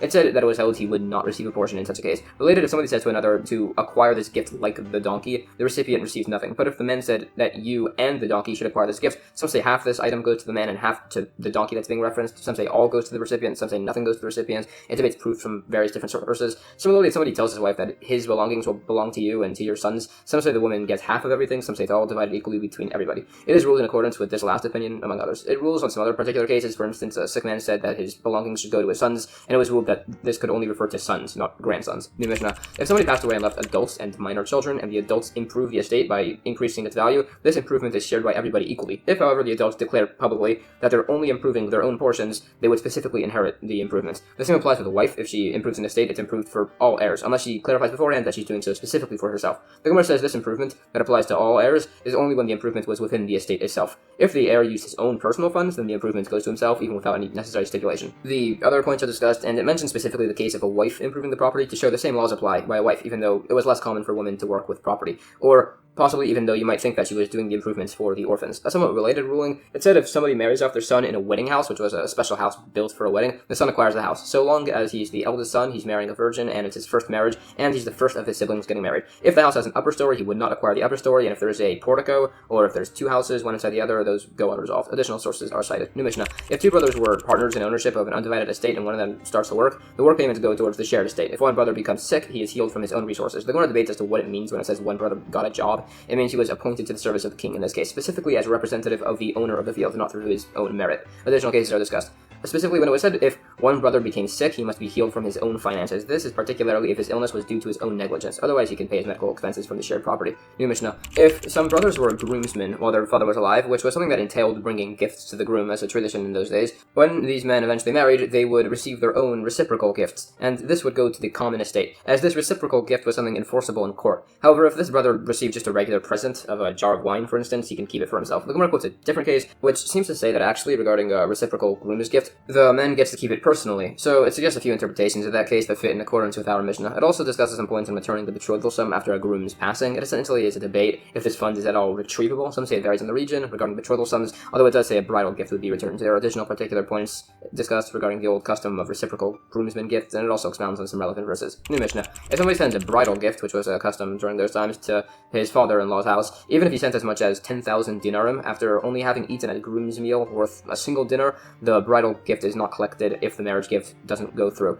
If he didn't eat a meal, then whatever gift he sent is collected. If he sent a large number of gifts and he specified that they should return with her to his own house, then she can collect those gifts. If he sent a small number of bridal gifts and specified she should use them in her father's house, they're not collected. Gemara specifies in the first case, for it to be applicable, that the marriage gifts are non-returnable. If he eats a dinner's worth meal at his father-in-law's house, this would not apply if it was worth less than a dinner, hence the specification. This would also apply if he only drank, as it could be a very expensive drink. It's a debate what the status is if he gets sent food from his future father-in-law and eats it outside of the house, and there are some additional unresolved points. It's also a debate as to what the status is with depletable gifts if they were given and were then not consumed. A few particular cases are additionally discussed. New Mishnah. Normally, any act of acquisition needs a formal transfer. An extremely sick person, however, is uniquely allowed to verbally transfer his property, assuming he actually ends up passing away. If an extremely sick person signs away all of his property to others, but decided to retain some for himself, the other gifts stand as valid even if he recovers. If he did not retain any land, if he recovers, his gifts are all undone. The Gemara explains which opinion that holds like these laws.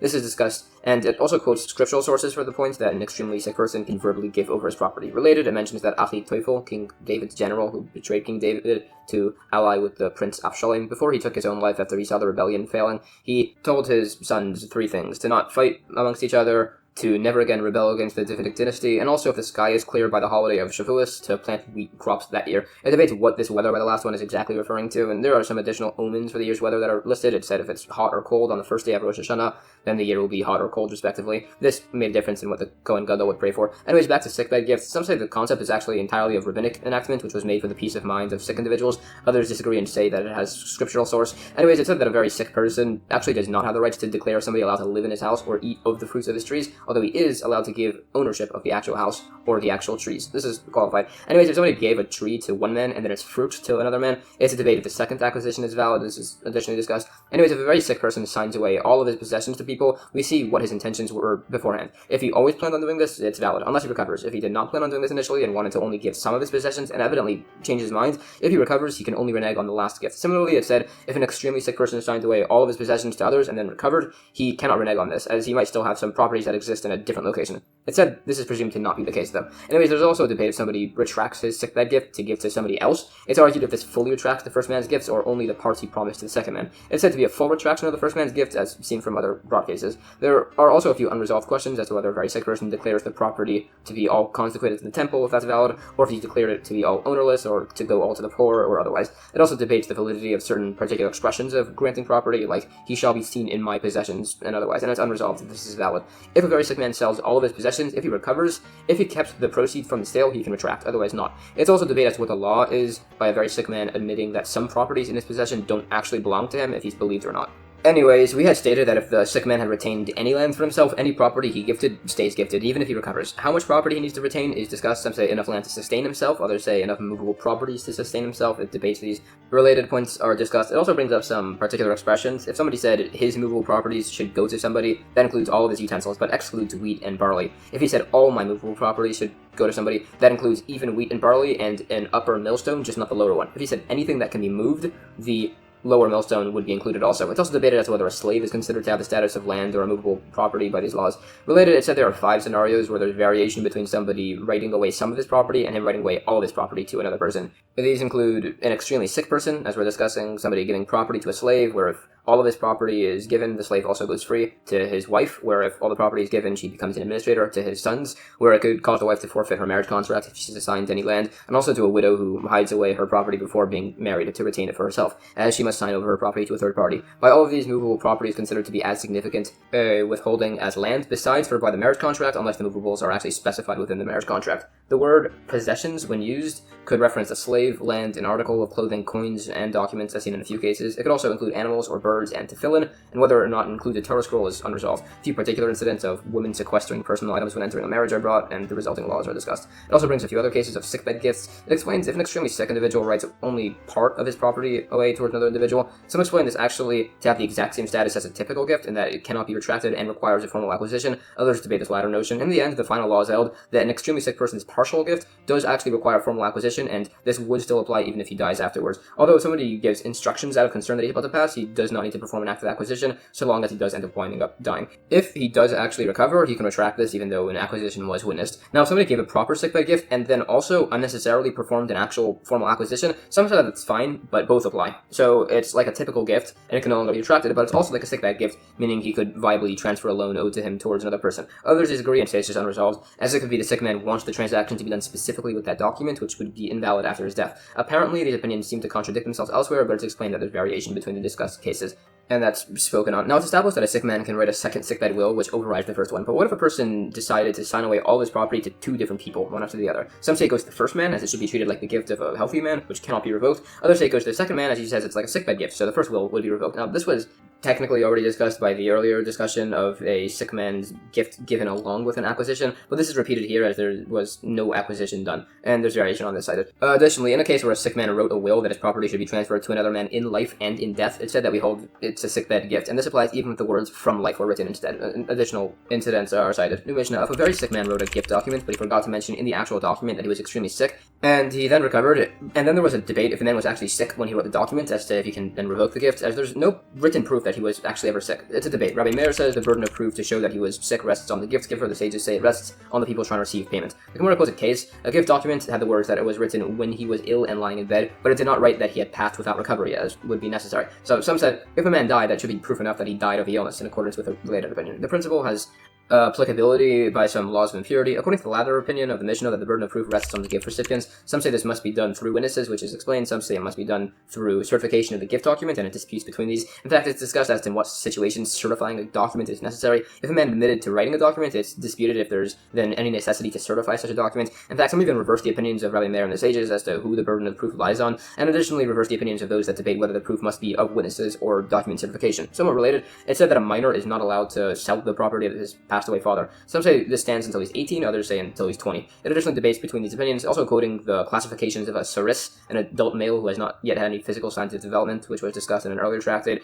It's also asked if this 18 or 20-year-old age limit before an orphan can sell his father's property, as to whether this includes or excludes that actual last 20th year. Anyways, there is an exception to this principle. It said if a minor is extremely knowledgeable in sales and purchases, then this person could validly make purchases or sales with their late father's estate. Although by laws of testimony, an adult orphan can validly testify, although some say specifically on movable properties and not on land. Additionally, it's said that an adult orphan's gifts are valid. This is explained as people could manipulate orphans into making poor sales, but if they're giving a gift, they'll only be doing so because they want to, if they receive some benefit from the man. It's also said to know if somebody is an adult, they'd have to typically check themselves for physical signs of adulthood, which applies by marriage, divorce from a levirate marriage, chalitza, rejecting a levirate marriage, and miyun, refusing marriage. By an orphan selling property of his late father, he just has to wait until he's 20 years of age. Some rulings, it said that his opinion applies, that a minor needs to wait until he's actually 20, past his birthday, to be able to sell his late father's property. It also ruled that a very knowledgeable minor can sell their father's property once they become an adult. It's ruled that a boy under 20 can testify about movable properties, but not about land, and it's ruled that a boy can give his late father's property away as a gift, and additionally the other mentioned points. New Mishnah. Now, actually this whole notion that a very sick man can give away his property by an oral declaration, that was actually debated. Some said it's not allowed, acquisitions must be done as applicable.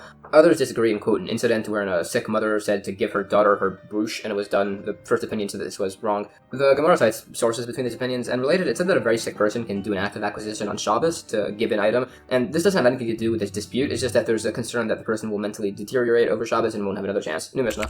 Some say that a sick person can orally transfer the property only on Shabbos, as he's not allowed to otherwise write anything, but it's not allowed any other time, and others disagree and say it's even allowed to be done on weekdays. Another dispute, it's agreed that a person can acquire on behalf of a minor, but it's argued whether a person can acquire items on behalf of an adult. The Gemara quotes sources for this argument, citing different opinions. New Mishnah. Mishnah, a bit of a new topic, back to some points on laws of inheritance. If a house collapsed on a man and his father, or whoever he's inheriting money from, and the son owes somebody money, whether because he borrowed it or through a marriage contract, so it's argued as to who passed away first, the father or the son. The father's heirs claim the son died first, meaning the son never inherited anything, meaning the property cannot go to the creditors, while the creditors claim the father died first, meaning the son inherited, and therefore they would receive the money. So Beis Shammai rules that the father's heirs and the son's creditors just divide the estate, and Beis Hillel rules the father's heirs get to keep the inheritance. The Gemara says, as will be mentioned in a Mishnah in the following chapter, if somebody lends another man money in a document, he can collect on this loan from encumbered properties, which are properties being held by others as collateral. If the loan was taken before witnesses with no document, the lender can only collect from regular unencumbered properties. Now, specifically according to the opinion that holds a person cannot give over an item that doesn't yet exist, it's argued as to what the law is if the borrower specified that he's encumbering future acquired properties, and then he ends up acquiring property in the future. So a debate this from a number of different other Mishnayos, one of which is our own, arguing as to whether a borrower can encumber property they doesn't yet own, as similar seen in our case. It discusses this further and debates what the law is held like. New Mishnah. If a house collapsed simultaneously on a man and his wife, so it's a debate as to who passed away first between the heirs of the wife and the husband. Beis Shammai says the estate is divided. Beis Hillel says the property stay with whoever has it at the moment. So the marriage contract would stay with the husband's heirs, and the woman's personal property would stay with the wife's father. The Gemara says it's actually a debate as to who Beis Hillel holds the woman's jointly owned property stay with. Some say with the husband's heirs, some say with the wife's heirs, and some actually just say to divide them. New Mishnah. If a house collapses on somebody and his mother, it's agreed that the heirs of both divide the estate. Rabbi Akiva says that the property should just stay with whoever has them at the moment, and others disagreed with him, disagreeing with this unanimous ruling. The Gemara clarifies Rabbi Akiva's opinion, saying that the estate stays with the mother's heirs. Additionally, it explains that the sage who criticized Rabbi Akiva was his colleague based on the wording he used. Anyways, related, it was said that if a son sold some of his father's property during his father's lifetime, and then the son passed away, the son's own son can then take back this sold property from the person it was sold to after his grandfather passes. This is said to be a difficult ruling, as apparently there's a bunch of issues with this, and there's a few other opinions suggested, but this is the one it settles on. On this, it's a debate if a grandson can inherit directly from their grandfather, skipping over the passed away father in the middle. It's asked, can a son inherit from his mother after he's passed to pass the inheritance on to his brothers born from his same father? It debates this from a few cases, and essentially rules that a dead son cannot inherit from his mother. Some additional cases are spoken on. A man said he's selling the property of Bar Sisson, and there was a property called a property of the Bar Sisson estate, and it was debated if he could then claim this property, as you could argue that the buyer has the burden of proof. However, there is a differing case wherein a man asked another what he's doing in his house, and the resident said he had purchased it and lived there for 3 years, establishing an acquisition, as was spoken on much earlier in the Tractate. But the original owner said he had been living in the inner rooms of the property all this while, and he had viewed him only as a guest. So again, it was debated, some saying the burden of proof rests on the man trying to reclaim his house. So it's explained, between these two cases, the latter opinion consistently holds in favor of the individual occupying the property, and the differing opinion has variation, as by the Bar Sisson estate case, he essentially rules that the seller must prove that he's not selling it, but by this case, the current occupant is essentially the equivalent of somebody who's holding a contested deed, so he holds that the occupant needs to bring proof here to receive the house. And that's the end of chapter 9.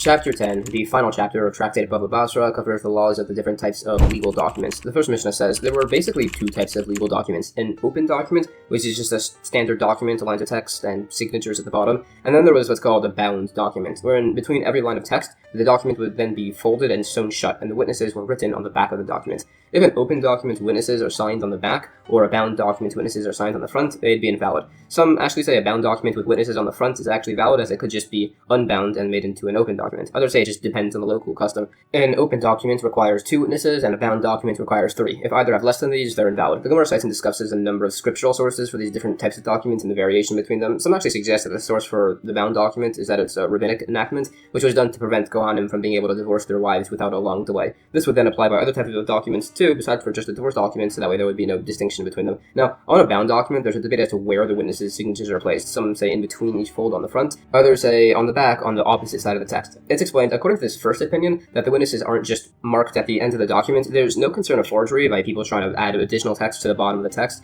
as the words firm and established are written at the very end to mark where the text ends, which can only be written once, and if that area had anything erased, it would invalidate the document. According to the second opinion, that the witnesses sign on the back of the document opposite the text, there's also no concern of forgery, as the signatures are written on the back vertically across the last 2 lines to mark where the text ends, like so. Additionally, there's no concern the bottom line of text could be sliced off, leaving just the father's name, as that wouldn't function as a witness, either possibly as we don't write the word witness after his name, or just that we know the signer's name wasn't his father's name. Others just say that if all the witnesses' full signatures don't start and end on the same line, it would be invalid. It's also said that a scribe must list all of the erasures he's made at the bottom of his document. Some also establish it to be necessary to summarize the essential parts of the document on the last line, as the last line can't be used anyways. It brings proofs for this. Now, if a document has a line and a half gap between the text and its signatures, it's argued that this is valid, as if there's a 2-line gap, it's invalid, out of concern that people might try to add text. It's explained if there's a 1.5 line gap, it's still valid. Regarding an invalidation of a 2-line space, there are a few opinions as to exactly how much this is, accounting for specific letters. Some say this invalidation of 2 lines of blank text only applies if it's between the end of the text and the signatures, but if it's in the middle of the text, it'd be fine, so long as the space is inked in.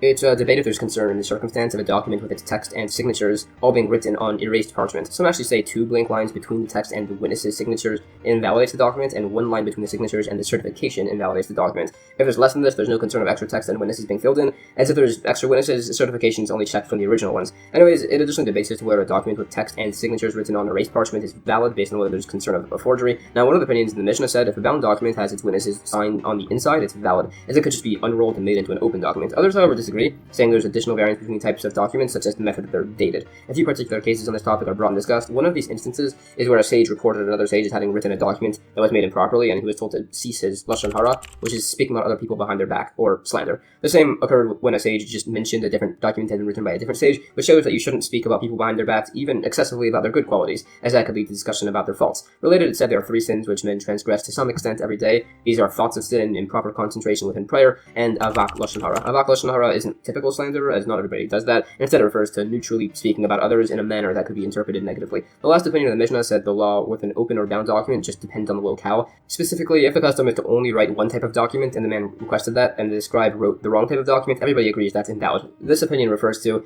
if the custom is to write either an open or bound document and the scribe makes the opposite of what was specified. The first opinion of the Mishnah would say this is impermissible, while this latter opinion would say he was just giving an example, so it would still be allowed. It quotes sources for these opinions. Anyways, if there are less than the minimum number of signatures for either type of document, it's invalid. It specified this by a bound document, saying only 2 are invalid, as normally 2 witnesses would be sufficient for most other things. But it's argued as to why this was specified by an open document, saying if there's 1 witness, it's invalid, as that's a bit obvious. So some say to teach us that if there's 1 written witness and 1 oral witness, it's insufficient. Others disagree. It additionally debates these principles. New Mishnah. If there was a clause in a document that was self-contradictory, saying somebody borrowed 100 zuz, which is the equivalent of 20 sla'im, the man can only claim 20 sla'im, which are actually worth only 80 zuz. Or if the document said somebody borrowed 100 zuz, which are the equivalent of 30 sla'im, he only has the claim of 100 zuz. If the document says he's borrowing silver zuzim, which are, and then the following number is erased, the claim is no less than 2 zuz. If it says silver sla'im, which are, and the following number is erased, the claim is no less than 2 sla'im. If it says darkanos, which is the type of gold coin, which are, and the following number is erased, the claim is not less than 2 darkanos. If in the upper part of the document the specified amount was 100 zuz, and in the lower part of the document it says 200 zuz, or vice versa, that goes according to what's written in the lower portion. The purpose of the upper portion is just in case parts of the lower portion become erased.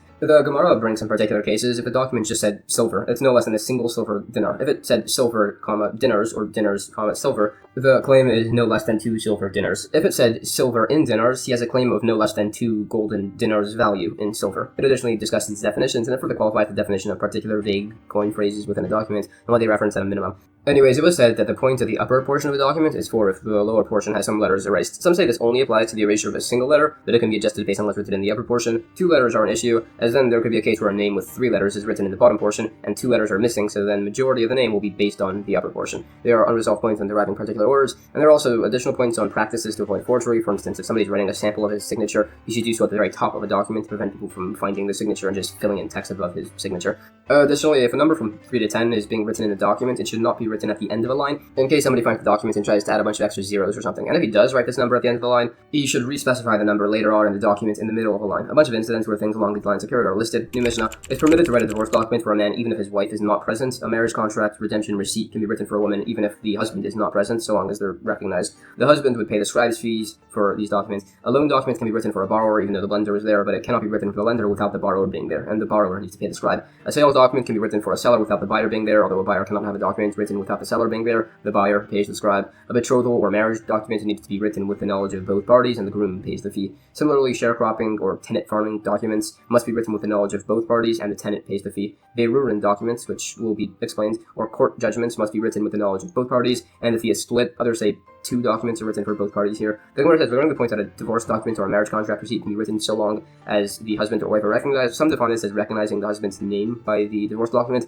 and the wife's name by the marriage contract receipt. Others disagree debate, and say, due to concerns of forgery, both the husband and wife in both cases must be recognized. Incidents are cited, and it discusses the remaining points. The necessity for specifying that a borrower needs to pay the scribe is to show that that would apply even in a situation where the money was borrowed for business, and the profit is being split with the lender. The specification that a buyer pays the scribal fee is to show that this applies even when the seller is only selling his field as is of very poor quality. The point that a groom pays the scribal fee is to show this applies even if the groom is a very sought-after individual, such as a rabbinical student. The point that a tenant pays the scribal fee is specified to show that it applies even if the land is being left fallow for the initial period. Anyways, it's a debate as to what a beirur document even is. Some say a document recording litigant arguments, others say it's the document recording judge selection. It's also argued why the latter opinion says in a court ruling there would be documents given to both parties. New Mishnah, if somebody repaid part of his debt and gave his loan document to a third party and then told the third party that if he doesn't finish repaying the loan before a certain date, the document should be returned to the lender, and this date arrived, it's a debate as to whether this document should actually be returned. The Gemara explains this debate as to whether an agreement made without intent to fulfill, called an asmachta, is considered to be a binding agreement, and it rules it is not. New Mishnah, if somebody's loan document was accidentally erased, he should bring his witnesses to court to write a document of validation which states that the prior document was erased, the date it was written, and who signed it. The Gemara additionally clarifies the text of this document and its certification. It's also said a torn document, which is done intentionally, as done by the court. Some say by tearing through the witnesses, the date, the text body, and others just say an X-shaped tear is considered to be invalid. If it's just ordinarily ripped, it's valid. If the document is erased or stained, if it's still legible, it's valid. Additional cases are quoted, and it's also said if somebody said he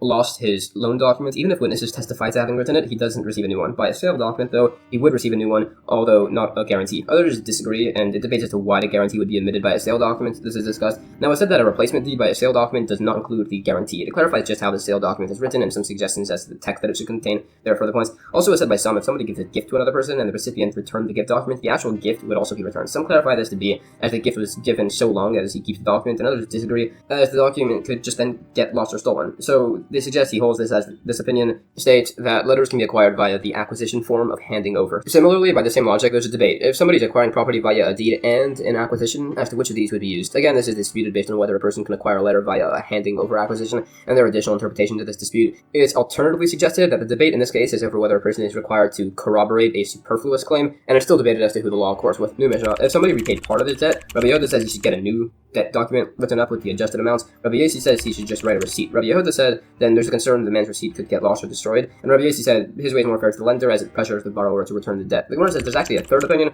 which is that the court tears up the original document and writes a new one with the first one's date. It additionally discusses these opinions. Also, it's said by a document dated on Shabbos or Yom Kippur when you're not allowed to write. Some say it's valid as we assume that the document was post-dated. Others say it's invalid. Anyways, according to Rabbi Yossi, who said we allow a lender to write a receipt for a partially paid debt, some clarify that to only be for a partially paid debt and not for a full debt. And this is debated and largely refuted. Anyways, broadly, post-dated documents are valid and pre-dated documents are invalid. Some clarify this to only apply by loan documents, but by sale documents, even post-dated documents would be invalid as it could cause issues with the sale. It is clarified post-dated documents are written, but they just need to have mentioned within that they were actually post-dated. Later, it was said to just write the original date in the receipt, or to just write no date in the receipt to prevent any potential fraud, and it discusses some additional cases. New Mishnah.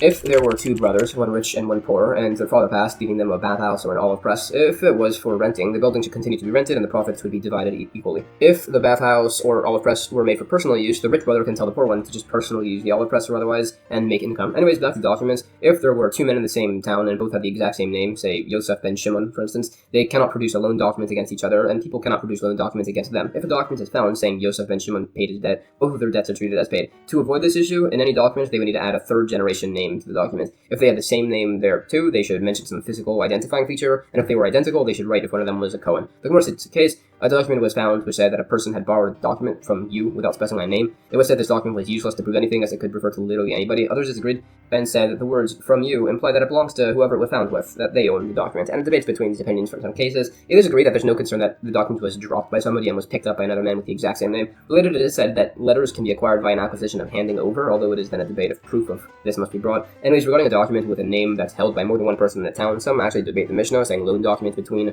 or about these people are actually permitted, as they hold a loan document cannot be written for a borrower without the lender being present, so there would be no concern of forgery if that's the case. It also qualifies the remaining cases. New Mishnah, if somebody says to his son as he's dying that he has a bunch of loan documents and one of them was paid by the borrower, but he's not sure which, all of them are assumed to be paid. If two loan documents from a single borrower were found in the pile, the larger loan is considered to be paid and the smaller one is considered to be unpaid. The Gemara says at the point, if a lender says to a borrower that the loan document between them is paid, but he's holding two loan documents, then the larger amount is assumed to be paid. If, however, the lender said that the debt between them is paid, all of the documents are assumed to be paid. This applies by loan documents, as the lender has the burden of proof, unlike by laws of sale. New Mishnah, if somebody lends money to another on the basis of a guarantor, somebody who guarantees a lender, that he'll pay the loan if the lender cannot collect from the guarantor first, as will be explained, unless this was specified at the time of the loan. The lender can collect from either of them whenever he wants. Some say if the borrower has land property when the due date comes, the lender cannot collect from the guarantor first in either case. Similarly, it said if somebody is a guarantor towards a woman for her marriage contract and her husband divorced her, the husband needs to take a vow to not have her benefit from him, because otherwise then they could just have the guarantor pay the marriage contract and then they could just remarry. The Gemara explains the reason why a guarantor for a loan cannot be collected from first, which is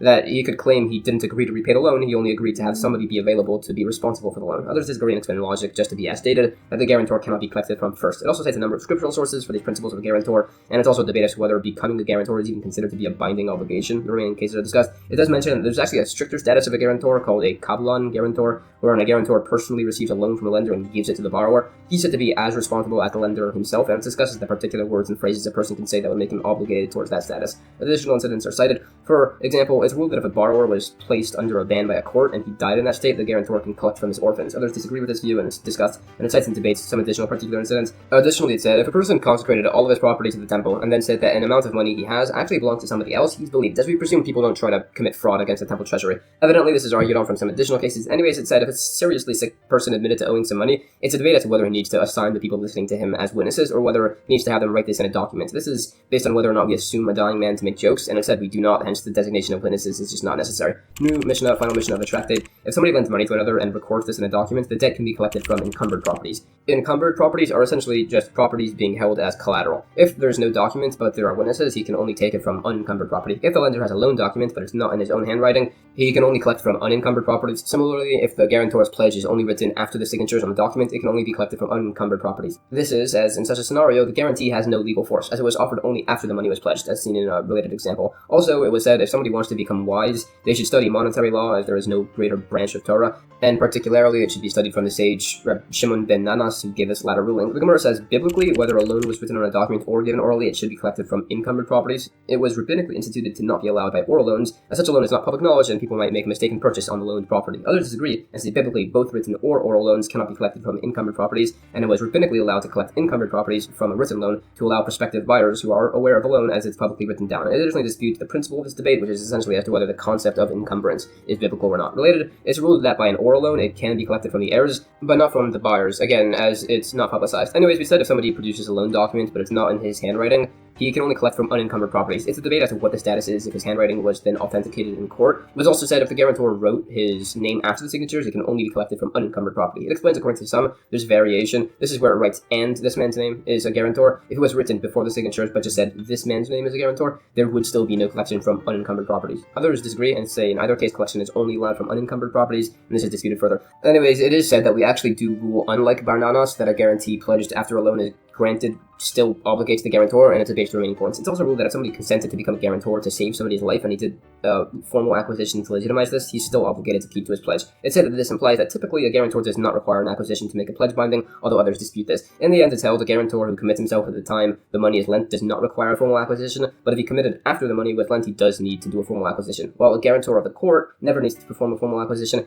as it's sufficient that he's trusted by the court. And that's the end of chapter 10 and the entire Tractate Bava Basra. Alright, that was a lot of information, so here's a rough summary of a lot of the practical takeaways from this tractate. If property is shared between two people, they both have rights to this property and what's done with it. This includes things like if one person wants to build certain structures on the property that can damage the other man's portion, the other has the rights to prevent him, or in many circumstances, both sides can agree and be made to split the cost for a wall across the dividing line. The details of these laws are very particular and vary case by case. When an item is sold, depending on the item, there's particularities as to what the sale includes. For instance, if someone purchases a house, there are certain portions of the house that are always included in the sale and others which are excluded. The same goes for the sale of just about every type of item ever, and are specified within this tractate. There's an obligation to be honest in business dealings. What's discussed here is to have properly measured weights and scales to make certain you never cheat or overcharge a customer. Naturally, the same applies nowadays in all the ways business is done. When a person passes away, their heirs inherit their estate. There's a particular order to this inheritance between all family members, from children to spouses to siblings and further. Typically, a firstborn inherits a double portion. Again, the laws of this are very particular and vary case by case. Tractate Sanhedrin discusses the laws of the court and capital punishment. As a preface, there are three types of courts. There is a typical court, a court presided over by 3 judges, which can judge most forms of monetary law, and this is the only form of court that still exists today, as the other 2 courts are the Sanhedrin, which can only exist so long as the temple and Jerusalem does. The second court is the Lesser Sanhedrin, with 23 judges, which can judge capital punishment. And the third court is the Great Sanhedrin, which proceeded in the actual temple and was comprised of 71 judges. And they made the final decisions on any laws and could make judgments on things like false prophets or idolatrous cities. There are particular qualifications required to be a judge or a witness within a court, and there are various forms of court-administered punishments. There's monetary penalties, lashes, death penalties with 4 variants which will be discussed, and excommunication. Most of these no longer apply, particularly lashes and the death penalty, as those can only be administered through the Sanhedrin, which can only exist if the temple does, meaning a few thousand years ago when the temple stood, or when Moshiach comes and the temple is rebuilt. Chapter 1 will begin by discussing the laws of different types of courts. The first Mishnah says, the following types of cases can be tried by a court of 3 judges. Monetary cases, robbery, physical injury, property damages, half damages, and 2 times, 4 times, and 5 times compensation after theft. Cases involving a violator or seducer are judged by a court of 3. Rabbi Meir said the case of a defamer, a husband claiming his wife committed adultery, is judged by a court of 3, while the sages said by a lesser Sanhedrin of 23, as it could technically result in capital punishment. It's debated if cases involving lashes are judged by a court of 3 or 23. The calculation of a new month from the moon is done before a court of 3, as is the calculation of the leap year, according to Rabbi Meir. Rabbi Shimon ben Gamliel says the leap year is initially judged by 3, and then it's discussed with 5, and then finalized with 7, although it's still valid to finalize with 3. The leaning on the offering by the judges, and also the decapitation of a calf as atonement for an unsolved murder, are debated if they're judged by 3 or 5. The chalitza and miyun ceremony to reject a marriage are judged by 3. The appraisal of 4th year fruits and mais or sheni tithes with unknown values are judged by 3. Consecrated items are appraised by a court of 3. Erech, consecration valuations, which will be discussed in later tractates. If it's with a movable object, it's appraised by a court of 3, and some say one of those must be by a Kohen. And the appraisal of consecrated land and people's value are done before 9 men and a Kohen. As for things judged by a lesser Sanhedrin, that would include capital punishment, cases of bestiality, the stoning of an ox if it kills somebody. Those are judged by a court of 23. If the person was killed by a wild animal, a wolf, lion, bear, leopard, snake, or otherwise, some say anybody can just kill the animal, others say it has to be specifically judged before a court of 23. There are various things judged by the Great Sanhedrin in the temple, a court of 71. The judgment of a tribe, a false prophet, and a Kohen Gadol. Their permission is required to go into a discretionary war. Their permission is required to make addition to the court of Jerusalem or the temple courtyard. Lesser Sanhedrins for the tribes are appointed by them. A town can be designated as idolatrous only by them. Such a town cannot be designated if it's on the border of Israel and another country, and you can only designate 2 of them. As mentioned, the Great Sanhedrin was comprised of 71 judges, the Lesser Sanhedrin was comprised of 23, and we bring verses as source. Some say the Greater Sanhedrin was comprised of 70.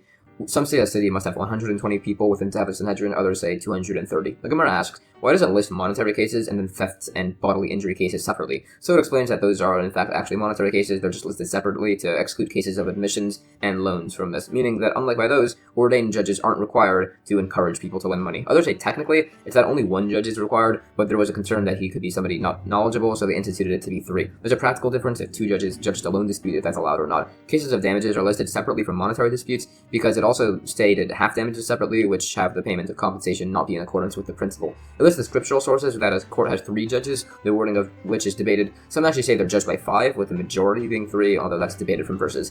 It also argues on the legitimacy of particular exposition from these verses to determine the proper amount of judges required. This is debated from a variety of other sources. It also debates the legitimacy in regards to authorizing a single judge for monetary cases. Some say it's valid if you're learned, even if you don't have authorization. It said you should still get authorization from the house of the Reish Galusa, the head of the Jewish people during the time of exile.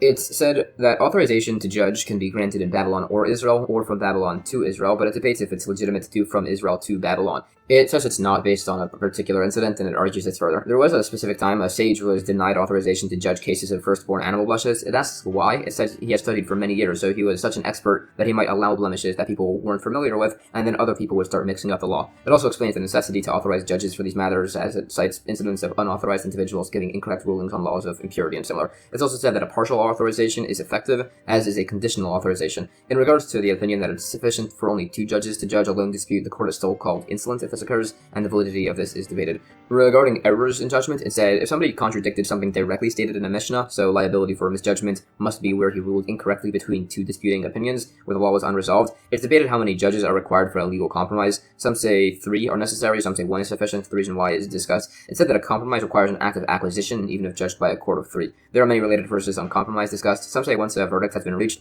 the judge can no longer make a compromise, which is specifically once the judge has said if somebody's liable or not. It's held that it's a very meritorious thing for a judge to rule a compromise. Some say it means it's even a meritorious thing to offer a compromise. Related, it said that Aaron's decision to make the golden calf was a compromise, as seen in the verses that Hur, his nephew, tried to stop them, and they killed him. So he said instead of them killing him, it would be better to try and install and make the golden calf, which could be repented for. There are many related verses expounded on. It also says that a true judgment causes the divine presence to rest on Israel, and if a judge incorrectly takes a litigant's money, God will take the judge's soul. There are further points on the great importance of judging carefully and accurately, and to share responsibility between several judges. And there are various other verses on the importance of not appointing an unqualified judge, on not judging incorrectly, and similar. This goes further. It's also said a zimun is done before 3. A zimun typically refers to a portion of the blessings after a meal. Here, it refers to summoning a defendant to be judged, where the summoner must make the declaration in the name of all 3 judges if it's not the day of judgment. If it is, this isn't necessary. In regards to judgments of penalties, 3 are required, and it can't be a single ordained judge. The debate as to whether a defamer requires a court of 3 or 23 is based on if we're concerned about gossip, which would cause witnesses to possibly come up, which could then turn the case into one of capital punishment. Others say the debate between them is in a case where the husband said he had witnesses, meaning it was brought before a court of 23, and then he said he didn't have witnesses, so it's argued as to whether we maintain the court of 23 out of respect, or we just disband it down to a court of 3. This is debated from other sources. Another explanation of the debate, there were witnesses, and they generally warned the wife, and it's debated if the capital case can be tried with 23 based on a general warning, or it can't, as a specific warning would be required. Others say the debate is where the woman was learned, and the debate is whether capital punishments can be given to an unwarned learned person. Others say if that she was warned by witnesses for lashes, and there's debate as to whether a court of 23 or 3 are required to administer lashes. Others say the case is where one of the witnesses to the wife's infidelity was found to be ineligible or a relative, and there's a different debate as to whether this completely invalidates the group's testimony. Another 7th explanation of the debate as to whether 23 or 3 judges are required to judge the case of a husband who accuses his wife of adultery. It could be that the woman was warned and then a separate pair of witnesses testified against her. It's debated if this is valid to make it a capital case. Another explanation of the debate is a case where the witnesses gave slightly contradicting testimony on very small, trivial details, so it's debated if that's enough to make it no longer a capital case or otherwise. Related, as false witnesses are punished with the punishment they try to give to the defendant, false witnesses on a defamer don't give a monetary payment, even though the woman would have lost her marriage contract, as they're going to receive the death penalty anyways. If the husband brought witnesses to disprove the witnesses who testified falsely about the illegitimacy of his first witnesses, the false witnesses are put to death and also pay a fine, as it was to 2 separate parties. Another point on witnesses, if a man was violated by another man, he can testify alongside a single other witness, if he hadn't consented. If he had consented, some say he cannot testify as he's a sinner now, who cannot testify. Others say it's just that a person is considered to be related to themselves, so he can't establish himself as a sinner. There are many related points on such witness testimonies and on reciprocal punishments by false witnesses. It gives the scriptural source that cases of lashes are judged by 3, which are discussed. Others say it's 23, and they debate sources. Some include the actual sanctification of the new moon along with the calculation of the month as done before a quarter of 3. One opinion said the leap year calculation is done with 3, 5, and then 7, with majority rulings between every individual court. It brings sources for the concept of these 3 individual courts, and there are a few related incidents mentioned on the topic of not embarrassing people. One teacher on the study hall requested that whoever had eaten garlic should leave, so one of the sages left so as to not embarrass the student, and also there was a time where a woman entered the study hall and said that one of the students had betrothed her through cohabitation, so the teacher gave her a bill of divorce, and then every student in the school gave her one also, so that way the student that betrothed her wouldn't be embarrassed. There are related verses cited and additional qualifications on the extensions of a year to a leap year. The Nasi needs to agree, and it could be done to have time to repair the roads or the ovens or otherwise. There are various other reasons listed for the institution of a leap year. The court convened to establish a leap year in Judea, and it debated if it was allowed in Galilee based on verses. It said that the leap year calculation is only done by day, and it brings sources. There are other principles when in the year the calculation is made, and it debates on other reasons for the extension of the year, such as if it's allowed to be done, if everybody would be impure and wouldn't be able to bring the paschal offering. This is debated based on several particular incidents. If the addition is made on the 30th day of Adar, some say it's invalid, as that day can also be the 1st of Nisan, and the added month is a 2nd Adar in between the 1st Adar and Nisan. Some say it is valid, it's debated. There's also an argument as to the dates for the leap year, with or without intercalation, and they argue sources based on particular dates within summer's length and similar. These points are discussed further. In regards to the leaning on the offering by 3 judges, the word used is smicha, which typically refers to the ordination of somebody as a rabbi, which is called smicha. Here, the word smicha refers specifically to the leaning on an offering. Ordination to become a rabbi is done before 3 leaning hands is not required. The title rabbi is given, and they're allowed to adjudicate cases involving penalties. The specific process of this was a ceremony passed down from Moshe to his students and down to the times of the Romans. And at that point, rabbinical ordination was outlawed, and the line that was passed down from Moshe until that generation was in danger of being ended. So the sage Yehuda ben Bava went between 2 mountains and ordained 5 other prominent sages, and the Roman soldiers discovered this, so he told them to run off, and he was stabbed to death with 300 iron spears. However, it does say that, unmentioned, there were 2 other men with Rabbi Yehuda ben Bava, so ordination actually must be done with 3 rabbis. Some say it also must be done within Israel. It cites other instances on the ordination of various other sages. The decapitation of a calf as atonement must be done before a court of 3, and it gives scriptural sources for this. It's debated as to who need to be present alongside the court during the measuring of the distance of the corpse in such a situation, along with disagreement regarding the amount of judges required for the appraisal of consecrated objects. Some say 3, some say 10. It debates the meaning of erech, consecration valuations for movable property. Some say it means giving the valuation of the utensil. In regards to monetary value, some say it's a pledge of specific movable objects to fulfill an erech vow. Others say it's appraisal of objects taken for failure to pay his erech valuation. These are debated. It's said that appraisal of consecrated land and people, at least their value, is done with 9 men and a Kohen, and it gives sources. It debates particular forms of appraisal, such as by hair that's about to be cut, whether that requires 3 or 10 people, and similar. We also said that capital punishment cases are judged by a court of 23, as are cases of bestiality, either way applying if the animal is with a man or a woman. It gives sources, and it also discusses verses for the execution of an animal that kills somebody. It also says an animal that had impermissibly approached Mount Sinai would similarly be judged before a court of 23. Regarding the various wild animals, lions, snakes, leopards, and similar, some say they have the status of animals that could be tamed, so they can only be killed if they kill a person. Others say they cannot, so they could be killed on sight. They debate this further. In regards to the judgment of a whole tribe by a court of 23, it debates what violation it's discussing. It's said that if it was idolatry, they're judged as individuals, meaning by a stoning. But they still are judged by the full court of 71. A false prophet and Kohen Gadol are judged by a full court of 71, and it gives scriptural sources, along with the source that a discretionary war is only declared through the great Sanhedrin's approval, along with the sequence of King David making such a declaration when it occurred. There are various verses on this discussed, along with the sources that the greater Sanhedrin alone can appoint a lesser Sanhedrin, along with their given locations. The remaining points are qualified. It gives sources from scripture as to the original composition of the Sanhedrin, with 70 judges and Moshe leading them, and how the judges were drawn with lots and similar. 2 of the men, Eldad and Medad, refused to participate out of humility and were rewarded with prophecy. Some say that they foretold Moshe's passing, others say Yehoshua's crossing into Israel, others say the incident with the birds, others say of Moshiach's coming and Gog and Magog. Sources are discussed. There are particular points which will be discussed further on later. It said that members of the Sanhedrin must be men of height, wisdom, imposing appearance, old age, acquainted with witchcraft to be able to prosecute it, and who know the 70 languages, so that way they won't need an interpreter. Some say they also must be knowledgeable enough to know how to purify a sheret creature according to biblical law. There are points on the requirements to know every language, and also throughout the whole Gemara, it often uses expressions to refer to various sages without using their actual given names, so it gives a complete list of the terminologies and who they refer to here. Regarding the mentioned requirement for a city to have a minimum of 120 men to have a Sanhedrin, this is 23 for the court, and then 3 rows of 23 scholars, and then 10 unoccupied men who stay in the synagogue, and then also a stenographer, court officers, 2 litigants, 2 witnesses, 2 to discredit the witnesses, and 2 to discredit those, and then 6 others for various town positions, a doctor, scribe, butcher, charity collector, and otherwise. Others say the required amount was 230, others say 277, others said 278. Within scripture it does a calculation, and says the total number of judges were 78,600. And that's the end of chapter 1. Chapter 2 of Tractate Sanhedrin lists various other laws of the court, here in regards to the Kohen Gadol and kings. The first Mishnah says, a Kohen Gadol can judge or be judged, and can testify and be testified against. A Kohen Gadol can do chalitza, the rejection of the levirate marriage, and chalitza can be done with his wife, as can yibum, the levirate marriage. Although the Kohen Gadol cannot do yibum, as he cannot marry a widow. Rabbi Meir says, if a Kohen Gadol's relative passes, he cannot follow right behind the bier. He can only appear when they're out of his sight, and he can only go as far as the entrance gates of his city. Rabbi Yehuda disagrees, and says the Kohen Gadol cannot even leave the temple to follow a bier. When the Kohen Gadol comforts mourners, and the line of people pass by them, the Kohen Gadol walks alongside them with the assistant Kohen Gadol alongside him. When the Kohen Gadol is being comforted, people tell him, we are your atonement, and he responds, may you be blessed from heaven. And when he's fed the mourner's meal, everybody sits on the ground, and he reclines on a bench.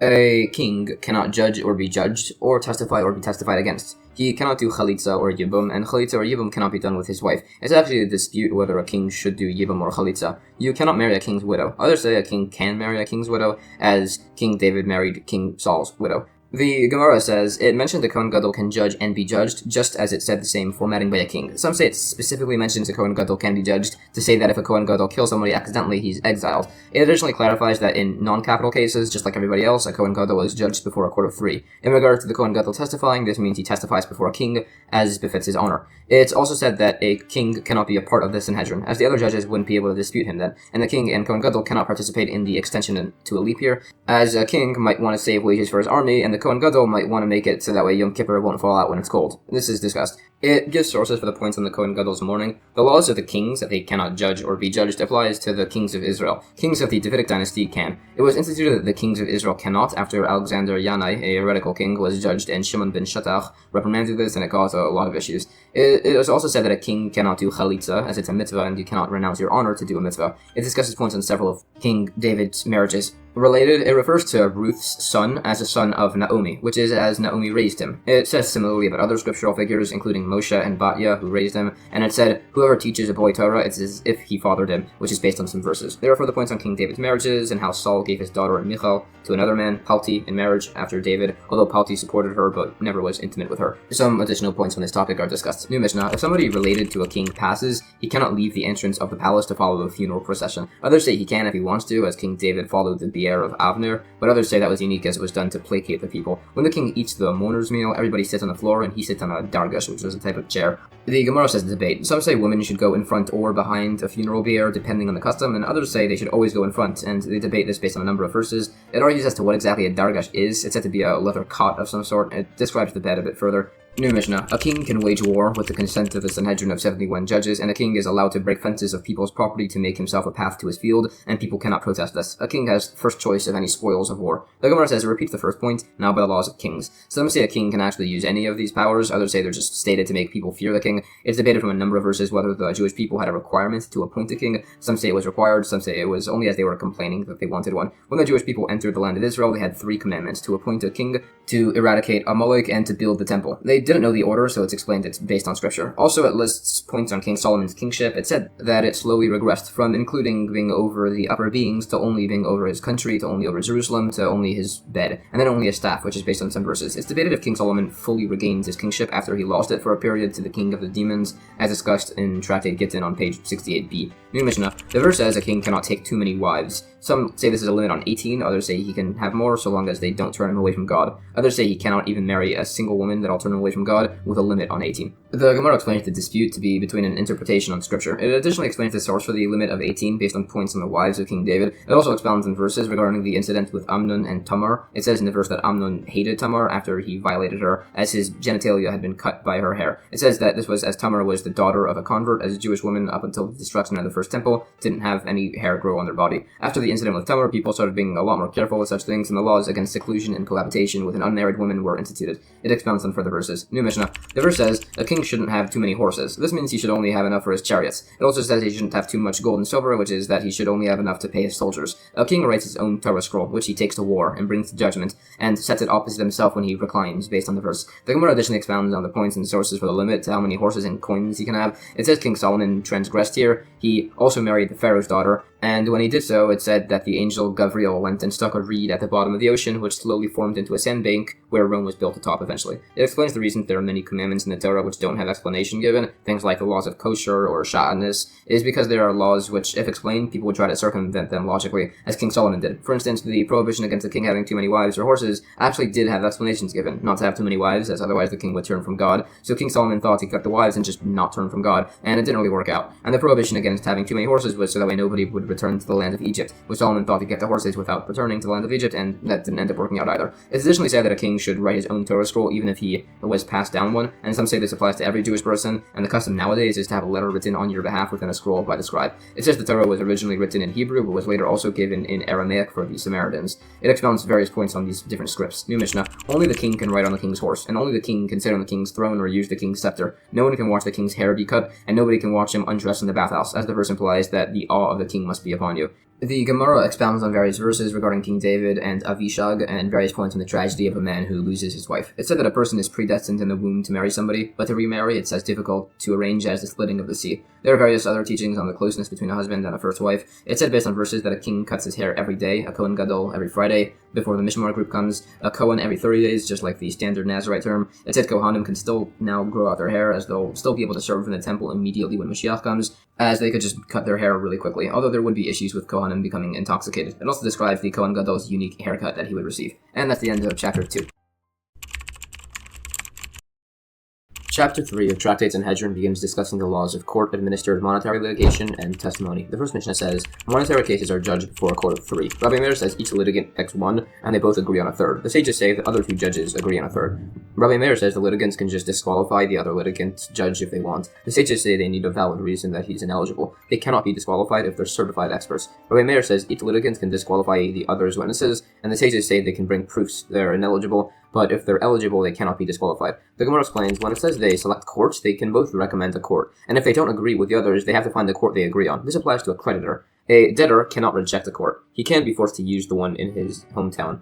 Others reinterpret this and say that each agree on a single judge and then agree on a third. It debates if the dispute as to who appoints the third judge is based on if the judges need to consent to him. Related, it said that witnesses don't sign on a document unless they know who's signing with them, and this is discussed further. In regards to the permissibility of rejecting the other's witnesses, some say this means that the litigant and a witness reject the witnesses based on a disqualifying flaw of blemished lineage. Others say the dispute is where the litigant says he has 2 sets of witnesses. It's debated if he needs to substantiate the claim and bring out a second set. He wouldn't be able to disqualify just a single set of witnesses. This is discussed. Others say the dispute is where the witnesses were confirmed to be ineligible, and if this means that the judges can therefore also be disqualified. And this is debated, and it brings many verses and points admiring the people of Israel and criticizing the people of Babylonia and their studies, which largely created many inconclusive rulings, like this entire text, the Babylonian Kamma. New Mishnah. If a litigant says he accepts the other's father to act as a judge, or free cattle herders to act as a judge, Rabbi Meir says he can retract this, the sages say he cannot. If a litigant needs to take a court-imposed oath, and the other said he could just take a personal oath, Rabbi Meir says he could retract this, and the sages say he cannot. The Gemara explains that the father would be acting as one of the judges in this case. It's debated whether it's the plaintiff or the defendant that can potentially retract this. These principles are debated further. It said that the dispute involves retraction after the verdict is made, and we follow the opinion of the sages that retraction is not allowed. New Mishnah. A list of people ineligible to be judges or witnesses: somebody who gambles, somebody who lends with interest, pigeon flyers, and sellers of sabbatical year produce. Gamblers are allowed if they have another job besides for the fact that they gamble. The Gemara explains the issues with gambling, essentially that it's a legal agreement where the party doesn't fully consent to giving up his money as he expects it to win, so the collection of the money is technically a form of stealing. It's debated if a wager falls into this category. In addition to not lending on interest, it says that if there's somebody who borrows on interest, they would also be disqualified from testimony. It relates in particular incident. There was a time a butcher was found to be giving non-kosher meat, so he was disqualified from testimony, and it was said he could repent by moving to a place where nobody recognized him, and returning an object of large value, or by throwing out his own non-kosher meat that's worth a large sum. It also defines pigeon flyers. Some say it means betting on pigeon racing, others say it means using pigeons to lure and steal others, and this is debated further. Some add to the list of people disqualified from testimony: robbers who take objects retrieved from mentally incompetent people, which wasn't initially mentioned as it's uncommon or as it's not technically real theft. Also included is somebody who makes a purchase without the permission of the owner, and also herders and tax collectors and others. These are all qualified. The points on produce collection and sales during the sabbatical year are discussed, along with the verses regarding Sanhedrin's siege against Chizkiah in Jerusalem, expounding on the meaning behind many verses. These are discussed further. And it rules that gamblers are only forbidden to be witnesses if that's their only profession. Some say all these listed disqualified individuals must have their disqualification proclaimed in court. Others say it's everybody besides for a herder. Some say if somebody publicly receives charity from individuals who worship idols, he cannot be a witness. They also say somebody suspected of forbidden relations can give testimony, but is disqualified to testify on the marital status of a woman, or possibly to testify to release a woman from marriage. It's also said that a sharecropper who takes an extra small amount and from not fully grown produce is not legally regarded as a thief and disqualified from testimony. It's debated if digging a grave on the first day of a holiday disqualifies somebody from giving testimony. It's also debated and held that somebody who testified and was then retroactively found to be disqualified from testimony, his testimony is retroactively disqualified. It cites other similar such disputes, and these are discussed further. New Mishnah. The relatives that are forbidden to testify for somebody are somebody's brother, father, or mother's brother, sister's husband, father's sister's husband, mother's sister's husband, mother's husband, father-in-law, wife's sister's husband, along with their sons and son-in-laws. Other add the stepson, but not the stepson's own son or son-in-law. Some said it goes by people who inherit from him. Some say if he was related to the person and becomes unrelated prior to witnessing or testimony, they can testify. Others say if somebody's daughter passed, but his son-in-law has children from her, he's his relative. One's close friend, a groomsman, and one's enemy, somebody he didn't speak to for 3 days due to a fight, are not allowed to testify on him. Others say the Jewish people are not suspected to bear false witness to their friends or enemies. The Gemara gives scriptural source for these points. It gives sources for many of the particularly forbidden relatives. It said a father's brother cannot testify on somebody, including his son and son-in-law, both ways. It debates this, as this is a third-level relative testifying against a first-level relative. It argues on this in cites of sources. Specifically, a mother's husband's son refers to a brother's brother, being a stepbrother. Some say a person can testify about his wife during the first stage of marriage.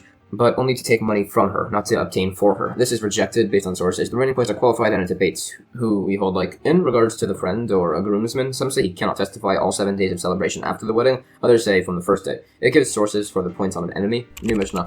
A witness is examined by bringing them into a courtroom where they're intimidated so that way they won't falsely testify. Everybody is sent out besides for the most prominent witness, and they question him, and he must specify exactly what happened. Then the second witness is brought in, and they see if his testimony corresponds. The judges then deliberate, and the ruling goes by majority, 2 out of 3. If 2 judges are split and the other judge cannot decide, they add judges. After they do decide, litigants are brought in, and they announce if the person is guilty or not. Based on a verse, we know the individual judges should not say what they had personally ruled. The Kamma explains, the witnesses are intimidated by citing verses on the importance of being an honest witness. The points on the witness's testimony are qualified, and it discusses the verses on Adam and Eve and the tree of knowledge, and how it shows the importance of never adding to God's words, as Adam said to not eat or touch from the tree. So, when the serpent convinced Eve to just touch of the tree, which itself wasn't problematic, she then ate of it too. It cites particular incidents showing the requirements that witnesses be designated where hidden witnesses were not permitted and similar. It also discusses times when witnesses can record an admission and whether an act of acquisition was required. Some say that judges are required to write on the verdict that it wasn't unanimous. Others disagree that the dispute is based on whether the prohibition against saying gossip or against lying would apply here.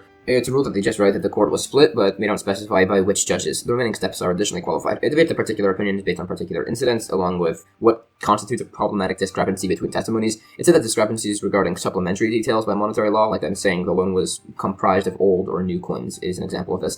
It is debated if such a discrepancy would invalidate a case of capital punishment. Others debate these statements, and it cites a few particular incidents of these laws. New Mishnah. After a verdict is issued, if a litigant brings further evidence, the verdict can then be nullified. If the court gave him a deadline to produce evidence, he must produce the evidence within that time frame. Others disagree and say it can still be presented after. It's also debated if during the trial, the litigant says he has no witnesses or evidence and only finds them afterwards, whether this is valid or not. It is agreed that during the trial, where he said he has no witnesses or evidence, it's invalid if he tries to bring out evidence right before he's found guilty. The Gemara says we follow the opinion that the evidence can be brought after the court's time limit. It said we follow the opinion that additional evidence cannot be brought after the trial ends if he said he had none. It cites an incident where this was accepted, as the case was with a child who was not knowledgeable about the existence of the witnesses. It mentions some related incidents. There are further points. It's ruled that we can force the case to be at the place of assembly if it's the debtor saying he wants to have the case there, and it brings an incident of this. And that's the end of chapter 3. Chapter 4 of Tractate Sanhedrin continues discussing the laws of the court, now on some initial points on capital trials. The first Mishnah says, monetary cases and capital cases are both subject to having their witnesses undergo inquiry and questioning. The differences between them are that monetary cases are judged by a court of 3, while capital punishment cases are judged with a court of 23. Monetary cases open with statements of liability or non-liability, while capital cases open with statements for acquittal alone. Monetary cases are decided by majority. Capital cases can have a majority of 1 for acquittal and require a majority of 2 for conviction.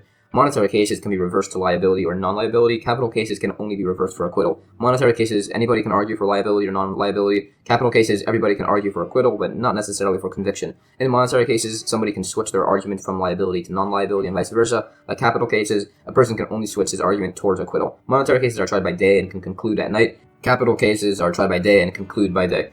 Monetary cases can conclude on the day they begin, either way. Capital cases can conclude on the first day for acquittal, but only on later days for conviction, which is why the trials aren't held on the day before Shabbos or holidays. For monetary cases, and also cases of purity and impurity, the most eminent judge begins. By capital cases, it begins with the least eminent. Anybody is eligible to judge a monetary case, while only Kohanim, Leviim, and Yisraelim who are eligible to marry their daughters to Kohanim, meaning they have proper ancestry, can judge capital cases. The Gemara explains the necessity for inquiry and questioning of witnesses by monetary cases, as it's possible the document in this situation was misstated. There's contradictory sources and discussed. It said that capital cases open with statements encouraging acquittal. It gives some potential instances of this, asking the accused if he had witnesses to contradict the accusing witness, telling him not to be concerned if he isn't guilty, beginning by announcing that if anybody has testimony to his acquittal, they should bring it now, and similar. We said monetary cases can be reversed either way. This is specifically by an expert judge, unlike by a different contradicting source. Others say the difference is that here, it's allowed if the contradiction was against something clearly stated in a Mishnah as opposed to ruling incorrectly by a debated topic. This is argued on. Some say the difference is here. You can reverse it as he hadn't actually taken money from one and given it to the other, unlike by the other instance where he had done so. This is discussed. And it also gives the scriptural source that capital cases of acquittal cannot be reversed. It said that conviction for exile, if acquitted, cannot be reversed, and lashes also can only be reversed to acquittal. It said an error in judgment for acquittal by a case of adultery can be reversed, and if it was with an unnatural form of adultery, which isn't specifically mentioned in the Torah, it cannot be reversed to conviction. When it said that anybody anybody can advance an argument for acquittal by capital punishment that refer to the students of the judges. It brings sources for this. These points are debated further. It also brings sources for the times of trial, that monetary cases are done by day and can conclude by night, while capital cases must conclude by day. Based on this, some allow a blind man to judge monetary cases. These points are additionally discussed based on some verses. Further sources are cited for all these principles, and it also brings proofs that the obligations for execution within capital punishment, where necessary, do not override the Shabbos laws. Based on this, it debates that capital punishment overrides various sacrificial services. In regards to the order of judges, starting with the most eminent, it says, from the days of Moshe until Rebbe, we don't find great Torah knowledge and authority in one person at a time, and it debates this from various different scriptural figures and famous sages. It gives the source that capital cases are judged starting from the least eminent, and it says that a person can teach a student laws of capital judgment and then judge alongside him. The laws of a capital case do not apply to the judgment of an ox that killed a person, besides the fact that it's judged before 23. When we said all could judge a monetary case, this includes even an illegitimate individual. It gives the sources that a court for capital punishment cannot have genealogical blemishes. New Mishnah. Sanhedrin was shaped in a semicircle. 2 stenographers would stand on the right and on the left, one for the conviction and one for the acquittal. Others say there was a 3rd stenographer to record both. 3 rows of students would sit in front in order of eminence. If one of them was to be ordained, they would take one of the most eminent of the students and would seat a new student in accordance with his level. The Gemara gives the scriptural source that the Sanhedrin was shaped like a semicircle. It cites some verses and expounds on points that even very poor quality individuals have redeeming features. There was a sage, Zarah, who tried to befriend some troublemakers in his town to try and have them repent, and they always ignored and mocked him. But then the sage passed away, so they then said that who will pray for mercy on our behalf, and they all repented. It says when a new student is added to replace a judge, everybody must shift to the new position. And if somebody complains that he's now at the end of a row, it's as it said, it's better to be the tail to a lion than the head of a fox. New Mishnah. When a capital case is tried, the witnesses are brought in and admonished, saying, perhaps you think to testify falsely, but this is unlike a monetary case, where at worst there's monetary repayment. Here, you'll be responsible for the death of this man and all of his future descendants. This is, as it says, man was created singly, to teach that whoever ends a life is as if he ended an entire world. And if somebody saves a life, it's as if he saves an entire world. Also, man was created singly, so that way nobody can say that they had greater ancestry, and so nobody could say there were multiple creators making multiple people. And also to show the greatness of God, that he created all people from a single mold, and none are alike. This is why everybody must say that for my sake the world was created. It then lists further verses the witnesses are warned with. The Gemara says a witness cannot even base his testimony on conjecture. It said that the sage Shimon ben Shattach once saw a man enter a ruin and then left holding a bloody knife, and there was a body on the floor, but he didn't testify against the man, as it wasn't sufficient, so he prayed that God should judge him instead, and a snake bit the man and he died. Related, it said that even though the Sanhedrin ceased and capital punishment is no longer performed, capital punishment is still done by God. So if somebody deserves stoning, it said a roof will fall on them, or they'll be trampled by animals. If somebody deserves burning, he'll either fall into a fire or be bitten by a snake. If somebody deserves beheading, he'll either be arrested or killed by bandits. And if somebody deserves strangulation, he'll either drown or choke. The man in the story had murdered, and the punishment for that is actually beheading, but he was bitten by a snake, as he had committed a different sin also. It's debated if monetary cases can be based on conjecture. It said that Cain seriously mutilated Hevel with multiple cuts and bruises before cutting his throat, as nobody had killed anybody before. After the earth swallowed this blood, it says it never opened its mouth for good again. It lists verses showing the atonement of exile. A related point, it said that the sons of a sage were given wine, and said that Moshiach will only come when the families of the Reish Kolosa and the Nasi, the prince, cease. It explains many additional verses, and it explains further reasons why man was created singly and looking different than others. It also says that man was created last on Friday, so that way heretics won't say man was a partner in creation, and also so that way man will be humble, knowing that even the lowly gnat was created before him. Also so he could celebrate Shabbos right away, and also so the world would be prepared fully for him, like guests being invited to a prepared banquet. It expounds on some further verses. It said in the first hour Adam's dust was gathered, in the second it was made into a shapeless mass, in the third his body was formed, in the fourth hour his soul was blown in, on the fifth he stood, on the sixth hour he named the animals, on the seventh hour Eve was formed, on the eighth he procreated with Eve, on the ninth he was commanded not to eat of the tree of knowledge, on the 10th he ate from the tree of knowledge, on the 11th he was judged, and on the 12th hour he was banished. It's also said an animal only attacks a person if he appears like an animal. Another teaching, when God spoke to the angels about making man, the angels asked, what will man do? And God told them what they would eventually do, so they tried to discourage him, so God consumed them and asked other angels, and eventually after the flood and the diaspora of the world, the angels said, the first angels were right, and God said that he'll continue to tolerate man despite their issues based on a verse. It's also said Adam was also initially created stretching across the entire universe, the distance from the earth to the heavens, and was shrunk once he sinned. Some say Adam spoke Aramaic, as one of the words in a verse translates to Aramaic. It's also said that God showed Adam every generation in its stages, and he mourns the execution of Rabbi Akiva. Some even say Adam did idolatry. It said, whenever there's a questionable verse that idol worshippers or heretics try to misinterpret, the response is always in a nearby verse. For instance, it says, let us make man in our image, which is plural. So it says in the next verse that God created man in his image. It gives many more of such examples. It's also said that the plural is as God always consults the heavenly court. It gives other instances of questions on verses and the answers.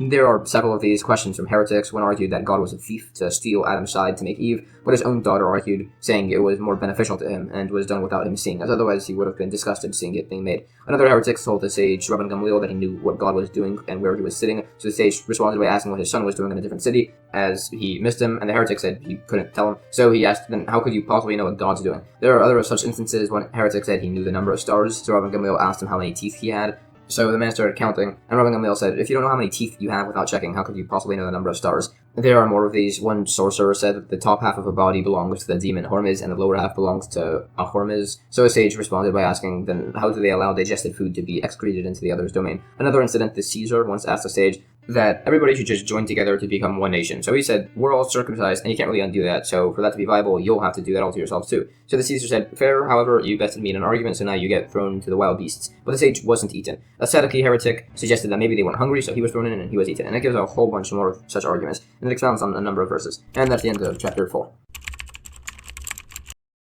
Chapter 5 of Tractate Sanhedrin continues discussing the laws of capital punishment. The first Mishnah continues, listing the process of questioning a witness by a capital case. The witness is asked which sabbatical year cycle he saw the crime occur, which year, which month, which day of the month and week, which hour, and which location. Others say he was just asked the day, hour, and location. By a murder case, the witness is asked if he recognized the victim and if he warned the accused. By an idolatry case, he's asked which idol and how it was worshipped. The more extra questions, the better. There's main standard questions, which if answered that the witness doesn't know, his testimony is then null, and then there's supplementary questions, which they can say they don't know. If the standard and supplementary questions contradict, then the testimony is null. If one witness says the crime occurred on the 2nd of a month and the others say it was on the 3rd of the month, then that would still be valid, as we can assume that one of them didn't know it was a leap month. This does not apply if the gap was larger than a day. It can have a differentiation of a single hour. Some say it's still allowed if one says it was in the 3rd hour and the other says it was in the 5th, but not if the testimony is that it was at the 5th hour and the 7th hour, as that's the difference between the sun being in the east and the west. Afterwards, the second witness is questioned. The judges then debate. The witnesses can no longer make arguments for acquittal, and the judge's students can no longer argue for a conviction. The students can argue at any point for acquittal, as can the accused man. If they decide to acquit the man, then that's done. If they do not, they wait until the next day, and they limit their food and drink no wine, and they debate all night. Everybody states their positions, and people can change their arguments to acquittal only. If anybody made a mistake, the stenographers correct them. If he's acquitted, it's done. If not, they vote. If it's 12 to 11 for acquittal, he's acquitted. If it's 12 for conviction, or 11 to 11 and one just doesn't know, or even if 22 agree and one says he just doesn't know, they add judges by 2 until they reach 71, at which point if 36 vote acquittal, he's acquitted. If 36 vote conviction, they just debate until they reach a majority of 2. The Gemara cites sources for these points. It further explains the sources and requirements of questioning witnesses for all forms of capital punishment. The other opinion is discussed, and it gives scriptural source that offenders need a prior warning if they're going to be punished. It lists many sources for this and explains their necessity. The remaining points are additionally qualified, and it further explains the difference between standard and supplementary questions and particularities in regards to discrepancies involving certain dates. It cites points on the importance of saying the blessing on the new moon, along with the wording of the blessing, which is this. The remaining points are discussed. It says if they reach a court of 71 and they still are stuck in a deadlock, then they should just acquit the man. It brings sources that the most eminent judge makes the court pronouncements, and that's the end of chapter 5. Chapter 6 of Tractate Sanhedrin gives some additional laws on capital punishment. The first Mishnah says, once a verdict has been reached and a defendant has been pronounced guilty, he was taken out to be stoned. This was done outside of the courthouse. One man stands near the courthouse doors with a flag, and another sits on a horse within his sight, a while away. If somebody says they have grounds for acquittal, the man will wave the flags, and the man on the horse rushes to stop the execution. Even if the condemned man himself says he has grounds for acquittal, they pause the execution, and he's returned to the courthouse as many times as he wants, so long as his arguments have some validity. The Gemara says, the stoning place was actually all the way outside the city. What it's teaching is that if the court was held outside of the city, the stoning would still be done a while away, either so that way the court doesn't look like murderers, or to give time for the condemned man to hopefully be acquitted. It gives scriptural source for these laws, and it discusses the sources a bit further. The stoning stones, beheading sword, strangling cloth, and the hanging beam are all purchased from public funds, as a person shouldn't need to pay for the means of his own execution. It's debated who pays for the acquittal flag on the horse. It asks, what if somebody runs over and says he has grounds to acquit the man, but is suddenly struck mute? Does this have any validity to cause a retrial? It's debated. In regards to the condemned man himself, he can announce he has grounds for his own acquittal and be brought back to the courthouse, but specifically by the third time that he needs a valid substantive argument. A pair of Torah scholars accompany him to see if his argument is valid. The first few times we let him say whatever he wants because he'll be afraid and it's doubtful he'll say anything coherent. New Mishnah. If they found a reason to acquit the man, they would do so. If not, then he would be then executed. It would be announced his name, the son of his name is being stoned, as he transgressed such and such a prohibition, and the names of his witnesses. Whoever has grounds for acquittal should now speak. The Gemara says they also say the time and place of the transgression to allow people to possibly discredit the witnesses. Now, this says that they ask people to bring acquittal as he's being executed. However, the recording of the execution of Yeshu HaNitzri contradicts this. Side point, as has been mentioned before, Yeshu HaNitzri is a figure mentioned a few other times throughout the Gemara. In some sources, he's translated as Jesus of Nazareth, although this is generally considered to be an inaccurate translation, as A, Yeshu does not translate to Jesus, as explained more in other sources, mainly at the end of Tractate Sota and Tractate Gittin 57a, and B, here and also in Tractate Sota, it lists the actual story of this Yeshu character, and it has little to do with the historical Jesus figure. The main discrepancy being the timing, Yeshu being objectively stated to live in about 150 BCE, which was a little while prior. Anyways, it says this Yeshu figure, after being excommunicated by his teacher, Rabbi Yehoshua ben Parachia, began practicing idolatry, sorcery, and encouraging others to do so. So they announced for 40 days beforehand, begging people to bring evidence that would acquit him for idolatry. But eventually he was executed via stoning and hung, as was always the custom after stoning, on Passover Eve. They tried very hard to acquit him, as Yeshu was very close with the government and they didn't want any issues. It said that Yeshu had 5 students named Matai, Nakai, Netzer, Buni, and Toda, and they were all also given capital punishment based on verses which reference their names. It brings additional points on the importance of repentance and its great virtue. New Mishnah. When the condemned individual was 10 cubits away from the stoning place, they would tell him to confess, as he'd have a share in the world to come, and it brings a scriptural source for this concept. If he's not sure how to confess, he's told to say, let my death be an atonement for all my sins. If he knows he's innocent, he says, let my death be an atonement for all my sins except for this sin. Others say, then everybody would just say that. The Gemara expounds a bit more on the verses regarding the scriptural sources. It further speaks on these verses, particularly expounding on the points on Achan's execution by Yehoshua after the violation of the ban on Jericho's spoils and similar.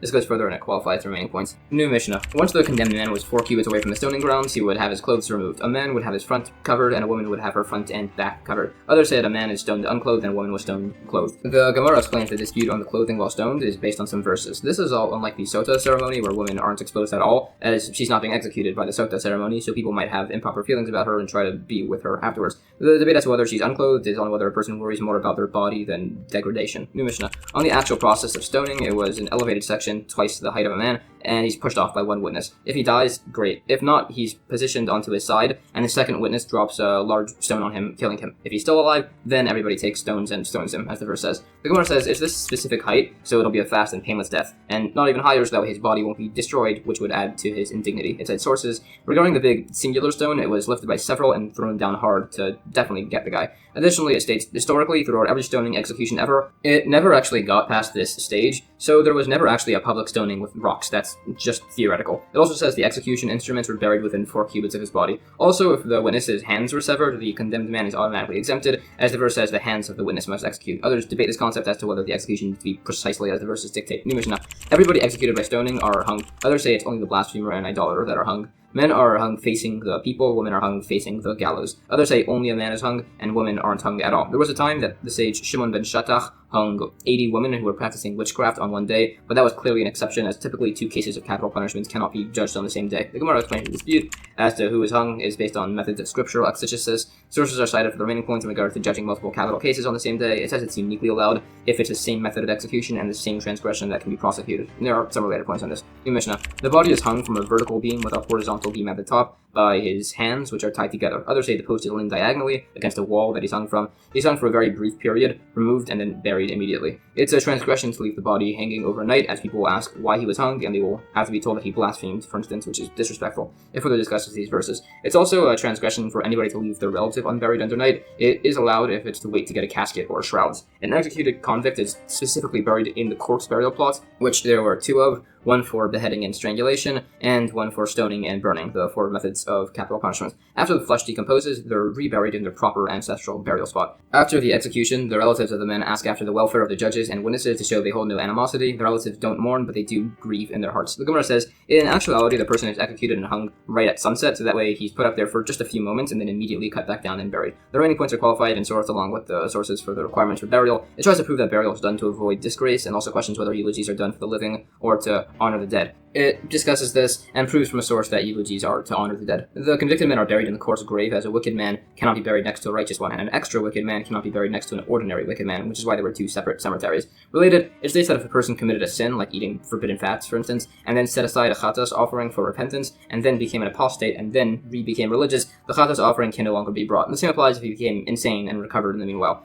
It cites both of these cases, as the first one had the man actively disqualify himself, and the second, it's not within his power to revert to his initial state. It brings proofs. It said that both the death and burial atone for the executed men, and they're not mourned, as this is only after they decompose. Others say they're not mourned, as the body is not atoned for until later, after decomposition starts, so they just don't mourn at all. It additionally debates when and in what context the grave could be used for things other than burial, and whether the soil can still be used. It debates the principle further. It discusses whether designations of an item towards particular obligations, like a pouch for tefillin, makes it forbidden for other uses. It's a rule that designation is not legally considered significant. Another rule, the property of those executed by this king goes to the king, and the property of those executed by the court goes to the executed man's family. Others say even the king's executions have the property go to the man's family. It brings sources on this debate from scripture regarding King David and Yoav. It also debates based on these verses whether Yoav was fully loyal or not to King David, along with some additional points.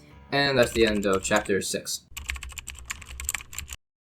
Chapter 7 of Tractate Sanhedrin discusses particular points on the four methods of execution. The first Mishnah says, the four methods of execution in order of severity are stoning, as the most severe, then less, burning, beheading, and then strangulation. Rabbi Shimon says it's burning, stoning, strangulation, and beheading. The procedure of stoning was cited in the prior chapter. The Gemara says, whenever a Mishnah lists an order, there's no significance to the order besides for the list of cleansing agents in Tractate Nida and this, as the order is disputed. Others also add the order of the Yom Kippur service as listed in the earlier Tractate Yoma. It debates other sequences from other Mishnayos. Stoning is said to be the most severe, as it's done for idolatry and blasphemy, which deny fundamental tenets of faith. This is more severe than burning, as is seen that a betrothed female Kohen who committed adultery is stoned, while a married Kohen who does so would be burnt. The members of a city that committed adultery were beheaded, and stoning was more severe as that was done to those that caused this. Stoning is more severe than strangulation, as a betrothed Israel who does adultery got stoned instead of strangulation. It cites similar logics for the order of severity between all the forms of execution, and it also explains the logic of the opposing opinion that says it's burning, stoning, strangulation, and then beheading. It further explains these and debates some sources, and it additionally discusses the punishments for particularities of adultery. It's held if a woman commits adultery below the level of severity of incest with her father, which would result in burning. If it was a Kohen, she receives the higher punishment of burning, and if it's above this level, such as betrothed Yisrael committing adultery, she's sentenced with the same punishment as adultery with her father-in-law, which is stoning. It additionally mentions that none of this is really practically relevant, as all the laws of capital punishment don't apply anymore after the destruction of the temple, and aren't relevant until Moshiach comes, so it's simply studied, similar to the later tractates on laws of temple animal offerings. It brings sources. New Mishnah. The process for burning was as follows. They would position the man in manure up to his knees so he wouldn't move around. They'd put a coarse scarf inside of a soft one, wind it around his neck, and it'd be pulled on both ends, forcing his mouth open. A wick is lit, which will be explained, and put in his mouth to burn his stomach and intestines. Others say this is basically just strangulation, so they pry his mouth open with tongs instead. There was a time a Kohen woman committed adultery, so they put her on a pyre and burnt her. This is not how it's meant to be done, and the court was acting improperly when they did this. The Gemara says, when it says they put a wick down his throat, this means an amount of molten lead that's dumped down his throat and burns straight through his body, killing him instantly. It brings up sources for this principle. Related, it said that Nadav and Avihu said that they'd outlive Moshe and Aaron and lead the generation, so they ended up not doing that. It explains how burning on a pyre is the incorrect practice and was something done by Sadducee heretics. New Mishnah, the process of beheading is as follows. They would decapitate him with a sword in the same way the Roman government did. Others say they put his head on a block and did it with an axe. Others said that this was disgraceful. The Gemara brings sources and says that the members of a city that turned to idolatry are beheaded as are murderers, and it brings sources. New Mishnah, the process of strangulation was as follows. The man would be submerged in manure up to his knees so he couldn't move around. A coarse scarf would be placed inside of a soft one and wound around his neck, and the witnesses would pull either end until he passes. The Gemara cites the scriptural source for this. It also brings the particular wording within verses that reference that the punishment for the violation is specifically through stoning.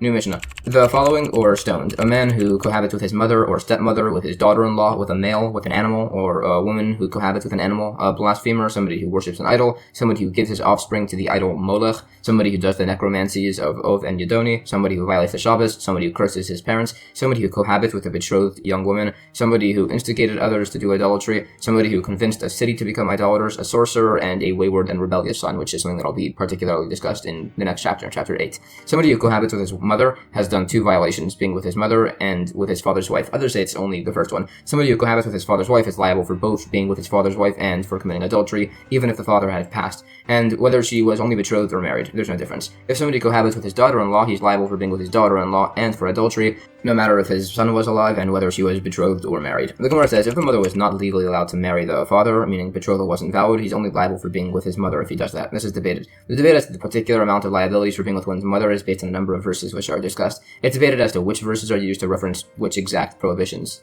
New Mishnah. As mentioned, cohabiting with another male and with an animal, whether if the person was male or female, resulted in stoning. Additionally, the animal would be stoned, either as the person was stoned due to it, or so people don't identify it as the animal that caused the person to be stoned. The Gemara gives the verses referencing these prohibitions. The remaining sources are listed. If a person cohabits with another male and also receives cohabitation from another male within one period of unawareness, some say he's liable to bring 2 chatas offerings as atonement, others say only 1. The same debate applies with cohabitation with an animal. If somebody did all 4 with other males and with animals all in one period of unawareness, some say he brings 3 chatas offerings, some say 2. It does state that the liability towards the death penalty only applies if all parties involved are old enough that their cohabitation has legal significance. So some say that the death penalty for sodomy is given to the violator if the victim was 9 years old or older. Others say the death penalty is if the victim was 3 years old or older. Obviously, other prohibitions and punishments stand for somebody younger than those, but this is just specifically dealing with laws with the death penalty. If it was bestiality, there's always a death penalty. Liability for bestiality applies whether cohabitation with the man or woman was done in a typical or in atypical manner. The initial stage of intercourse is forbidden between males and for bestiality. If a male cohabits with himself, according to the opinion that cohabitation while flaccid is not legally considered to be cohabitation, there's no liability. According to the opinion that there is, there would be 2 liabilities for committing the act and also for being a recipient. In regards to a non-Jewish person, if they committed bestiality, it debates whether the animal would be put to death, as perhaps the Torah isn't really particular about degradation in this regard, and it's focusing more on Jewish people here, but it does objectively cause a downfall. It debates this from a number of sources, although the proofs are all rejected. New Mishnah. The blasphemer is only liable for stoning if he says God's name. When the witness is questioned, he uses a pseudonym, so as that way he doesn't repeat the blasphemy. And then after the case, they send everybody out, and the witnesses must say exactly what he heard, and all of the judges tear their garments and can never repair them, and the other witnesses just confirm that, saying that they heard likewise. The Gemara gives the source for this. Additionally, the prohibition of blasphemy applies to non-Jewish people too. Although, unlike Jewish people, back when the temple stood and capital punishment was done, the Jewish people were executed by stoning for blasphemy, and the others had beheading. Additionally, there are 7 commandments for non-Jewish people within Judaism called the 7 Noahide laws. They are to not worship idols, to not blaspheme, to not murder, to not steal, to not have forbidden relations, to not eat from the limb of a live animal, meaning to be kind to animals essentially, and to have courts of law and justice. Others said that there were other laws, but those are the 7. It gives the scriptural sources for all of these, citing the verses which show that these prohibitions apply to everybody. It further lists sources for these laws. Some say capital punishment is only given for a violation of 3 of these: immorality, murder, and blasphemy. Others also add idolatry. Others say there is no capital punishment for idolatry. Others say there's liability for the violation of any of them. Main principle is, though, that just like all laws of capital punishment for Jewish people and non-Jewish people, as has been discussed over the past few chapters, that all of this only had practical application in the times of the temple in Judea, when the Sanhedrin stood. When the temple does not stand, there can be no Sanhedrin, and when there's no Sanhedrin, it's forbidden to try capital punishment. And as the temple can only be rebuilt once Moshiach comes, the 7 Noahide laws are no longer enforced principles. Instead, they act as moral guidelines to the rest of the world, which are encouraged through example. Additionally, it is worth adding that while Jewish people have the responsibility to adhere to the 613 commandments of the Torah in order to be able to get to heaven, as non-Jewish people only have an obligation in these 7 commandments, as listed here. If they adhere to them, then according to Judaism, they would go straight up to heaven along with everybody else. Anyways, it said testimony in those days was before one judge and required a single witness who had to be male, but could be a relative. Prior warning was not required. It held there was liability for killing a fetus. It debates sources. These laws all apply to men and women. It further gives scriptural sources for these laws. It debates what exactly constitutes liability for immoral cohabitation by these laws. These points are qualified, explaining the particular relatives that are forbidden to all individuals to marry. It's particularly debated if everybody is forbidden to be with their father or sister. It said that this isn't forbidden by non-Jewish people, and it's debated if a sister is allowed. Additionally, a Canaanite slave can marry his mother or daughter, as he's in a sort of in-between status. It's forbidden for a non-Jewish person to cohabit with his designated slave woman. It said there's no liability for them to cohabit with their wives in an atypical manner, but there is for them to do adultery like this. It also says there was liability in those days if they struck a Jewish person. Related, it said if somebody raises his hand against their fellow, even if they didn't strike them, they're called wicked. Others say he's called called a sinner, others say his hand should be cut off, and similar. Some hold there's liability for non-Jewish people to cease working for a full day, although this is not included among the Noahide laws. There's a debate if non-Jewish people can learn Torah. Rabbi Yochanan, for instance, says it's forbidden and they're liable to death from God. Rabbi Meir disagrees, saying a non-Jewish person who learns Torah is as worthy as a Kohen Gadol. They cite verses. Some say Rabbi Meir means they have this special worth if they study things applicable to them, like the Noahide laws. It's debated if non-Jewish people are forbidden from eating blood, as Jewish people are forbidden. It said any of the Noahide laws repeated at Mount Sinai apply to both Jewish people and non-Jewish people, and if they were only said as Noahide laws, that means they only apply to Jewish people, as there's nothing that a Jewish person is allowed to do that a non-Jewish person isn't allowed to do. The laws of conversion of captives in battle does not count, as that only had application during the conquest of Israel in biblical times, and liability for theft of an item less than a pruta applies to non-Jewish people, but that also applies to Jewish people too. It's just that Jewish people tend to pardon a crime that small. It also cites verses explaining why non-Jewish people aren't obligated in circumcision, and cites verses sourcing liability for eating the limb of a living animal. It's debated as to whether Adam was allowed to eat meat. It said no, and it also explains the uses of all the animals which he used for work. It said that Adam did eat meat according to some, fed to him by angels, which caused the serpent to become jealous. And it cites another incident where a sage was surrounded by lions, so he quoted a verse and pieces of meat descended from heaven, and it was said that they must have been kosher as they came from heaven, even if it resembled the meat of a non-kosher animal. As mentioned, others held that non-Jewish people had additional prohibitions besides for the 7 Noahide laws, which weren't made part of the final 7, prohibitions against sorcery and forbidden plant mixtures, and it cites the sources. Back to the prohibition against blasphemy, it said that this applies if the 4-letter name of God was used. Others say it's even the 4-letter name, and including the long 42-letter name of God. It sources the remaining points, including the obligation of the court to tear their garments once they hear the blasphemy. It said if somebody hears a non-Jewish person saying God's name in vain, tearing garments is not required. Others disagree. It's also said, based on this, that by all testimony, by monetary or capital cases, one witness can give testimony, and the other can just say he saw the same. Other transgressions punished with stoning, serving an idol, slaughtering an offering to an idol, or burning the offering, or pouring libations, bowing to one, accepting an idol as a deity, or saying it's his god. If the person embraces, kisses, sweeps, sprinkles water, washes, anoints, clothes, or puts shoes on an idol, this is only a negative commandment, as is vowing or swearing in the name of an idol. The worship of the idol Baal Peor was done by using the restroom before it. The worship of the idol Makkos was done by throwing a stone before it. The Gemara says, serving an idol means serving it in its typical manner of service. Bringing the offering is still prohibited, even if it's not the main method of service. It gives sources for all these points. It's debated as to whether an animal sacrificed for idolatry can be benefited from. There's no liability if somebody does a non-typically worshipful act before a different variant of idol. For instance, defecating was the service for the idol Baal Peor, so that would result in liability if done before the idol Baal Peor, but defecating before the idol of Makkos would not result in a liability. There are qualifications as to what constitutes instigation towards idolatry. These points are additionally discussed. If somebody served an idol out of love or fear of another person, it's debated if he's liable. Some say yes, as he worshipped the idol. Others say no, as he didn't accept it as a deity. It's debated from several sources. It said if somebody slaughtered an offering to an idol, burnt it, and poured libations and vowed to it all in one period of unawareness,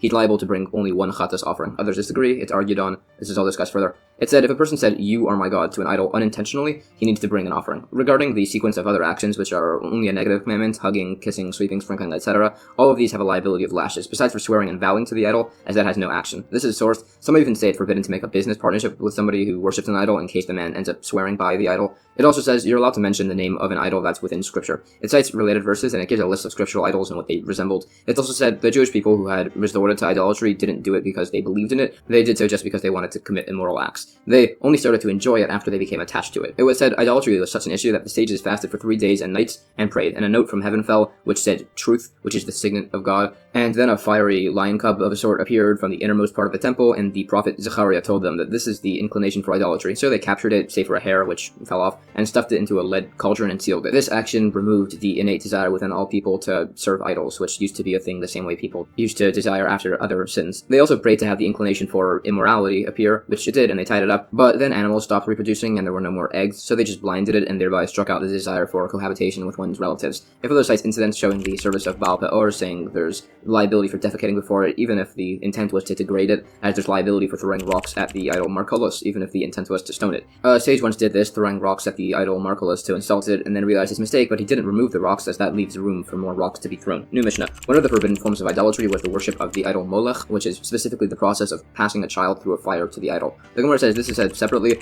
as it's like the opinion that the service of this idolatry is only impermissible specifically if done for the idol Molech. The concept of this was handing a child through a fire to one of the idol's stewards. Some say there's liability if this is done with some of your children, as the verse says, of your offspring, meaning a person wouldn't be liable if he did this with all of his kids. There would be liability for doing this service with legitimate or illegitimate offspring. The typical manner of the service was a column of bricks in the middle with fire on either side that the child is passed over. Others said it was a fire pit that was jumped over. The sources for liability are discussed. New Mishnah. Another transgression punished by stoning was the necromancy of Ov, which involved somebody raising a spirit and having it communicate with them from their underarm, and the necromancy of Theodoni, which involved the voice coming from his mouth. Practicing these results in stoning, and there's a prohibition to inquire of a practitioner. The Gemara says, the source lists both Ov and Yedoni. Others mention just Ov, as they were both mentioned as one negative commandment, and Ov is first, or as Yedoni doesn't involve an action. This is debated. It said that blasphemy does involve an action, moving the mouth, and the Ov had to clap his arms for it to work. It tries to draw a comparison with other forbidden practices, like burning incense to summon demons and similar. These are additionally debated. It also describes these practices. The Yedoni puts a bone of a certain animal called a Yadua in his mouth,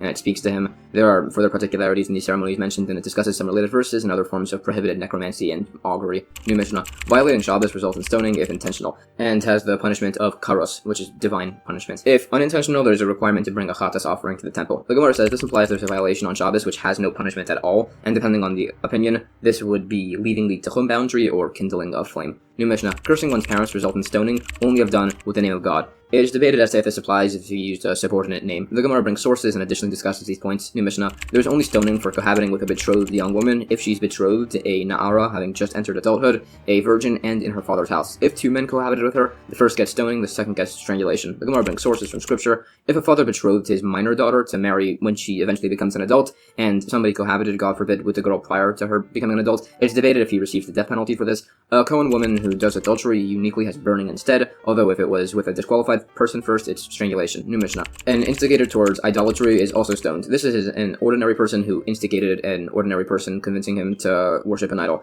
By just about every single law in Torah, it's forbidden to have witnesses lie in wait and try and get somebody to commit a violation to trap them. This is the only exception. If he spoke to two people, they can act as witnesses. The entrapment is allowed here if he's only speaking to one person by having witnesses lie in wait behind a wall and have him convince a man, and the instigator should be discouraged. But if he persists, the witnesses then come out and take him to court, where he'll be then tried and stoned. It lists a number of possible phrases that an instigator could say that cause liability. Let us go serve an idol. I will burn an offering. Let us go bow down, and many others. The Gemara cites the source for these opinions, and additionally describes the process of entrapment. New Mishnah. A subverter is a person who convinces a whole city to worship idols. A sorcerer refers to actual sorcery, not to somebody that just does illusions and magic tricks. The Gemara discusses these points. It also discusses further scriptural sources on sorcery, and additionally qualifies as to what exactly constitutes a prohibition here, giving many different accounts of different forms of sorcery that were witnessed, and differentiation between actual sorcery and just ordinary illusions. One incident, a man received a drink at an inn, and the waitress was mouthing something, so he poured out some of the water secretly, and it turned into scorpions. So he had her drink it, and she turned into a donkey, and he rode the donkey to the market, and then her friend saw this and dissolved this spell, and he was seen sitting on top of the woman in the market. It's also said that by the 10 plagues, by the exodus from Egypt, by the frog plague, the verse says frog in singular, so some say this means it was just one big giant frog that spat out tiny little frogs. One sage, Rabbi Eliezer, was excommunicated due to a different story back from Tractate Bava Metzia, and he was mourning that he had only imparted a fraction of his knowledge to his students. He once showed his student Rabbi Akiva the laws of planting and uprooting cucumbers via sorcery, and uprooted and replanted an entire field. So the students asked him to clarify some laws of purity before he passed, which he did. He then passed, and the excommunication was annulled. The sorcery was permitted in that case when he was teaching the students, as it was for study, where it is allowed. And that's the end of chapter 7.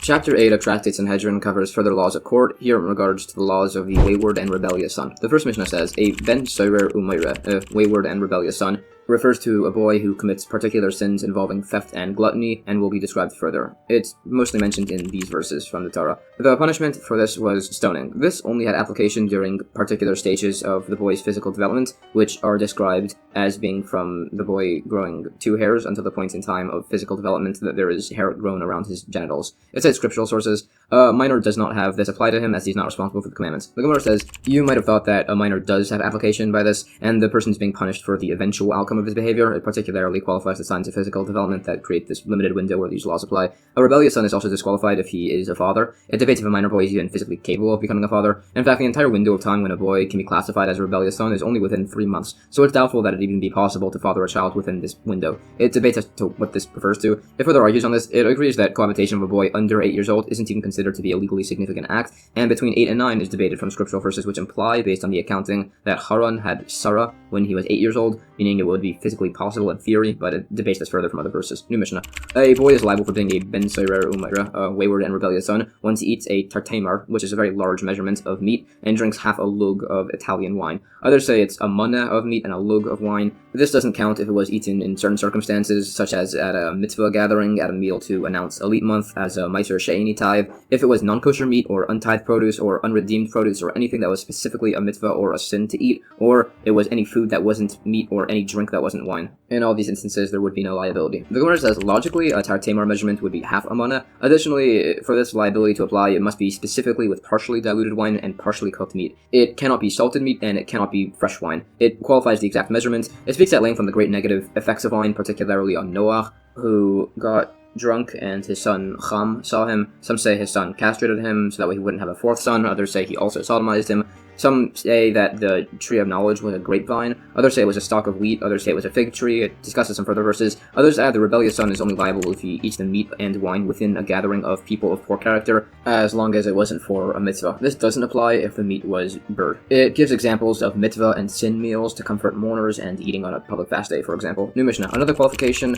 he is only this rebellious son if he specifically steals the food from his father and eats it in another man's domain. Others say he has to steal it from his father and mother. The Gemara qualifies these points as to why it needs to be this case. Specifically, New Mishnah, the boy is only liable for being a rebellious son if both his father and mother are willing to prosecute him for this. Others add he cannot be liable if his mother wasn't allowed to be married to his father. The Gemara explains this last point. It actually means that they need to physically look similar in voice, appearance, and height for him to be able to be liable as a rebellious son. Based on all of these details, some say it was essentially impossible for there to ever have been a Ben Sarah Umaira, a wayward and rebellious son, who would be liable for capital punishment. Others say he knew of one particular case where this had actually occurred. It similarly says that there was never a case of a city that was subverted to idolatry. It's debated if there was ever an actual case of a house whose walls were afflicted with Zarah as described in Scripture. New Mishnah. Additionally, the rebellious son cannot be liable if either parent was missing a hand, or was lame, or was mute, or blind, or deaf. This is based on a number of verses. Additionally, if all of this occurs, the parents warn him before 3, and the court flogs him. For him to be liable for capital punishment, he needs to repeat it after this, and then be judged by a court of 23 that must include the original 3 judges. The Gemara tries to suggest from here that processes and verses need to be carried out precisely as described. We say that this is unique here as the verse is redundant. The parents actually need to warn him before 2 witnesses. It cites some scriptural sources. New Mishnah. If the boy ran away before he was judged, and he reached a stage of physical development past his limited window, if he had fled before the verdict was reached, he'd still be liable. The Gemara says, related, if a non-Jewish person blasphemes and then converts to Judaism, he's exempt from any liability. It brings sources for these points and debates them. New Mishnah. A rebellious son, if he fulfills all of these criteria, is judged due to what he'll eventually become, so that way he should die while he's innocent. The death of the wicked is beneficial to them and the world, while for the righteous, it's detrimental to them and the world. It also says wine and sleep, along with dispersal, are beneficial to the wicked and the world, but detrimental for the righteous and the world. But assembly and tranquility for the righteous are beneficial to them and the world, unlike by the wicked. The Gemara additionally qualifies these points. New Mishnah. A burglar tunneling into a house is judged based on what he'll eventually do. If the burglar broke a barrel while breaking in, if the burglar in that circumstance is allowed to be killed, he's exempt for paying for the barrel. The Gemara says the presumption is people would defend themselves in their house, so if somebody's breaking into a house, they're prepared to kill anybody inside, and accordingly a person is allowed to kill anybody that's trying to kill him. It debates if such a burglar is exempt for stealing the actual barrels. It discusses some particular incidents. It is agreed that a person can kill an ordinary burglar. If a person is burgling from his son, if the son knows the father will kill him, he's allowed to kill him first. Otherwise, he cannot. A tunneling burglar can even be killed on Shabbos. If, for instance, debris fell on somebody's father tunneling into his son's house on Shabbos, he cannot kill him, and he's actually allowed to violate the Shabbos to save him. Additionally, this doesn't only apply to somebody tunneling into somebody's house. This would also apply if he was coming in through a roof or otherwise. Tunnels were just mentioned as they were a bit more common. If a minor tries to kill somebody, the person is allowed to defend himself and kill the attacker. As this opinion holds, you don't need to warn somebody pursuing you. However, this opinion does not hold that a mother can abort her child if it will kill her. It debates sources. New Mishnah. A person is allowed to kill a man who is trying to kill him or somebody else, or trying to violate a male or a female. You don't kill a person to stop them from doing bestiality or for desecrating Shabbos or doing idolatry. The Gemara said scriptural sources. There's an additional obligation to save somebody's life if they're drowning or being attacked by animals. These points are additionally qualified. It's discussed if a woman is being violated and she requests that it be allowed so that way she won't be killed, she cannot be rescued if it'll result in her dying. This is debated. It qualifies these points further and cites a few disputing opinions. Generally, a person should rather sin than be killed, besides for the sins of committing idolatry, cohabiting immorally, or killing another person. This applies when the government isn't actively trying to make decrees to end Torah observance. If they are, a person should die rather than give up any commandment, if in public at least, with 10 Jewish people present. Queen Esther was allowed to impermissibly cohabit with King Ahasuerus, either as she was completely passive in the act, or because it was done for his own personal desire. It said these principles apply with the 7 Noahide laws too. It said a particular case where a man was so obsessed with a woman that he began dying, and the doctor said he should cohabit with her, but it was said that it was a form of forbidden relation, so he couldn't. And she wasn't even permitted to stand before him unclothed or similar. Marriage wouldn't have worked there, as it said that since the temple was destroyed, the enjoyment of intimacy was taken from marriage and given to sinners. And that's the end of chapter 8.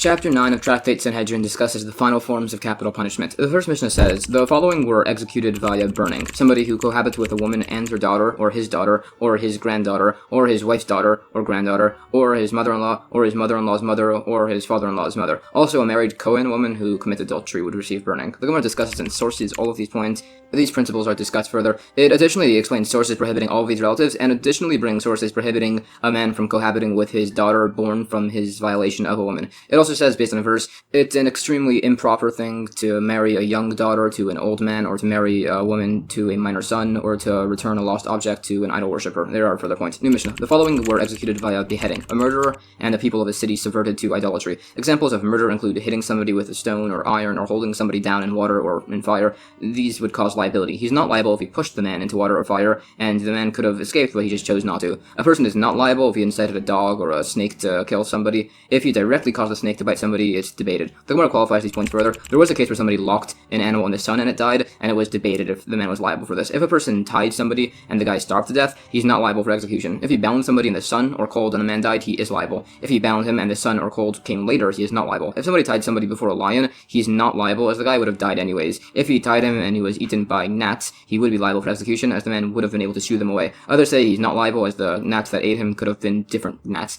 If somebody put a barrel on a sleeping man and suffocated him, or knocked a hole and caused him to die from cold, it's debated if he's liable. It debates some related cases. Further, if somebody shoved somebody into a pit with a ladder, and then somebody else removed the ladder, the first man is not liable for execution. Similarly, if somebody shot an arrow at somebody with a shield, and somebody grabbed the shield away, the first man is not liable. In fact, if he shot an arrow at somebody and the man had medicine that could heal him, and then somebody threw out the medicine, he's not liable. This would apply even if the medicine was in the market, or if it became available afterwards. If somebody threw a rock at a wall and it rebounded and killed somebody, he's liable for the death penalty. This is qualified regarding the intended rebounding of the ball. There are other cases, for instance, if somebody throws a rock straight up, but it goes to the side and kills somebody, the thrower is liable, as it's still his force. If 10 men beat somebody with clubs and he dies, some say they're not liable for execution, others say it was one man after the other and the last striker would be liable. They give sources and disputes this. If a person hits somebody hard enough to kill them and then another man comes and hits the man, the second man would be liable for killing him. There are further points on killing with animals. The debate as to whether directly causing a snake to kill somebody is on if the venom ejects automatically from the snake, in which case the killer is liable for beheading and the snake is not stoned. And if the venom comes out, if the snake wanted to, the snake would be stoned and the man would be exempt. New Mishnah. If a person strikes a man with a stone or his fist and the judges assessed and said he would die, but the man gets better and then dies afterwards, the attacker is still liable. Others say he's not. The Gemara says scriptural sources and additionally discuss this dispute. New Mishnah. If a person intended to kill an animal where there's no capital punishment, but killed a man where there is, or intended to kill a non-Jewish person and killed a Jewish person, or intended to kill a premature fetus and killed a viable child, there's no liability for execution. If somebody intended to hit somebody in the leg, not hard enough to kill him, and it hit his chest and it killed them, he's not liable. If he intended to hit the chest, hard enough to kill there, but hit his leg instead, not hard enough to kill, but the man died, he is not liable. If somebody meant to hit an adult, and it wasn't hard enough to kill, but it hit a child and to kill the child, he's not liable for execution. If he meant to hit a child hard enough to kill, and hit the adult, not hard enough to kill, but the man died anyways, he is not liable. If he intended to hit somebody's leg hard enough to kill there, and hit the chest, and he died, he would be liable for execution. Or if he meant to hit an adult hard enough to kill and hit and killed a child, he'd be liable. Others disagree, saying if he meant to kill one person and hit another, he's not liable. The Gemara debates, what if the killer said he intended to kill one of two people, but didn't specify which, or he thought he had killed one and then discovered it was the other? The latter opinion holds it's only a capital offense if he specifically said he intended to kill the particular man. He gives sources and debates this. If somebody intends to kill one man and kills another, some say he's executed, others say he pays monetarily, others say he's not liable for either. New Mishnah. If a murderer was mixed up with others, some say they're all exempt, others say they're all put in a cell, which will be explained. If multiple people who were to receive capital punishment were all mixed up, they'd receive the more lenient type between them, based on what you'd hold was the order of leniency. The Gemara explains the point on putting them in a cell. The case is a murderer with a non-finalized verdict being mixed up with murderers with finalized verdicts. Some say they're exempt, others say as they're all murderers, they're put in a cell and killed indirectly, which will be explained soon. Others say this case takes place with murderous oxen. These points are debated further, and there is some additional discussion on this. New Mishnah. Somebody liable to two forms of capital punishment receives the more severe variant. If the transgression had liability for two forms of capital punishment, some say it's the more severe one, others say it's the first one. The Gemara additionally qualifies and sources these points. If somebody was flogged for committing a transgression and then it happened again, the court can execute him indirectly by putting him in a cell and feeding him barley until his stomach bursts. The Gemara explains the floggings were for kares penalties, which is for divine punishment, so he's condemned to die, but he just hasn't died yet. This is qualified further and additionally describes the process. New Mishnah. If somebody kills somebody and there are no witnesses, he's imprisoned and fed small portions of bread and water. The Gemara explains this is where there were two witnesses that he murdered somebody,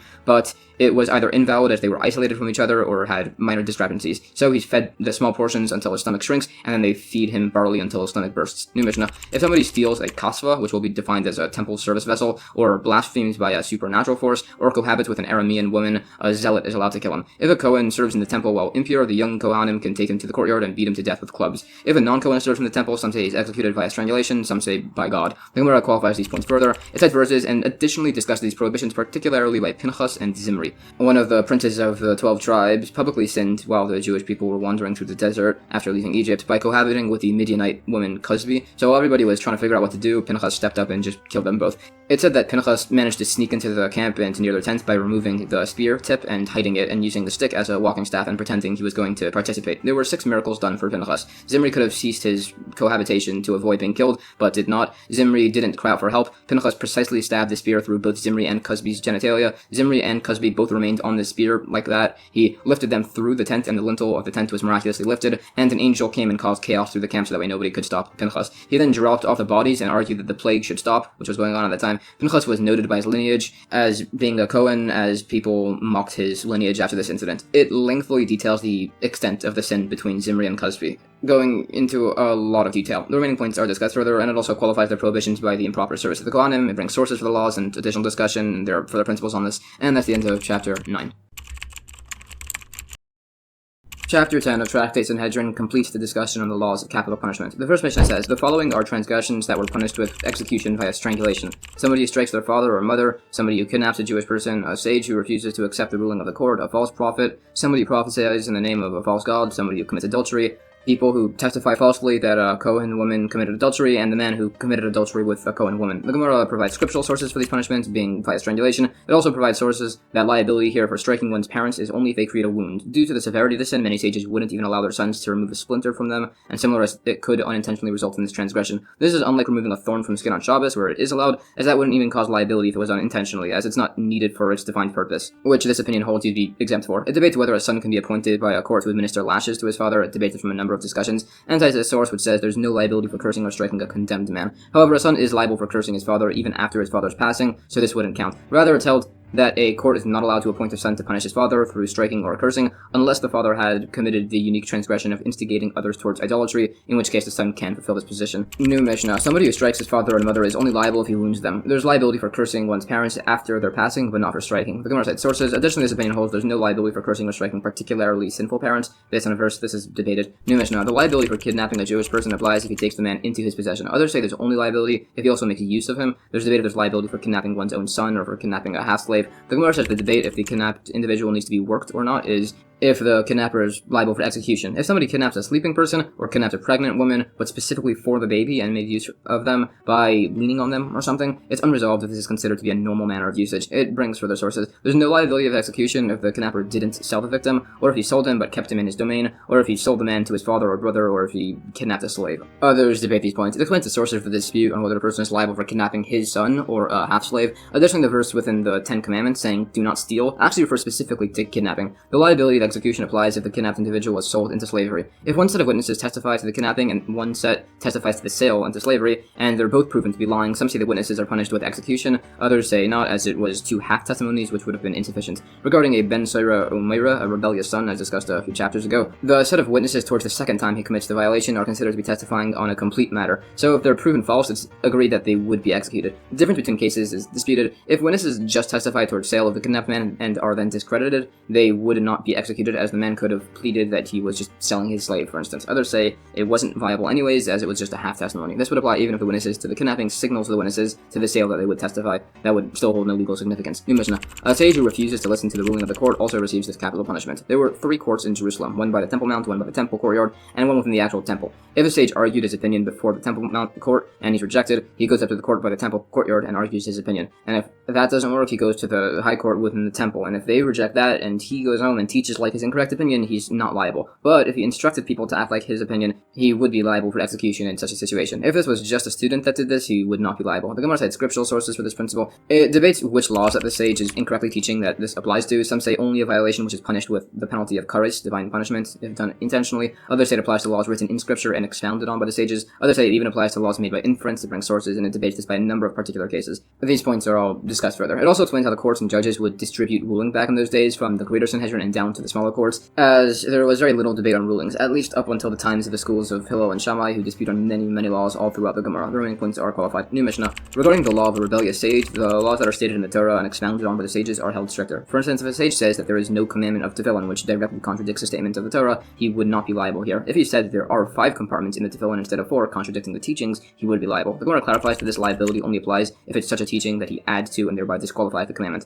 The only thing that really meets this criteria is tefillin. It explains why this wouldn't apply by other obligations like lulav or mezuzah. New Mishnah. The rebellious sage is brought to the high court in Jerusalem where he's guarded until the holiday, and they execute him then. As the verse states, it must be heard by the entire nation. Others say he's executed immediately, and they just send out messengers. The Gemara discusses this and lists other transgressions that the execution is publicized: instigation towards idolatry, a wayward and rebellious son, a rebellious sage, as discussed, and false witnesses. It brings sources. New Mishnah. A false prophet is one who prophesies about things he never actually heard, or something said to a different prophet, but not to him. He's executed by the court. A prophet who refuses to give over his prophecy, and somebody who ignored the words of a prophecy, and a prophet who transgressed his own words are all liable for death from heaven. The court's execution applies if somebody prophesies in the name of an idol, even if it's true. Somebody who cohabits with a married woman after she's entered her husband's domain, even if she hadn't cohabited with her husband yet, the adulterer is subject to strangulation. The false witnesses of a Cohen woman who did adultery, including the person who did the adultery here, are liable for strangulation, as typically a false witness gets punished with whatever punishment he testified about to try and give. Besides, for here, where the adulterous woman would have gone burning, and here the false witness instead gets strangulation. The Gemara cites scriptural sources for all of this. It cites many verses giving instances of these concepts of false prophecy, for instance, prophesying for an idol, like the prophets of Baal, and refusing to prophesize, like Yonah and others. It expounds on further verses regarding Abraham and his trial to offer up his son Yitzchak. It said that the Satan came up to him and tried to dissuade him, but Abraham refused to bring sources for the remaining points, and these are all discussed further. And that's the end of chapter 10. Chapter 11, the final chapter of Tractate Sanhedrin, gives lengthy discussion on the coming of Moshiach and the resurrection of the dead. The first Mishnah says, all of Israel has a share in the world to come, as the verse states, and your people are all righteous, forever shall they inherit the land, the branch of my plantings, my handiwork, in which to take pride. The following do not have a share: those who deny the resurrection of the dead, or say the Torah isn't from heaven, or a heretic. Others add those who read external books, which will be defined, or somebody who incants over a wound, and some add somebody who pronounces God's name according to its letters. 3 kings do not have a share in the world to come: Yarovam, Achav, and Menashe. There are 4 common men who don't have a share: Bilam, Doeg, Achitophel, and Gehazi. The Gemara explains, God punishes measure for measure, so if somebody denies the resurrection of the dead, he doesn't receive it. It now goes through many scriptural sources and allusions towards the concept of Moshiach and the resurrection of the dead. The verse says, and you shall give from it God's terumah to Aaron the Cohen. Terumah was given in Israel, which Aaron never entered, so it must refer to the future after the resurrection. Others simply interpret this to mean men like Aaron, meaning Kohanim, along with several points, and not giving terumah tithes to ignoramus Kohanim, which are discussed. Another verse, as it says, and I have also established my covenant with them to give to them the land of Canaan. It says to them, not to you, referencing the future. There were a number of verses that say Rabban Gamliel referenced an argument, and God said to Moshe, behold, you will lie with your forefathers and rise. It was counter-argued that the context doesn't really reference that, so he quoted the verse, may your dead live, O command, my people's corpses shall rise, awake and sing, you who dwell on the earth. It was argued that perhaps this referred to the dead resurrected by Yechezkel. There's the verse, going to my beloved with sincerity, stirring the lips of those who sleep. But they argued perhaps this is a reference to the teaching that when somebody teaches the law in somebody's name, their lips move from the grave. So we quoted the verse, on the land that God swore to your forefathers to give to them. It says to them specifically, and also the verse, and you who cleave to Hashem your God are alive, all of you today. Today is redundant. It's interpreted to mean on that day, referencing the future. It was argued to the Romans from the verse, behold, you will lie with your forefathers and rise, among other sources. Queen Cleopatra, although it mentions in commentary it wasn't the famous Queen Cleopatra, it was just another queen of the same name, spoke to Rabbi Meir, asking on these verses, and they shall blossom forth from the city like the grass of the earth, which references the resurrection, and she wanted to know if they would arise clothed. So Rabbi Meir responded, saying that wheat is buried unclothed and arise is covered, so too will the righteous. It says a number of similar conversations and incidents. Another incident, it says the descendants of the ancient Canaanites came from Africa to argue with the Jewish people before Alexander of Macedon, claiming they had the right to the land of Canaan, but they counter-argued by quoting the verse that says the ancient ancestor of Canaan was cursed as a slave to Shem and Japheth, so they had no right to the land. Similarly, the Egyptians came before Alexander of Macedon to argue they wanted repayment for the treasures the Jewish people took upon leaving Egypt, so they counter-argued, saying by that regard they would need payment for the 430 years of slavery. Another time, the descendants of Yishmael and Keturah came before Alexander and argued they had the rights to the land, as the verse says they're a descendant of Abraham. So it was counter-argued, but the verse also says that Abraham gave all that was his to Yitzchak, Isaac, in gifts to his other sons, and had them leave to other lands. It explains that these gifts he gave them were the arts of sorcery. Marcus Aurelius, the good friend of the sage Rabbi Yehuda Hanassi, frequently conversed with him, and Marcus Aurelius argued, saying the body and soul could respectively argue that neither are at fault for sin, as once each left, the other stopped doing wrong. Rabbi Yehuda Hanassi gave the analogy of 2 thieves stealing from an orchard, one blind and one lame, and they sat on each other's shoulders, the blind man walking and the lame man guiding, so they were eventually caught and judged together on each other's shoulders as they had committed the crime. So too the body and soul are combined and judged. Marcus Aurelius asked Rebbe why the sun rises in the east and sets in the west. Rebbe responds, if it was the inverse, he'd have asked the same. So he asked, why does it go across the east and west completely? And he said, to offer greetings to God at its peak, and it stretches all the way across to help workers and travelers. Marcus Aurelius also taught Rebbe, saying that the soul must enter the body immediately upon conception, as all meat without a soul rots within days. And Rebbe agreed. He also taught Rebbe that it must be that the evil inclination only influences a person from birth, as otherwise it would try and leave the womb prematurely. And Rebbe also agreed and cited a verse as proof for this. It cites many verses regarding the resurrection of the dead. It said that the dead will rise and then be healed. It said that the Jewish people will rise and live forever, and even the non-Jewish people too will participate, being granted extremely long lives. There are further points and many additional verses cited referencing scriptural allusion towards the resurrection. There are more sources, for instance, may Reuven live and not die, the latter part being a reference. Of course, there's the verse, and many of those who sleep in the dusty earth shall awaken, these for everlasting life, and these for shame, for everlasting abhorrence. And as for you, go to the end, and you repose, and you will arise to your lot at the end of days. There are many further teachings on the great importance of understanding and teaching Torah and helping Torah scholars and humility. It cites more verses. It also says the dead that the prophet Yechezkel resurrected were the sons of the tribe of Ephraim, who miscalculated the dates of the slavery of Egypt and tried to escape too early and were all killed. Others say it was those that denied the final resurrection. There are other suggestions. It also discusses Nebuchadnezzar's attempted burning of Hananiah, Michael, and Azariah, saying there were 6 miracles. Then the furnace rose to ground level and the wall was breached, its foundation caved in. Nebuchadnezzar's idol fell over, the royal parties burned, and Yechezkel resurrected the dead. These are all passed by tradition, besides for the burning of the 4 kingdoms, which is alluded to by scripture. From this whole thing, we can learn that a person in mortal danger should maintain his dignified bearing. It debates as to what exactly happened to them and as to what Daniel was doing at this time. It said that the false prophets Achav and Tzidkiyahu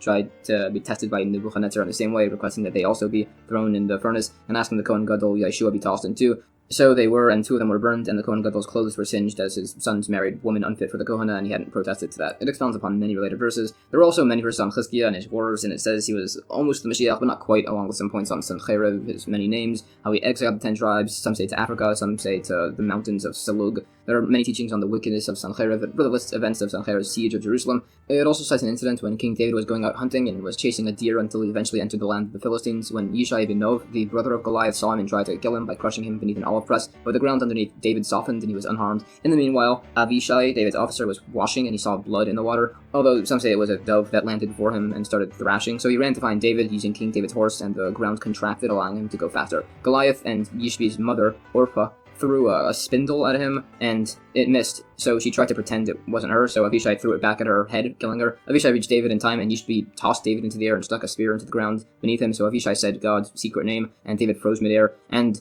then again allowing him to descend, and they escaped. Yishbi chased them, so Avishai yelled that he had killed Yishbi's mother. Yishbi became weak, and together they killed him. Besides for Avishai, there were 2 others that the ground shortened, allowing for a faster travel, which is a concept called Kvitzas HaDerech. For Eliezer, Avram's servant, as he went to find a wife for Yitzchak, the wording of the verse says he left on the same day he arrived, and also for Yaakov as he traveled from Beersheba. It cites the related verses and discusses further that many of King David's descendants were destroyed for his role in the destruction of the city of Nov, leaving his descendant Yoash as the sole survivor after the purge of Asaliah, mother of Achaziah, which is from the Book of Chronicles. It discusses further verses on Sanhedrin's attacks and armies and the destruction of the attacking Assyrians, who it says were slaughtered by the angel Gabriel. Some say he did this by breathing into their nostrils, some say he simply clapped, others say he opened their ears and caused them to hear the heavenly song of the angels, and they all died. It debates who survived. It speaks on the death of Sanhedrin, how angels appeared to him in disguise and offered him a haircut, so he lit a fire and started shaving his beard, and then the fire caught on his beard and he accidentally cut himself, so he went a while later and found a plank which remained from Noah's Ark and offered his sons as an offering to the plank if it protected him, but his sons overheard and they eventually killed him. It discusses some related verses on Nebuchadnezzar. It also discusses his conquest of Jerusalem and how his general Nebuzaradan slaughtered many people and children to try and calm the blood of Zechariah and eventually converted to Judaism.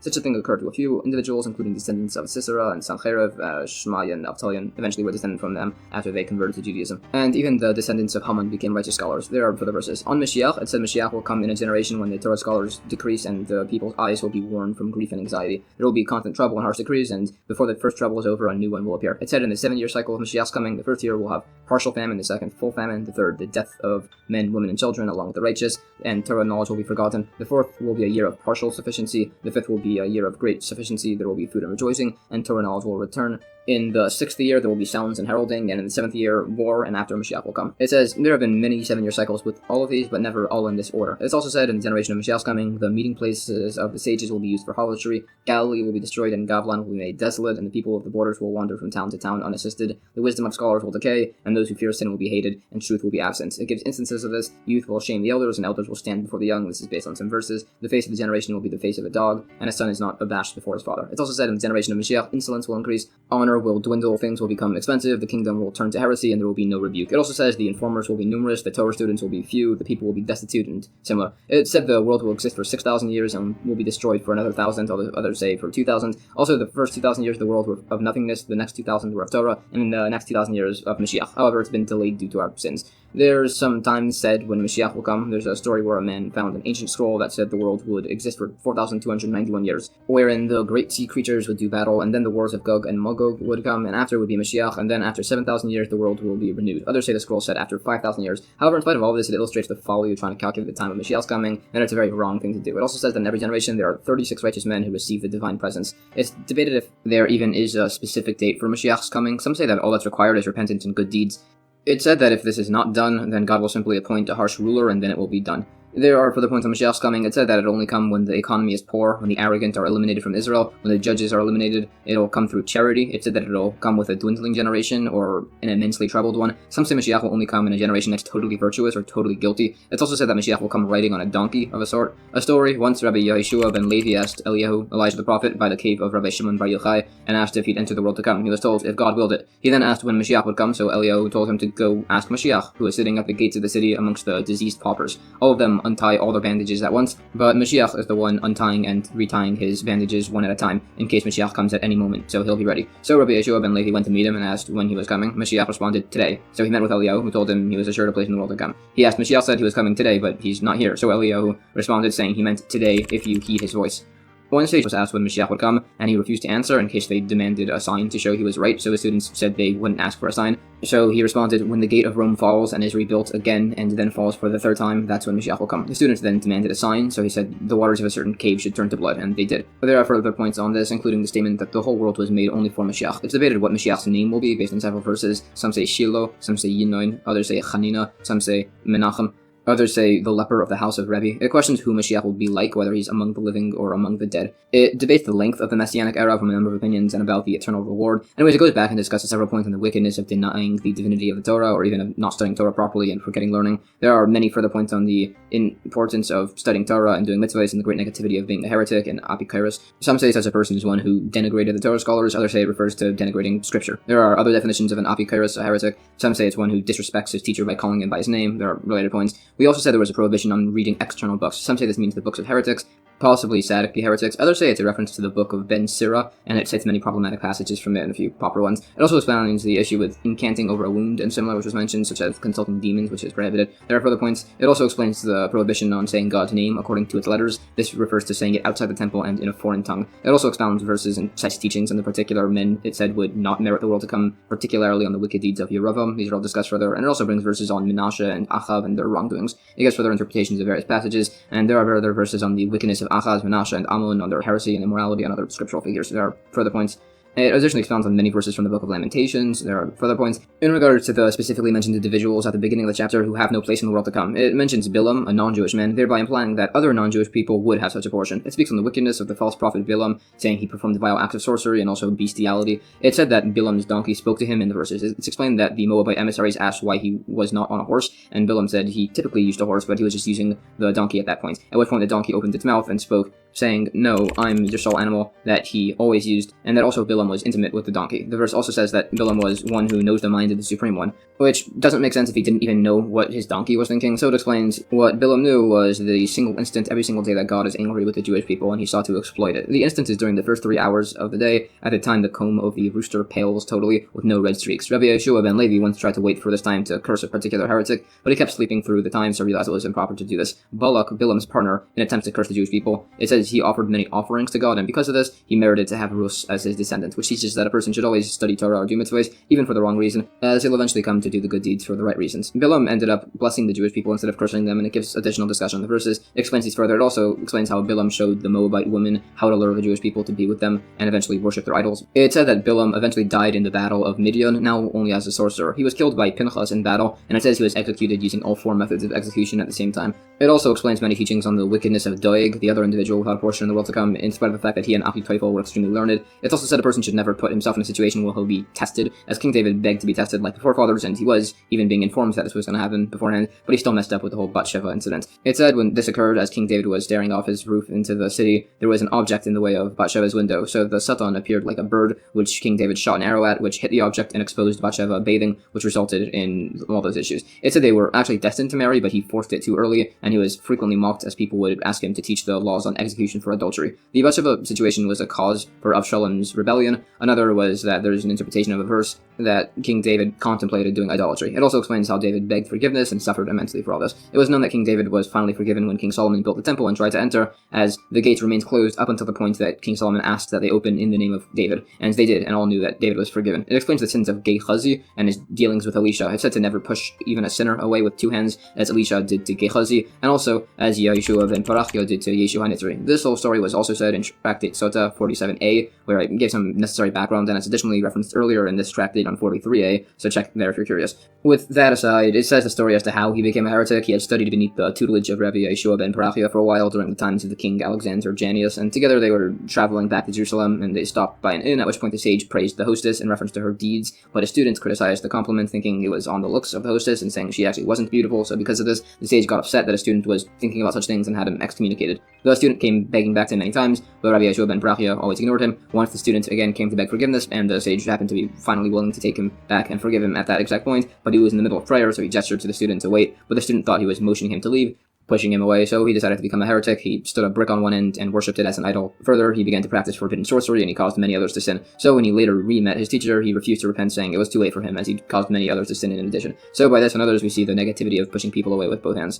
Anyways, it's also taught that Abraham, the forefather, didn't age, so people frequently confused him with Yitzchak, so Abraham begged to age, and from then on that became a thing that happened to people. Yaakov similarly prayed to become weaker before he passed, and that also became a concept, and Elisha recovered from his illness, and was the first person ever to have done so. New Mishnah. As the verse implies, the people of the generation of the flood have no share in the world to come, nor will they stand in judgment. The generation of the dispersion, those who built the Tower of Babel, also have no share in the world to come, and neither do the people of Sodom, although it's debated whether they'll stand in judgment. The spies of the desert have no share, and it's debated as to whether the generation of the wilderness and the congregation of Korach have a share from verses. The Gemara explains points on the generation of the flood, that they rejected God, saying they had great abundance in water and streams, so they were punished with the flood. Others say it was due to their haughtiness. It's also said 3 of the openings of the deep from the flood stayed open, which are the whirlpool of Gader, the hot springs of Tiberias, and the great fountain of Bairam. It further speaks on the great sins of this generation, which largely involve things like bestiality and robbery. It says that Noah was a righteous man, perfect in his generation. Some say this means he was totally righteous, others say he was only considered righteous comparative to the rest of his generation, hence why it specifies in his generation. It expounds on many verses relating to the flood. There are further points on this. It says Noah first sent out a raven, who complained and argued that Noah was only sending it out as Noah wanted to cohabit with the raven's wife. Noah said that was ridiculous, as all cohabitation was banned within the ark. The dog violated this prohibition within the ark, so was condemned to be leashed.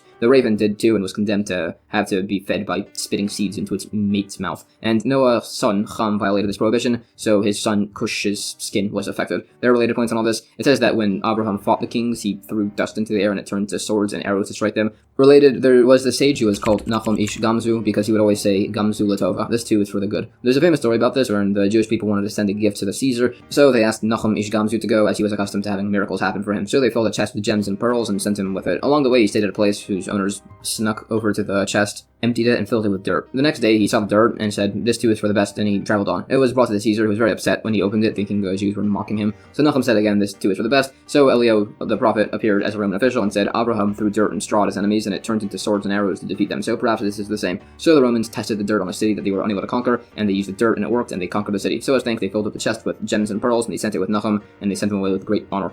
Anyways, Nachum traveled back the same way, stayed at the same place as before, and told what had happened to his hosts, the men who had stolen from him, so they took all the dirt and brought it to the Caesar. It didn't work, and they were executed. Regarding the generation of the diaspora and the Tower of Babel, it said there were 3 reasons they built it. Some were to live up there, and those were dispersed. Some were to worship idols, those had their languages confused, and others were to wage war against God, and those were turned into spirits and demons. Others say they all did it for idolatry. As for the tower, it said the top third was burnt, a third was swallowed into the ground, and a third remains. It said the area of the tower today causes forgetfulness. It also discusses the sins of the Sodomites and their perverse, unjust laws. It discusses these in the ridiculous rulings that they would have within their city, wherein they would reward sin and punish good. It said they had guest beds, that if the guest was too short, they would stretch him, and if too long, they would cut off the excess, among other crimes. Like they found this one woman giving charity, so they covered her with honey and stuck her on a wall until bees consumed her. It also discusses verses on the spies and on Korach. It brings many further teachings on Korach. The points on the generation of the wilderness also discussed.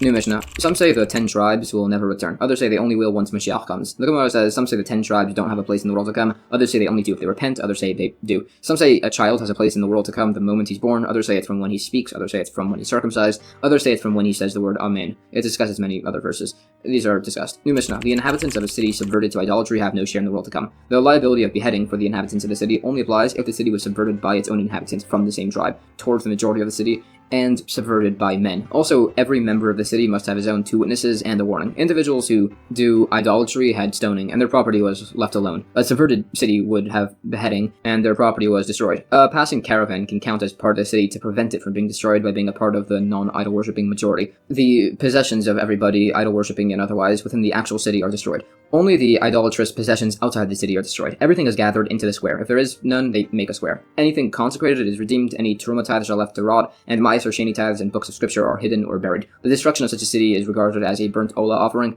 The remains of the city cannot even be made into gardens or orchards. Others say it can, it just means there's no structures. So long as there is wickedness in the world, so is God's anger. If there is none, God's anger disappears. The Gemara qualifies particularities regarding the accounting of tribes. It's debated if the city can be divided between 2 of the tribes. It debates as to the status of the city subverted itself. Whether the majority is idolatrous would be assessed by imprisoning and judging them all, stoning each individual that's found to be an idol worshipper until they reach the majority. Some say they set up multiple courts. It debates the status of various unique forms of property from the city. These principles are discussed further. It quotes many related verses on the destruction of Jericho and on the drought brought about by Eliyahu after Ahab's blasphemy. The drought only ended once Eliyahu, Hanavi, Elijah the prophet, wanted to resurrect the child of the widow in Seraphis, as there are 3 keys: the key of childbirth, the key of rain, and the key of resurrection. Eliyahu had been using the key of rain, but he could only have one at a time, so he traded it for the key of resurrection, and therefore the drought ended. The wicked in the world, as referenced that anger God refers to thieves. It cites some related verses, and that's the end of chapter 11 and the entire Tractate Sanhedrin. Alright, that was a lot of information, so here's a rough summary of a lot of the practical takeaways from this tractate. There are 3 types of courts: a regular court, called a Beis Din, a lesser Sanhedrin, and a greater Sanhedrin. A typical Beis Din, a regular court, is presided over by 3 qualified judges who rule on monetary disputes and similar. The lesser and greater Sanhedrin no longer exist, as they only exist when the temple does. When they did, they judged cases of capital punishment and more severe rulings. A lesser Sanhedrin had 23 judges, and a greater Sanhedrin had 71. When capital punishment was done in the times of the temple, there were 4 main forms of execution. Depending on the severity of the transgression, a person could be sentenced to stoning, burning, beheading, or strangulation. The 7 Noahide laws are 7 laws that apply to all people. Originally, they were enforced like all Jewish laws. Now, without a Sanhedrin, they essentially act as moral guidelines encouraged towards the rest of the world. They consist of: do not worship idols, do not blaspheme, do not murder, do not steal, do not cohabit immorally, do not eat the severed limb of an animal, meaning to be kind to them, and to establish courts of justice. Additionally, it's said that while a Jewish person needs to abide by all 613 laws of the Torah to be proper, if a non-Jewish person abides by the 7, he is righteous and goes straight to heaven alongside everybody else. The Moshiach and the resurrection of the dead are fundamental beliefs in the Jewish religion. Maybe merit to see it soon, speedily, in our days. Tractate Makkos discusses the principles of court-administered punishments, laws of false testimony, and the process of disproving witnesses. Chapter 1 begins discussing these laws of false witnesses. Witnesses which testify in court can be proven to be false, lying, and giving false testimony, in which case they would receive reciprocal punishment, meaning the punishment they intended to give through their testimony they would in turn receive. There are exceptions to this. If witnesses testify that a Kohen is of illegitimate birth and they're proven to be false, they're not punished to attain the status of somebody with illegitimate birth. Rather, they would receive 40 lashes. Another exception: if the witnesses testify to have somebody be exiled and they're proven false, they're not exiled in turn. Instead, again, they just receive 40 lashes. The Gemara explains the unique wording is, as this Mishnah is a continuation of the last Mishnah in the prior Tractate Sanhedrin, which deals with this topic. It also brings the scriptural sources for the listed exceptions to the reciprocal punishment principle. It additionally qualifies the sources, quoting verses showing how they allude to these rules as to that the exceptions apply, negating the punishment, and also that they're additionally replaced with the substitute punishment of lashes. Besides for the 2 listed exceptions where there's no reciprocal punishment for false witnesses, it mentions some others. There would not be a reciprocal punishment to pay the kofer atonement payment if somebody's dangerous ox gored somebody, as was mentioned back in Tractate Bava Kamma, and there would be no reciprocal punishment of being sold as a slave. Additionally, some say that this reciprocal payment, which by the way is called hazama, is not paid if it's based on the false witness's own confession. If further qualifies these other exceptions, the kofer payment would not be paid by the animal, as it's held by some that this is a payment done as atonement, which would apply to the actual owner of the murdering animal, but not towards a false witness on the case. There is debate as to how this kofer payment would be assessed, if it's in accordance with the value of the victim or the damager. It also debates what's referred to, that false witnesses can't reciprocally be sold into slavery, and it said that this applies in all cases. According to the opinion that the reciprocal punishment is not granted if it's based on the false witness's own testimony, this is, as this opinion holds, the penalty is considered to be like a fine, which is not paid based on somebody's own admission. Further, it's also said that the false witnesses pay according to their share, which is interpreted to mean that if one of the false witnesses shows up to a second court and admits his guilt in testifying falsely along with his partners, he has viably made himself obligated to pay his share of the penalty. New Mishnah. In the case that witnesses testify that somebody divorced their wife and did not pay the kasuba, the marriage contract, if the witnesses are then proven to be false, they should theoretically need to pay a reciprocal payment to the husband of the value of the marriage contract. However, on the other hand, it's not really considered to have been a total loss of the marriage contract by the husband, as he'd end up having to pay it eventually anyways. So instead, the false witnesses need to pay the reciprocal payment of what a person would pay to the woman for the rights to her marriage contract. The Gemara says, it's a debate if this payment is based on the value of the position of the husband or the wife, or perhaps it's on the wife, but only by what's designated for payment within the marriage contract. New Mishnah. If witnesses testify that a man owes another person 1,000 zuz, a type of coin, stipulated to be repaid within 30 days, and it's found that they were false witnesses, that the coins were actually owed, but within a deadline of 10 years, the witnesses would need to repay the amount that a person would give to have the loan extended from 30 days to 10 years. The Gemara says, related, if somebody lends somebody money for 10 years, the sabbatical year, Shemitah, cancels this loan. Our Mishnah still has the witnesses pay an assessment for a loan's worth within 10 years in spite of this, as our case is where either the money was lent on collateral or the loan documents were given to the court, in which case the sabbatical year would not cancel the loan. There's some variation on this. Some also say that if a loan is given on condition that the borrower not cancel the loan during the sabbatical year, the loan is not cancelled. However, if you said that the loan is given on condition that the sabbatical year not cancel it, it would nevertheless still be cancelled. It said elsewhere if a loan is given without specifying a due date, the lender cannot demand repayment within 30 days, which is based on some verses. It's a debate if this applies to only written loans or also to verbal loans. It also mentions some related teachings from the sage who brought this, such as that there's liability for making a neck hole in a garment on Shabbos, unlike removing the lid of a barrel, as the lid of a barrel is not entirely attached. The other ruling was that if 3 lugin of drawn water mixed with a tiny amount of wine, discoloring the mixture to wine color, and this then falls into a mikvah, the mikvah is not invalidated, as this liquid is considered to be diluted wine, not improper water. It additionally qualifies some water and wine ratios in regard to discoloration and the laws of invalidating a mikvah. New Mishnah. According to Rabbi Meir, if 2 witnesses falsely testify that a man owes another person 200 zuz coins, they receive lashes as punishment for the false testimony and also have to repay the 200 coins. This is as there are 2 separate verses which source these respective punishments. The sages simply say if somebody needs to repay, they don't additionally receive lashes. Similarly, according to Rabbi Meir, if 2 witnesses falsely testify that a man committed a transgression, making him liable for lashes, they would receive 40 lashes as punishment for the false testimony and also receive 40 more lashes for the attempted punishment. The sages simply say they only receive the first 40 lashes. The Gemara says, the source for Rabbi Meir reveals there's 2 separate punishments. It sources this additionally from a comparison to somebody who defames their wife. They would get a punishment of lashes and also a fine, so this principle seemingly would also apply here. This comparison is discussed further, and it additionally explains how each opinion uses the particularly mentioned verses. New Mishnah. If the false witnesses need to pay a monetary charge, it's divided between them. For instance, if they owe 200 coins total, they would each individually pay 100. If it's lashes, it's not divided, meaning if they're receiving 40 lashes, they would each individually receive 40. The Gemara quotes scriptural sources for this point, and also for the concept that money combines to create a reciprocal payment, while lashes just don't combine at all, so it must be repaid separately. New Mishnah. Witnesses can only become false witnesses if directly discredited based on other witnesses. For instance, if witnesses testify a man is a murderer, and then other witnesses testify the murderer was with them in a different place when the murder occurred, this is a good refutation of their argument, but it doesn't give the first witnesses the legal status of false witnesses, called zemimim, to make them receive these described punishments.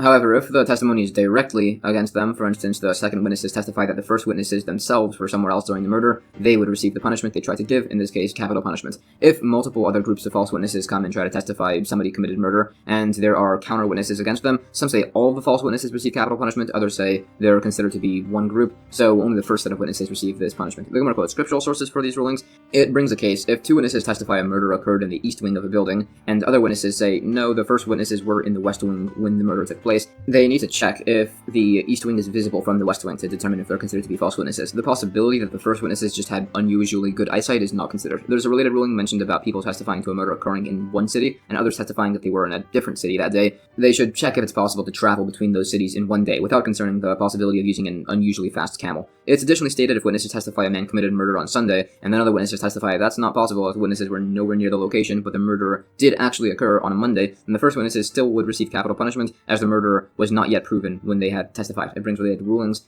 It also brings another case. A woman brought witnesses who were proven false, and then brought another set of witnesses who were also proven false, and then went and brought a third pair of witnesses. So some said to just automatically not believe them, others said we should give them a shot, as though the woman was proven dishonest, the new witnesses hadn't yet been. It debates these opinions. New Mishnah. False witnesses were not executed for their false testimony on a capital punishment case, unless unless the verdict on the accused had been given before they were proven to be false witnesses. It gives the sources for this from some verses. The Gemara quotes a discussion which states that if the false witnesses testify and the man they're testifying against is pending execution and they're proven to be false, they're executed in turn. However, if the defendants had actually been executed and they're proven to be false, they would not receive punishment. The liability here cannot just be learned from the more lenient former case, as it said that punishment cannot be established based on this type of logical deduction, which is sourced. It also mentioned scriptural sources for the fact that false witnesses are only punished if the verdict has been given before they were found out, whether for lashes or for exile, if it discusses these principles. New Mishnah. The verse says, by the word of 2 witnesses or 3 witnesses shall the one who is to die be put to death. The mention of 3 witnesses here is seemingly redundant, and it's to teach that it's possible for 2 witnesses to discredit 3 witnesses as false witnesses through their testimony. The extra word witnesses in the verse teaches that 2 witnesses can actually discredit any number of false witnesses. Some say the particularities in the verse are to teach that the false witnesses only receive punishment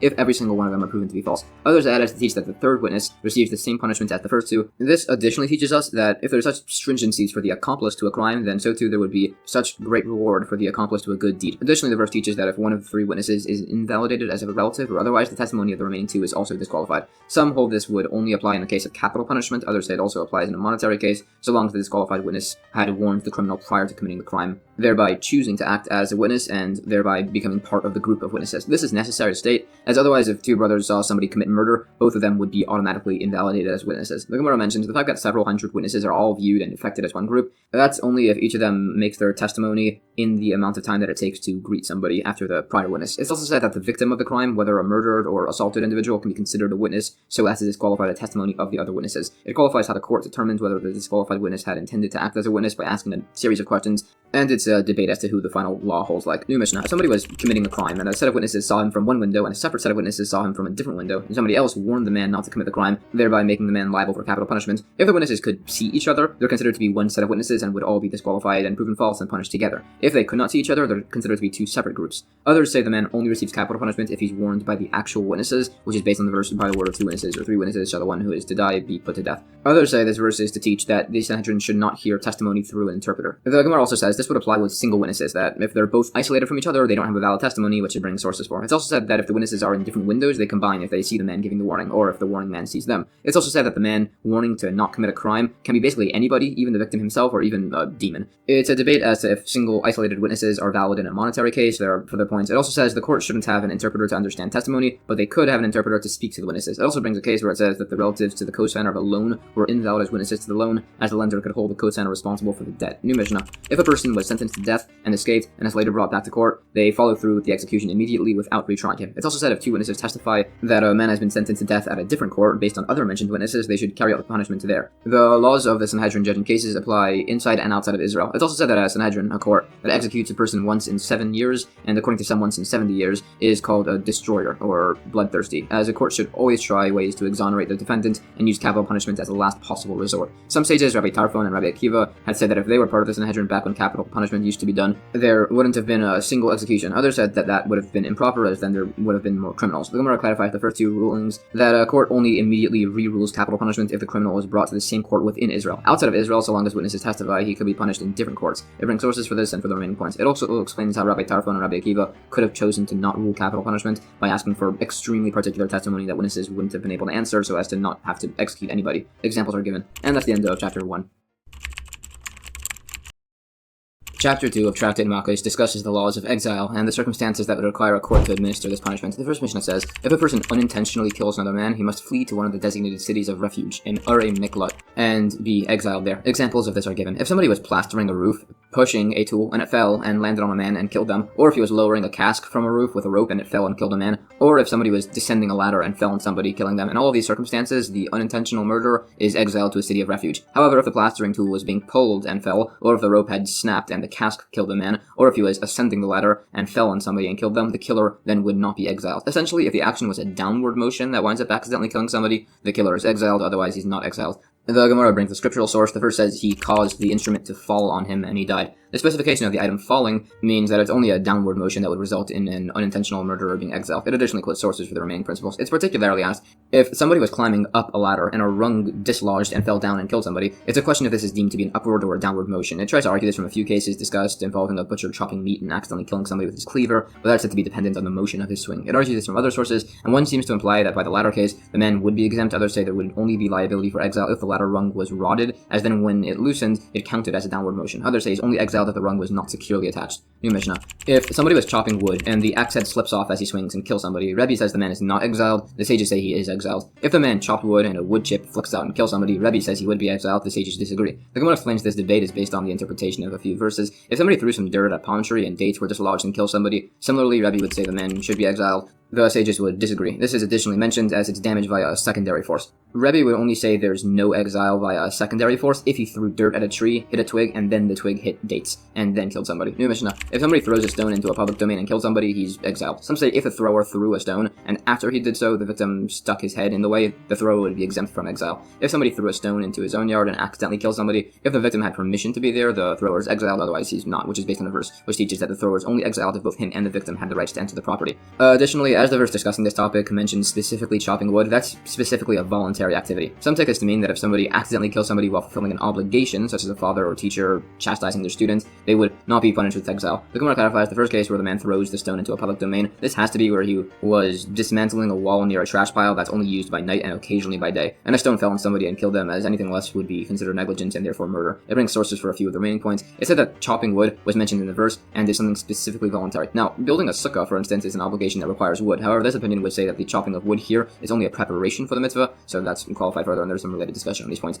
New Mishnah. A father would be exiled for accidentally killing his son, and a son would be exiled for accidentally killing their father. Everybody would be exiled for accidentally killing another Jewish person, and vice versa, save for a resident alien, a ger toshav, which is a non-Jewish man who legally accepts to observe the 7 Noahide laws, specifically, who would only be exiled for accidentally killing another resident alien. The Gemara clarifies the difference between this and the prior Mishnah, which said that there wouldn't be exile for a father accidentally killing his son through discipline, is that there would be exile if the discipline is not necessary. Related opinions on this topic are discussed. When it said anybody would be exiled for accidentally killing another Jewish man, this is to include slaves and Kuthians. It brings particular cases. Sources are additionally brought for the points on resident aliens. Exile would occur if the movement was a downward motion, as mentioned. If it was an upwards motion, a resident alien who accidentally killed somebody would himself be executed. There's a debate if there's liability for a resident alien thinking he's killing somebody in a permissible situation, and he accidentally killed somebody illegally. It's a debate if this creates liability. For instance, this is debated from a case if somebody thinks he's killing an animal and it turned out to be a person. It's a debate if there's liability for capital punishment. It argues from a few sources. New Mishnah. If a blind person accidentally kills somebody, it's a debate if he's exiled. If somebody's another man's enemy and accidentally kills him, it's a debate. Some say he's not exiled, some say he's executed, as he was considered to be forewarned, and others say he's only exiled if it's certain that the killing was unintentional. The Gemara brings sources from a verse that a blind person would not be liable for exile. Regarding an enemy accidentally killing the other, the reason he's considered warned is as this opinion holds that warnings are only to differentiate as to whether the act was accidental or not. Regarding the opinion that an enemy being exiled is dependent if the act was clearly unintentional, this would, for instance, be the difference between a rope snapping, which is clearly accidental, and him mistakenly dropping it, which isn't necessarily accidental. This is qualified from other discussions.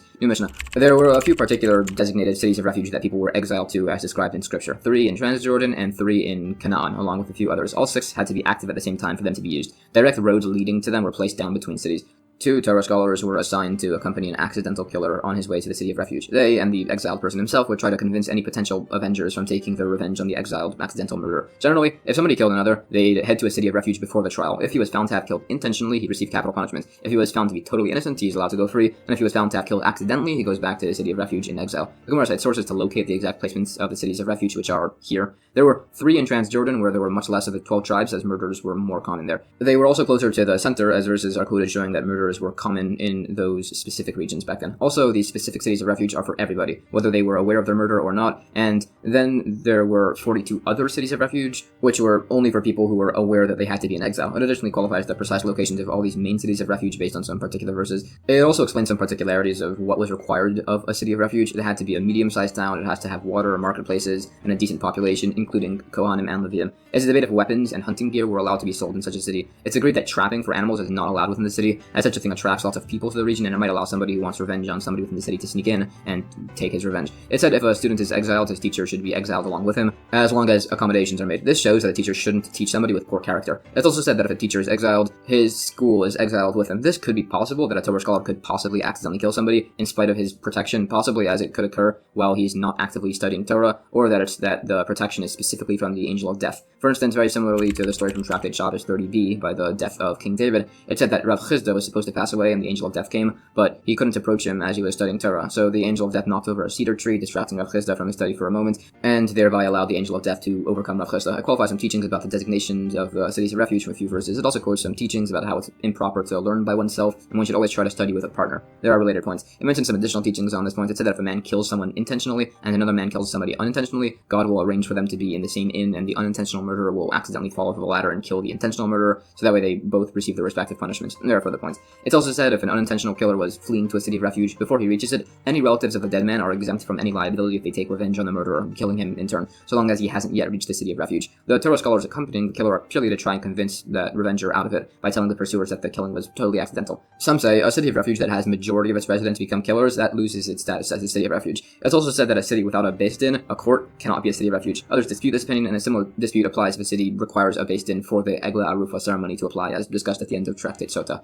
It additionally discusses the verses which speak on these laws on the city of refuge. New Mishnah. The exile of an accidental killer lasts until the passing of the Kohen Gadol. This could include the passing of an anointed Kohen Gadol, a non-anointed Kohen Gadol, and a Kohen who acted as a replacement Kohen Gadol. Some say an accidental killer's exile ends even if a Kohen that was anointed for battle passes away. Because of this rule, the mothers of the Kohen Gadol would donate lots of food and clothes to the exiled individuals, so that way they wouldn't pray for the death of their sons, the Kohen Gadol. The Gemara brings scriptural sources for this principle. Let's explain. The reason the exiled man's prayer for the deaths of the Kohen Gadol could have worked was because the Kohen Gadol hadn't prayed to God for mercy on the generation properly. That accidental killings should not occur. Some said it was actually that the mothers supplied food so that the exiles would pray that the Kohen Gadol should not die, and this was necessary for the same reason that they hadn't prayed to God for mercy. There was a story brought where a lion ate a man right in front of the sage Rabbi Yeshua ben Levi, and the prophet Elijah was upset at him and didn't speak to him for 3 days. Related, it said that the curse of a sage, even if undeserved, will come to pass. This is seen when King David was excavating the grounds for the temple, and the deeps came up and threatened to flood the world. King David needed to know what to do, so he said that if anybody knows a solution and refuses to tell me, he should be strangled. So King David received advice from his general Achitophel that if God's name can be erased in the Sota ceremony so as to make peace between husband and wife,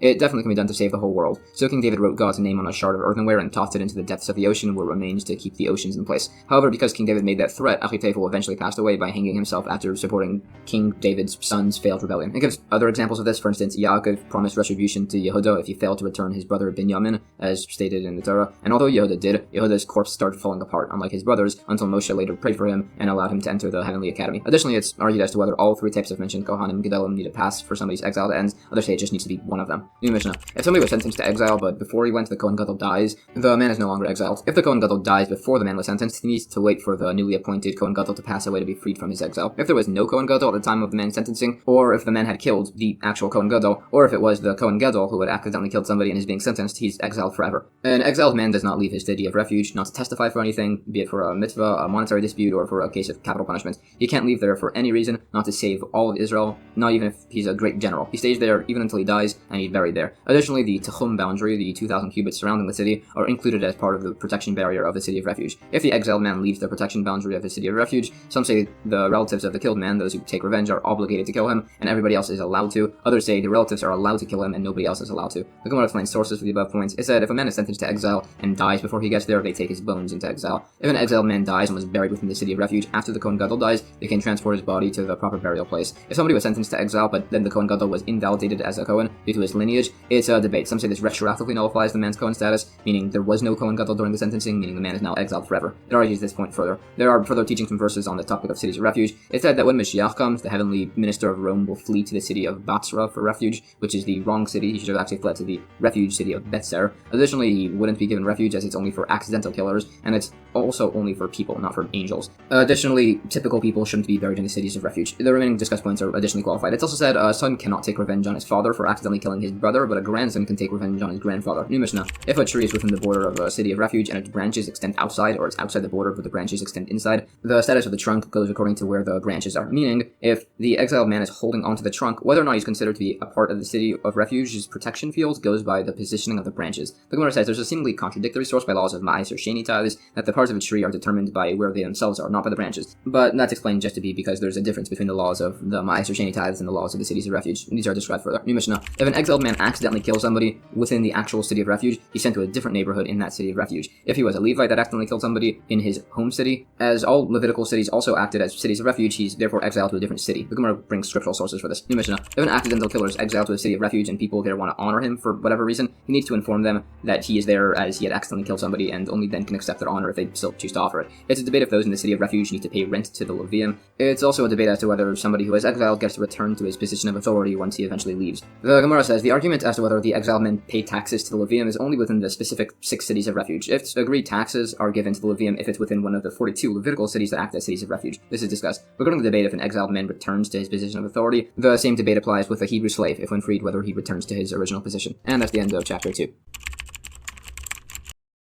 Chapter 3 of Tractate Makkos discusses the laws of court-administered punishment, specifically that of lashes, regarding its circumstances and application. The first Mishnah says, the following prohibitions were punished with lashes and with Horayos, which is essentially a severe heavenly punishment. Somebody who cohabits with their sister, with their parent's sister, with their sister-in-law, with their father's brother's wife, or with a nida, a menstruating woman. The following are punished with only lashes. A Kohen Gadol cohabiting with a widow, a Kohen cohabiting with a divorcee, or a widow who has done chalitza, a non-Kohen Jewish person marrying a person of illegitimate birth, or a Nesonite, a descendant of the Gibeonites, going both ways. If a Kohen Gadol cohabits with a woman who is both a widow and a divorcee, he's liable for violating 2 separate commandments. If a Kohen cohabits with a divorcee who has also done chalitza, he's only liable for 1 violation. Okay, back to prohibitions that are punished with both lashes and kares. An impure person who eats sacrificial foods, an impure person who enters the temple, a person who eats forbidden animal fats, or blood, or leftover animal offerings, or a disqualified offering, or impure sacrificial foods. Also, a person who slaughters and offers an offering outside the temple, somebody who eats chametz, leavened bread on Passover, somebody who eats or works on Yom Kippur, somebody who makes a replica of the anointing oil or of the temple incense, or somebody who anointed using the original anointing oil when they weren't allowed to. Then there are some prohibitions punished with only lashes. Somebody who eats an animal which wasn't properly slaughtered, an animal with certain severe defects, or other non-kosher animals or bugs. Also included is if somebody eats untithed produce of various sorts. It's a debate as to how much untithed produce causes a liability. Some say any amount, some say an olive-sized volume. The Gemara says this implies like the opinion that capital offenses do not include a punishment of lashes. Others disagree with this, and there's a third opinion that even prohibitions that incur kares, divine punishment, don't include a punishment of lashes. It brings and discusses the scriptural sources for all these opinions. It additionally debates these sources and the explanations between the dispute, and it further explains the logic behind these 3 opinions. It also brings scriptural sources for the fact that there's a prohibition for these, such as the source that there's a prohibition against eating sacrificial food while impure, although it's a debate as to which source is derived from. These are discussed. Broadly, if there's a prohibition that could be resolved through a positive commandment, such as stealing, and then returning the item, there's no penalty of lashes. However, if the positive commandment could apply without need for the transgression, lashes would still apply. It additionally discusses these points. It also debates several verses regarding whether lashes can be given after an uncertain warning and related. There's further discussion on this. Back on the point as to whether there's lashes for a transgression that can be resolved through a positive commandment, it said if somebody takes a mother bird while it's young, they're still there. It's a debate if there's lashes, if the bird is sent away afterwards. Some say this is one of the only exceptions where there are no lashes. It debates this further and argues from other verses if there aren't any other times this notion would apply. It argues several instances of this, separating the Peah charity, points on robbery, and others. On the prohibitions against eating bugs, it says there's lashes for eating a cabbage worm. If somebody eats a particular type of small non-kosher water animal, there are various prohibitions violated.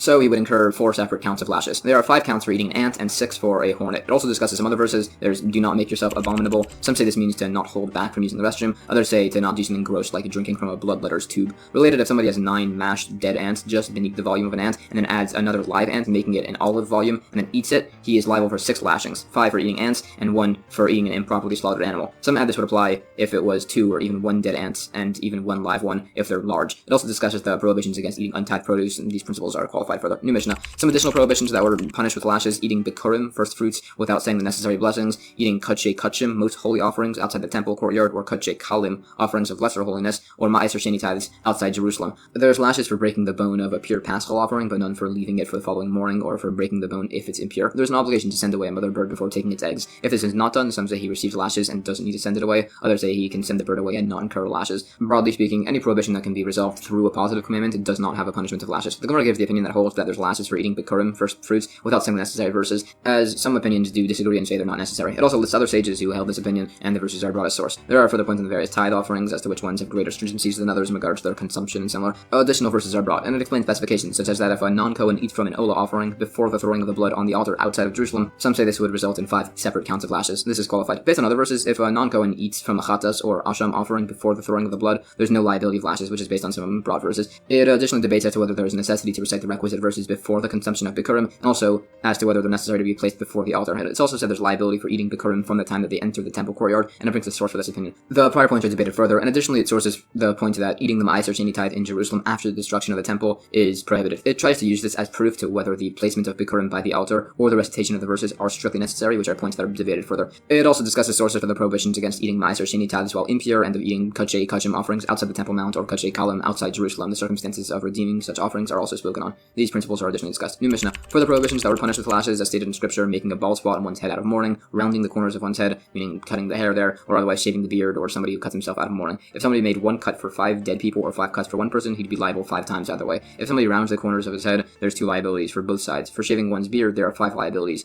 2 points on each side and an additional on the bottom. Some say if the whole beard is removed in one act, that's only 1 liability. Some say there's only liability for shaving with a razor, others say even with another tool, such as a plane. The Gemara says, based on the verse, there's liability for every individual bald spot made, and it applies all over the entire head. This specifically teaches that if somebody received a warning and then simultaneously applied depilatory to 5 separate spots on his head, he's considered to have been warned for each of those, and he receives 5 sets of lashes. There's a debate as to what the minimum size of a bald spot is. Some say enough so that the skin is exposed, others say the size of a bean, others say it's the size of 2 hairs or possibly a lentil. Similarly, it's said that if somebody removes a scissors tip full of hair on Shabbos, that's liability for violating the Shabbos, which some define as being a minimum of 2 hairs. It more specifically qualifies what defines a prohibition against rounding the corners of one's head, which is essentially defined as this region, which is why the payos, the side locks, are specifically left like so. Additionally, the verse specifically prohibits destroying the corners of one's beard, which it generally defines as shaving. Additionally, qualifies the individual liabilities for cutting oneself out of mourning, and more specifically the locations of the beard that are prohibited to be cut until. New Mishnah. Another thing there's liability for having a tattoo. If the coloring agent is applied but is not pricked into the skin, or if the skin was pricked but without a coloring agent, there's no liability. There's only liability for coloring agent and ink of some sort is pricked into the skin. Some say actually no, there's only liability if somebody gets the name of a certain idol tattooed into his skin. The Gemara defines the last instance as referring to an idol. It's also said it's forbidden to put ashes on a wound to heal it, as it looks like tattooing. Some are very particular to not have ashes anywhere near even the tiniest of wounds. Others disagreed and said that it doesn't resemble tattooing at all, as it's by a wound, so it clearly was done medicinally. New Mishnah. If a Nazir drinks wine all day and received 1 warning prior, he's liable once for 1 set of lashes. If he was warned separately before each drink and he kept drinking, he's liable once for every drink. This would also apply by the Nazir becoming impure from a corpse or for shaving his hair. If a person was wearing kilayim, a forbidden mixture of wool and linen, and was warned once, he's liable once. If he was warned between every act of wearing it and he kept putting it back on, he's liable for each time he does that. There's a specific case brought where somebody plows a single furrow and he can be liable for 8 counts of lashes. If somebody plows with an ox and a donkey together, which is a forbidden mixture, that are consecrated as firstborns, so they can't be used, on a field of a forbidden mixture, in a vineyard, on the sabbatical year, and on a holiday while the man is both a Kohen and a Nazir, and this is being done in a cemetery, so that would result in all of those liabilities. Some argue that there could be a 9th set of lashes if he's wearing clothes of a forbidden mixture, but others argue that this is separate from the plowing act. But he argues, well, so is being a Nazir. The Gemara says, regarding repeatedly taking on and putting off a forbidden garment, it said that some define this even as slipping an arm in and out, others say it's even if he stood still for the amount of time it would take to remove and put on the garment. This would incur a separate set of lashes. It particularly qualifies the case of digging the furrow and mentions that there's 1 set of lashes for plowing and sowing on the holiday, which is why they're not listed separately. Others still debate this. It also debates a bunch of other violations that could be added to this case: sowing in a hard valley, erasing God's name while walking as he plows, loosening the ark's poles as he walks, plowing with wood from an idolatrous Asherah tree, having taken an oath to not plow on a holiday, and various others. It debates these. It's also said if somebody breeds a disqualified sacrificial bull, that would result in 2 sets of lashes, and leading a disqualified sacrificial ox results in separate sets of lashes, as it's considered to be like 2 species. New Mishnah. Now, on the actual process of the punishment of lashes, if somebody receives a count of lashes, some say he receives 39 lashes based on the verse, others say he receives 40 lashes, and the 40th is done between the shoulders. These are actually the maximum amount possible. In actuality, lashes were given by assessing how much the man could handle, and he's given that amount in a multiple of 3. If somebody's assessed to be able to receive 18 lashes, and after they're done they realize he could do the entire 40, he is still exempt from anything further. The Gemara debates the source for the argument as to if the standard maximum amount of lashes was 39 or 40 lashes. Additionally, if somebody was assessed to be able to receive 18 lashes, and then on the same day before he receives them he's assessed to be able to receive more, he could receive more. New Mishnah. If somebody committed a transgression that included 2 prohibitions, meaning he's liable for 2 sets of lashes, if the court assessed him once for both transgressions, he receives those lashes and no more. If he was assessed for only 1 transgression, he'd receive lashes, recover, and then later he could be reassessed and receive his 2nd set of lashes. The Gemara says it's only allowed to assess lashes for 2 transgressions at once. So if he's able to endure a minimum of 42 lashes, meaning he'd only receive 39, and then a minimum of 3 for the 2nd set. New Mishnah. The actual process of lashings done back in those days was that the man would be bound to a post, his garments would be removed, and there is no concern if they tear. A platform stone was placed behind him, where the lasher would stand with a calfskin strap folded over twice into 4 that was stretched through with donkey hide with a 1 handbreadth long handle, and the strip itself should be a handbreadth wide. It should be long enough that it reaches the edge of his stomach when his back is lashed. The man is lashed 1/3 on his front and 2/3 on his back, and the lasher must be bent over him as he does so. It must be done with 1 hand, as hard as he can, and as it's done, one of the judges reads from various listed verses on this topic. If the lashed individual dies, the lasher is exempt. If the lasher had added even 1 more strike than he was allowed to, and the man died, he's exiled. If the convicted individual soils themselves before they receive the lashes, they're exempt from receiving the lashes. Some say if it was a man, this applies only if it was with excrement, while if it was with a woman who is more sensitive to embarrassment, this would apply even even if it was with urine. The Gemara brings the requisite verses, which show that the lashing strap must be made of calfskin and donkey hide, and a number of related points. It also says,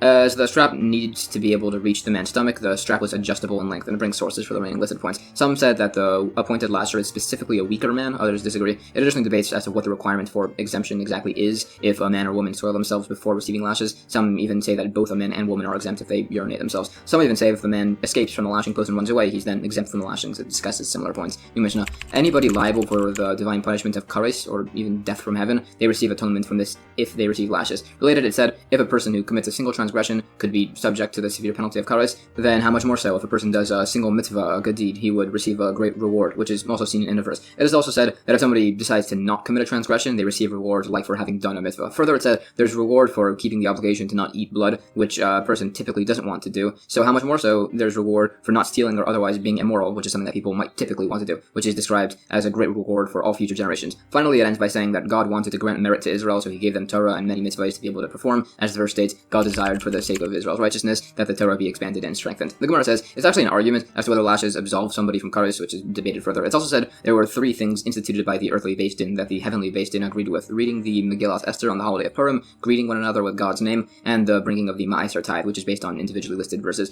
Related, it said that the divine spirit publicly appeared in 3 places: the Beis Din of Shem, the son of Noah, in the Beis Din of Shmuel, and the Beis Din of King Solomon, which is again based on individual verses and tradition. Additionally, it's known that there are 613 commandments in the Torah, 365 negative commandments, and 248 positive commandments, which are said to correspond to the parts of the human body. It's also said that King David established 11 ethical requirements, which are described in Psalm number 15 as these. It also gives instances of biblical figures and sages who exemplified each of these. A similar thing was established by the prophet Yeshayahu, as seen here, and it again lists figures who exemplified these traits. Again, this was done by the prophet Micha here, and again by Yeshaya, as seen here. It's also said 4 things were enacted by Moshe and were then annulled by the prophets, which are that Israel will not dwell securely if there are no righteous, that there will be no tranquility in exile, that the sins of parents will be remembered to their children, and that they will perish among the nations that they are exiled with. These are discussed. There's a related incident, a story on the topic of the overriding of prophecies. There were 4 sages traveling together after the destruction of the Second Temple: Rabban Gamliel, Rabbi Elazar ben Azariah, Rabbi Yeshua, and Rabbi Akiva. They heard the Roman crown celebrating a while away, and while the other sages grew sad, Rabbi Akiva was happy, saying, while they bowed to idols and served false pagan deities, our temple is destroyed. So if they receive such happiness and reward while worshipping idols, how much more so will ours be? Anyways, they decided to travel to Jerusalem. They saw the destroyed city and tore their garments. Then they reached the Temple Mount and saw a fox emerge from where the Holy of Holies, the innermost part of the temple, once stood. The other sages were again sad, but Rabbi Akiva again smiled. They asked him why, and he explained. There are 2 prophecies spoken on in Scripture from the prophets Uriah and of Zechariah, which are linked as they're specifically mentioned together. The prophecy of Uriah clearly references the destruction of the Second Temple, while the second prophecy of Zechariah clearly references the rebuilding of the third Beis Hamikdash and the coming of Moshiach. So Rabbi Akiva explains that now that the first prophecy of the destruction of the Second Temple has occurred, it's assured that one day the other will occur too, with the rebuilding of the third temple and the coming of Moshiach. And the other sages responded, saying, Akiva, you have comforted us. And that's the end of chapter 3 and the entire Tractate Makkos.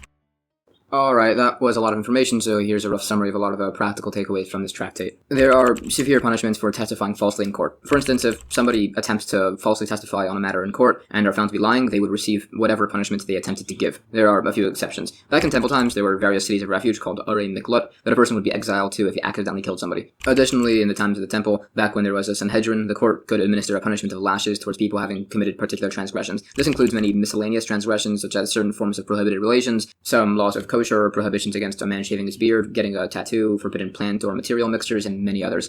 Tractate Shevuos discusses the laws of oaths. Oaths are extremely important and significant, being legally binding and have many forms. There are oaths to do a particular action, there are oaths of testimony, oaths by monetary claims, and there are court-imposed oaths for various reasons, along with several others. Chapter 1 will begin the discussion of these laws, and also many principles of atonement through offerings. The first Mishnah says, there are 2 types of oaths, which are actually 4. Some additional points. Liabilities for impurity by temple sanctity have 2 types, which are actually 4, and prohibited transfer between domains on Shabbos have 2 types, which are actually 4, which was actually described in the first Mishnah of Tractate Shabbos. Additionally, appearance of Zarah leprosy is of 2 types, which are actually 4. The points on liability for impurity by temple sanctity are that if the individual was aware that he was impure at the beginning and at the end when he actually ate sacrificial foods or entered the temple, but was unaware in between, he needs to bring a specific type of offering. If he was aware in the beginning but not at the end, then the Yom Kippur service will atone for him until he becomes aware, at which point he must bring his offering. If he wasn't aware before and was aware at the end, the Yom Kippur service atones for him. If he was totally unaware of his impurity throughout the entire thing, some say the he-goats of the holiday offerings atone for him, along with the Rosh Chodesh offerings. Others say just by the holiday offerings, as the Rosh Chodesh offering is to atone for somebody somebody who ate impure sacrificial foods while they were pure. Others say these offerings atone for the same things. There are further opinions as to which offerings atone for which violations by these laws, which can be summarized essentially into this chart here. It mentions the atonement purposes of various other offerings.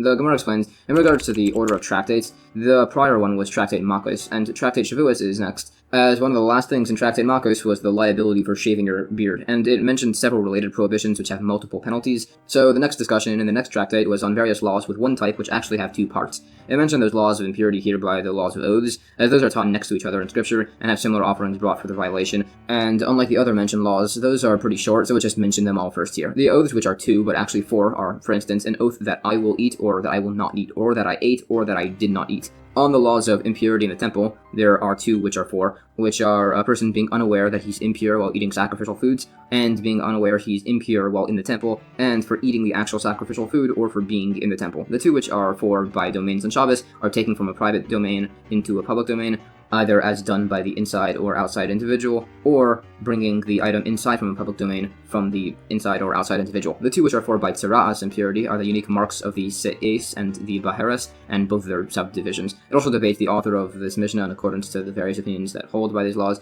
It's debated in regards to their opinions as to the received punishment for violating these prohibitions. It specifically argues if the opinions on the received punishment for these violations, in this case of lashes, lines up with the opinions on the punishment for the violations by the Zarah impurities, which it does not. So it's argued as to who the source of these points are. This is debated further. If it discusses this topic, some hold by these laws, even a basic awareness level and understanding of the laws of impurity is sufficient by these laws, which some individuals didn't even have this basic level of understanding if they were brought up amongst non-Jewish people, for instance, and were never taught these laws. It also clarifies, it goes into much less detail by the two which are for of domain transfers by the laws of Shabbos here than it did in the actual discussion in Tractate Shabbos, which properly discusses those laws, including additional cases of non-liability too. These are described, and again, they're all properly listed in the first Mishnah of Tractate Shabbos. It additionally clarifies who holds like these opinions in regards to the different skin shade discolorations of Zarah impurity. Some say it's like the opinion that the four different off-white shades of discoloration combine in order of the level of discoloration, and it brings sources for this opinion stating this. It also qualifies the exact order of color shades in regards to the laws of Zarah leprosy as to what is the least or greatest discoloration, along with scriptural sources, and it brings an analogy of different kings and subordinates to show the order of levels of intensity of these skin discolorations. It further goes through the points on unawareness of impurity as to the levels of punishment that were applied for the violation of these laws, along with the sources for the prohibition against eating sacrificial foods while impure, and additionally for being in the temple while in states of impurity. There are additional points on these laws. It further qualifies as to the specific different offerings in the temple as to which violations they atone for. These particularities are discussed along with their sources, and it additionally goes through the uses of all these offerings with further sources for the Yom Kippur offerings, the Rosh Chodesh offerings, and the others. It also goes through what the holiday he-goat offerings atone for in regards to impurity violations within the temple. It goes through the related verses as to how they imply which functions. The opinions on this topic are further discussed as to the purposes for these offerings. There are additional points on this. Some say that the daily offerings that were not needed for the community can be redeemed even if they're blemished. Others disagree with this, saying that redemption doesn't remove the sanctity of the animal. Others say such a concept only applies to incense. It additionally debates as to whether incense or unblemished communal offerings can be redeemed, in spite of the fact that they still retain a degree of physical sanctity. It also discusses the sanctity of the red heifer offering. It said if it dies, it can be redeemed, as even a small piece of its hide is valuable. There are additional points in these laws by other types of offerings. It also mentions some just had a tradition that daily offerings can no longer be redeemed at the end of the year, while others disagree. According to this first opinion, he'd say the excess daily lamb offerings should all just be brought as communal Ola offerings, although the leftover he-goat chatas offerings should not be offered as an Ola, so those should be instead sold and have extra offerings purchased from the proceeds. This principle is sourced from some additional discussions. Similarly, it's also mentioned in other sources that at the end of the year, excess offerings will be brought on the altar, similar in concept to desserts. It's a debate if this end of the year excess offerings included the bird olas or not. Anyways, then the Mishnah had stated that the he-goat of the Yom Kippur service atones for deliberate impurity violations within the temple. It quotes the scriptural sources for this concept. Also, it had stated that the Azazel goat offering on Yom Kippur atoned for biblically sourced transgressions, be they light or severe, or deliberate or accidental, whether they're punished with karos, divine punishment, or capital punishment, or otherwise. It actually explains, to prevent redundancy, that this list is explaining the different severities of transgressions. That light transgressions are positive and negative commandments, while severe transgressions are those punished by karos, or capital punishment. Now, if somebody typically violates a positive commandment and repents, they're forgiven. So the necessity for the Azazel offering to atone for him must be that he's, in this case, refusing to repent, and in accordance with the opinion that the Yom Kippur service atoned even for unrepentant sins. He sources this from verses, although others still dispute this, quoting additional sources and comparing this to other offerings. It also clarifies that Yisraelim, Leviim, and Kohanim all receive atonement from the Azazel he-goat offering in the same manner, although there is variation for impurity transgressions in the temple, where that also atones for such a transgression for non-Kohanim, but Kohanim require the bull offering to atone for impurity violations in the temple. Others disagree with this and say, well, all these groups can receive atonement. The specific offering varies, and he holds the Azazel goat offering doesn't atone for Kohanim. It additionally debates sources. Also, according to the opinion that Kohanim are atoned through the Azazel goat offering, it's questioned why there are 2 confessions cited over it, along with the throwing of the blood, and it's explained to be done for the Kohen Gadol himself, and then for all the other Kohanim, as it's better that an innocent person come and request atonement for a group of guilty people, as opposed to a guilty person asking atonement for a group of guilty people. And that's the end of Chapter 1. Chapter 2 of Tractate Shevuos continues covering the various laws of atonement through offerings and laws of impurity before covering the laws of oaths. The first Mishnah says, regarding the principles of awareness of impurity, there are 2 types that are actually 4. If a person becomes impure and then forgot that this occurred, but remembered he was eating holy food of an offering, or somebody forgot that the food he was eating was holy, but he remembered that he was impure, or somebody forgot that he was impure and that the food he was eating was holy and only realized afterwards. In all these cases, the man is subject to bring an Ola v'yored offering. If somebody became impure and then forgot, but remembered he was about to enter the temple, or he forgot that he's entering the temple, but remembered he's impure, or he forgot both and only realized his wrongdoing afterwards, he would also be subject to bring an Ola v'yored offering. This would apply to entering the temple courtyard, or additions to the temple courtyard, which are only made with the consent of the king, a prophet, the Urim V'Tumim, and the Creator Sanhedrin, and was done with the Thanksgiving loaf offerings and songs. Making an addition to the courtyard temple was done by the court marching around the area to be added, with 2 Thanksgiving offerings being carried behind them and all of Israel behind them. The inner Thanksgiving offering was eaten and the outer one was burnt. If an addition to the temple courtyard was made without these requirements, there's no liability for entering within that area while impure. If a person became impure while inside the actual temple courtyard but then forgot, but he remembered the fact that he was in the temple, or somebody forgot that he was in the temple but remembered that he was impure,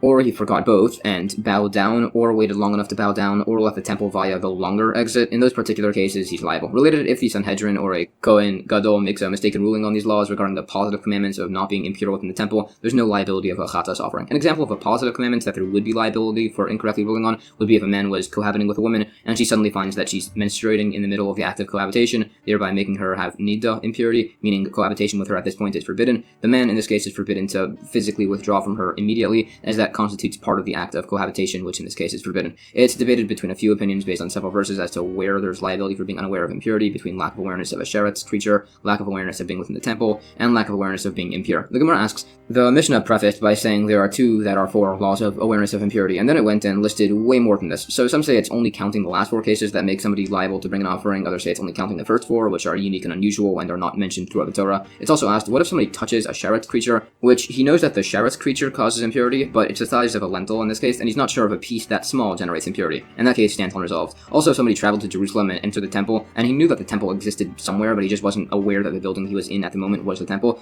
That's also unresolved if there's liability for impurity in such a situation. Also, the points on how additions to the temple courtyard were established are sourced from scripture. It discusses these along with the Thanksgiving loaf offerings that were used in the ceremony. Others actually say that it was the remainder of the mincha offerings that were used in the ceremony to expand the temple courtyard, saying that it should be sanctified through an offering that can only be eaten within it. This is additionally qualified, saying an unleavened loaf must be used, as there were no viable sacrifice options with leavened loaves. It also clarifies the songs that were sung during this ceremony of expanding the temple courtyard, listing psalms and musical instruments and similar, and it clarifies the remaining points of the procession. For instance, is debated as to how the Thanksgiving offerings were carried. Some said beside each other, according to which the inner loaf, as described, was the one closer to the wall, based on the words of the prophets, while others say that they were carried one behind the other, where the inner loaf that's eaten is the one that was carried behind, as since it goes second, it's entering into a consecrated area. Additionally, it's a debate if the ceremony for the addition to parts of the temple courtyard required all of these steps, or any one of these steps. It debates this from a few sources. It's also argued as to whether the initial consecration of the original temple area is permanent, or if it was removed after the destruction of the temple. Anyways, it quotes the source that if somebody becomes impure while in the actual temple, there's liability, which are then discussed further. Also, when it said that if somebody forgets both that he's impure and also that he's in the temple, if he bowed or waited long enough time to bow, he's liable to bring the offering. Some say this only applies if he bowed towards the sanctuary, but if he bowed in the opposite direction, so long as he didn't also delay, he's not liable. It mentions that there's variation between methods of bowing. Apparently, the one that doesn't involve delaying is just kneeling. Bowing that involves a delay includes fully prostrating oneself. It's also an argument as to how long this delay is, and it's between the length of time it takes to recite either of 2 listed verses. If somebody delays in the temple while they're impure, it's also an argument as to if there's a penalty of lashes, which stands unresolved. Similarly, if somebody delayed in the temple courtyard but was suspended in the air, that stands unresolved. It's also unresolved if there's liability for intentionally impurifying oneself within the temple. Also, if a nazir is standing on a grave, it's unresolved if there's a penalty of lashes if he delays while standing there. Anyways, we said there's also only liability if somebody forgot they were impure and in the temple if they left via the long exit. This means there's no liability to leave via the short exit, even if he decides to walk super slowly and take all day. As for a case if somebody delays through several very brief intervals, that stands unresolved. It's also asked, what if somebody left the temple via the long exit, but went really fast and took as long as taking the short exit? It's debated if he's still liable in that case. It's discussed further and it cites additional laws of impurity. It also clarifies the final points on impurity and liability in the case of cohabitation of a nida, when it says there would be liability for 2 chatas offerings for moving in both directions. It quotes sources for this concept, and it mentions in such a situation, if somebody's cohabiting with a woman and suddenly finds that she's menstruating, he should just stop moving and wait until he's limp before then withdrawing so as to prevent any further acts of cohabitation. This also shows that cohabiting with a flaccid organ does not legally constitute cohabitation, although that's debated. It discusses this further, quoting additional sources, along with additional verses sourcing the prohibitions against cohabiting with a menstruating woman, and the steps to prevent this, such as not sleeping with one's wife during that general time period, which is said to be a very meritorious thing. Somewhat related, it said that it's a very meritorious thing to do the Havdalah ceremony at Shabbos' conclusion. Also, it said that if somebody cohabits with their wife in a modest manner, they'll merit to have sons, which is based on a verse. It additionally discusses the remaining points from the Mishnah, debating between the verses as to certain liabilities for particular unawareness with impurity and otherwise. These are additionally discussed. And that's the end of Chapter 2.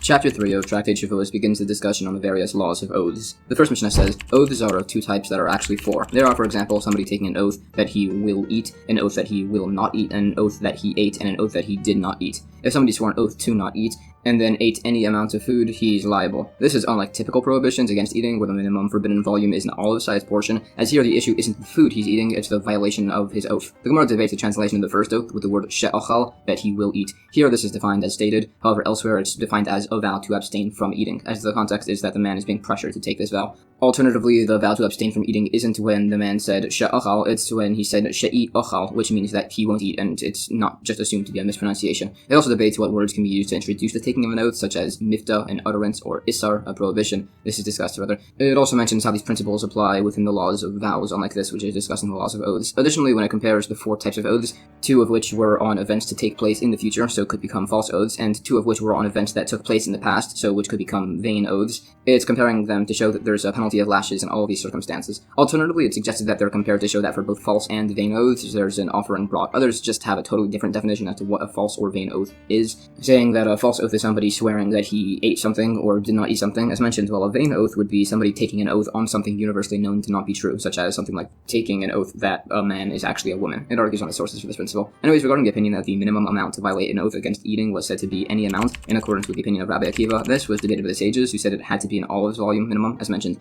A similar debate exists between others for all prohibitions, but this was specified here by laws of oaths to show that the sages' opinion applies here even when the amount was unspecified. Others just suggest that this is specified as Rabbi Akiva only holds his unique opinion here by laws of oaths, as there was no specification of amount. The debate is further from a few related discussions, and seem to prove that this is the only time Rabbi Akiva debates the sages on this. Additionally, by other laws, there's liability for eating impermissible foods in amounts less than an olive volume if the food was an entire creature, such as a whole ant. Also, if somebody eats consecrated property worth the minimum value of a peruta coin, but with less than the minimum volume of an olive, there's still liability by the same logic. It qualifies the remaining points. Also, this dispute between Rabbi Akiva and the sages is only when the amount in the oath was unspecified. If it was specified, it's agreed that there's liability for eating even a tiny amount, as it's comparable to the case of eating an entire creature. Also, this is said to be the case of taking an oath to not eat. If the man said he wouldn't taste, that applies to any amount. Also, this is by oaths. By koinomis, a type of vow, this would again apply by any amount. This is qualified. There are other points. If somebody takes an oath to not eat and then eats dirt, it's unresolved if there's liability for doing so in a small amount, or if somebody takes an oath against eating grapeseed, it's unresolved what the minimum for liability is, as such a thing is typically eaten with a full grape. Related, it's also asked, what if a Nazir, who's anyways not allowed to eat any grape product, then takes an oath to not eat grapeseed? As the principle within the laws of a Nazir is that they can't eat an olive's volume, but perhaps he also meant to prohibit to himself less than this when he took this oath. Based on related cases, by eating amounts of non-kosher food, it said that the Nazir's oath applies to an olive's volume of grapeseed and no less. The remaining points on eating dirt still stand unresolved.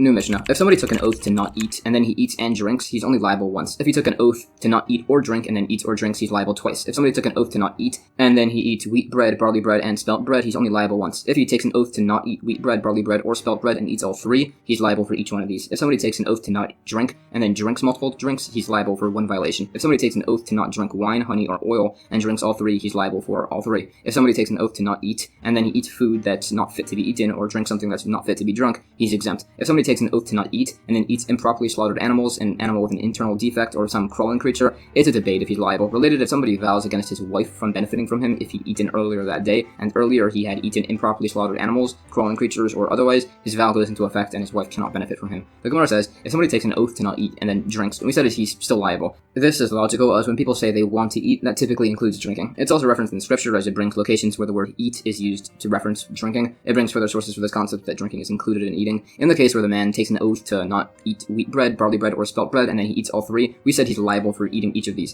This is as he specifically clarified the word bread after each type within each enumeration. Also, we said if somebody swears an oath to not drink wine, oil, or honey, and he then drinks all three, he's liable for all three. Again, this is as he enumerated each of them individually by name. Others say that actually this case is defined to be that somebody is requesting another man to drink with him, and this man is taking an oath not to drink any of these, again, by enunciating each of them. Additionally, by the bread case, there's a similar case where somebody falsely takes an oath that they don't have any wheat, spelt, or barley bread. Some say there's liability for each specified type. Anyways, it's a debate if there's liability for the three specified types, or also for an additional liability for just the general denial. By our case of somebody taking an oath to abstain from the types of bread, however, there would only be three liabilities, as it doesn't make sense that there should also be a general prohibition in addition here. Also, the Mishnah said if somebody takes an oath not to eat and then eats foods unfit for eating, he's exempt. This is clarified to be where the oath was non-specific, unlike the later case of somebody vowing to not eat types of non-kosher foods. A vow like this could exist in spite of the fact that you're already not allowed to eat non-kosher, possibly as the oath also included abstinence from permitted kosher foods in addition, or the oath was against eating these non-kosher foods in less than the prohibited amounts. It explains these opinions further. Others define the case just to be that forbidden foods that aren't kosher are actually considered fit to be eaten, unlike something that's unfit to be eaten, which is something like dirt. There's additional discussion on the opinions of these cases. Essentially, it tries to suggest that if somebody takes an oath against something that was anyways prohibited due to a separate prohibition, but as suggested, it was a part of an inclusive prohibition against something that was allowed, it would take effect. However, there's a case that somebody took an oath before Yom Kippur to not eat dates and forbidden fats, and it only mentioned that there's liability for then eating the dates, unlike the fats, which were already forbidden. So there's a bunch of suggested answers. Perhaps this is unique as the prohibition came about due to the man's own decision, or as that it's an oath, so it's unique as it could be petitioned to be revoked, or it's that the case is with bringing a variable offering, or it's unique as it's an oath which takes effect on less than the minimum amount, or it's unique here as the punishment for intentionally violating it is only lashes as opposed to kares. Or a final explanation, this case is unique as it's with an oath which could take effect on something non-tangible. New Mishnah. An oath can be taken on something relevant towards oneself or towards others, meaning you can swear to give or not give something to someone, or that you have given or not given something to someone. Also, an oath can apply to things tangible or non-tangible, as you can swear to sleep or to not sleep, which is non-tangible. You can also take an oath on something totally non-beneficial, such as that you will throw a pebble into the ocean or similar. Rabbi Yishmael says, there's only liability for accidentally violating an oath that pertains to your doing something in the future, as the verse says, to do bad or to do good, using only future tense, and everything else is learned from scriptural inclusion. Rabbi Akiva holds there's liability for accidentally violating even oaths concerning the past, as if it's based on scriptural inclusion, the principles would apply by all types of oaths. The Gemara says, as discussed in Tractate Nedarim, vows are stricter than oaths, as vows take effect on items needed for a mitzvah, the same as by everything else, which doesn't apply by oaths. Oaths are stricter than vows, as oaths can apply to things that are non-tangible, unlike vows. When the Mishnah gives the example of an oath to give someone something, this must refer to a present to a rich man, as giving to the poor is already an obligation. By the oath to not sleep, this is only allowed if it's for less than 3 days, as more than this is said to be impossible to do. If somebody took an oath on a non-beneficial act, such as to throw a stone into the ocean and didn't follow through with it, it's a debate if there's liability in such a case, as some hold there's no liability if the oath cannot be expressed in both future and past tense. It discusses similar rulings. It additionally debates between these opinions as to whether an oath is required to be able to be formulated in both future and past tense for it to be valid. According to the opinion that says this does apply, this explains why oaths of testimony are in their own category, that this rule doesn't apply there. Those that say this principle just never applies, they say that oaths of testimony are listed separately so as to obligate a person to bring 2 offerings for falsely swearing such an oath. Others dispute this. We also had broader debate as to if somebody is liable for accidentally violating an oath that pertains to the past between Rabbi Yishmael and Rabbi Akiva. It additionally discusses sources for these opinions and where and how they expound them, quoting a number of different verses on this topic. Related, it said there's liability for violating an oath even if the person forgot it existed, which is based on a scriptural quote. However, it then says there's no liability if only the item in question is concealed. It argues as to what this last case could possibly mean, and suggests it could be something like a man taking an oath to not eat wheat bread and then reached to take barley bread but accidentally grabbed wheat bread and thinking it was barley bread, he then ate it. If both the item was concealed and the oath was also forgotten, it's argued if there's liability in such a circumstance, and it seems to say there is an exemption there. It said that there's exemption for bringing an offering if somebody's false oath was just totally due to a mistake. According to this, there would still be liability for swearing falsely on a past event in the case where somebody says he knows the oath was prohibited, but he's just not sure whether there's liability for an offering on it. A case, if somebody took an oath to not eat a loaf of bread and then really wanted to eat the bread and then forgot about his oath and ate it,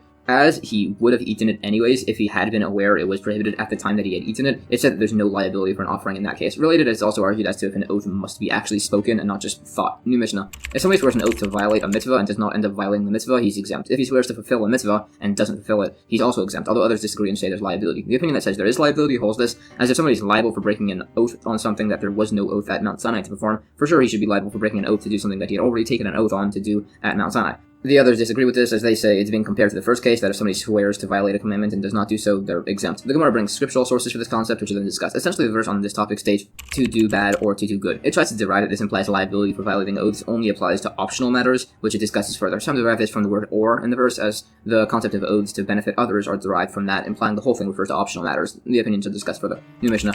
If somebody takes an oath to not eat a loaf of bread, and then takes another oath to not eat it, and then takes another oath to not eat it, and then eats the bread, he's liable only once. All this here has been discussing oaths of utterance, which has a punishment of lashes for intentionally violating it, and a variable sin offering for unintentionally violating it. If somebody takes a vain oath, which will be defined a bit later, there's lashes for intentionally violating it, but there's exemption if somebody unintentionally violates it. The Gemara says, the three listed oaths were formatted slightly differently from each other, the first being to not eat a loaf, and the others being to not eat it, which shows that if somebody takes an oath to not eat it, and then swears two oaths to not eat the loaf, and then eats the bread, that would result in two liabilities. This is because this opinion holds an oath to not eat a loaf has one be liable if he eats an olive-sized portion, while an oath to not eat it has one be liable only when he eats the entire loaf of bread. The Mishnah's case listed three separate oaths, as it's showing the latter oaths have no liability, but they do still remain in stasis until they're able to apply. For instance, if somebody made these three oaths, the last two are in stasis, and if he then annuls the first oath, the second oath takes its place. It argues on sources for this principle. It's also said if a person swore an oath to not eat a loaf and then ate everything besides for an olive-sized portion, he's still able to have his oath annulled. Some say this case is where the man took an oath to not eat the loaf, as the oath applies to each olive-sized portion of bread. Others say the case is where he swore to not eat it, and it's just that he didn't eat the entire loaf, so he's not liable yet. If we debate this from other related cases. Also, if somebody takes an oath to not eat a loaf of bread, but this oath will only take effect if he eats this other piece of bread, and he accidentally ate this first piece of bread, which triggers the oath, and then eats the second piece of bread intentionally, he's exempt from liability. But if the first bread was eaten intentionally, and the second was eaten accidentally, he's liable for violating his oath. And if he ate both by accident, he's exempt, and if he ate both intentionally, it depends on the order. If he ate the conditional piece of bread first, triggering the oath,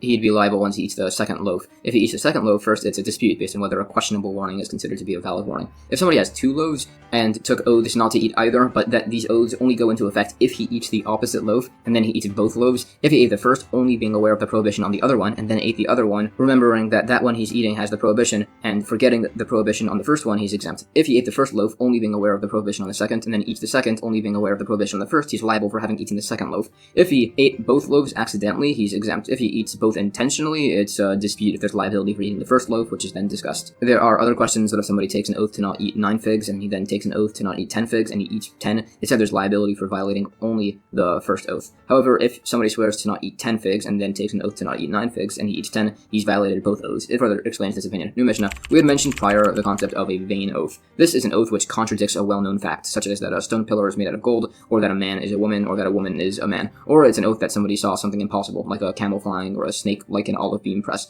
Or another example would be a witness taking an oath to not testify in court, or somebody otherwise taking an oath to not perform a mitzvah. As mentioned, these are called vain oaths, and there's a punishment of lashes for its intentional violation and exemption for unintentional violation. Also, if somebody takes an oath to eat a loaf of bread, and he then takes an oath to not eat the loaf, the first oath is binding, and the second one is vain. If he eats the loaf, he's violated the vain oath, and if he doesn't eat the loaf, he's violated the first one. The Gemara mentions when it says a pillar is established to be made out of stone and not gold, this is where the stone was seen by at least 3 people. It further defines the other cases if somebody swearing something impossible occurred, such as that a camel flew. It debates if an oath like this can be considered true based on the swearer's own personal uncommon interpretation of the words. For instance, if he made this oath but was referring to a large bird that he had just nicknamed camel. It debates this from a few scriptural quotes and related discussions. When it said an impossible oath that a snake was like an olive beam press, this cannot refer to its size, as there were such a massive snake seen, so it says it refers to the snake's back being spotted, which was similar in appearance to an olive press. When we brought the case of somebody swearing to eat a loaf and then swearing to not eat it, it mentions there's still liability either way for the second vain oath, whether he does or does not eat the loaf. New Mishnah. Laws of oaths of utterances, as we've been discussing, apply both to men and women, to oaths regarding relatives and non-relatives, to those qualified to testify and those disqualified, to oaths taken inside or outside court, so long as the man swore the oath himself. As mentioned, there's lashes for violating the oath intentionally and a variable chatos offering for violating it accidentally. Similarly, vain oaths apply to all the same individuals, and the punishments are as mentioned, lashes for intentional violation and exemption for accidental violation. For both of these oaths, if somebody else requested they take the oath and they responded with amen, they're liable. For instance, if somebody said that they hadn't eaten and somebody said take an oath on that and they said amen, if they had eaten, then they're liable. The Gemara mentions if somebody hears another person say an oath and they respond amen, it's as if they took the oath themselves. It brings sources, although others dispute this concept. And that's the end of chapter 3. Chapter 4 of Tractate Shevuos deals with further laws of oaths, particularly on oaths of testimony. The first Mishnah says, the laws of oaths of testimony apply to men, but not to women, whose testimony wasn't typically accepted. It applies only towards non-relatives, as a person cannot testify toward their relatives, and it only applies towards people that are eligible to testify. Rabbi Meir says, if somebody makes a false oath of testimony, he's liable whether it was done inside or outside of court. This applies if the oath was spoken by the man, and as for if somebody else speaks the oath, and this man is just verbally confirming its veracity, there's only liability if done in court. The sages say there's only liability for typical oaths or confirmation oaths if they're performed in court. Witnesses are liable for testifying falsely, whether they do or do not know the punishment for doing so. They are not liable if they thought they were testifying truthfully at the time. The punishment for intentionally giving a false oath in court was a variable chatas offering. The Gemara brings scriptural sources for the point that female witnesses are typically disqualified, here being the verse, the two men shall stand before the court. It further clarifies this as to how it specifically applies to witnesses testifying in court, and argues as to whether this verse actually obligates those giving testimony to stand while doing so. From other verses, it teaches that you must always judge your fellow favorably. It further argues as to whether litigants are required to stand while giving testimony. Related incidents on this are cited. Related, it said that if a rabbinical student and an unlearned person are in a lawsuit, the rabbinical student sits, and therefore we also tell the unlearned person to sit, and he can choose to do so if he wants. Incidents are cited on this. Also, in such a situation with a rabbinical student and an unlearned person, the rabbinical student shouldn't arrive early to sit before the judge, as otherwise it would look like he's presenting his case early, which isn't allowed. This would be allowed if it's just time for his daily studies and he's doing so. It's also said that a rabbinical student can choose to not use a court that's less prestigious than himself. This principle applies only to financial law, as by matters prohibited by God, there's no concerns of personal respect.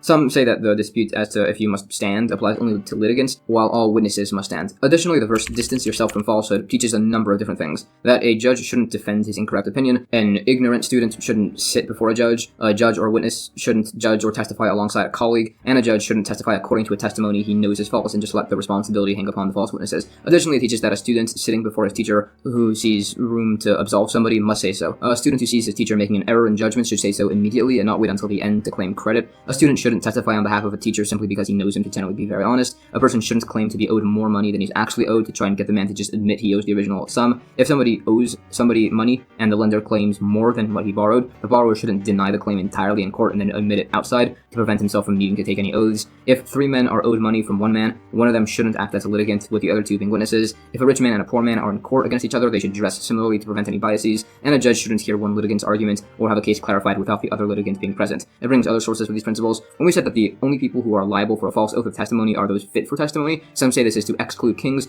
others say this is to exclude gamblers or a king. Regarding the debate as to whether there is liability for false oaths of testimony fully verbally given outside of court, it explains this is argued from how it's derived. This is discussed further. It also sources the point that witnesses are liable for fully knowing violation of the laws of oaths of testimony and for a false testimony where they don't know the punishment. We also said if a witness completely accidentally gives a false oath of testimony, there's no liability. This cannot be learned as a proof towards the debate which exists by an accidental ordinary false oath, as based on verses that are just not comparable. New Mishnah. The actual case of an oath of testimony is essentially where a litigant requests of witnesses to testify on his behalf, and they say that they're unable to do so and take oaths that they have no knowledge of the case. This can be done verbally by taking an oath that they have no knowledge of the case, or via confirmation by the other person asking them if they're willing to take an oath and them just saying yes. There's liability to bring an offering if this is a false oath. If the witnesses were requested 5 times outside of court to come and they denied each time, if they eventually do come, they're not liable. If they denied each time within court, they're liable for each time for each of these. If they were requested 5 times in court and then denied all at once at the end, they're only liable once, as they can't retract this. If 2 witnesses denied knowledge of testimony at the same time, both are liable. If they denied one after the other, only the first one is liable. If one denied knowing testimony and the other one admitted to knowing testimony, the one who denied it is liable. If there were 2 groups of witnesses and they both denied testimony one after the other, both are liable, as either could have established testimony by themselves. The Gemara says there's an opinion that witnesses are only liable for false oaths denying testimony if they hear from the litigant himself that they should testify and then deny him. This shows that if the litigant is chasing after them and they take false oaths to not testify, they're not liable.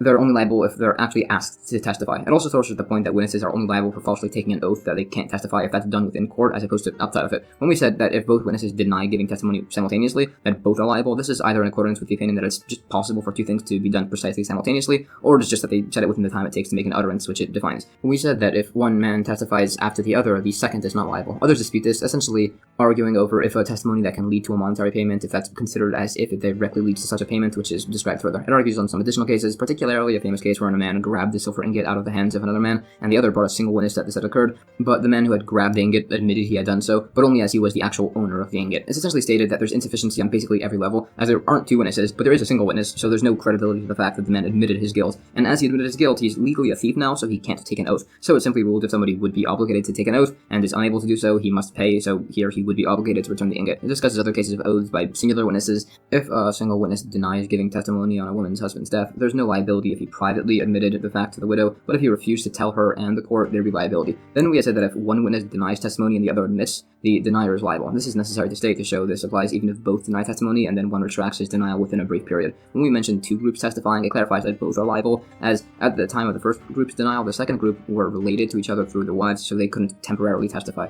This would even apply if their wives were about to pass away, as they haven't died yet, so this all still applies. New Mishnah. If a litigant requests of a witness to testify that somebody has his deposit, his loan, a stolen object, and a lost object, and the witness takes a false oath that they know of no testimony for him, they have one liability. If they take a false oath that they don't know of the deposit, loan, stolen object, and lost object, they're liable for each listed item. Similarly, if somebody asks witnesses to testify that he has in his possession somebody's wheat, barley, and spelt, and the witnesses take a false oath that they don't know of any testimony for him, they have one liability. If they take a false oath that they don't know of his wheat, barley, and spelt, they're liable for each of those. Specifically, if somebody asks of witnesses to testify that he has payment of damages or half damages for somebody, or a double payment, or 4 or 5 times payment, or that somebody violated or seduced his daughter, or that his son had struck him, or that somebody had wounded him, or that somebody had burnt his grain on Yom Kippur, where it'll explain there's a financial payment. In all these cases, if the witnesses falsely take oaths to deny testimony, they're liable. The Gemara asks, is there liability for falsely taking an oath to deny testimony on an imposed financial penalty, in accordance with the opinion that if somebody admits guilt, they're exempt from paying a penalty, and specifically according to the opinion that something that can lead to a payment of money is not considered as if it directly causes a monetary payment. It argues this from several listed cases, including our own Mishnah. It essentially proves that a penalty is the same as typical monetary obligations, meaning the witnesses who take false oaths to not testify here would be liable. New Mishnah.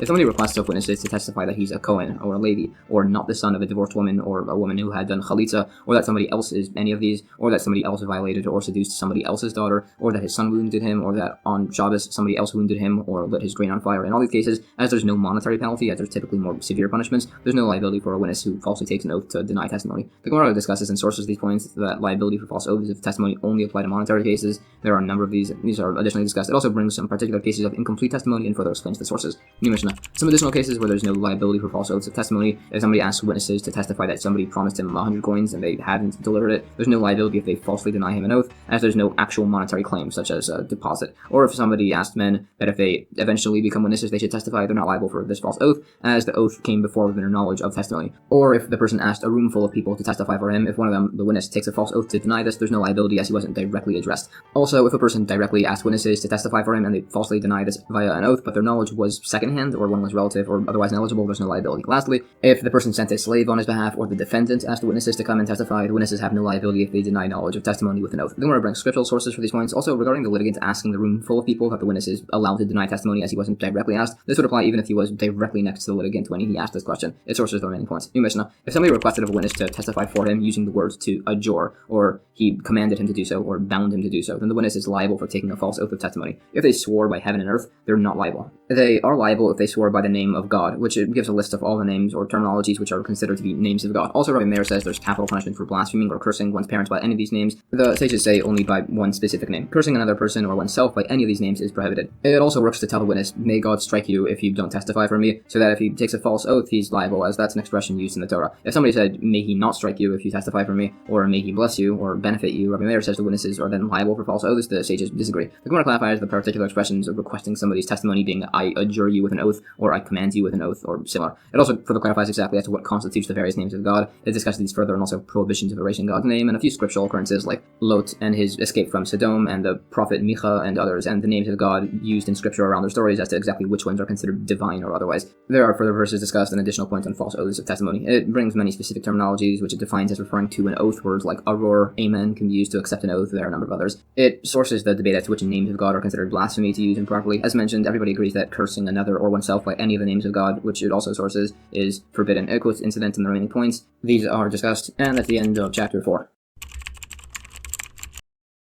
Chapter 5 of Tractate Shevuos continues covering the various laws of oaths, now particularly on oaths of deposit. The first Mishnah says, laws of oaths of deposit, essentially swearing that you've repaid a loan, apply to men and women, to relatives and non-relatives, and to those qualified or disqualified as witnesses. According to Rabbi Meir, if he spoke the oath himself, it applies whether or not it was taken in court. If he just confirmed the oath, he'd say it's only valid if done in court. The sages disagree and say it could be done in or out of court either way. There's liability for intentionally violating this oath, whether or not you do or do not know the punishment. If he's totally unaware it's false, there's no liability. The liability for violating this oath is an asham offering worth at least 2 silver shekels.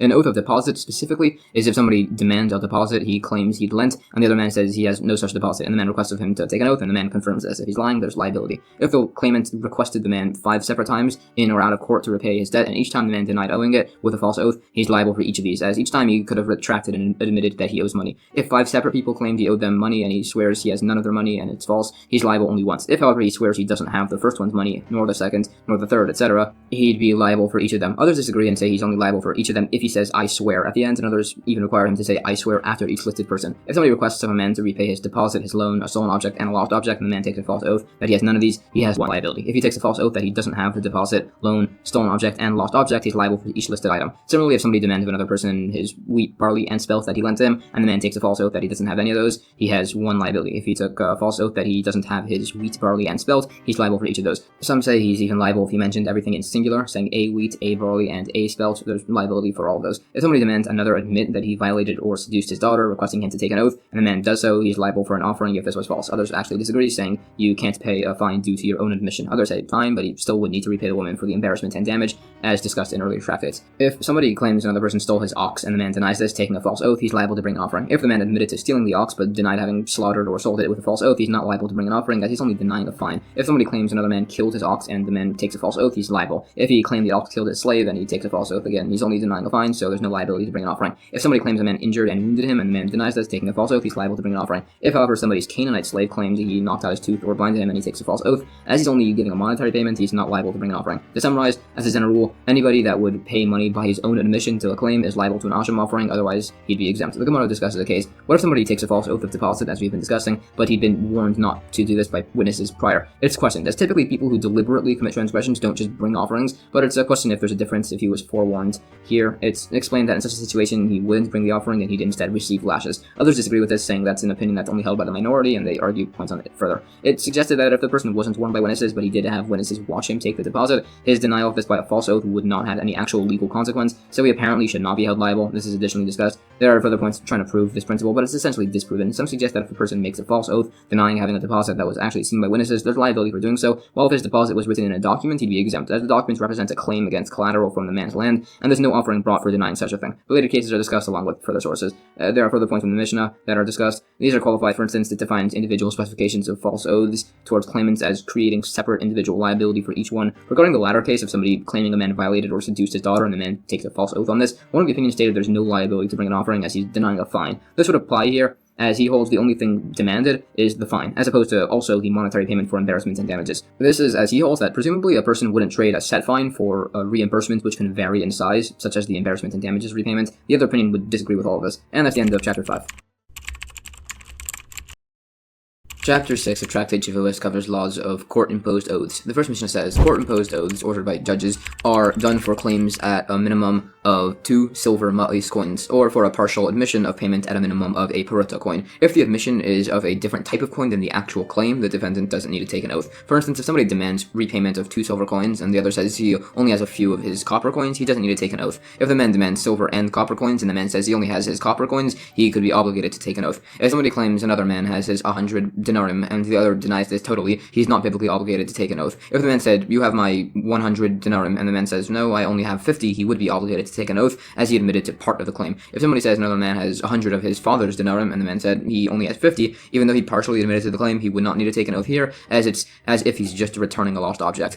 If somebody tells another person, I have 100 of your denarim, and the other man says, yes, this is true, and then later demands the coins, but the first man says he already repaid it, he does not need to take an oath.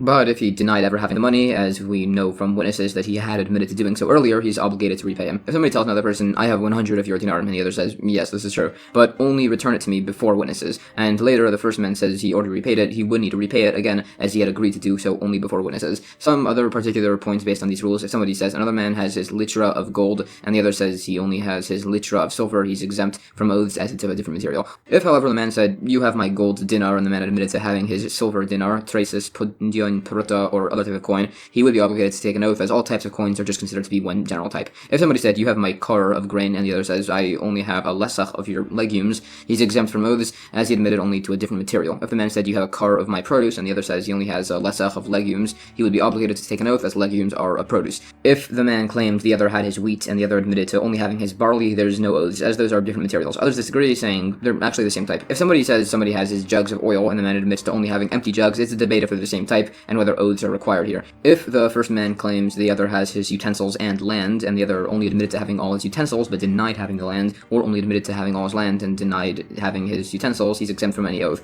If he admitted to owing only part of the land, he's exempt from oaths. If he admitted to owing only part of the utensils, he's obligated to take an oath, as movable properties can require property to combine to require an oath. There are no oaths taken based on the claim of a deaf mute, an insane person, or a minor. We don't impose oaths onto a minor, but you can swear to a minor or to the temple treasury. The Gemara says a person would swear with the words of the oath given in scripture, being, and I will have you swear by Hashem, God of the heavens, meaning by God's name. This has variation based on discussion in earlier chapters as to what exactly constitutes God's name. It said that while taking an oath, the man should hold a sacred article, something like a Torah scroll or tefillin. Generally, somebody takes an oath while standing and holding a Torah, but a Torah scholar can sit and even in the first place hold tefillin. The oath of the judges are said in the defendant's language. Also, when the defendant takes an oath, the judges express the great importance and significance of oaths and the severity for being dishonest, quoting several verses on this, so the person will take care and only speak the truth. If the man refuses to take an oath, he's excused from the court. If he chooses to take the oath, they further express the relevant points, that the words he speaks must not be based on his own understanding, but based on the understanding of God and otherwise. If it discusses these points and the severe retribution taken for making a false oath, which it says affects the entire world. It clarifies the necessity for all these various points.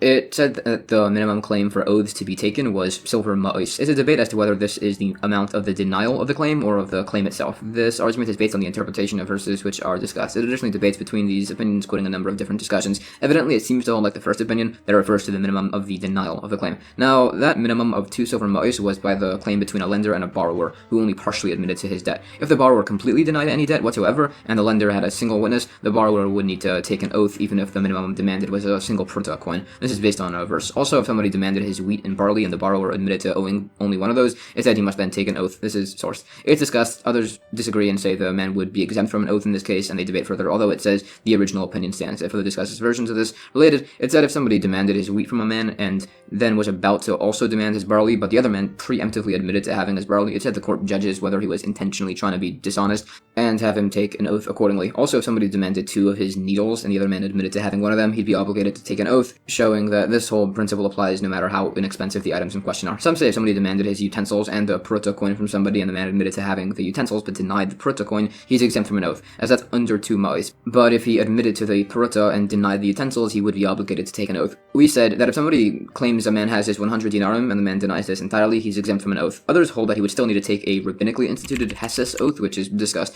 It further explains the difference between ordinary biblical oaths and hesses oaths, as a biblical oath cannot be reversed while a hesses oath can. Others actually say biblical oaths can be reversed, so they'd say a difference is that biblical oaths allow the court to claim a man's property, unlike rabbinic oaths. Others say this actually would be allowed by rabbinic oath, so they'd say the difference is that by a biblical oath, if somebody is suspect of making a false oath, the other party must then take an oath too, which is not applied by rabbinic oaths. According to the opinion that said a rabbinic oath is insufficient to claim property, in that case he's instead threatened with exile and then lashings to get him to repay his debts. There are related cases. It said if somebody lends money before witnesses, he must then return it before witnesses. If the borrower claims he returned the money before witnesses, but then those witnesses just left the country, he's believed. Others debate this. There's variation on this dispute as to if somebody is believed when they say they repaid a debt before witnesses. A few specific cases on this topic are brought and discussed. There are various other related rulings. We had ended by saying there are no oaths taken on the claim of a deaf mute or an insane person, which is based on a verse, and a minor is not legally allowed to do so. We said that you can take an oath towards a minor or to the temple treasury. Here, the minor refers to where he has his father's claim. This case is discussed further. Essentially, there's a debate in such a circumstance if a person would be brazen enough to deny the entirety of such a claim. It debates who we hold in accordance with. Others simply explain our case where the man is taking an oath to a minor to be that he wants to collect a debt from a man who passed away, so is swearing before his minor heir. When he's swearing to collect from the temple treasury, this is to collect encumbered properties, which it states to show an oath must be taken even here out of concern of theft from the temple. Such a concern uniquely would not apply to an extremely sick man. New Mishnah. There's no necessity to take oaths regarding slaves, notes of indebtedness, land, or consecrated property. If they're stolen, none of these are subject to liability for double or 4 or 5 times payment. An unpaid guardian over these would not swear oaths on any of these, and a paid guardian over these does not pay if any of them are lost or stolen. Some say a guardian does need to swear by consecrated objects only if the owner is responsible for them. There's a debate regarding whether certain plants are treated as land by laws of oaths. If somebody lent 10 grapevines to a man and the man says he only received 5, there's a debate if an oath is necessary here. Also, as a general rule, it says there are only oaths taken on things that can be defined by measure, weight, or number. For instance, if somebody claimed he lent a house full of produce or a purse full of money or similar, and the other man says he's not sure of the exact amount, but it's less than that, there are no oaths taken.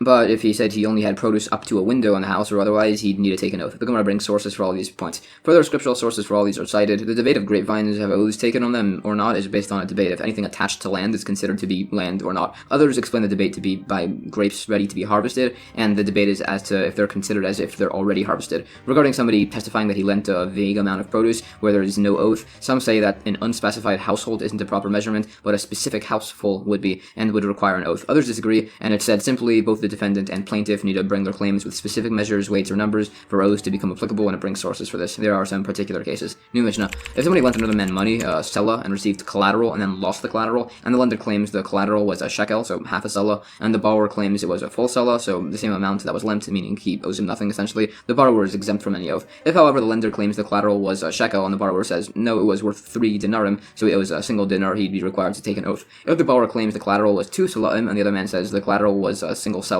he's exempt from any oath. If the borrower claims the collateral was 2 salaim, and the lender says it was 5 dinarim, so he owes 1 dinar, he would need to take an oath. Essentially, the one who had the collateral deposit before it got lost would need to take the oath, so the lender. Otherwise, the borrower will be able to take an oath, and then the lender would reveal the deposit afterwards and completely disqualify the borrower from oaths or testimony, which would be unfair. The Gemara explains that conclusion statement would apply possibly specifically to the second case of the Mishnah, which is explained. If somebody lends 1,000 zos to another person, and he was given collateral of something very cheap, like a sickle handle, if he loses this collateral, he loses the full loan. If the collateral was 2 sickle handles, then he only loses one of those, he doesn't lose half the loan. Others disagree and say he would actually lose half. It debates this principle further. This is additionally discussed. It's explained. There's a debate on this after the sabbatical year, if there's collateral. Some say the full debt is retained, some say only the debt according to the value of the collateral. Others explain this debate to be where the collateral is the same value of the loan, and the opinion which says the debt is released essentially holds collateral is essentially just to be used as a reminder to repay the loan. And that's the end of chapter 6.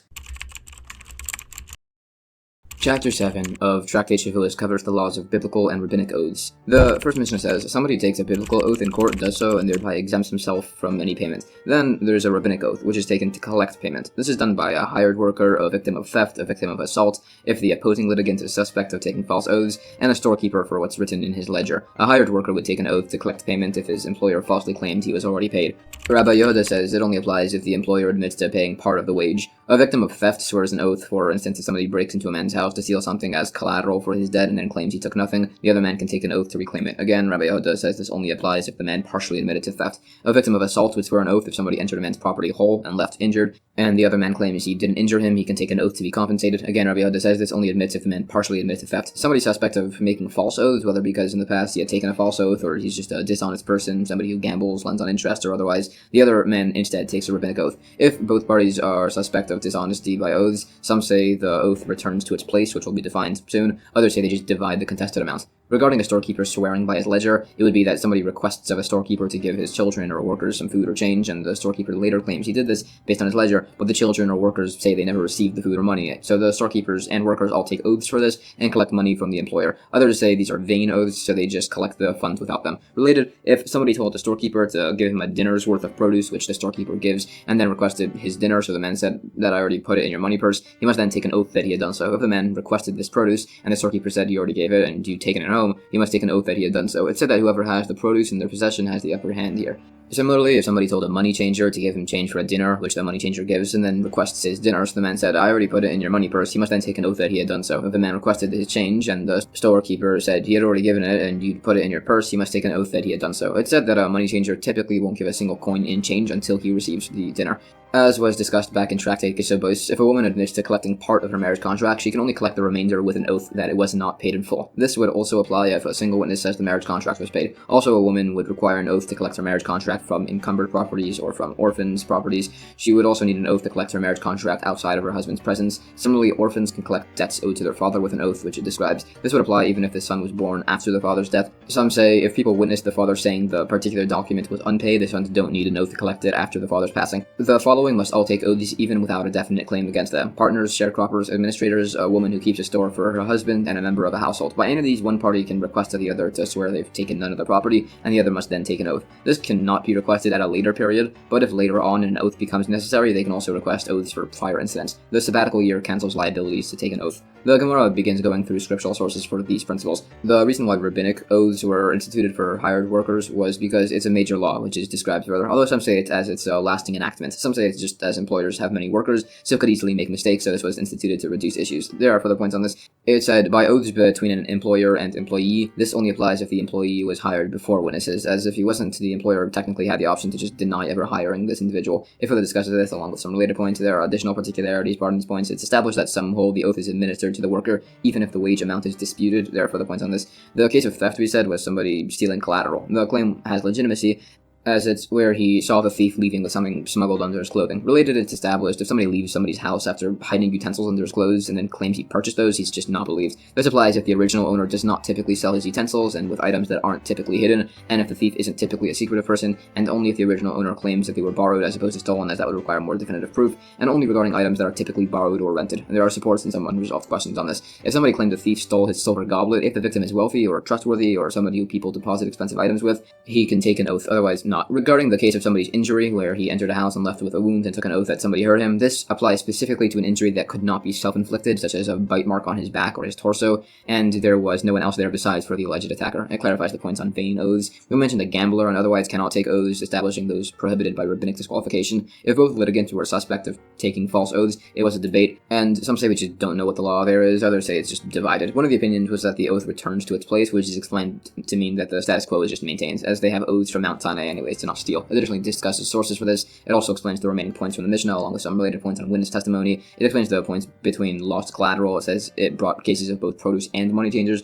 as produce spoils, so people don't postpone transfer typically. And as mentioned, by a money changer, they don't typically give money without first receiving recompense, so both cases are listed. It also clarifies the remaining cases by marriage contracts and orphans. Some held that a lender's orphan can only collect from a borrower's orphan if the lender died during the borrower's lifetime, as otherwise a person cannot give over a debt to their children. Others dispute this, and it's discussed further. There are further points on this, along with several related incidents that are listed. It's a rule that doing like either opinion is allowed. However, generally a document that belongs to a lender's orphan who died after the borrower, we just do nothing with it in such a case, as we're unsure who we will like. The remaining steps from the Mishnah are qualified setting sources, and it also proves that by partners or sharecroppers, we can require an oath from a rabbinic oath, as they're allowed to require oaths from earlier incidents to be taken based on a later oath. Some clarify this specifically does not apply by oaths of hired workers, where we're more lenient. Lastly, it said that the sabbatical year cancels liability for oaths, which is sources from a verse. And that's the end of chapter 7.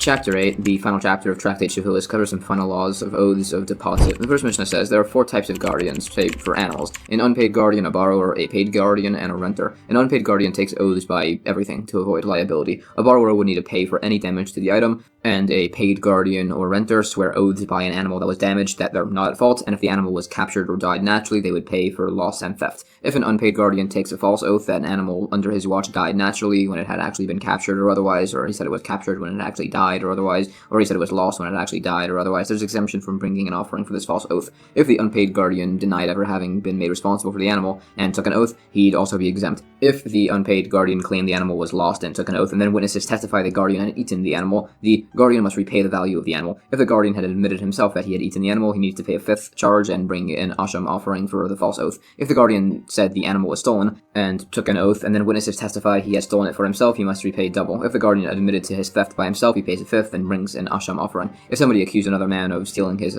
ox, and the man denies this, and then witnesses testify he had stolen it, he repays double. If witnesses testify he had slaughtered or sold it, the thief pays 4 or 5 times payments, depending on the animal. If a thief sees witnesses coming and then quickly admits to stealing the ox only, he pays the principal value of the ox. If somebody demanded his ox that he had lent to somebody, and the man said it died naturally when it was actually stolen or otherwise, or he said it was broken when it had died naturally, or other similar cases, and takes an oath for this, he would be exempt for the false oath. If a lender demanded his ox, and the man denied ever having borrowed the ox and took a false oath, he would be liable for the false oath. If somebody requested their ox from a paid guardian or renter, and they said it died when it had actually been captured or otherwise, and they take an oath, there's no liability for it being false. If they say the animal died or was captured or otherwise, when it was actually lost or stolen, they would be liable for a false oath. If the paid guardian or renters say it was lost or stolen when it had actually died or was captured and they take a false oath, they're exempt. The general rule is anybody who admits to liability but of a different type, or exemption but of a different type, is exempt for a false oath. If they change from liability to exemption, they're liable. Generally, if somebody takes a false oath to make things more lenient for himself, he's liable.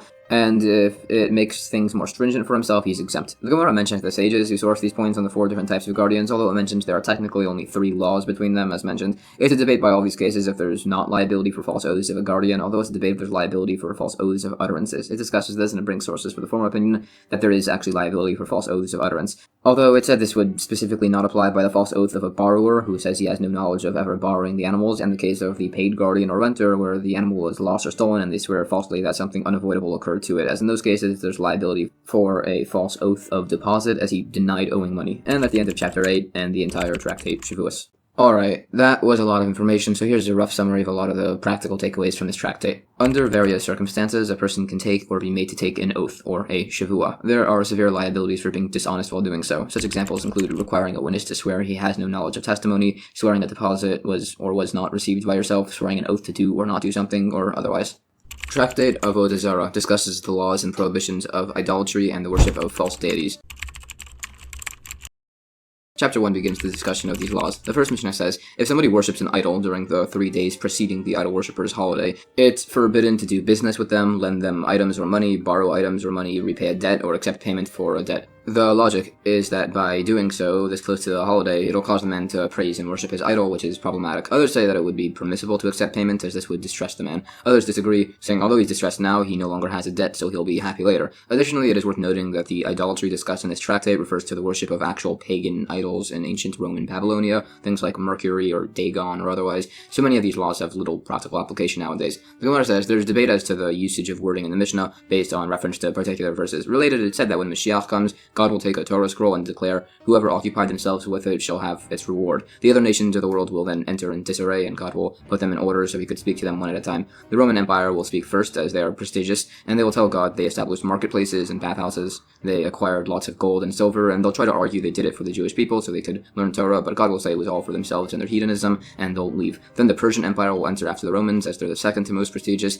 and they'll say they constructed bridges, conquered cities, and waged wars, and they'll argue that they did so the Jewish people could learn Torah, so God will say no, it was for themselves, and they'll leave. The Persian Empire had a bit of a better claim, as they helped build the temple, unlike the Romans. The other nations of the world will also try, as they have a better claim since they didn't subjugate the Jewish people. The Roman and Persian empires alone are specified, as they'll endure until Moshiach comes. It said the nations of the world will argue, as it wasn't fair, they were never offered the Torah in the first place properly, unlike by the Jewish people, where it was said that God held Mount Sinai over them as a threat to force them to accept the Torah. So God will counter-argue, saying that he offered them to follow the 7 Noahide laws, and many didn't follow that as it was. Some actually say the Noahide laws simply no longer apply, so there's no longer a reward. Rather, it's explained as it says that any non-Jewish person who learns Torah is considered to be like a Kohen Gadol, and they receive reward like one who does something without being commanded to do so. Anyways, by Moshiach, the nations will argue that the Jewish people who also didn't fully observe all the mitzvahs, but God will testify that they did, along with the heaven and earth, as it said those will cease to exist without the acceptance of Torah. And additionally, people of the nations of the world will testify that the Jewish people kept the Torah, as Nimrod will testify that Abraham didn't do idolatry, and Lavan will testify that Yaakov didn't do theft, and Potiphar's wife will testify that Yosef didn't commit adultery, and Nebuchadnezzar will testify that Hananiah, Mishael, and Azariah didn't bow to an idol, and Daryavush will testify that Daniel didn't cease prayer, and many others. So the nations will argue they want a second chance to keep the Torah, so God will say, fine, keep the mitzvah of a sukkah, an easy mitzvah with no monetary cost. So everybody will do so by the holiday of Sukkot, but God will make the sun shine with blazing heat, so everybody amongst the nations will leave the sukkah and also kick it as they exit. It's explained that the heat is fair, as the normal Sukkot holiday can sometimes extend into the summer season, and also technically you're exempt from the sukkah if it's too uncomfortable, but the principal issue is that they kicked it as they left. It's also said that this is the one day ever that God will laugh. Others say the nations of the world will become partial converts and keep tefillin and tzitzis and whatnot, but will reject them once they see the difficulties of the war of Gog and Magog. It's said that this laughter is the one time he laughed about a creature. It's also said that during the first 3 hours of the day, God studies Torah. During the next 3, he judges the world and sees it deserves destruction, so he sits on the throne of mercy. During the next 3 hours, he provides sustenance for the world, for every creature, and for the final 3 hours, he plays and laughs with the Leviathan, although there's a lot of commentary as to exactly what this is all in reference to. Others say since the destruction of the temple, there is no laughter, so it's debated what God does in the fourth 3-hour period. Some say it's when he teaches children Torah, some say it's when he listens to the songs of the angels. There are many interpretations. There are many further analogies on the great importance of learning Torah. There are further points on all this, and it's said from a number of sources that God punishes his people in small increments, so they'll be worthy of the world to come. It's also said that God is only angry a single instant every day for 153,884th part of an hour, which was only known by Bilam. It discusses this exact time, which was already said at a few earlier times in other tractates, and it says one of the sages tried to use this time to curse a heretic, but he kept sleeping through it, so he realized that doing so was improper. Based on this, it said that a person should not pray the additional Musaf prayer during the first 3 hours of the day on Rosh Hashanah, as he might be judged poorly. This does not apply to the prayer of a congregation, as they have a lot of merit. There are other points on this. It said that all of the mitzvahs done will testify on their performance during the world to come. Others say the good deeds when Moshiach's coming will come and strike those that worship idols. And it's also said that the sin of the golden calf was only done so as to encourage people in the future to repent. There are further such points. It said that any mitzvah done will precede the person in the world to come, and any sin done will lead him to the day of judgment. And there are further points on the golden calf. Some say that without the golden calf, death would have been abolished. Others disagree. It said that there are 4 men who are considered to be dead: a poor man, a blind man, a person with Zarah leprosy, and a person without children. It expounds on related verses. There are additional teachings. It said that the evil inclination can be conquered through learning Torah and doing kindness and similar. Anyways, back to the prohibition against doing transactions with somebody who worships idols before their holiday. We said it was 3 days. It's not 30 days like are required for animals before offering them to the temple, as idolatrous offerings don't have strict laws of blemishes and whatnot like there are by the temple. Non-Jewish people bringing animal offerings to the temple in Jerusalem still have the requirements that it not be missing any limbs and it bring sources. These are additionally discussed. Anyways, the 3 days prior to the holiday, it debates if this is 3 full days prior or 3 days including the holiday. It debates this, giving a number of instances of actual ancient idolatrous Roman holidays called Calenda, Saturnalia, and Creatism, along with their dates. It said that it means 3 full days prior, not including the holiday. It also explains the reason behind the prohibition against making sales during this period. Some say it's so they don't receive profit and thereby praise their idol. Others say it's so as to not facilitate the actual service to the idol. There's a practical difference if the man already has an animal ready for its offering, as the second one would not be relevant then. It debates this from a number of sources and cites some related incidents. Additionally, it said lending and borrowing is forbidden during these days. Lending is an issue for the above reasons, and borrowing is an issue. Some say that borrowing will lead to lending. Others say that this could still lead to the person praying to his idol. The same applies with borrowing money and collecting a debt. It cited all of these instances to show all of these individually are necessary. But there are further points on this. It's actually a debate as to whether a person can collect debts prior to their holiday, although some say there's a difference since it would be allowed if it was a verbal loan. It cites a few additional rulings on other subjects, such as that it's held on Shabbos. You cannot hire workers, but it would be permitted to ask somebody for assistance. You have to do this vaguely without directly explicitly asking them. It gives other instances of held laws, like by laws of impurity and similar. New Mishnah, some say it's prohibited to do business dealings 3 days prior to their holiday, and also 3 days after. Others say it's allowed in the days after. The Gemara says, some say it's always forbidden on Sunday. What holiday this is referring to is questioned by the commentaries, and the consensus reached is that this basically unique wording refers to the worship of a Babylonian sun god, an ancient pagan holiday that took place on Sundays, so this no longer applies. The difference between the opinion on the first Mishnah, which banned dealings 3 days prior, and this here refers to 3 days including the holiday. Others answer that the prior permitted business transactions, unlike here. Others say this is disagreeing with the opinion that in the diaspora the prohibition is only on the actual holiday. Others say the latter opinion is holding that there's a ban 1 day prior, like a different opinion. He'd also hold that selling old male horses during wartime is allowed. Others disagree. There's debate on various other subjects, including several points on laws of prayer. It's held that a person makes a personal prayer besides for all the pre-written words in the prayer of Shomea Tefillah during the Amidah, among others. New Mishnah. The following are the idol-worshipping holidays referenced so far, that business transactions are banned around. There's a few pagan holidays, Calenda, Saturnalia, and Creatism, the Genusia, day of the emperor's birthday, and also the day of his passing. Others say this last one only counts if the emperor's possessions are burnt, as that's when idolatrous services were done. There are a few minor pagan holidays, the day of the shaving of their beards and their haircutting, the day of their returning from sea or release from prison or making a wedding feast. There it's forbidden to do business dealings on that specific day with that specific man. The Gemara explains these ancient holidays, citing the dates in their source. They revolved around the winter solstice, and it says that tradition was passed from Adam seeing the first winter solstice. Some say it was tradition from him seeing the sunset for the first time, and he thought the world was being destroyed due to his sin. So he fasted and wept with Eve all night until the sun rose, and then he offered an ox with a single horn on its forehead. Anyways, regarding the holiday of Calenda, it was a Roman holiday, so it said that the prohibitions only applied to Roman citizens. There are further points upon the prohibition of partaking in such an idol worshipper's wedding, even if the food is kosher and whatnot. It said that it would be permissible 12 months after the wedding. Creatism was a holiday that celebrated the day Rome seized their sovereignty, which occurred twice, once with Octavian against Cleopatra, and the other earlier from the Greeks. It said that the Romans allied with the Jewish people to defeat the Greeks, and kept their treaty for 26 years, but then betrayed them. It cites sources for this and discusses their harsh decrees, including the passing of Rebbe Yehuda ben Bava, who secretly passed rabbinical ordination to 5 students, and was then caught by the Romans and stayed to give the others time to escape, and was impaled by 300 spears. The great Sanhedrin also exiled themselves around this time, as there were too many murderers, so instead of having them all be held liable, they just went into exile. It discusses these dates further, including the concept that the world will be for 6,000 years, 2,000 of nothingness, 2,000 of Torah, and 2,000 of Moshiach, and it discusses opinions on how this is calculated. It also gives some guides on the calculation of the sabbatical year cycles. There are further points on the calculation of dates for documents.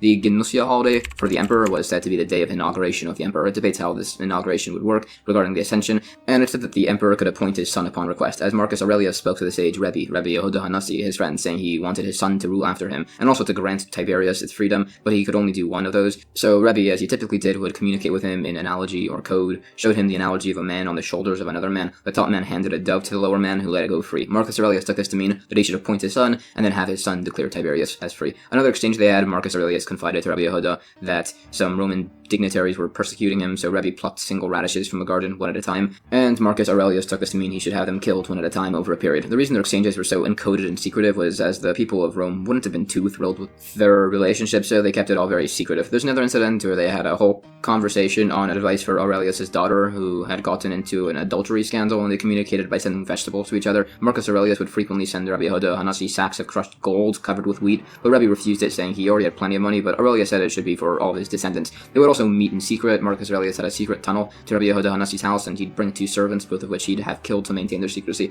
Aurelius wanted their meetings to be totally private. Once another sage, Reb Chanina bar Kamma, was there, and Aurelius got upset, so Rabbi said, "Don't worry, he's an angel." So Reb Chanina was sent out, and he saw the dead servant, and he didn't know what to do, if he should report it or not, so he just prayed and had the guy be resurrected. And Aurelius said that was neat, but still the meeting should be private. The 2 men were very close, and Aurelius would bring Rabbi food and offer to help the sage into his bed as a stool, but Rabbi refused, saying he didn't want to disrespect the throne. Marcus Aurelius also asked if he would enter the world to come, and Rabbi said yes, as the verse says that no remnant of the house of Asaph will enter, but that refers only to those that act like Asaph. There was another of such men within the Roman government, a non-Jewish man named Ketia bar Shalom, who used his position to keep the Jewish people safe from the Caesar of that time, and for it was executed. But right before he was executed, he circumcised himself and said all of his possessions should go to the sage Rabbi Akiva, and a voice from heaven said that Ketia would enter the world to come. It gives instances of such other righteous non-Jewish men. Onkelos, the nephew of Titus, who converted to Judaism, so the Caesar sent some troops to arrest him, and Onkelos convinced them to convert to Judaism also, so more troops were sent, and he convinced them, and more were sent and were told to not speak to him. And as he was being arrested, he placed his hand on the mezuzah, so the soldiers asked what he was doing, so he explained how God guards the Jewish people, and they were impressed and also converted. It also brings the verse regarding Rivka, as she was pregnant with Yaakov and Esav. It says 2 nations are in your womb, and some read the word for nations as a similar word for proud ones, reference to their respective descendants, the 2 righteous men, Marcus Aurelius and Rabbi Yehuda Hanasi. Anyways, it also discusses whether the burning of the king's possessions upon his death is an idolatrous ceremony. It also explains the idolatrous hair-cutting festival as sharing the bread and also cutting the hair. Another ancient Roman holiday, every 70 years they would have a healthy man representing Esav, right atop a lame one representing Yaakov, and the upper man would dress like Adam, and he would wear the flayed face of the sage Rabbi Yishmael, and they would declare that their empire had defeated Yaakov. This was not mentioned earlier as it wasn't a yearly holiday. Those were the Roman holidays. There were also some pagan Persian holidays called Muharrenkai, Aknesai, Bachnunai, and the 10th of Adar. It lists the locations of several ancient pagan temples. New Mishnah: if a city has an idolatrous service within, you can do business outside. If it has an idolatrous service outside, you can do business within. If there's a pagan holiday going on inside a city, the road within cannot be used if it's only to the city. It can be used if it goes through the city. The Gemara gives instances of such cities. It says there was no concern here, similar to a particular case of a pot of a Jewish person and a non-Jewish person cooking on the same stove. Some say this means there's no concern of the non-Jewish man dumping non-kosher meat into the Jewish person's pot, so too there's no concern about receiving idolatrous money. Others say it means there's no concern of doing business on the holiday. Others say it means the same way there's no concern of non-kosher fluids from the pot splashing into the other, so too there's no concern of commerce in the days before the holiday. The issue with using the road towards the city is that it'll look like you're attending the idolatrous holiday. There are many similar rulings, like to not bend down to pick up coins in front of an idol and similar. There are further points not to drink water from rivers or ponds with your mouth or hand, as you might swallow a leech. If somebody does so on a Shabbos, there are medicinal matters that are permitted to be performed. It also says a person should not drink water at night due to the demon Shabriri, and it explains how to avoid this. New Mishnah: if there's a city with an idolatrous holiday where some shops are decorated and some are not, the decorated shops are prohibited and the undecorated ones are permitted. The Gemara says this applies to decorations of rose or myrtle that are for the idol, as you'd be benefiting from the smell. It's debated if fruit decorations are permitted. It debates whether purchases made can benefit an idol, as a source says buying items at a pagan fair is allowed, but that's explained to be allowed if there's no idol tax, like a purchase from a householder. It's also said that an animal bought from a pagan fair should have its hamstrings cut. This cannot be done by a consecrated animal, which can't be injured, so it's just left and made to starve. It said animals, slaves, and maidservants can be purchased from an idolatrous fair. It debates if this refers to Jewish or non-Jewish slave. It says both are allowed. There are later points. New Mishnah: some things forbidden to sell to a person who worships idols, things used for a variety of idolatrous ceremonies, some particular fruits with their stems attached, frankincense, and a white rooster. Some say a white rooster can be sold amongst other roosters, and if it's sold alone, it's tow can be clipped, so that way it won't be used as an offering. The above listed can be sold if they're unspecified. Some also add to the list find date palm, chatzav, and niklas, which will be defined. The Gemara defines these fruits and items. In regards to selling the white rooster, it's debated if it can be sold if the man requests specifically the white rooster, or if it cannot even be sold unspecified by itself. It debates this in regards to somebody asking for specifically a mutilated white rooster, or if somebody asks for a white rooster but is accepting other colors too. So he's possibly trying to trick people to get the white rooster for idolatry. It's unresolved. It debates definition on the remaining fruits. New Mishnah. If the custom of a location is to sell small livestock to idol worshippers, it's permitted, otherwise not. It's never allowed to sell an idol worshipper large livestock of any sort, as will be explained. There's a concern the animals will be worked on Shabbos. Others say it's allowed if it's a maned animal, and others allow a horse. The Gemara explains the conflicting source regarding the smaller animals, as apparently back in those days there was a serious concern that people would do bestiality, so selling animals, if such was a concern, was forbidden. Although it's dependent on the region, so some people would be willing to, but wouldn't because they didn't want to sterilize the animal. It explains the issue with large animals, being that it could be that the animal would be worked on Shabbos, but perhaps not, as they're not actually borrowing it, they're owning it. So others explain the issue as the purchase might take place close to Shabbos, and they'll test the animal to see if it behaves, and the seller will call it and accidentally cause it to walk on Shabbos while carrying. It further discusses these issues. It also qualifies permissibility of selling land during the sabbatical year and further on animal sales. It's also said that it's forbidden to sell weapons to an idol worshipper or to a Jewish robber who's a sneak thief and therefore might kill with them. It's debated if selling shields is permissible. The issue would be that shields too can be used as a weapon, but it's ruled that selling them shields is permissible. Some say it's an issue to sell particular iron used for making weapons to them. Others say it's allowed to sell to the Persians who defended the Jewish people. The remaining opinions are clarified, and it's held that the sale of horses is allowed to an idol worshipper. Regarding a fattened ox which would not be able to work on Shabbos, it's debated whether it's allowed to be sold depending on the opinion, as it could become thin and it's ready for slaughter. This is debated. New Mishnah. Selling idol worshippers bears or lions or anything that could injure people is prohibited, along with building a tiered court building which were used for specifically capital punishment, building a stadium arena or a platform that was used for execution. Building them altars and bathhouses is allowed, but not the part of the structure that would have the idol placed within. The Gemara says this would imply, like the opinion that selling large, non-domesticated animals that are not dangerous would be allowed. This is debated and it's refuted. It argues this further from various sources, and it also explains the various forbidden structures. It's like an incident when Rabbi Eliezer was being tried in an idolatrous court and was acquitted, and the judge swore by the name of an idol, which upset the sage greatly. It cites many related teachings and says that there was this one man who it said had cohabited with every single harlot in the world, and one told him that he'd never be forgiven for this, so he went away and begged forgiveness from God and cried until he passed away and was declared from heaven that he would go to the world to come. Another story, two sages were traveling and they reached a fork in the road, one to an idolatrous temple and one to a brothel, and they decided to travel by the brothel so as to have the opportunity to subdue their evil inclination. It also says the Romans' persecution of a few sages, one of which was sentenced, but the messenger was intercepted by Eliyahu the prophet and was flung 400 parseas away. A different sage was similarly tried by the Romans and he was burnt to death, as he used to say God's name according to his letters to teach himself in public. His wife was also executed, as she didn't stop him from doing this. His daughter was sentenced to live amongst the harlots, as she was walking in Rome and she overheard somebody talking about how beautiful her steps were, so she started walking very particularly. It said when they were sentenced, the three of them all quoted verses acknowledging God's judgment. It further expounds on this whole incident. One sage, Rabbi Meir, his wife was related to the daughter who was sentenced to live among the harlots. So Rabbi Meir went to go rescue her and gave the guard a coin along with the prayer, Elokad Meir Anini, God of Meir, answer me, which he showed protected him, and he rescued his sister-in-law. The guard was arrested and sentenced to be hung, so he said the prayer and he was unable to be hung. So they asked who this Rabbi Meir was, and he told them so Rabbi Meir hid in a brothel, and Eliyahu Hanavi appeared like a woman embracing him, so the Roman soldiers thought this wasn't him, and Rabbi Meir escaped to Babylonia. Anyways, it said that going to a stadium or to see conjurers or snake charmers is frivolity and leads to a neglect of Torah. It said going to a gladiator match would be allowed, as by shouting you can participate and lead to a gladiator being spared, and also if there was a Jewish slave in the arena you'd be able to testify to his death. Some say there were issues with going to circuses or theaters, as there were idolatrous practices or possibly a suspicion of such. It quotes many related verses on the negativity of scoffing and jests and also arrogance, and commending those who don't waste time with theaters and circuses. It expounds on many verses relating the importance of Torah study. There are many further such teachings. Regarding building the place for an idol, that's not allowed, but the payment for the service is not prohibited. Some hold this applies even to payment for the prohibited building of an idol, even if he completed the idol, as the act of striking the final blow, which is what gives it the status of an idol, isn't given worth greater than the minimum value of a prota. This opinion holds that an employee's payment is accrued across his entire service, not all at once at the end. New Mishnah. Some say we don't make ornaments for idols like chokers or rings or nose rings. Some say it's allowed to pay. Some say we don't sell plants to idol worshippers if they're attached to the ground. Detached produce is allowed. Others say attached produce is allowed if it'll be detached. The Gemara discusses these points and related prohibitions. It discusses prohibitions on staring at women, and it discusses the angel of death, who it says stands above the sick with an unsheathed sword held above him. When the sick man sees sees the angel, he opens his mouth and a drop of poison falls off the sword into his mouth, causing him to die and his body to rot. It cites further issues on staring at women, like their clothing. The remaining points are qualified. New Mishnah, renting houses to idol worshippers is forbidden in Israel, and also fields. Only houses can be rented in Syria. Both are allowed outside of Israel. Others say renting houses alone is allowed within Israel. In Syria, selling houses and renting fields is allowed, and outside both can be sold. Even when renting is allowed, it's not allowed for living quarters, as the issue here is that they'll bring idols into the house, which is not allowed. Renting a bathhouse is never allowed, as it'll be under the name of the Jewish owner, which could cause issues with the usage on Shabbos. The Gemara explains there's no issue with removing the mezuzah on the house, which means renting the field has the two prohibitions of giving away land within Israel and giving up the Ma'aser tithe. The debate by Syria and otherwise is a debate on the status based on the conquering by King David. It holds like the latter opinion that renting houses within Israel is allowed, selling houses and renting fields in Syria is allowed, and selling both is allowed outside of Israel. This applies with the creation of neighborhoods of idol worshippers, which is 3 or more people. There's no concern about them selling their property further. The remaining points are qualified. It discusses issues with non-Jewish people working for Jewish people in a field on Shabbos, and it's unresolved what the status is if there's an unspecified deal for the Jewish man to work on the weekday and the non-Jewish man to work on Shabbos as sharecroppers. And that's the end of chapter 1.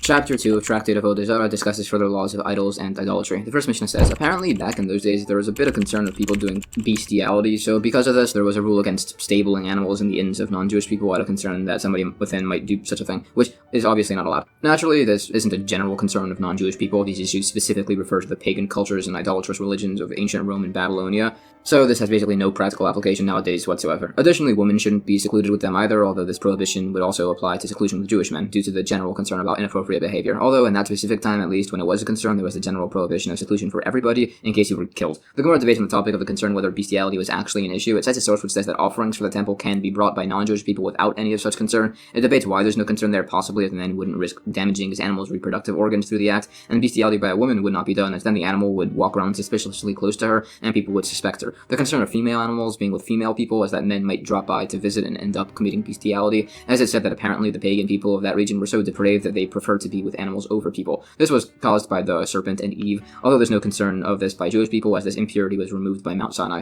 The concern exists by birds also, such as geese and whatnot, as there were a few testimonies written here about sages who actually witnessed people in the market purchase birds, go a while away, and commit acts of bestiality. Others answer very simply, if there's seclusion, there is a concern of such a thing happening to animals beforehand, but after the fact, we don't assume that anything actually happened, and the same exists by women in seclusion. Others debate this. Alternatively, the difference in opinions as to whether or not there is a concern of bestiality in general or by offerings is simply based on the dispute if such a concern exists at all. The debate this further. Based on the fact that such a concern exists by the para adoma, the red heifer offering, it suggests that this means the offering is one that is consecrated to the altar. Others disagree and say it's just a concern of it getting a blemish. However, there is the famous story of Dama ben Nesina, a non-Jewish man from Ashkelon who was renowned by the sages for his righteousness, as the sages wanted to purchase a new stone for the ephod in the best plate of the Kohen Gadol, and offered him 800,000 golden dinarim for it, and he accepted. However, the key to the chest was underneath his father's pillow, and he refused to wake his father during his nap, as he had so much respect and honor for him, and therefore lost out on the deal. As a reward, God made a para aduma, a unique red heifer born into his flock, so the sages went to purchase that, and the non-Jewish man, Dama ben Nesina, said he knew he could charge any price for the cow and they'd pay it, but he'd only ask for the sum he lost out on from the initial sale. So based on this, we see there is no issue when purchasing a red heifer from a non-Jewish man. Others, however, say that it was specifically purchased through Jewish merchants, and there's no concern as it was guarded from conception, and even further, the mother too was guarded to make sure nothing happened to it. There's no concern in earlier than that. The way they knew the cow would give birth to a red heifer was that they passed a cup of red liquid before the mother as she was reproducing to make their kids have a red hide. Red heifers are still uncommon, as they can't have 2 black hairs on their entire body. This was done with specifically selected herds. It further debates if there's such a concern by offerings. It questions whether it's allowed from several verses, and says there's an opinion that the animal will only be damaged if this is done during their first 3 years, so those are the years where there's no such concern and it could be offered. It debates this from further verses. It also discusses several verses on the times the sun stood still for Yeshua and Moshe and otherwise. Regarding the specification against seclusion of a woman with a non-Jewish man, this is a bit odd, as there's a prohibition against women secluding with a Jewish man too. So it explains this is specified as the prohibition here applies even if the man's wife is around. There's no concern of murder here, either as the case is a prominent woman or as women typically carry defensive weapons. There's a practical difference by a woman who is only prominent amongst men. Regarding the concern for murder, it said if you're walking on the road with such a dangerous person, back when there was a constant concern of being murdered, you should stand on the man's left side, so if you'll be attacked, you'll be in an advantageous position. Some say there's variation on where to stand if he has a sword or staff. Additionally, you should maintain the high ground,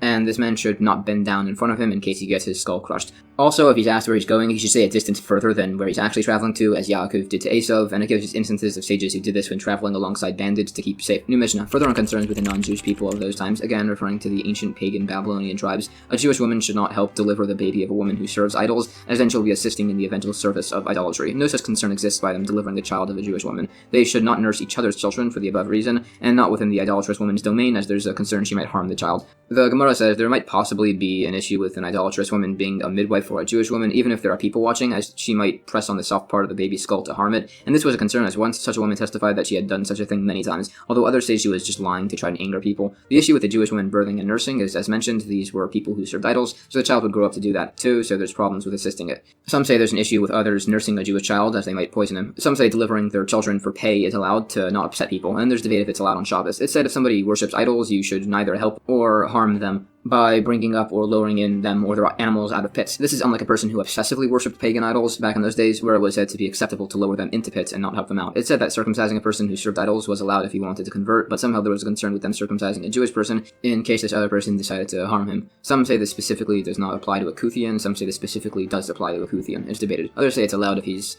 a recognized doctor. It further debates if such a thing is allowed. It also argues whether a woman could circumcise based on the verses regarding Zipporah's circumcising her son. Some say she had somebody else, or Moshe do it. New Mishnah. Further, on concerns of danger in those times, medical treatment was allowed to get from those ancient pagan idol worshippers. Monetary treatment was allowed, but not treatment of the nefesh, which will be defined. Some say haircuts are never allowed out of concern of being killed. Others say it's allowed in public. The Gemara debates what monetary treatment and treatment of the nefesh is. It said monetary treatment refers to treatment for animals, and treatment of the nefesh is for a person. It says it would be allowed to get medical advice. Medical treatment from these pagan medical practitioners was allowed if the man would die without it. And this does not apply to a person who obsessively worships idols as he tries to attract followers. A life-threatening illness here is defined as an illness that Shabbos can be violated to treat. Others say that any illness that requires assessment to see if the patient will survive can have Shabbos violated on it. Others say something like a burning fever is considered to be like an internal affliction, so Shabbos can be violated to cure it. It further defines what constitutes an internal affliction along with various other diseases. It lists several other maladies and a number of ancient medicinal cures for them. It lists further foods and plants with various medicinal properties. Regarding concerns of having a haircut by pagan idolaters, it said if it's done in private, you should have a mirror, so that way you'll look like a distinguished person and won't be harmed. If you're giving the haircut to such an individual, there is a prohibition against cutting by a particular lock of hair, which was kept as a part of one idolatrous people's custom, leaving 3 finger breadths around it. New Mishnah.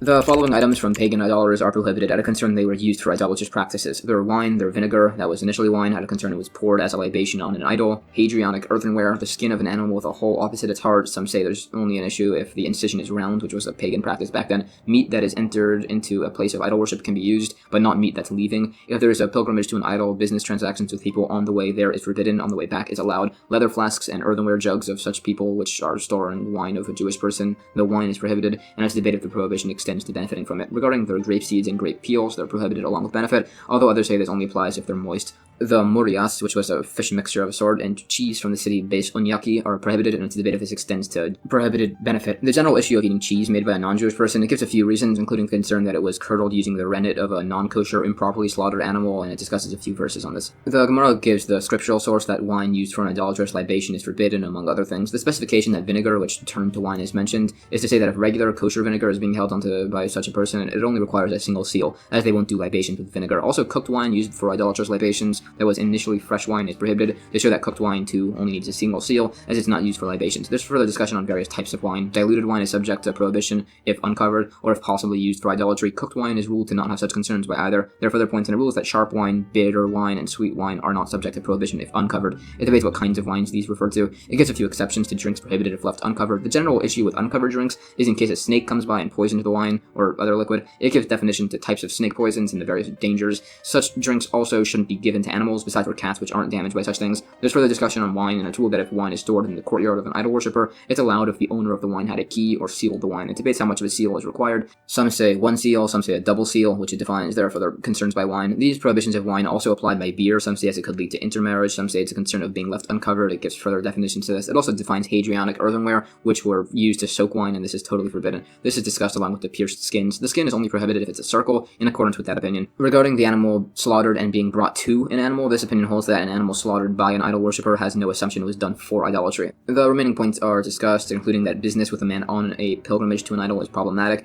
as he might then give thanks to the idol. It's allowed to do towards a Jewish person on the way to an idol, as he might change his mind along the way. However, if an idol worshipper is traveling to or from a fair, business is allowed, but not to a Jewish man on the way back from such a fair, as he probably did it to sell an idol. Trade with a person returning from a pilgrimage to an idol is only allowed if he's going individually. If he's part of a group, he might plan on returning. It also qualifies the prohibition regarding flasks and containers. containers. These are discussed along with points on purging such vessels to remove the absorbed non-kosher wine flavor. It lists many different types of pots, vessels, and utensils and their absorptive qualities. It also defines moist grapes and peels. They have a 12-month limit, and if they're prohibited, it includes for benefit, and if they're allowed, that includes for eating. Wine sediment of Arameans is allowed after 12 months, as are jugs from idol worshippers that contain libation wine. Also, leather canteens of travelers are allowed after 12 months, as are grape pumice of Arameans and libation wine within red and black jugs. It also qualifies the prohibitions on the fish mixture, which had non-kosher wine possibly mixed in, and the cheese from the city of Beis Unyaki, as majority of the calves of that region were used for idolatry. Others debate these concerns. Related, if somebody betrothed the woman using the waist of a cow that was stoned for killing somebody, that's legally valid, but not if it came from a cow sacrificed to an idol. The difference is based on a verse. If the rennet to make cheese was from an idolatrous offering, it's forbidden to eat and benefit, as the rennet is considered to create the actual cheese, so it's considered to be an identifiable part. The verses are discussed, and it says possibly the issue with cheese made by a non-Jewish person is that it was left uncovered, so a snake could have bitten it. It's debated, and it also said that cheese will definitely have traces of milk within, which has some serious kosher issues.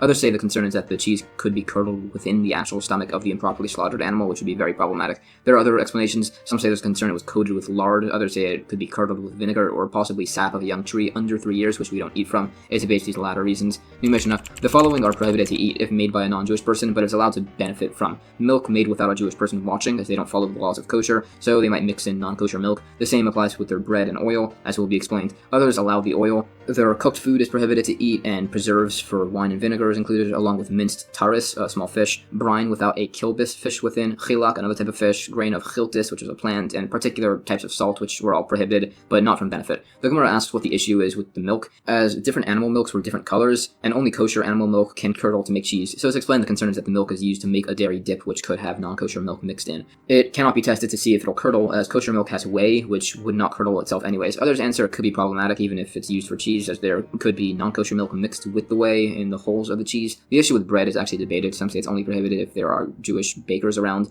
that you could go to instead, and if there are none, it would be permitted. Some qualify further that it's allowed if the bread was purchased in the city, as the primary concern is one of the bread purchases leading to intermarriage. It debates if these points apply to oil also. It further qualifies the prohibitions on bread and wine, and possibly oil, depending on the opinion, primarily as they could lead, as mentioned, to intermarriage. There was a biblical prohibition on this, and then a later, more broad rabbinic institution. It debates several opinions as to exactly what these were. It said biblically it was instituted that a man cannot be secluded with a married woman or a prohibited relative. The court of King David instituted a ban on seclusion even with an unmarried woman, and it was later rabbinically instituted to apply to seclusion with non-Jewish people too, for the same reasons. It further debates whether there's such issue with purchasing oil and related discussion on laws of divorce. It discusses related laws of purity and impurity by particular objects. It gives a scriptural source against cooked foods made by a non-Jewish person. This would not apply to wheat kernels made into parched grain, as it's not being transformed. Crushed grain into flour is fine, as it's not being changed through fire. This stringency does not apply if the food can also be eaten raw. Others say this only applies to foods that could be put on a table for royalty to accompany bread. There's a practical difference by small fish, mushrooms, and porridge, which aren't eaten raw and were not eaten at a king's table.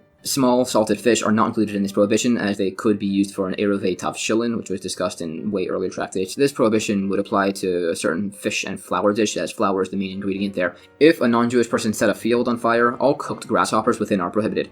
Generally, we're not sure which ones are kosher and which ones aren't, but here it doesn't really matter anyways, as it was done by a non-Jewish person, and that was brought as it was just the case. There are further qualifications. If the Jewish person put the meat on the coals and the non-Jewish person turned it, it's allowed to be eaten. This applies even if it would have cooked in 2 hours, and now as he turned it, it'll cook in 1 hour faster. Others say any food cooked by a Jewish person to the point of ma'achal ben durasai, which was a very short amount of cooking, can be cooked further by any non-Jewish person without any prohibitions. The inverse applies if the non-Jewish person put the food on the coals and the Jewish person turned it. It's still permitted. It's only problematic if the beginning and completion of the cooking was done by a non-Jewish person. Similar principles apply by bread, and it discusses many particular foods. The remaining prohibited foods are discussed along with the explanation of the particular issues. The chiltis grain is problematic as it could be cut with a non-kosher knife, and chiltis is a very sharp spice, so it'll absorb from the knife and it cites related incidents. It discusses the remaining particular foods. New Mishnah: the following are related foods that a Jewish person can eat without any concerns of kosher or similar. Milk that a Jewish person wants being milk, honey and grape clusters, even if they're wet. These have no concerns with laws of impurity. Also preserves which don't have wine or vinegar put in. Unminced small fish, so you can confirm the pieces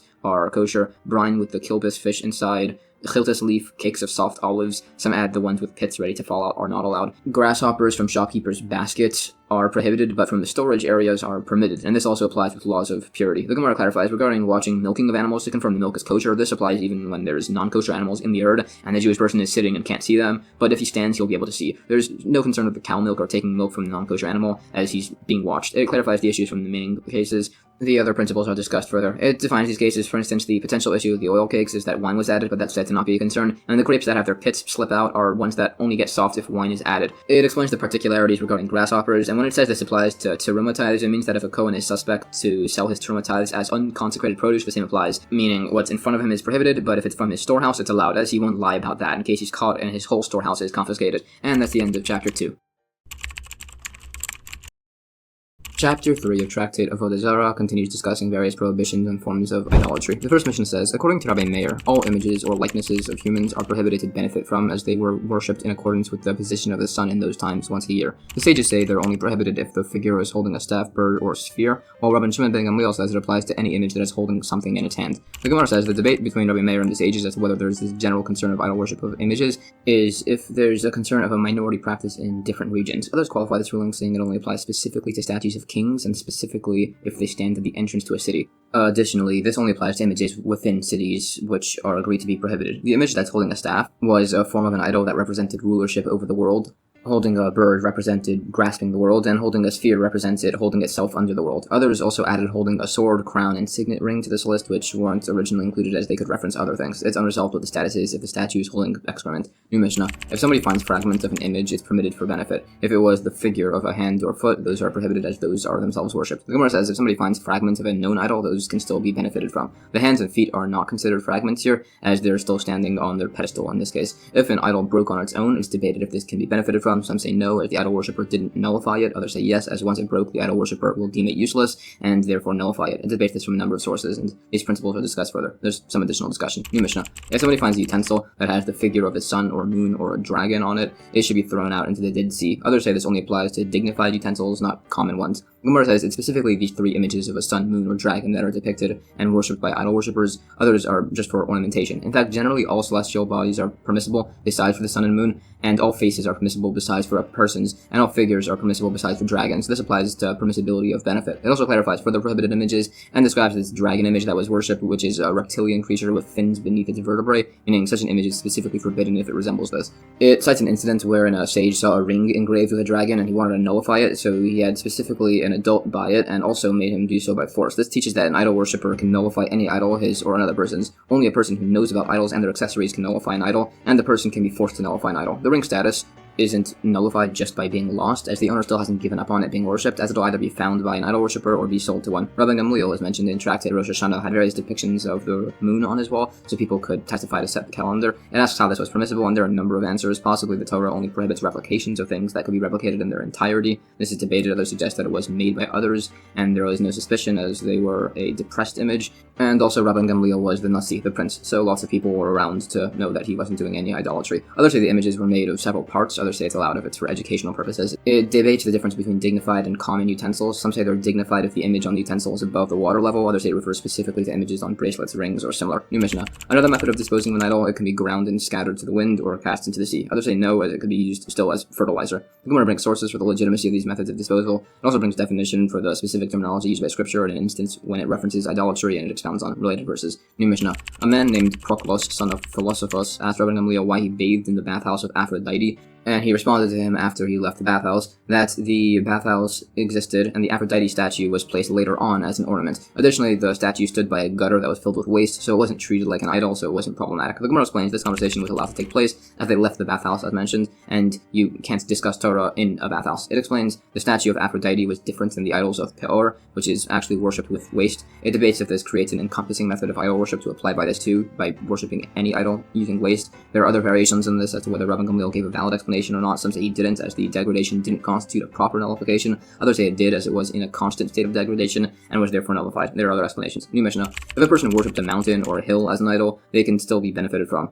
Their adornments, though, cannot be used. It cites verses. And a Sheda tree, which was worshipped as an idol in those days, would be entirely prohibited as it's affected by people. It elaborates on the verses. The Gemara suggests there's a debate on the status of a plated covering of a mountain as to if it's like the mountain itself. Others say they agree it's not like a mountain, and they debate about a tree which was planted normally and was later worshipped as an idol. idol, this is prohibited. They debate this further, and it further describes the verses. Further, if mountains and hills are worshipped as an idol, they can still be benefited from, but there's liability of capital punishment for worshipping them. If the idol worshipper worshipped grains and plants, they're prohibited for benefit, and there's also capital punishment for worshipping them. This is discussed further. If stones were dislodged from a mountain that was worshipped, it's debated if they're permitted or not. This is discussed further, and it brings some sources. If a person bows down to a mountain, the stones can be used by others, but it asks if they can be used for something holy, like to build an altar. This is debated based on comparison to some related cases. If a person bows down to standing wheat, it debates whether it can be used as a meal offering, based on whether changing a worshipped object can make it permissible. It's discussed. There are a number of unresolved queries, whether a lulav can be made from a palm tree that was worshipped after being planted, or possibly from a nullified Asherah tree, which is disputed. It debates whether wolf or techelas on tzitzis can be taken from an animal that was bowed down to. It's also asked whether a person bows to a spring that runs through his land, as to whether it can then be used for the water libations in the temple. New Mishnah. If somebody's house is connected to a house of idol worship and the adjoining wall collapses, he's not allowed to rebuild it, and he should instead build the wall 4 cubits into his own property. If he owns half the width of the wall, it's rebuilt accordingly. The wall stones, timber, and earth transmit impurity like a Sheretz creature. Others say it transmits impurity like a Nida, depending on the source. The Gemara says additionally, when he rebuilds his wall into a smaller area, the remaining area cannot be used to increase the size of the house of idol worship, so the area must be used as a night latrine for children who don't really care about modesty, or he fences it with brambles and thorn bushes. New Mishnah. There are 3 types of houses of idol worship. A house that was built for idol worship, which is completely prohibited. A house that was decorated and added to for idol worship, which can be used if the decorations are removed, and a house that had an idol just put inside, which can be used if the idol is then removed. The Gemara says an opinion that if somebody bows down to an actual house, it's no longer allowed to be benefited from. This is the same status by nullification as the house built for idolatry. New Mishnah. There are 3 types of idolatrous stones. A stone specifically hewn as a pedestal for an idol, which is prohibited. A stone plastered and decorated for an idol, which is permitted once the decorations are removed, and a stone that an idol was just placed on top of, which is permitted once the idol is removed. The Gemara clarifies the second point applied even if the decorations are carved into the actual stone, so if it's removed, it's nevertheless still permitted. New Mishnah. There are 3 types of idolatrous trees called Asherah trees. A tree specifically planted as an idol, which is prohibited. A tree pruned and trimmed as an idol, which is permitted once it grows and is retrimmed. And a tree that an idol was just placed beneath, which is permitted once the idol is removed. The Gemara says, some add the second point applies even if the tree is layered or grafted to another tree. If whatever grew from that is removed, then it's permitted. Some say if a person bows to a tree, anything that grows afterwards is prohibited to benefit from. It debates this seeming contradiction. New Mishnah. There are 2 possible definitions of an Asherah tree. Any tree that has an idol beneath it, or possibly a tree that itself is worshipped as an idol. It cites a related case. The Gemara explains, it says there are technically 3 possible variations as listed in the prior Mishnah. This is just a debate on variation. Others say an Asherah tree is even a tree that pagan priests just sit beneath. Others say it's a tree that the fruits are designated for idolatrous use. It holds like the latter opinion. New Mishnah. If there is such an Asherah tree, you can't sit in its shadow, although if somebody does, they don't become impure. You cannot pass directly beneath it, but if somebody does, they become impure. This does not apply if the tree extends over a public thoroughfare. The Gemara says if somebody sits beneath the shadow of the tree's height, he's pure, but it's prohibited to even sit in the shadow of the tree's shadow. There's other variation on this. The issue of impurity beneath the tree is that there are idolatrous offerings buried beneath. It cites the opinion that says this conveys impurity, and it qualifies points on the Asherah tree extending over a public thoroughfare. New Mishnah. It's permissible to plant vegetables beneath an Asherah tree in the winter, but not in the summer, where the tree benefits the produce. Lettuce can never be planted beneath an Asherah tree. Others say vegetables can never be planted beneath an Asherah tree, as the fallen leaves will act as fertilizer. The Gemara says the person who says this latter opinion seemingly contradicts himself on an earlier source regarding the disposal of idols as to whether its use as fertilizer is a concern, so it just reverses the opinions. Or it's explained that this case is different, as the opinion which says the leaves are fine is as the good it does is outweighed by the harm from the shade. It further debates these opinions along with sources. It holds like the opinion that permits the product of forbidden and permitted causes, meaning the vegetables in the soil have a permitted and prohibited aspect and are therefore permitted. New Mishnah. If somebody took branches from an Asherah tree, they're forbidden for benefit. If they were used to fire an oven, if the oven was new, it must be shattered. If it was old, it must be cooled down. If the oven was prohibited and bread was baked within, it's prohibited. If this prohibited bread got mixed up with other bread, all are forbidden for benefit. Some say he can throw out the monetary value of the wood into the Dead Sea, allowing him to use the bread. Others say he cannot do this. Another example, if wood from an Asherah tree was used for weaver's pick, it's forbidden for benefit. If it was used to make a garment, it's prohibited. If this prohibited garment got mixed up with other garments, all are forbidden for benefit. Some say he can throw out the monetary value of the wood into the Dead Sea, allowing him to use the garment. Others say he cannot do this. The Gemara explains, it gives examples of bread and garments, as there's a difference by bread. The forbidden wood was burnt up, unlike by the garment, so it said both to show both opinions still apply. It rules like this opinion that throwing out a monetary sum to use the object is permitted. It debates if this would apply by the laws of Nesach wine, which was wine used as an idolatrous libation. New Mishnah. The nullification of an Asherah tree is either by pruning, trimming, or removing a stick, twig, or leaf from it. If you remove chips of wood for the sake of the tree, it's not nullified. If it was not for the tree, it's permitted. The Gemara says if you remove chips for the sake of the tree, meaning the tree is not nullified, it's debated if these chips are permitted or not to use. Similarly, if an idol broke on its own, some say it's necessary to nullify each individual piece. Others say it only needs nullification if it broke by itself. It questions what this debate is. Some say it's on the status of the fragments, others say it's an idol made of sections, and they're debating if it's nullified even though it could then be put back together. And that's the end of chapter 3.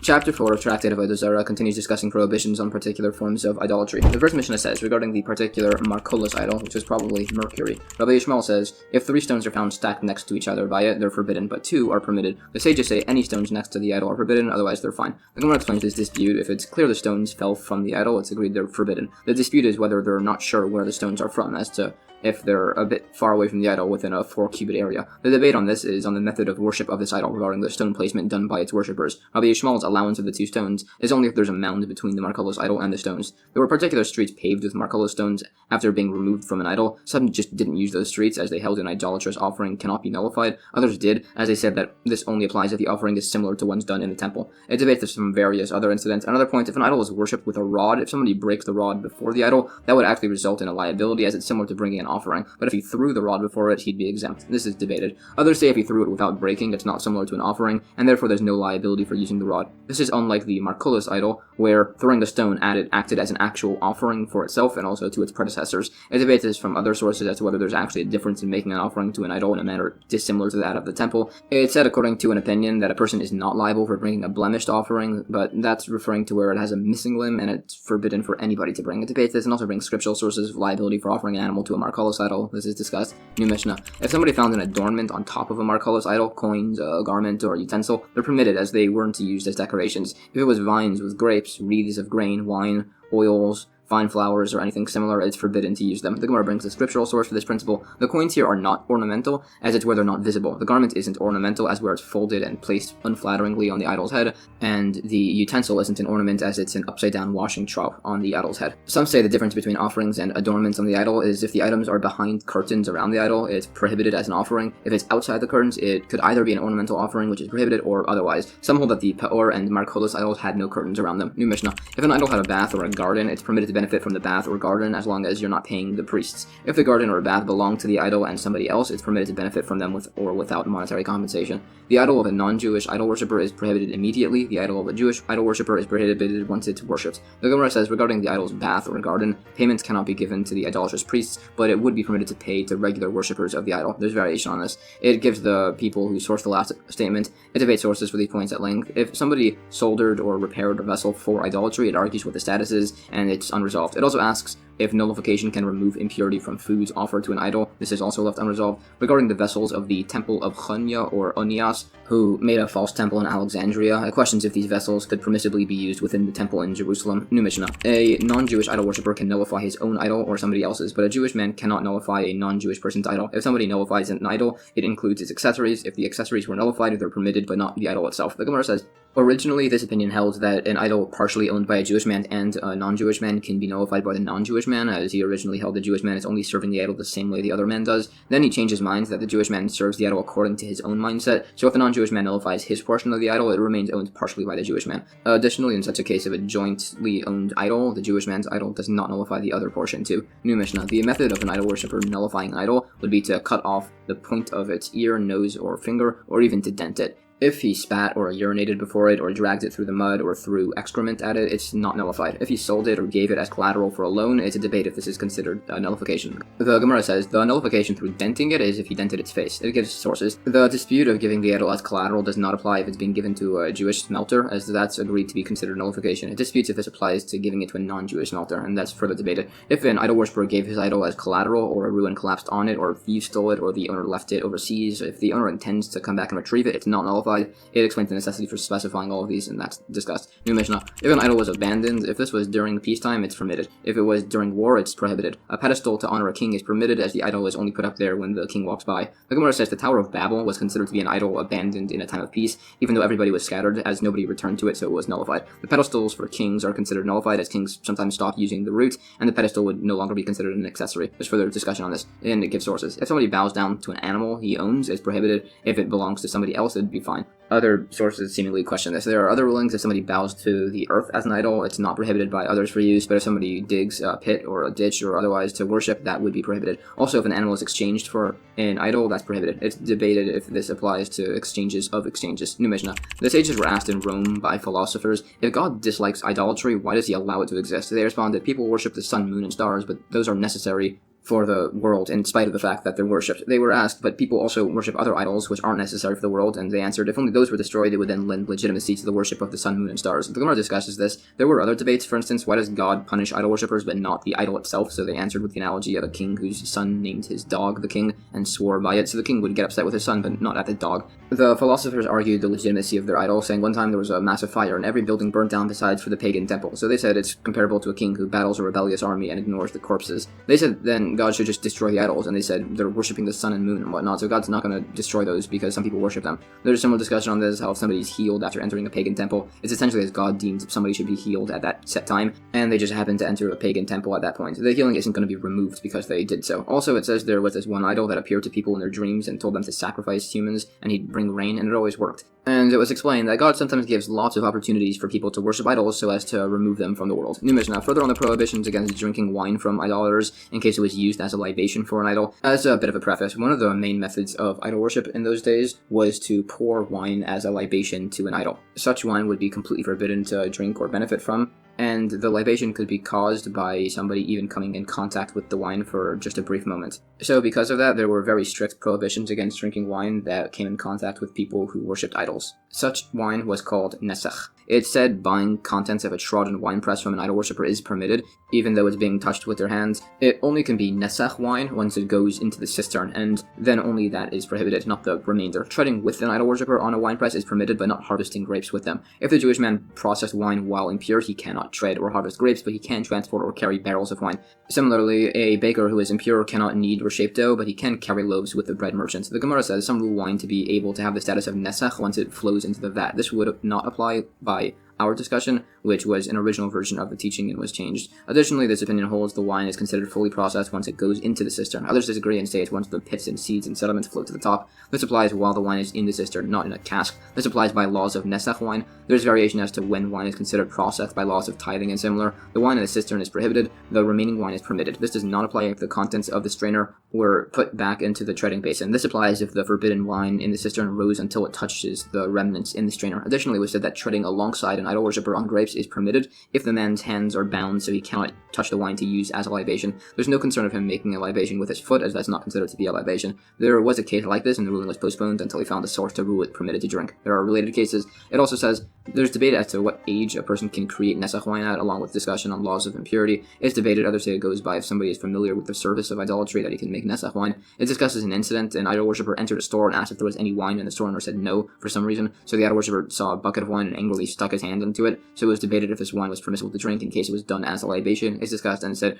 we do have a concern it was for a libation unless it was done to the benefit of the Jewish wine owner. A similar case, a few sages had a waiter pour them wine and then realized he was an idol worshipper. Some said there was a concern it was poured as an idolatrous libation, so it couldn't be benefited from. Others said there was no concern at all and it was permitted to drink from. It said it's held it's not a concern of libation as the man poured a jug, which is his force and is not considered like himself, and it clearly wasn't for a libation. It also debates the status of wine that was diluted with water. There's related discussion of various other cases. It said an idol worshipper cannot bring grapes to a wine press, at least as a first resort, in case it results in a prohibition. It cites cases, what if it clearly wasn't for a libation? For instance, an esrog fell into a cask of wine, and an idol worshipper stuck his hand in and grabbed the esrog. It was said he should hold his wine still and pour out the layer of wine his hand touched, so as to be safe, so that way there's no prohibitions. In the event that an idol worshipper poured a libation with somebody's wine, it's as if he destroyed it, legally speaking, so he can technically take restitution by having him pay him to purchase the wine. There was another incident, a cask of wine's spigot fell out, so an idol worshipper stuck his hand into the opening, plugging it shut, and it was ruled that the wine in the spigot area was prohibited due to these concerns of libations, while the rest of the cask was allowed. Others say that the wine from the top until the spigot was prohibited, while everything below was allowed. It's discussed. If an idol worshipper is pouring the wine while a Jewish man holds the jug,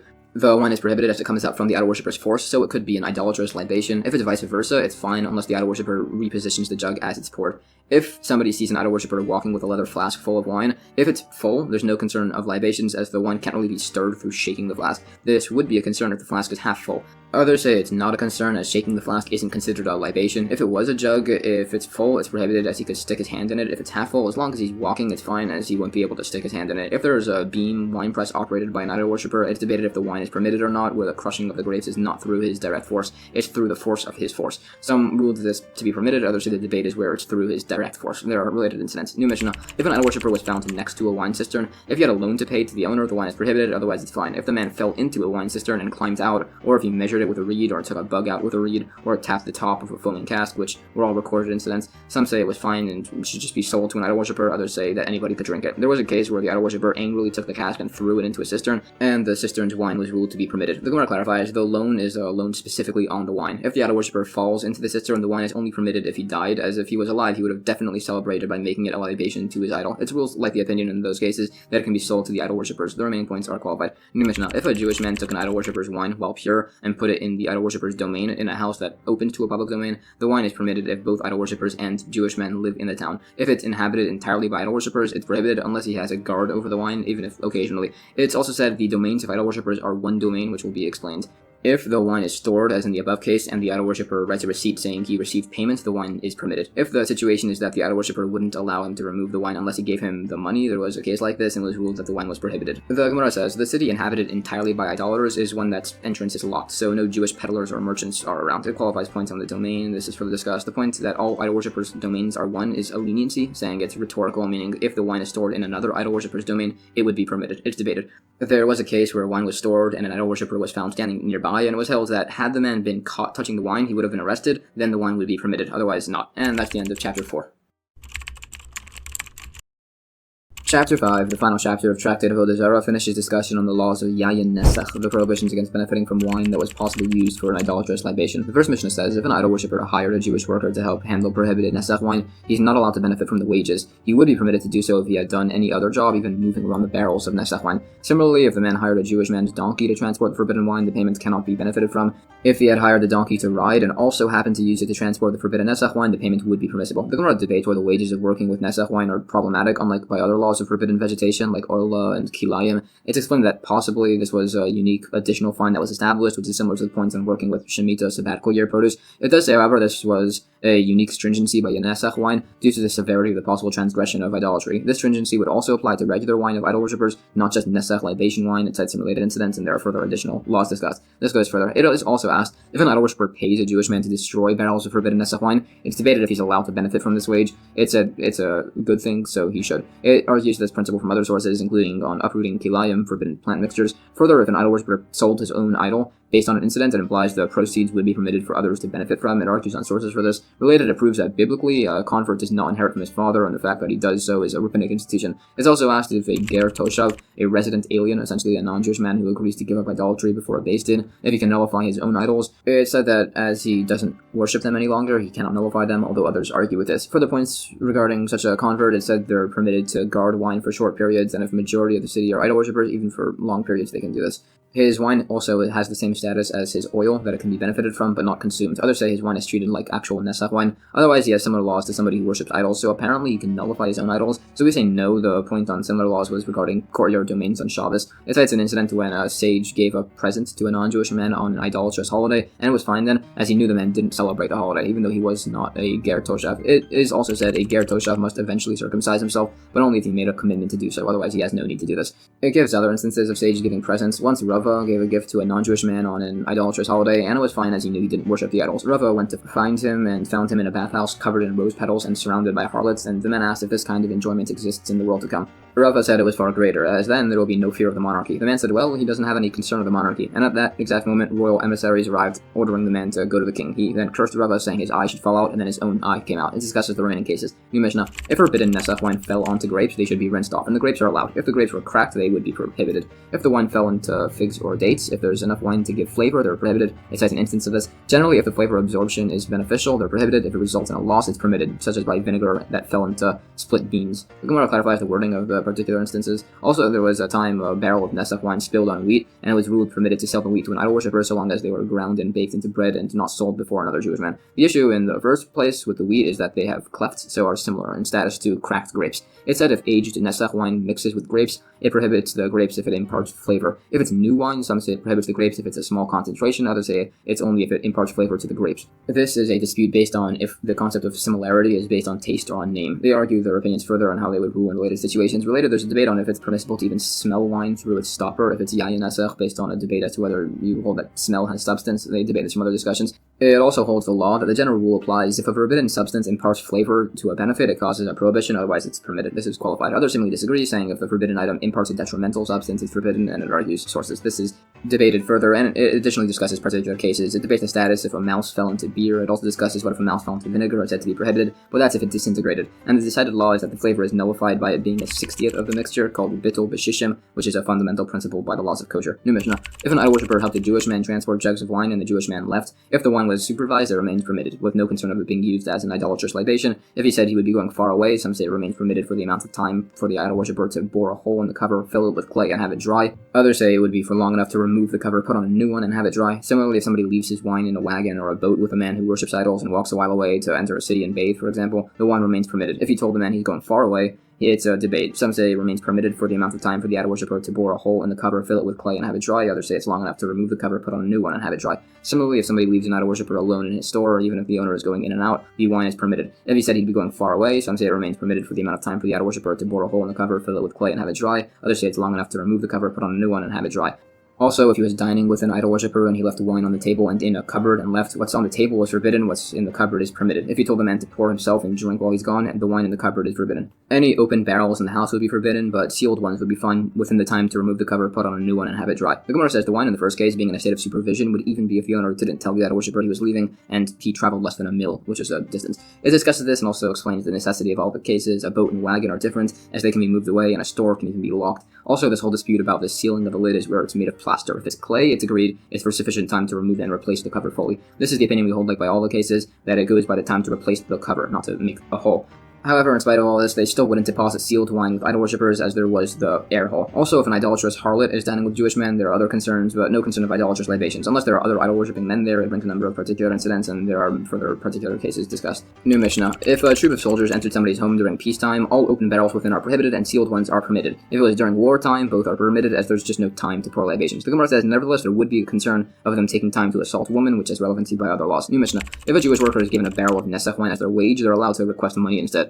Once it enters the legal domain, it's too late. The Gemara says it's allowed to have your tax paid by directing the tax collector to the Nesach wine payments. New Mishnah. If a Jewish man sells his wine to an idol worshipper, if the price was set before the man measured the wine, the payments can be benefited from, otherwise it cannot. The Gemara says the acquisition here would be granted by the man actually taking the item. Others disagree with this. This principle is debated further, and it proves that taking an item via acquisition is the valid method of acquisition with an idol worshipper. It brings further proofs for this.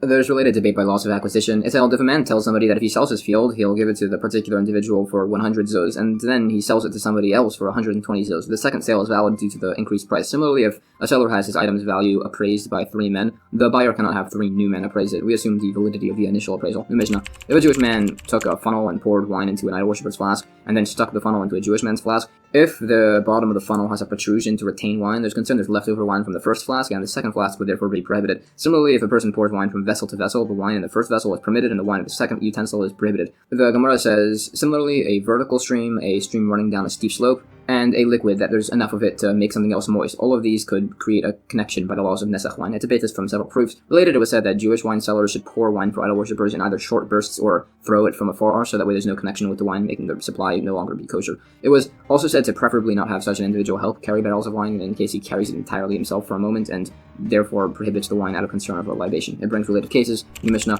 It's prohibited to benefit from Nesach wine, and it can make other drinks prohibited in a mixture of a small concentration. This applies to wine mixed with wine or idolatrous water mixed with water. If it's wine mixed with water or water mixed with wine, it creates a prohibition if the forbidden substance imparts a flavor. There's a general principle. If a prohibited substance mixes with more of itself, it's prohibited through a small amount. If it's with different substance, it's prohibited if it imparts flavor. The Gemara says an opinion. If a person pours a barrel of Nesach wine into a cistern of kosher wine, it's fine, as each drop of forbidden wine gets nullified as it falls in. This is debated at length. If Nesach wine falls into a cistern of kosher wine and a flask of water also fell in, if the wine fell in last, it's all prohibited. If the kosher wine was added last, it's permitted. Others disagree and say it's permitted either way. They argue sources. Regarding the general principle that prohibited substances mixing with their own kind creates prohibitions through a small amount, while to a different substance through spreading flavor. Some say this is a general law that applies to all prohibited substances in Torah. Others say it only applies to Nesach wine and untithed produce. They bring sources. New Mishnah. The following things are prohibited for benefit in any amount: Nesach wine, an idol, heart-pierced skins, an ox that was condemned to be stoned, a calf that was to be decapitated, birds of a Metzia offering hair of a Nazir, a firstborn male donkey, meat cooked with milk, the he-goat for Azazel on Yom Kippur, and unconsecrated animals slaughtered in the temple courtyard. These are prohibited along with anything they're mixed with. The Gemara says, this list is items forbidden for benefit and items which are counted as significant. This excludes things like chametz on Passover and similar.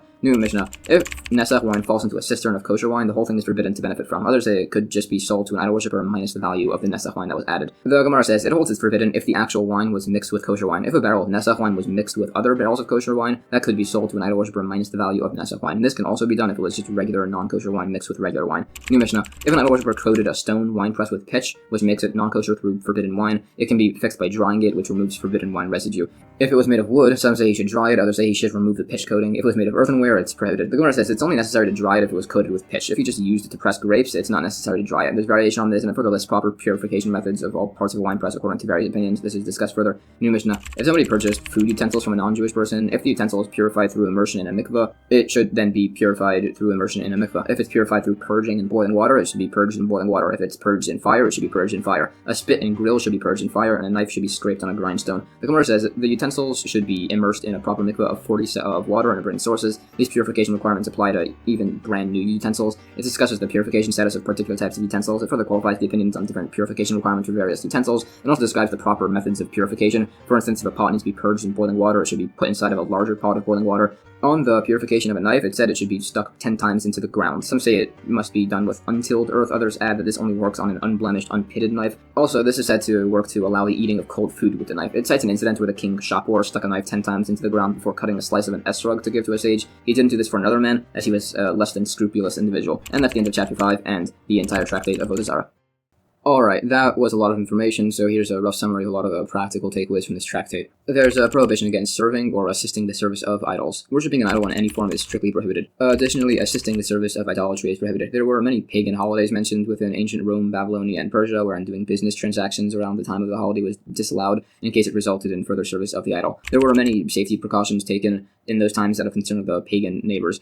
In those days, prior to modern religious morality, there was a serious concern that these ancient pagan tribes would commit various forms of immorality regarding things like murder, assault, and even bestiality, so there were many precautionary steps taken to prevent such things. There are particular concerns regarding various foods like baked goods, dairy products, and wine. There are stringencies regarding cooked foods, baked goods, and breads to try to purchase it from a Jewish baker if possible, referred to as Bishul Yisrael and Pas Yisrael. It was instituted to prevent possible concerns of intermarriage. Similarly, there are additional stringencies regarding dairy products and cheese. There are very complex laws of kosher with these foods that not everybody is aware of. So many purchased dairy products which are specifically washed by somebody to make sure that everything was prepared properly, referred to as Chol of Yisrael. A similar concept existed by wine. In those times, wine was often used as a libation for idolatry, called the Yayin Nesach.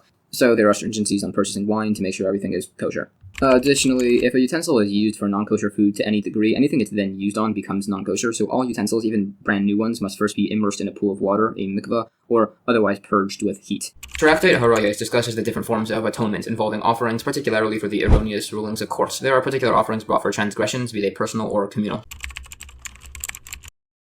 Chapter 1 begins discussion on improper court rulings. The first Mishnah says, if a court accidentally ruled something permissible when it was actually biblically forbidden, and based off of this, somebody inadvertently commits the transgression, either along with the court, after the court themselves did it, or even if the court themselves didn't violate the transgression, they just ruled it was allowed, and somebody followed this. In all these instances, he's exempt as he relied on the court. If it was a member of the court or one of their students, and they realized they had ruled incorrectly, but followed through with it anyways and violated the transgression, in any of the above instances, he's liable, as he wasn't relying on the court. Generally, somebody who relies on himself and commits a transgression is liable, while somebody who relies on the court is exempt. The Gemara debates what constitutes a court ruling. Some say they have to tell the public that the thing is permitted. Others say they have to specifically say it's permitted to do, which is a conclusive ruling. We bring sources that we hold like this latter opinion. Others say those that held these opinions were actually inverted. We said the case of if somebody inadvertently commits a transgression. This would include somebody who thought forbidden fat was permitted based on the court ruling and then intended to eat different permitted meat and then accidentally ate the impermissible meat. Some say he would only be exempt here due to the court's misruling. The principle is debated further.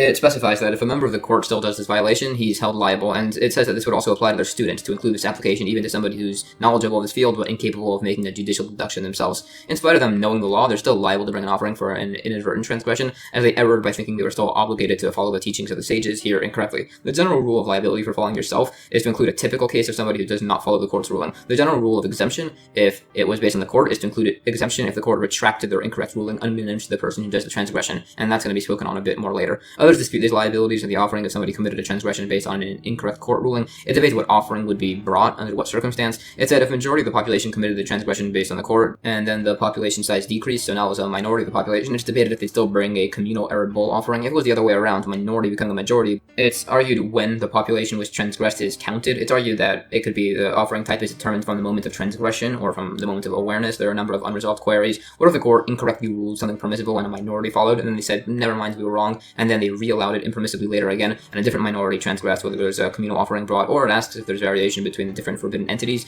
for instance, two different variations of forbidden fats, or even if two similar prohibitions combine, one to not eat forbidden fats and one to not eat blood, that were both violated under these circumstances if they combine to create a majority and similar. It's unresolved. Additionally, if the court ruled that a forbidden fat was allowed, a minority ate it, the court died, and a new court is appointed to make the same incorrect ruling, and a separate minority also eats the fat, it's unresolved if these combine. It's also said there's only liability for a communal Ered bull offering for the court if every single one of them improperly rules, which is based on a verse. Others dispute this point, saying there would only be exemption if one of them contests the ruling. This is discussed further, debating the verse sources. There are related points on the importance of judging properly. New Mishnah. If the court ruled something permissible that was not actually allowed, and then realized they were wrong and retracted it, no matter whether or not they had brought their communal atonement offering, if somebody did not hear the retraction and committed a transgression based on the first ruling, some say he's exempt, some say it's a doubt, meaning he'd have to bring the Asham Taloi offering, specifically only this Asham Taloi offering if he was in town. If he was overseas, he wouldn't even need to bring that. It's agreed by other opinions that he's more exempt if he's overseas, as he couldn't have heard about the court's new ruling. If the court decided to impermissibly try and remove an entire area of law, saying there's just no more Shabbos prohibitions or idolatry prohibitions or similar, they wouldn't need to bring a communal offering. They would be liable if they tried to abolish part of the law, saying there is no Shabbos prohibition of carrying in a public domain, or idolatry is impermissible but you can bow to one. This is based off of a verse. The Gemara qualifies the points on exemption from transgression by following our Tractate incorrect ruling along with additional opinions on these laws. These points are additionally discussed along with the exemption from the communal offering if a court impermissibly rules on annulment of an entire area of law. It brings sources in instances of partial rulings where there would be liability. Others say there's an exemption from bringing the communal offering if it's something even the Sadducee heretics agree with, as then it would just be public knowledge. Others debate this rule, citing a number of cases. It's discussed, and it says that the nullification of an area of law for a set amount of time constitutes a partial ruling, so the communal offering would be brought there. New Mishnah. If the court ruled incorrectly and one of the members of the court realized their mistake and told this to the others, or if the leaders of the court weren't present, or one of the judges was a convert or of illegitimate birth to some degree, or an elder, meaning he was too old to have children, the court would be exempt from bringing the communal offering. It gives the source for this, and the Gemara additionally cites sources for particularities. New Mishnah. If the court made the ruling inadvertently and the congregation followed it inadvertently, they bring a communal Ered bull offering. If the ruling was made intentionally and the congregation followed it inadvertently, the transgressing individuals bring individual chatas offerings. If the court made the ruling inadvertently and the congregation acted intentionally, there are no offerings brought. The Gemara says this last case implies there would be liability to bring a chatas offering if it was an inadvertent transgression that was like an intentional one, such as the court ruled forbidden fat to be permissible and somebody tried to eat permitted meat and accidentally ate the forbidden fat. New Mishnah. If the court made an incorrect ruling and all or most of the congregation followed it, the court brings a communal Ered bull offering. If they permitted idolatry, they bring the bull and also a he-goat offering. Others say the 12 tribes of Israel would bring one offering per tribe, and if it was idolatry, it would be one bull offering and one he-goat each. Others say 13 are brought per, to also have the court bring one. If the court made an incorrect ruling and 7 of the tribes majority followed it, the court brings a communal Ered bull offering. If it was idolatry, they'd also bring the he-goat. It's added that the tribes each bring their own bull offering, including the other 5 tribes on account of the 7. Others say 8 are brought for the 7 tribes, including the he-goat if it was for idolatry, to include for the court, and the other tribes don't bring anything. If the high court of one tribe made an incorrect ruling and that tribe followed, some say they alone bring the communal bull offering. Others say this only applies to the great court's rulings based on a verse. The Gemara discusses additional particularities and opinions between different amounts of tribes here and several related sources. It debates whether the other tribes need to bring communal offerings if a single tribe commits such a violation as ruled incorrectly by the great court. It debates this from a number of sources, and it says the opinion holds the other tribes would also need to bring the offering. We also bring sources for the other opinions that the single tribe in such a case would still bring the communal Ered offering. It brings sources and further discusses particularities of the bringing of these offerings based on some historical occurrences. These points are qualified further, and that's the end of chapter 1.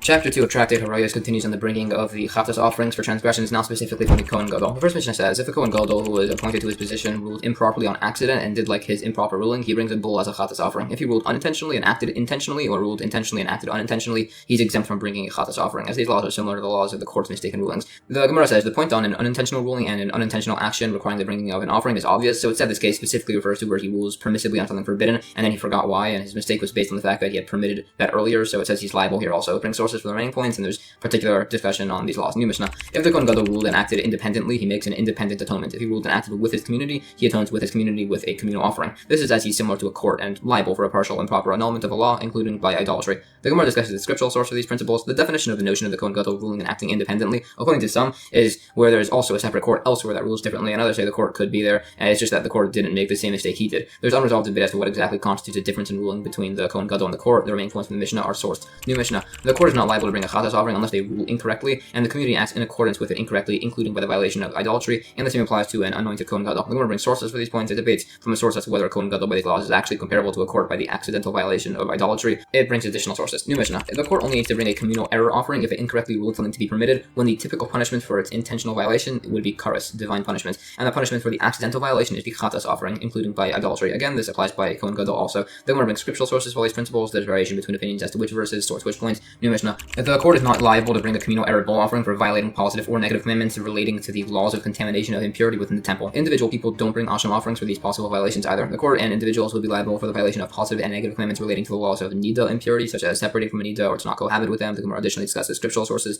New Mishnah. The court is not liable for the transgression of hearing a voice of adjuration in regards to a witness, for giving a false oath, or for contaminating the temple, and the nasi, the prince, is also exempt from offerings for these transgressions. Others say the nasi is liable, besides for the first one, as a king cannot judge or be judged or testify or be testified against. The Gemara brings sources for the former opinion. It also asks if a nasi contracts Zarah leprosy, so he cannot be the leader, whether these exemptions still apply to him. It says they still do. It brings sources for the latter opinions, including the exemptions to these violations for a nasi. New Mishnah. Regarding biblical commandments, where the intentional violation warrants karis and the unintentional violation requires a chatas offering, a typical person would bring a she lamb or a she goat as his chatas offering, a nasi would bring a he goat, and an anointed Kohen or court would bring a bull. If it involves idolatry, all the individuals bring a she goat, and the court would bring a bull as an olah offering and a he goat as a chatas offering. A common person and a nasi would be required to bring a questionable asham offering if necessary, and an anointed Kohen and court are exempt. Only a court is exempt from a definite asham offering. For the particular violations of hearing a voice of adjuration, saying a false oath, and contaminating the temple, the court alone is exempt, and according to some, an anointed Kohen Gadol is only liable for the last of those, and he'd bring a variable chatas offering. Some say a nasi would bring a he goat. The Gemara further discusses these latter opinions as to the variation between these. Some say there's variation on the level of poverty of the individual as to whether he's liable for particular offerings. Sources are cited, and the remaining points are additionally discussed. And that's the end of chapter 2.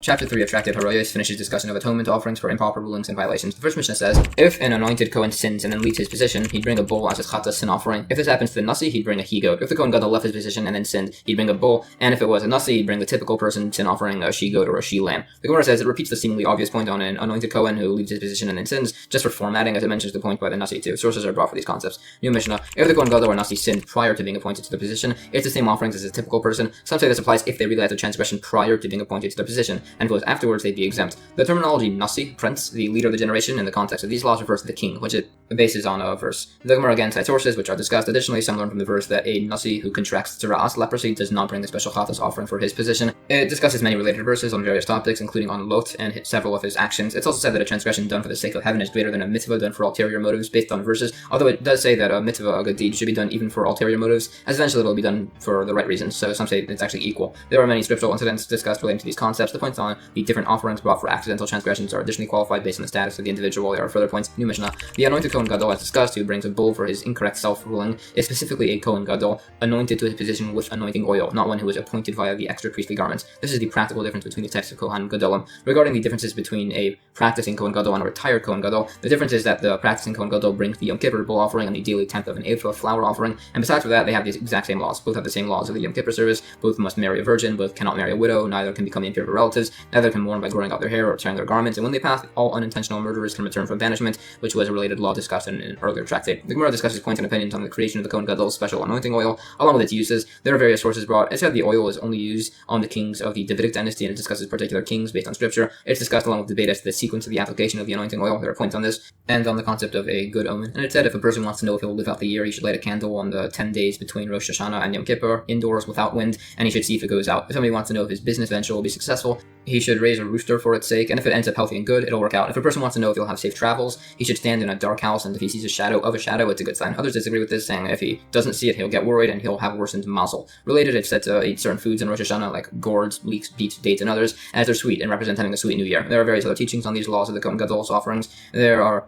further of these discussed, and it asks if a Kohen Gadol contracted Zarah's leprosy, whether he can marry a widow at this point. It was explained from a verse that he still wouldn't be allowed to, and one of the sages was so impressed by this teaching, he gave his daughter's hand in marriage to the student who figured this out. New Mishnah. A Kohen Gadol who's mourning his dead relative tears his garments from below, while a regular Kohen does it from above. A mourning Kohen Gadol offers sacrifices, but doesn't eat them, and a regular Kohen doesn't offer or eat them. The Gemara has a debate as to what exactly tearing the bottom and top of the garment means. Some say it's literally the bottom and top hem. Others say it's below the top hem or above the top hem, both by the neck. They debate this from sources. New Mishnah. In regards to the discussed offerings, frequency takes priority and sanctity takes priority. So if the anointed Kohen Gadol's bull and the community's bull are both pending, the Kohen Gadol's bull is brought first in all procedures. The Gemara brings scriptural sources for these points. These are discussed, and it also says that a communal error bull precedes a communal idolatry bull offering. A communal idolatry bull precedes a communal idolatry he-goat. A community idolatry he-goat precedes the Nasi king's he-goat. The Nasi's he-goat precedes an individual she-goat, and an individual she-goat precedes an individual sheep offering, and it cites the reasons for all these. New Mishnah. A man takes precedence over a woman by life and death matters, or to return a lost object. A woman takes precedence over a man to be clothed and to be freed from captivity. If there's a concern of physical degradation, the male would take priority. The Gemara says, in captivity with one's father and teacher, freeing oneself takes priority, then a teacher, and the mother takes priority over all. A sage has priority over a Jewish king, as kings can just be replaced. A king has priority over a Kohen Gadol, based on a verse, and a Kohen Gadol has priority over a prophet, also based on verses. An anointed Kohen Gadol has priority over an otherwise appointed Kohen Gadol, and there are similar further qualifications. A deputy Kohen Gadol has priority to not need to bury an unattended corpse over a Kohen Gadol appointed for battle. The inverse applies with priority for life. New Mishnah.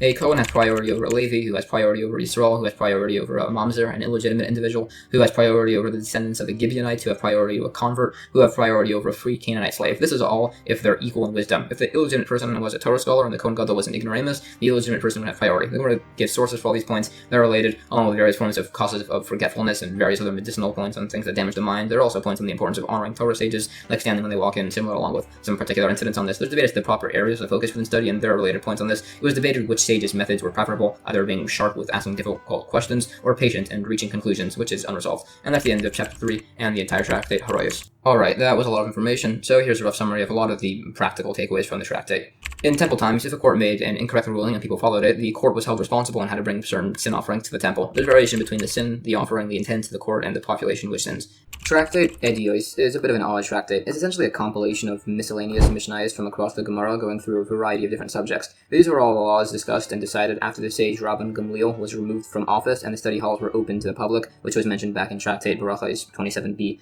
As such, there's no Gemara on the discussions throughout this entire book at all. Chapter 1 will begin this discussion. The first Mishnah says, Shammai holds a woman is considered to have nida, impurity, from the time they had a blood discharge, while Hillel says she's impure from the last time she's checked until now. The sages say it's 24 hours prior maximum. If a woman has a fixed menstrual cycle, she's considered to be a nida the first time she checks. When a woman has relations, she must check for blood before and after. New Mishnah. Shammai says the chalatayv is taken from a minimum of a kav measurement. Hillel says from a minimum of 2 kav. The sages say a kav and a half, and when the units of measurement were changed, it was 5 revaim. Rabbi Yossi says it was anything over 5 revaim. New Mishnah. Drawn water that is mixed with an incomplete mikvah, an immersion pool for purity, invalidates the mikvah. Hillel says the minimum of drawn water to do this is a hin, 3 kavs. Shammai says 9 kavs. The sages say, based on a testimonial, it was 3 logan. New Mishnah. We teach the opinions of Shammai and Hillel, and then sometimes just not rule like them, to teach that a person shouldn't be stubborn in his opinion when there's contrary evidence. New Mishnah. We're mentioning these minority opinions, even though we rule like the majority, as later courts can hold like them unless nullified by later larger and wiser courts. Both of these would be required. New Mishnah.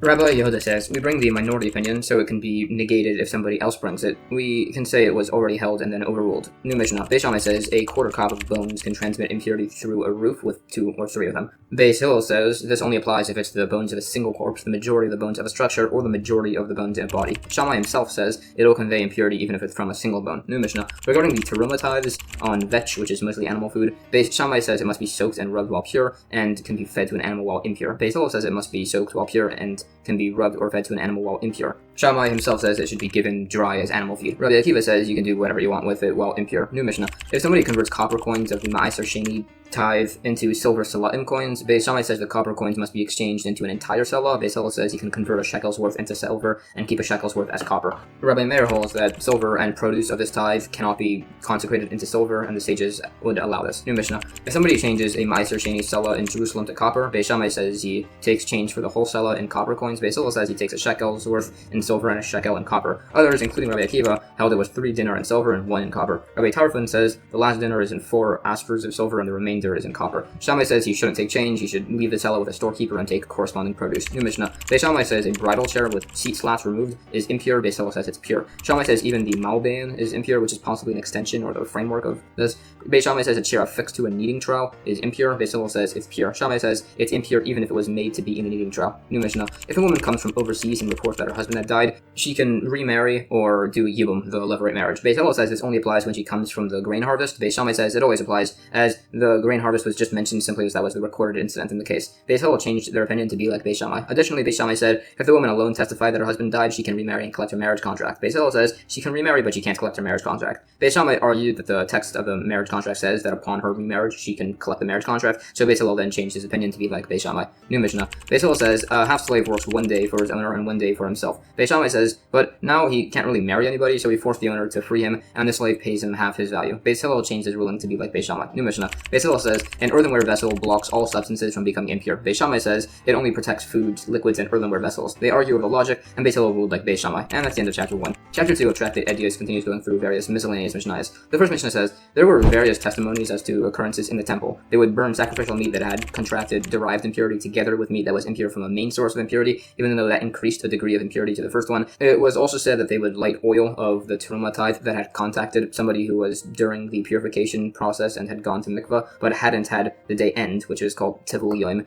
inside of a lamp that was impure from a corpse, although that increased the oil's degree of impurity. New Mishnah. Other occurrences in the temple, hides were never taken from the place of burning. Someone from this that if somebody skinned a blemished firstborn animal and is found to be terefa, the Kohanim can benefit from the hide, others say it must be burnt. New Mishnah. It was also testified that there was this village near Jerusalem with a sage who would lend money to everybody and would write the loan documents himself and have others sign it. This was permitted, and based on this we know a woman can write her own divorce document and a man can write his wife's marriage contract receipt as the documents are validated by the signers. It was also testified that a needle found in the meat of a slaughtered offering in the temple, that the knife and hands of the Kohen are pure, and the meat is impure. If the needle was found in the animal's excrement, then even the meat is pure. New Mishnah. Some additional rulings. If a beaten egg is placed on a teruma vegetable, they are considered to be connected regarding the laws of impurity. If the egg was not beaten, it's not considered to be a connection. It was also said, if there's a single ear of standing grain in the reaped section of a field, and the tip of the ear reaches the standing section of the field where the poor don't collect from, if it's cut with the other standing grain, it belongs to the owner. If not, it goes to the poor. It was also said, if a garden is surrounded by hanging vines, if there's enough space within for a grape harvester and his basket on either side, it can be sown with seeds of other plants without creating a forbidden mixture of plants. If it's smaller than this, you can't do this. In Mishnah. Further rulings, squeezing a boil on Shabbos specifically to remove pus. Somebody traps a snake on Shabbos so it won't bite, cause a person to be exempt without any liability. Also, some say sealed pots are pure while under the same roof as a corpse, are then impure when carried by a person with zov impurity. Others say it's not even impure there as the pot isn't usable. New Mishnah. Regarding chopped garlic, unripe dates, and unripe grain, if they were pressed on Friday, it debates if they can finish being pressed when Shabbos starts. New Mishnah. Some hold a woman can go outside on Shabbos wearing a city of gold tiara, and also pigeon flyers, a form of gambling, were unfit for testimony. Also, if a dead sheretz creature was in the mouth of a weasel and it walked past some loaves of teruma bread, if there's a doubt if the sheretz creature touched them, they're considered pure. New Mishnah. Other opinions, a wine seller's sandals were made of straw, are susceptible to midras impurity. The remnants of an oven must be at least 4 handbreadths large to maintain the status of an earthenware utensil, although some said 3 was sufficient, but ruled it was 4. It was debated as to whether a chair which has 3 slats, the middle and side ones, were removed, whether or not this is still susceptible to impurity. New Mishnah. Rabbi Akiva taught, a father benefits his son with beauty, strength, wealth, wisdom, and long life. He also benefits by adding generations, as is seen from verses, but the coming of a redemption is calculated by the number of past generations, not years. New Mishnah. It was also taught that there are 5 things that last 12 months. The judgment of the generation of the flood, the judgment of Eov, Job, the judgment of the Egyptians, the judgment of Gog and Magog by Moshiach's coming, and the judgment of most in Gehenna. All only last for 12 months. Others say it's 49 days, and that's the end of chapter 2. Chapter 3 of Tractate Eduyos lists additional miscellaneous Mishnayos. The first Mishnah says, regarding the laws of impurity, if parts of an item that give off impurity through a roof were separated and brought into the same house, it is debated if they'd still convey impurity through the roof. It gives instances of this debate. If somebody touches a half olive-sized piece of a corpse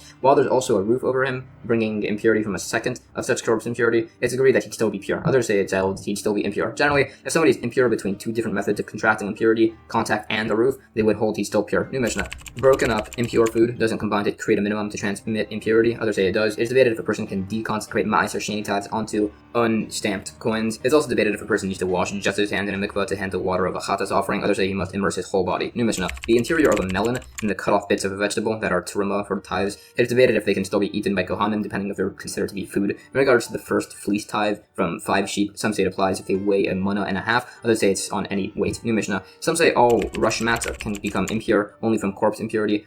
Others say they can even become impure from midras impurity. Some say all braided threads can't become impure besides for braided belts. Others say they all can become impure besides for wool dealer cords. New Mishnah. A sling whose holder is made of woven cloth can become impure. If it's made of leather, it's debated. If the sling's finger hold splits, it can't become impure. If the whip section breaks, it can still become impure. New Mishnah. A woman was captured by non-Jewish people. We can assume they didn't violate her, and she can still eat truma. Others say if she testifies about herself that she was captured and she wasn't violated, she can still eat teruma, as she's the only source that she was captured in the first place. If there are witnesses that she was captured in the first place, then this wouldn't work. New Mishnah. For the rulings, there are a few cases where there's a doubt if somebody is pure or impure. An impure person in a private domain and a pure person walk by in a public domain. A pure person walks by in a public domain, and an impure person stands in a public domain. An impure object in a private domain next to a pure object in a public domain. A pure object in a private domain next to an impure object in a public domain, where there's a doubt if they came in contact, or if they're under the same roof, or if they moved each other. New Mishnah. There are a few cases where there's a debate if something can become impure or not. A nail used as a door holder for a money changer, a nail used on the chests of a ground bean merchant, and the nail of a sundial. New Mishnah. There are other things debated if they can become impure. The metal cover of a householder's pan, the hanging loop of a striggle, a bath scraper, unfinished metal utensils, and a wooden tray split into 2 equal pieces. If they're different sizes, it's agreed that only the larger piece can become impure. New Mishnah. Other rulings: a person cannot insulate hot water on a holiday for Shabbos without making an Erevei tafshilin. You cannot straighten a candlestick on a holiday as it resembles building. A person cannot bake thick loaves on a holiday, only thin ones in case you make more than you actually need. The source is debated. New Mishnah. Other rulings: you can sweep between couches on Shabbos or holidays. You can put incense on hot coals on holidays. You can prepare a young goat alongside with its entrails without concern of it resembling the actual Paschal offering, and others debate all these. New Mishnah. Other debated rulings between stages: whether a cow can go out with a strap between its horns on Shabbos, whether an animal can be combed with a metal comb on a holiday. Some say only a wooden one is allowed so a wound won't be created, and others say neither is permitted, and whether peppercorns can be ground on a mill on a holiday. And that's the end of chapter 3. Chapter 4 of Tractate Eduyos lists further miscellaneous Mishnayos. The first Mishnah says, 2 of the most prominent commentators in the entirety of the Gemara are Beis Shammai and Beis Hillel. Almost always Beis Hillel rules more leniently than Beis Shammai. However, there are some exceptions where Beis Shammai rules more leniently than Beis Hillel. Beis Shammai says an egg laid on a holiday can be eaten. Beis Hillel says it cannot. Beis Shammai says the minimum forbidden amount of leaven on Passover is the size of an olive, and of actual chametz, the size of a date. Beis Hillel says both have the minimum of an olive. New Mishnah. It's agreed an animal born on a holiday is not muktzah. If the chick hatched from an egg on the holiday, it's agreed it's not allowed. Beis Shammai says if an animal is being slaughtered on a holiday, he can dig up earth with a spade to cover over the blood. Beis Hillel says the earth must be pre-prepared for this, but if he had already slaughtered it, he can then dig up the earth. Also, the ashes of the stove can be used to cover blood and are considered to be prepared. New Mishnah. Beis Shammai says if somebody declares his produce ownerless for the poor, this works. Beis Hillel says he can only do it if it's declared ownerless to everybody, including rich people, like by Shemitah produce. Regarding forgotten sheaves of wheat in a field that must be left for charity, if all of the sheaves are the size of a kav, and one is the size of 4 kav, Beis Shammai says it can be taken back by the owner. Beis Hillel says it must be left for the poor. New Mishnah. If a leftover sheaf is close to the border, or a stack of grain, or cattle, or tools, Beis Shammai says the owner can take it. Beis Hillel says it must be left for the poor. New Mishnah. Beis Shammai says 4th year produce from a vineyard is not subject to an additional 5th charge if it's redeemed, or that it should be removed from his house before Passover on the 4th and 7th years of the Shemitah cycle. Beis Hillel disagrees. Beis Shammai says the produce is subject to the laws of Peret and Olilus, charity, and the poor must redeem it. Beis Hillel says the owner can keep all of it. New Mishnah. For the debates regarding the laws of impurity, Beis Shammai says a barrel of packed olives does not need to be perforated. Beis Hillel says it does, although if it was, but the olive sediment blocked the hole, it's still pure. If somebody anointed themselves with pure oil and then became impure and immersed in a mikvah, Beis Shammai says even if there's still oil on his body, it's pure. Beis Hillel says it remains impure even if the amount was small enough to only anoint a pinky finger. If the oil was impure initially, Beis Shammai says it remains impure after he immerses if there's enough to anoint a pinky finger. Beis Hillel says it even remains impure if there's only enough to moisten something it touches. Others say specifically if it moistens a hand enough that the hand could moisten something else. New Mishnah. Beis Shammai says a woman can be betrothed with or with something worth a minimum of a dinner coin. Beis Hillel says it must be the minimum of a peruta, an Italian isar. Beis Shammai says a person can divorce his wife by giving her an old divorce document, a document given after they had secluded. Beis Hillel says he cannot. Beis Shammai says if somebody divorces his wife and then lodges with her in an inn, she doesn't need a second divorce document. Beis Hillel says she does, only if she had been divorced from the final Nisuin stage of marriage when a couple feel comfortable around each other. New Mishnah. Beis Shammai says that co-wives can do yibum, the levirate marriage, with the brother-in-law of their co-wife widow who's related to the brother-in-law. Beis Hillel says they cannot. If they did chalitza, Beis Shammai says they can no longer marry a Kohen. Beis Hillel says they can, as the chalitza was just pointless. If they did do yibum, then Beis Shammai says they can later marry a Kohen. Beis Hillel says they cannot. In spite of all these debates between Beis Shammai and Beis Hillel, they would still marry into each other's families and eat of each other's food. New Mishnah. If there were 3 brothers, 2 of which married 2 sisters, and the third was unmarried, and one of the husbands died childless, so the unmarried husband betrothed the widow through Yibum, the levirate marriage, and then the second married brother died childless. Beis Shammai says he can remain married to his current betrothal, as the other woman is his wife's sister. Beis Hillel says he must divorce his current betrothal and also do chalitza, and then do chalitza with the other sister too. New Mishnah. If somebody vows against his wife having marital relations, Beis Shammai says this is only allowed if it's for 2 weeks or less. Beis Hillel says for 1 week. Also, a woman cannot eat sacrificial food for 80 days after a miscarriage of a female, and on the 81st day she brings offerings. If she miscarried on the night of the 81st day, Beis Shammai says she doesn't need to bring new offerings. Beis Hillel says she does. Beis Shammai says a linen cloth doesn't need to have tzitzit strings on it. Beis Hillel says it does. Beis Shammai says a basket of fruit designated to be eaten on Shabbos is only subject to tithes on Shabbos. Beis Hillel says it's subject immediately. New Mishnah. If somebody declared a Nazirite vow outside of Israel, completed it, and then came to Israel, Beis Shammai says he must do another 30 days. Beis Hillel says he must start from the beginning. Beis Shammai says if one set of witnesses say a person declared he'd do 2 Nazirite terms, and another set of witnesses says he declared 5 Nazirite terms, he does none. Beis Shammai says both include 2, so he just does 2. New Mishnah. Beis Shammai says a person lying on a corpse piece that is beneath a hole in a roof does not spread impurity. Beis Hillel says his upper side does, as a body is partially hollow. And that's the end of chapter 4. Chapter 5 of Tractate Eduyos lists additional miscellaneous rulings. The first Mishnah says there are further times Beis Shammai ruled more leniently than Beis Hillel. Beis Shammai says the blood of a non-kosher carcass or improperly slaughtered kosher animal is not impure. Beis Hillel says it is. If an egg is found inside of such a bird, Beis Shammai says if it's developed enough that it, in theory, be sold, it can be eaten, as it's an independent entity. Otherwise, not. Beis Hillel says it wouldn't be allowed, and they agree if the bird had a mortal defect, the egg would be prohibited, as it developed in an impermissible state. Beis Shammai says nida blood of a non-Jewish woman and pure blood of a post-childbirth woman with leprosy are considered to be pure. Beis Hillel says they are only pure if they're moist. Beis Shammai says shemitah, sabbatical year produce, can be eaten with or without an expression of gratitude. Beis Hillel says the expression is required. Beis Shammai says an unstitched leather water skin is susceptible to impurity if it has a permanently tied knot. Beis Hillel says even without the knot. New Mishnah. Further such rulings, Beis Shammai says birds can be put on the table with cheese, but not eaten alongside them. Beis Hillel says they can not even be put on the same table. Beis Shammai says olives can be separated as teruma for olive oil, and grapes can be separated for wine. Beis Hillel disagrees. Beis Shammai exempted me'isa, a unique type of bread, from the challah tithe. Beis Hillel disagreed. Beis Shammai says immersion for purity can be done in a waterfall or rainwater running down a mountain slope. Beis Hillel says it cannot. Beis Shammai says a convert who converts on the eve of Passover immerses and can eat the Paschal offering that night. Beis Hillel says he just was circumcised, so he's impure and cannot. New Mishnah. More. Beis Shammai says the book of Koheles, Ecclesiastes, is not considered a part of scripture, so it cannot make somebody's hands impure. Beis Hillel says it is, so it can. Beis Shammai says that used purification water drops are pure. Beis Hillel disagrees. Beis Shammai says a particular spice, probably cumin, is not considered a food and cannot become impure and is not tithed from. Beis Hillel disagrees. New Mishnah. Beis Shammai says the blood of a woman who has just given birth and has not yet immersed generates impurity only if it's moist. Beis Hillel says it does even if it's dry.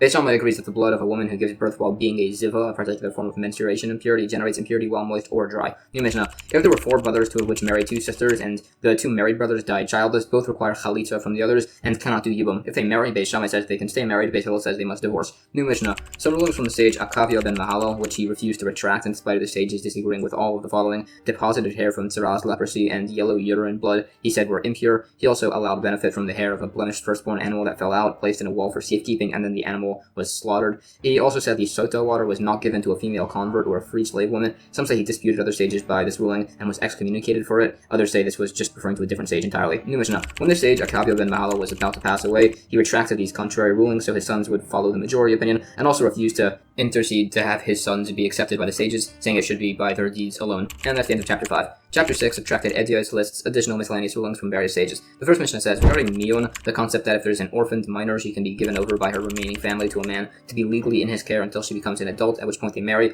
Miyun is her option to refuse his marriage when she becomes an adult, and it said the court should encourage the woman to refuse the marriage. It's also said that we allow a woman to remarry based on the testimony of a single witness that her husband passed. It was also said that even a bird is stoned for killing a person based on a certain incident. It was also testified that 40-day-old wine was used as an altar libation, and also that the morning Talmud offering was offered until 4 hours into the day. New Mishnah. It was testified that the limb of a corpse transmits impurity just like a regular corpse. Others say this only applies if it was severed from a living person. They debate the logic of this. New Mishnah. It is debated if an olive's volume of flesh or a bone fragment, at least the size of a barley corn detached from the limb, severed from a living person, has impurity or not. They debate sources for this at length. And that's the end of chapter 6. Chapter 7 of Tractate Eduyos continues listing miscellaneous rulings. The first Mishnah says, it said that if a firstborn donkey that was redeemed died before being given to the Kohen cannot demand a replacement. There's debate if such a redemption animal is like the redemption of the firstborn son, or like the Ma'aser Sheni tithes, depending on whether it needs to be reimbursed. New Mishnah. It was testified the brine of non-kosher grasshoppers is not susceptible to impurity in spite of the implication of other teachings. New Mishnah. It was also testified if there's flowing spring water and it's greater in volume than the mixed-in rainfall, it can be used for particular various purification rituals. New Mishnah. If flowing spring water was channeled into a jug using a walnut leaf, it can be used for purification as the leaf isn't susceptible to impurity. New Mishnah. It was testified if there's a tube of chatas offering ashes placed on a sheriff creature, the ashes in the tube are impure. Others disagree. It was also said if somebody declared 2 consecutive terms of a Nazirite vow, he shaves his head on the 30th day of the first term and then again on the 60th day. If he cuts his hair on the 59th day, it's still fine as the 30th day also counted for the second term. New Mishnah. There's a bit of the offspring of a shalomim offering is offered as a shalomim, and it was testified that it was. New Mishnah. It was testified, unlike others, the wooden sanded boards of a professional baker is susceptible to impurity. It was also said that an earthenware oven cut into horizontal sections with sand between these sections, that it can become impure, unlike those that disagreed with this. It was said a leap month can be added to the year during the entire month of Adar, unlike those that say you only have until Purim. A leap year can be made conditionally, such as without the Nasi's confirmation, noting that he can confirm or deny it afterwards when he returns, and there's an incident where this occurred. New Mishnah. It said that the clay rim around the lip of a cauldron for olive boilers can become impure, unlike by a dyer's, and others held the inverse. New Mishnah. If a father betrothed his deaf-mute minor daughter to eventually be married when she becomes an adult, she can be divorced at this point via a divorce document. Regarding the Mion marriage, where an orphaned minor is put into the care of a man until she becomes an adult, at which point they're fully married. Prior to this, if she was with a Kohen, she can eat traumatized and inherit from this future husband. It was also testified if a central beam was stolen and built into a house by a thief, he can return a monetary compensation instead of the actual beam. It was also said that a stolen chatas offering with a publicly unknown status atones for the benefit of the altar. And that's the end of chapter 7. Chapter 8 of Tractate Eduyos finishes some final miscellaneous laws. The first Mishnah says, it was testified that the blood of a non-kosher animal or non-properly slaughtered kosher animals are pure. It also said the ash of a chatas offering all becomes impure if part of it touches something impure. It also said this additionally applies to the fine flour offerings, the incense, the frankincense, and the coals. New Mishnah. Regarding the Mion marriage, again, where an orphaned minor girl can be legally put into the care of a man to be fully married when she becomes an adult. Prior to this, if the man was a Kohen, she can eat teruma once she enters the chuppah, even though her marriage isn't allowed to be consummated yet. If a young girl was given as a pledge to idol worshippers in Ashkelon to guarantee a debt, and the family suspects she was violated, but the witnesses who testified she was given as the pledge also testify she hadn't been secluded with or violated by them, then either you don't believe the witnesses, in which case nothing happened at all, or you do, in which case you know she wasn't violated. New Mishnah.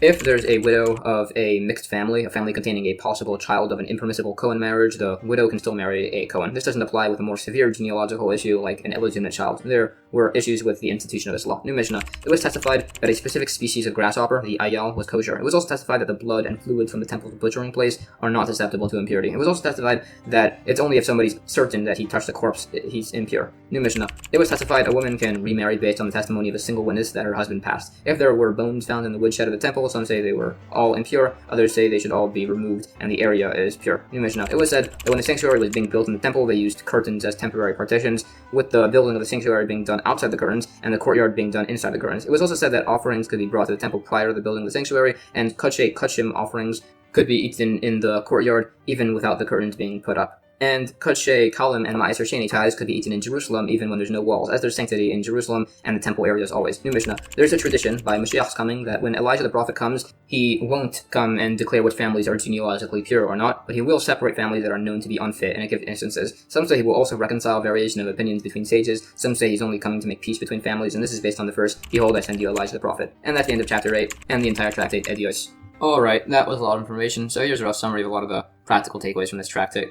This tractate compiles a bunch of miscellaneously ruled-on laws from many other tractates, including laws of purity and impurity, temple offerings, levirate marriages, kosher, Shabbos, and various others. There are hundreds of opinions on laws in the Gemara alone, written across several centuries, all debating their own opinions on various laws and topics, not including the later commentaries who debate the meaning of a lot of these conversations, and further commentaries on those. It's important to have a general understanding of this when trying to understand any of Jewish law. So if you want to view the final decided upon laws of Judaism, which was compiled about 1,000 years later, that would be a book like the Shulchan Aruch.